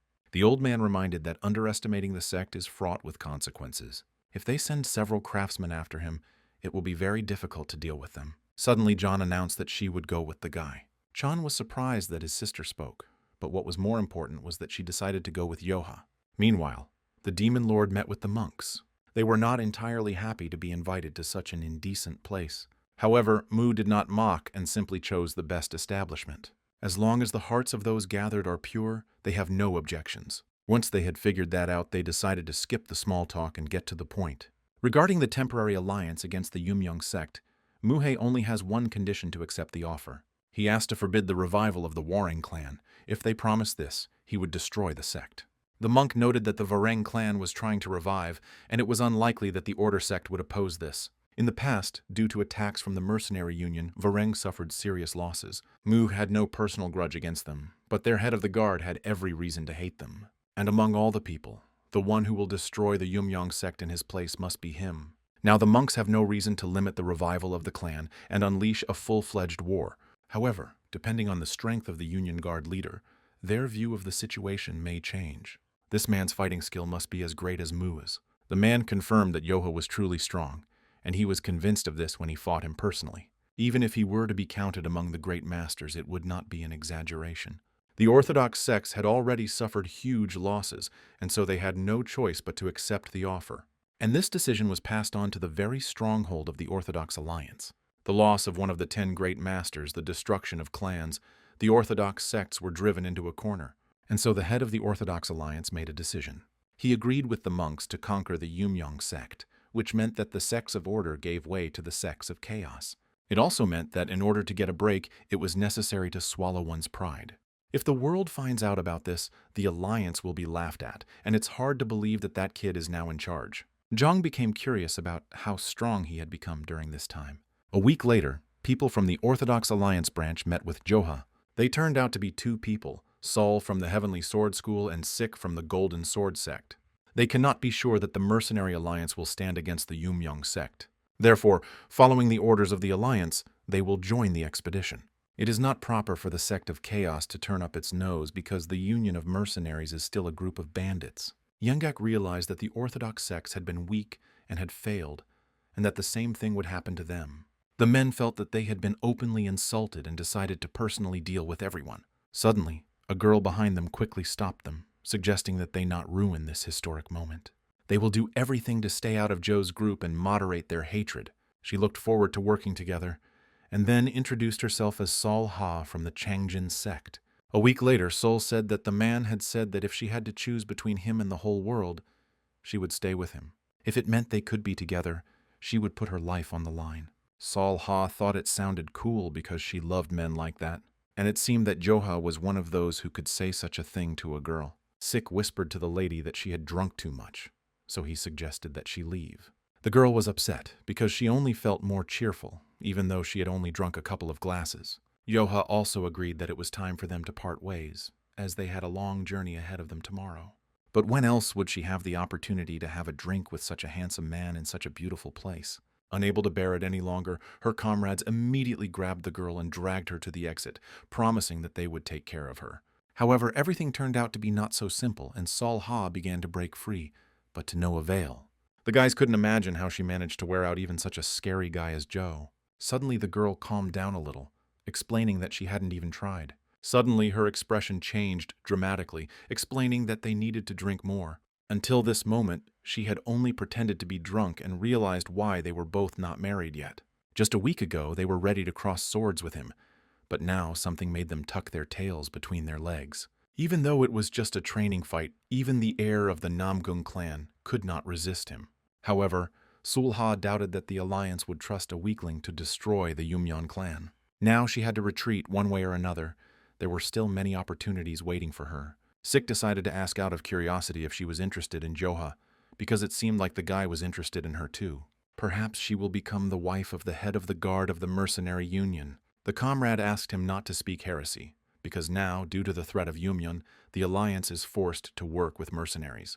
After the cult is gone, the mercenary union will be the next target. Salha thought he sounded old-fashioned, but then she noticed a guy standing nearby. He walked silently between them, and the girl noticed that he looked very much like Yok. Meanwhile, Joha didn't understand why everything was so complicated and promised that next time there would be no alcohol. However, the old man felt that he liked the girl on the whole, although he had no reason to hate her. The old man smiled, confirming that she was a good photographer. He personally saw that they were holding hands recently. But the old man must understand that she took his hand. This girl is more terrible than the monster Yumyan with whom he fought. At that very moment, a red-haired guy entered them, apologized and wanted to talk to the head of the guard. Yanggak immediately jumped up, declaring that they did not allow him to cross the threshold. However, the guy remained standing, asking for a minute of their time. Yanggak wanted to throw him out, but Joha asked him to go and drink somewhere else. 1 month has passed since the demon lord made a contract with the monks. After the alliance agreed not to interfere with Warang's affairs, Muha reminded everyone of the Tripitaka vaults. As a result, everyone who was counting on the restoration of the clan and further cooperation turned away from them. The factions of the orthodox sects, exhausted by fatigue, did not react to this statement. The worst thing was that Vareng had already lost the favor of the head of the mercenary union guard in the past. And now that the demon lord had intervened, no one dared to remain within the clan's bosom. The guest then stated that he should have come and greeted Yoke properly much earlier. The guy grinned because even if he wanted to, he couldn't forget his own brother's face. He knew why he had come to him, but it was surprising that he was now behaving so politely and awkwardly. When they were children, Mubek, like his other brothers, laughed at him, insulted him, and mocked him. Suddenly, the brother fell to his knees and said that he could not distinguish good from evil, and that a grave sin lay on his soul. Whatever he said now would sound like an excuse. Even despite the current situation, he wanted to come and apologize. Joha asked not to try to throw off the burden of responsibility, because you can't be as outrageous as you want and then just apologize. Mubayak knows only too well how shameful and dishonorable it is to come here and ask for forgiveness. But even so, for the sake of their father's bright memory, Mubek asked to be given a chance. Grimacing, Joha assumed that his brother knew perfectly well what was happening to him in Vareng. The brother admitted that he knew everything, but he had the audacity to come here and ask for forgiveness. If he is here to apologize, then those who hurt him should have come in person. Aunt, the elders of the Yan clan, the warriors of the Bek clan, their master, and Lord Yang. If they all come and fall on their knees before him, begging for their sins, then he will think of abolishing the Tripitaka. There was no other way out, and the guy was not going to make things easier for his brother. If a person is ready to lose everything, it is not surprising how they will act, so I asked the others to tell them about this. Even mentioning the possibility of abolishing the Tripitaka was an important step for both brothers. But both Mubek, leaving the room, and Joha, speaking after him, were confident that the culprits would never fall to their knees. And so they each returned to their own path in deafening silence. Sometime later, the group reached the village of Lancy, and Solha observed the snowy beauty. Even in winter there was so much interesting stuff here, but she was asked to sit up straight. The girl said that everything was not so bad, and it was a pity that they would be very busy. She only thinks like this because she is sitting in the warmth, but if she steps outside, she will immediately freeze. Brother Saul is praying for a quick arrival out there, suffering from the cold. Solha didn't think about it, so she decided that she would sit there next. Joha also decided to swap with Yanggak, and this whole journey was made specifically to carry out assignments. Chan decided to take part too, and it would be easier for everyone to cope together. However, the guy indicated that only he would be replacing him, but not John. When asked why, Joha briefly answered that it was cold there, which noticeably surprised his brother.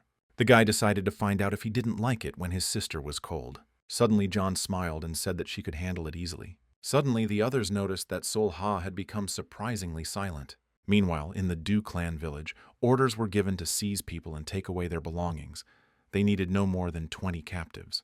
We need to show them the price they will have to pay for turning a blind eye to the demands of the Storm Gang. People begged for mercy, and women trembled, hugging their children tightly. The cries of suffering were music to the ears of the gang leader. Dan ordered them to be destroyed as a warning to the rest of the villages.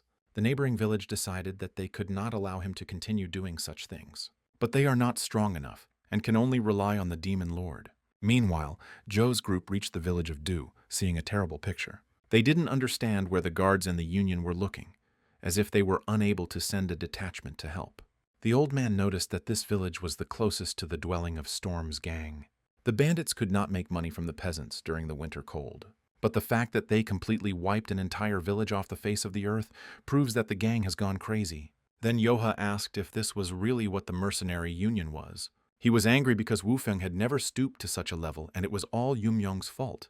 The madness of the cult also played its role, and brought everything to such a lousy outcome. Wufeng was indeed a special gang, as the merchant clans in the area were rich and prosperous. But Yoha defeated them all with his immense strength, and their leader was not greedy. He did not take more than they required, and many traders could pass through their mountains without any problem. But if the merchants suddenly weren't there, they would also rob the nearby villages. Now the guy was sure that the Union was a bad place. Meanwhile, Storm's gang was celebrating, as they had robbed 10 times more than in previous months. Until that day, they had not been so active and realized that stealing little by little was ineffective. The leader decided that if they continued in the same spirit, they would become rich. The more they tarnish the name of the Union, the greater the chance that no one will side with them. But now the thought of staying here forever is so tempting. Suddenly, a subordinate ran up to them and said that they had huge problems. Some people started a fight near the gate. One of them claims that he is the head of the guard of the mercenary union. Yoha ordered them to stand in his way and bring the leader of Storm's gang to him. The guy was ready to destroy him without a single regret. So if they attacked again, there might be no mercy. At that very moment, the chief stepped forward, asking the guy to follow the rules since he had come as a guest. Even the head of the guard is not allowed to do such things, and besides, he is too young for such a role. The man asked for proof, while the boy asked if he was the one who killed the Du villagers. The chief shouted that the boy had no manners and dared to insult him in his own home. At that very second, something flew towards the man at high speed. Yoha asked to answer whether he was responsible for the murders in the village of Du. Noticing the head guard's badge, the dentist replied that it was their job to attack villages when the gang ran low on food. However, all they have to do is take away some of their money. But the guy heard that he even captured several residents. The gang leader decided that the guy was trying to figure out how much money they had stolen. Apparently, they captured a couple of people. It's profitable. Thanks to this, their wallets are full of coins. Yoha frowned, asking if he had eaten any of the prisoners. Suddenly, some of the bandits raised their hands, declaring that they had done it. Then they suggested setting the table for the head of the guard so that he could relax. Yoha turned to Yanggak, ordering him to kill the two. The old man was just waiting for his permission, and therefore abruptly pulled the sword out of its sheath. It took Yanggak only a moment to cut off the heads of the two men. Seeing this picture, the leader of the gang immediately became angry and decided to join the fight himself. He killed crowds of villagers and ate their flesh, when suddenly he became concerned about the lives of his people. The old man could not consider him a man. It was enough for him to strike him once. The gang leader noticed that he was strong, although he thought that he was just lucky to kill his brothers. Yanggak was about to cut him in two, but realized that he was practicing defensive techniques. Dan told the old man that he was almost dead for daring to start a showdown in his gang. Whether it was the head of the guard or someone else, they were the first to start the slaughter. Then he shouted to his men that a man of such level should not thoughtlessly attack his own. If they continue to sit idly by, they will also lose their heads. His brothers immediately grabbed their weapons, agreeing with their leader. There were only 7 of them, so dealing with them was no big deal. Sik knew it would happen, but the others knew a battle was inevitable. Chan offered to take care of everything, but Yoha decided there was no need. If he hurts them, the Demon Lord will be furious, because they only came here for the Yumyon bandits' sake. Then the boy said that on the orders of the Demon Lord, he came here to teach Yumyon a lesson. He doesn't want to hurt the brothers of the mercenary union, but if they intend to fight, they can attack. However, anyone who decides to do this will go against the head of the union. And whoever does this will be considered a minion of Yumyon and will be killed immediately. Noticing the indecision of his comrades, the leader of the gang ordered to finish them off. Some felt some strange air around them, but decided to hurry and help the boss. They decided to first attack the old man who had killed their brothers. A group of people immediately surrounded Yanggak and rushed at him at the same time. However, the old man was not afraid when he noticed the Yumyon dogs sticking out their noses. All that remains for them is to reunite with their comrades in the afterlife. Everyone was stunned that he killed them with one blow, and the gang leader became even more angry. He and his subordinates ran straight to Yanggak. The old man noticed that the previous sect cur he had fought was much stronger than him. Dan began to lose his temper and decided to see how long his farce would last. Zhang asked Joe why he never told him how strong Yanggak was. However, the guy clarified that this henchman Yumyun was simply weak. If Chan had taken the notice, Yumyun's soldiers would have already been lying on the ground. The head of the gang decided that this was impossible because he was losing to the grandfather, who was not even the head of the guard. One of his subordinates managed to catch him, asking if the boss was okay. He only shouted at his comrades because he ordered them to attack. However, some doubted, because they were immediately told that they were going against the will of the head of the union and the head of the guard. Rumor has it that his strength is comparable only to that of the demon lord, and they hardly have a chance of winning. Dan was stunned that they were willing to stand by and watch their leader suffer defeat. However, they had no reason to follow him. They obeyed him only because the law required it.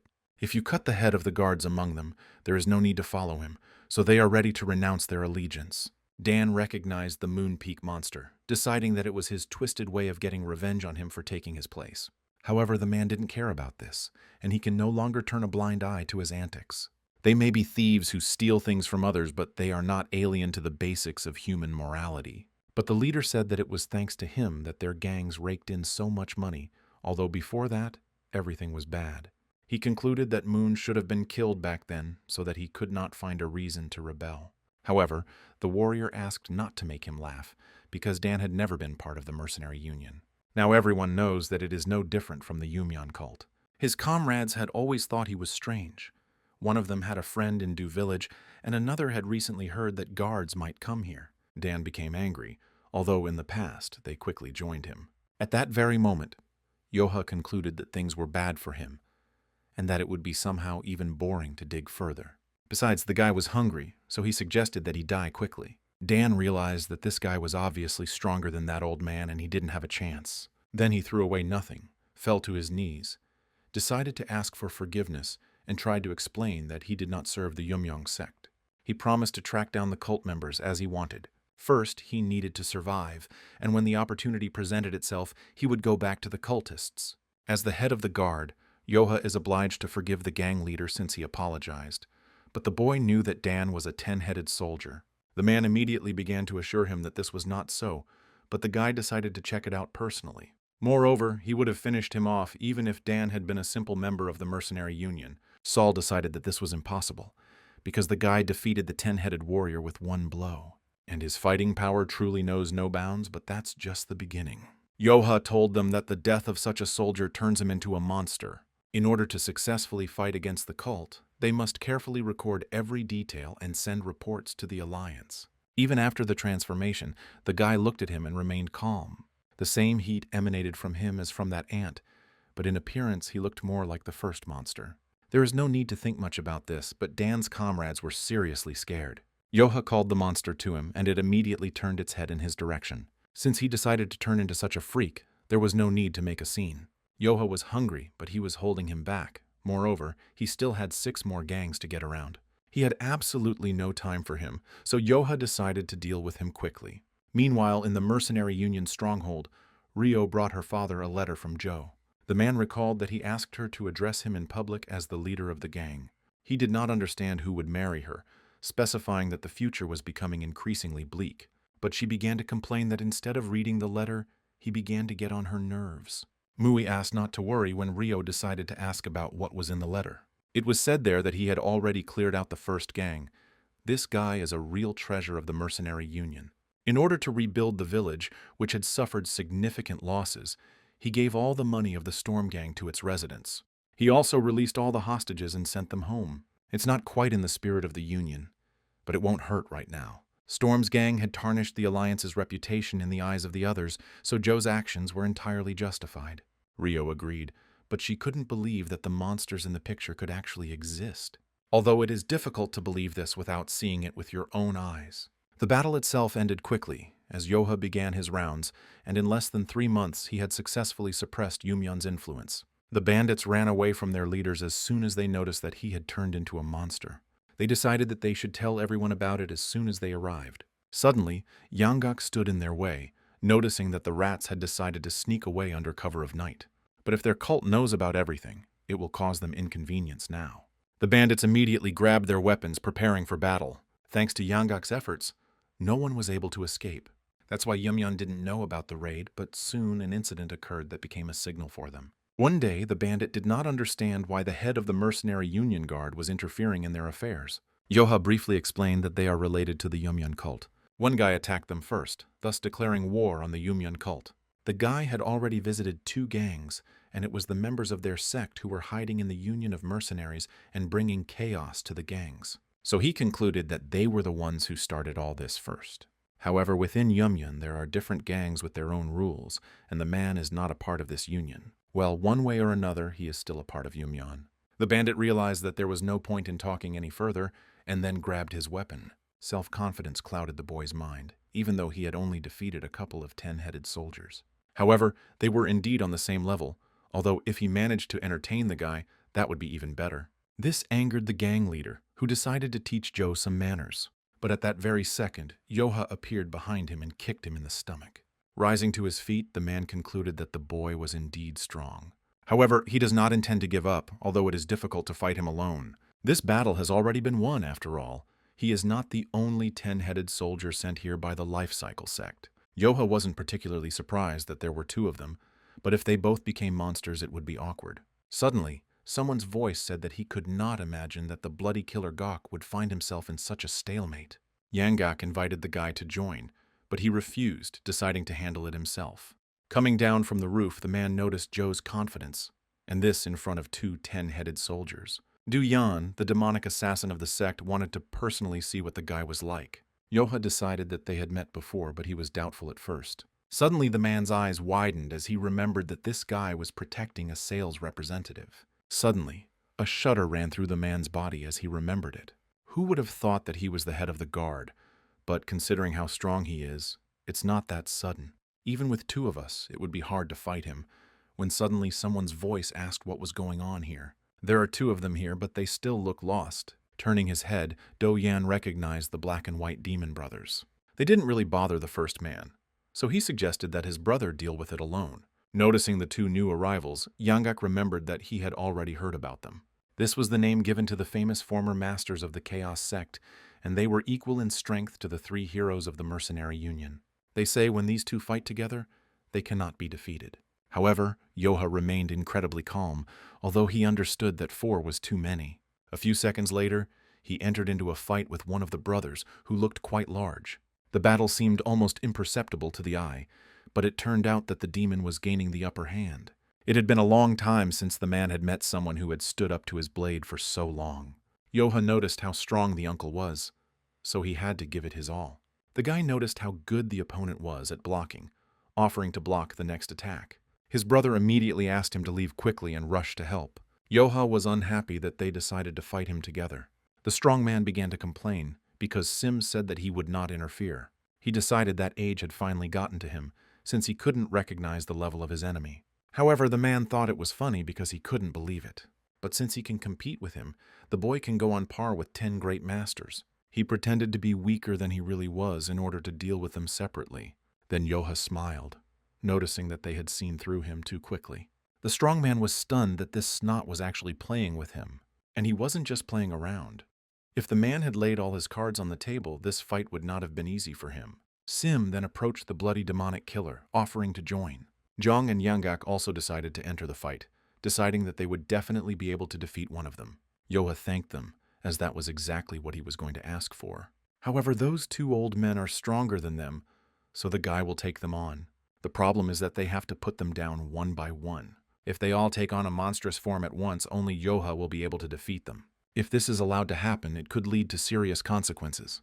They can't defeat more than 1 monster at a time, so it's better to combine forces and destroy them one by one. However, if they group together, John could get caught in the crossfire. Yoha will try to get rid of them as quickly as possible, so the rest must contain them as long as possible. The remaining 4 members of the group just stood there, unsure if they should do anything. However, they will not have enough space to successfully join such a fight. Suddenly, one of the killers recognized Yanggak, because he had aged so much that Yanggak barely remembered him. But in the past, he had already tried to fight him and was quite unsuccessful. Then the killer decided to show him his entire arsenal so that he would admit defeat. Yanggak has become stronger since last time, but it is not enough to defeat him. Having repelled several attacks, the old man concluded that his strength would have to be reckoned with. He thought that with his current techniques he could easily destroy him, but this guy is one of the strongest 10-headed soldiers. Meanwhile, another bandit fought with Chong, who was trying to buy time. The boy noticed how strong the enemy was, realizing the power of the demonic soldier. Then he realized that even though he was the heir to the Namgung clan, he could not defeat him playfully. Apparently, it's time to lay all the cards on the table, because as long as he doesn't kill him, everything is fine. The bandit stopped in surprise, felt a sudden change in his aura, and suddenly felt that his hand had been cut off. One of the two brothers did not expect that one of them would start to give up their positions. And that sudden step is not perfect, it is still a technique of the Namgung clan. Suddenly, his brother shouted at him to stay focused and look ahead. But they both didn't have time to react, which is why the first one got hit in the stomach, and the second one got pierced in the shoulder by a sword. The demon concluded that this guy was simply a monster, because he didn't get exhausted even after all their combined attacks. Yoha noted that their teamwork was pretty good. If they hadn't let their guard down, he would have been in big trouble. But even if he had been on guard, he still wouldn't have been able to withstand such an attack. For more than 6 decades of his life, he looked at his order for every fighter who did not belong to the 10 great masters. Yoha wanted to make a decisive attack, but suddenly a stronger man stood in front of him. He should have ignored this fight and left, but he didn't listen to his brother, and it all led to this. Before he fell to the ground, he advised his brother to run. Yoha was going to finish them both off, but now there was a feeling of residue. Then the man with the eye patch said that he would not forgive the guy, even if his life was the price. Yoha was surprised that they were killing innocents left and right in the name of the cult, but were worried about their comrades. He then advised to look at what his dear old friend would become and what fate awaited those who chose the power of the cult. The strong man began to turn into a monster, shocking his brother while Yanggak turned to Joha. His opponent was stronger than he thought, so he was forced to ask for help. However, it was not that the old man could not cope, it turned out that he killed him. At that very second, the guy was attacked by a blue monster with wings. He thought it was unfair, since he could fly, so he decided that the power of the form depended on his own combat power. Meanwhile, the surviving demon could not believe that in front of him was really his brother. He didn't understand what it was, and Yoha pointed out that this was exactly what they had doomed themselves to by succumbing to the power of the Yumyan cult. The subordinates of their sect are not people to him, and Sim is no exception. But given the circumstances, even though this man became a monster for him, who protected his friend, he will allow Sim to live. Meanwhile, Yanggak ran away from the second monster, confident that it was no longer his opponent. However, the monster caught up with him and threw him against the wall, causing the old man to curl up in pain. It was too dangerous, but he had to hold out until Joha intervened. But he still complained that this scarecrow had turned right now. Yoha noticed that the flying monster was still not coming down, otherwise he would be able to do something. Even if he were to launch the entrance to the 9 Heavens technique for a decisive blow, he was still too far away. If he doesn't finish him off quickly, the others will be in danger. Meanwhile, the monster almost caught up with Yanggak, but Yan came to his aid. Noticing that she was able to damage the monster, Yoha realized that he could relax a little. A moment earlier, Chan had assumed that one of the demons had sent this monster Joe to catch up with them here. However, Sim answered negatively because she had made a deal with the head of the guard. The guy said that if he took on this guy and then left, he would be spared. Suddenly, the boy realized that he had hesitated, noticing that the old man was in danger. He was too far away to help, and even if the guy used the yin-yang technique, he could not be saved. It happened in the blink of an eye, and yet he was unable to excel in the clan's main technique, unlike his younger sister. The boy seemed to have blood on his forehead, trying to follow in his father's footsteps, but John overtook him. The girl looked calm, but in reality she was merciless, using the imperial sword. Yanggak was surprised that the monster took such a blow, but still stood on its feet. Chong had some doubts, but he never thought that his sister had already reached such a level. He still has trouble performing this technique, let alone using the imperial sword immediately after. However, John felt sorry that she had hidden this from her brother all this time. He asked her not to apologize, because now he was in anticipation, seeing hope for the Namgung clan. And now they need to get rid of the monster together. At that very moment, the winged monster froze in place as a sword pierced its skull. Yoha hadn't thought about it before because he had only recently learned the technique. He didn't want to waste time, so he decided to deal with it quickly. Rising into the air, the boy pointed the sword down, and with it the monster. Fighting on the ground was much more enjoyable, so it was time for him to pay for the chaos he had caused. Stepping forward, Yoha used the 5th level of the 9 Heavens technique. At the same time, beyond the borders of Mount Kunlun, there was a place considered the home of immortals. The head of the sect and master of the 3 immortals called an urgent meeting, calling the immortals to the world of ordinary people. They were shocked that the sect's 8-trigram plate had started moving even though it had been at rest for centuries. However, the leader would not call them without apparent reason, and the world is about to be covered by a veil of chaos. The demon haunting plate is a sacred relic and a compass that guides one to demonic ki. Legends say that the plate is set in motion when a ki so powerful that it is capable of destroying the mortal world is awakened. However, the leader believed that this problem needed to be solved by the 3 immortals, and an investigation should be launched. However, if this is a sign of the end, then even their combined efforts will not be enough. That is why he entrusts them with the sect's most sacred relic, the sword that repels evil. At this time, Yoha began to strike the monster with his technique. Yanggak was amazed by the boy's abilities every time. He destroyed such a powerful monster with one blow, but there is something strange about it. At this time, Chan did not understand how strong the monster's skin was, because he had already used everything he could. It is not that dangerous in itself, but its durability is simply amazing. But if Zhou's attacks are penetrating them, that means they are not invincible, so they must take advantage of the fact that he is open.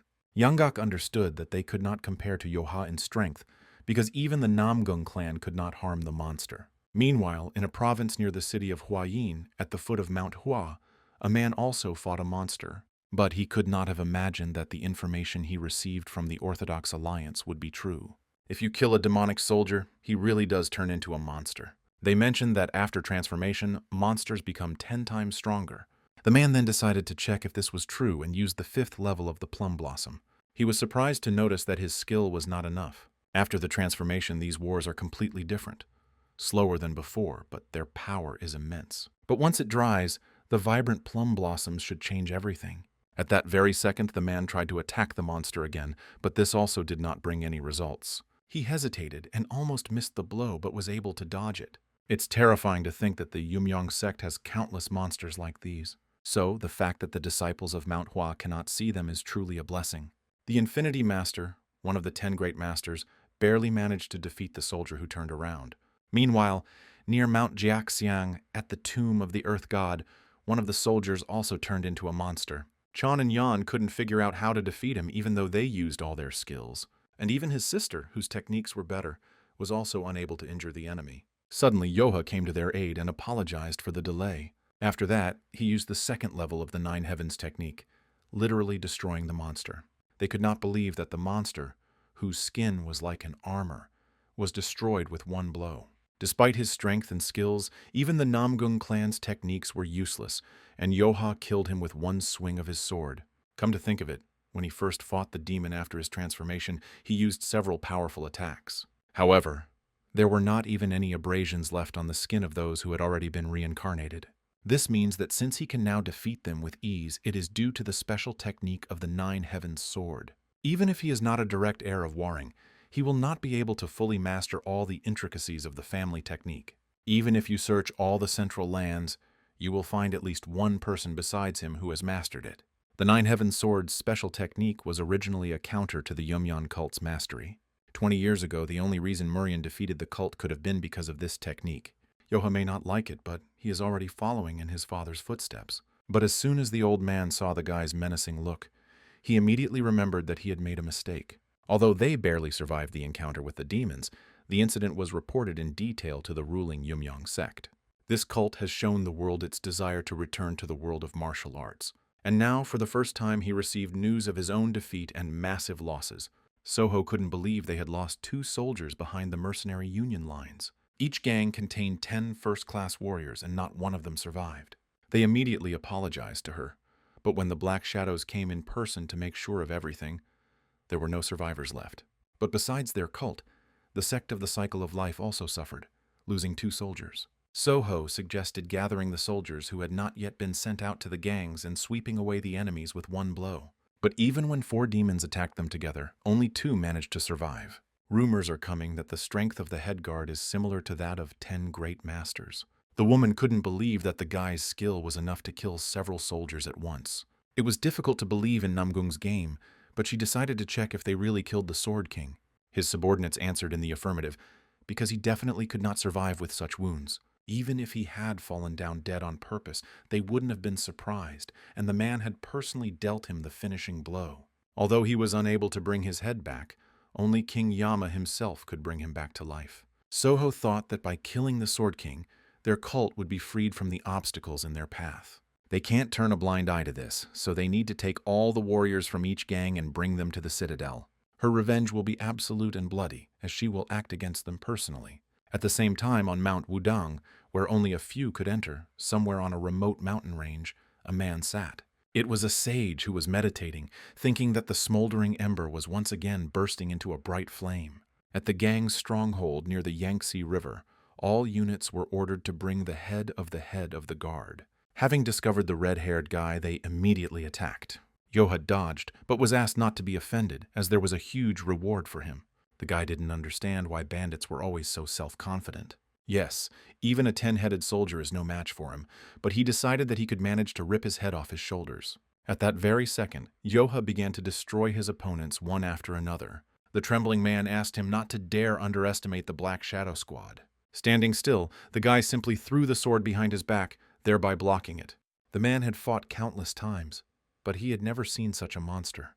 Yanggak, who came to the guy, did not expect that they would attack him so immediately. At that very second, Yoha lowered his sword under the water, deciding that someone had stopped hiding. Meanwhile, inside the Citadel of War, they were worried that the enemy was approaching them. Apparently, they will break into the Citadel at any moment. However, Soho smiled, deciding to see what all the fuss was about and what his face was like. Suddenly, the guards discovered that the intruders had crossed the entrance and decided to remain in their positions. When the boat approached the gate, they closed it and then prepared to shoot with their bows. At the same second, the archers opened fire, hitting all targets. They immediately suspected something was wrong, after which they noticed a scarecrow sitting in the boat. The warriors did not understand where the enemies had gone, because the fog made it difficult to determine their location.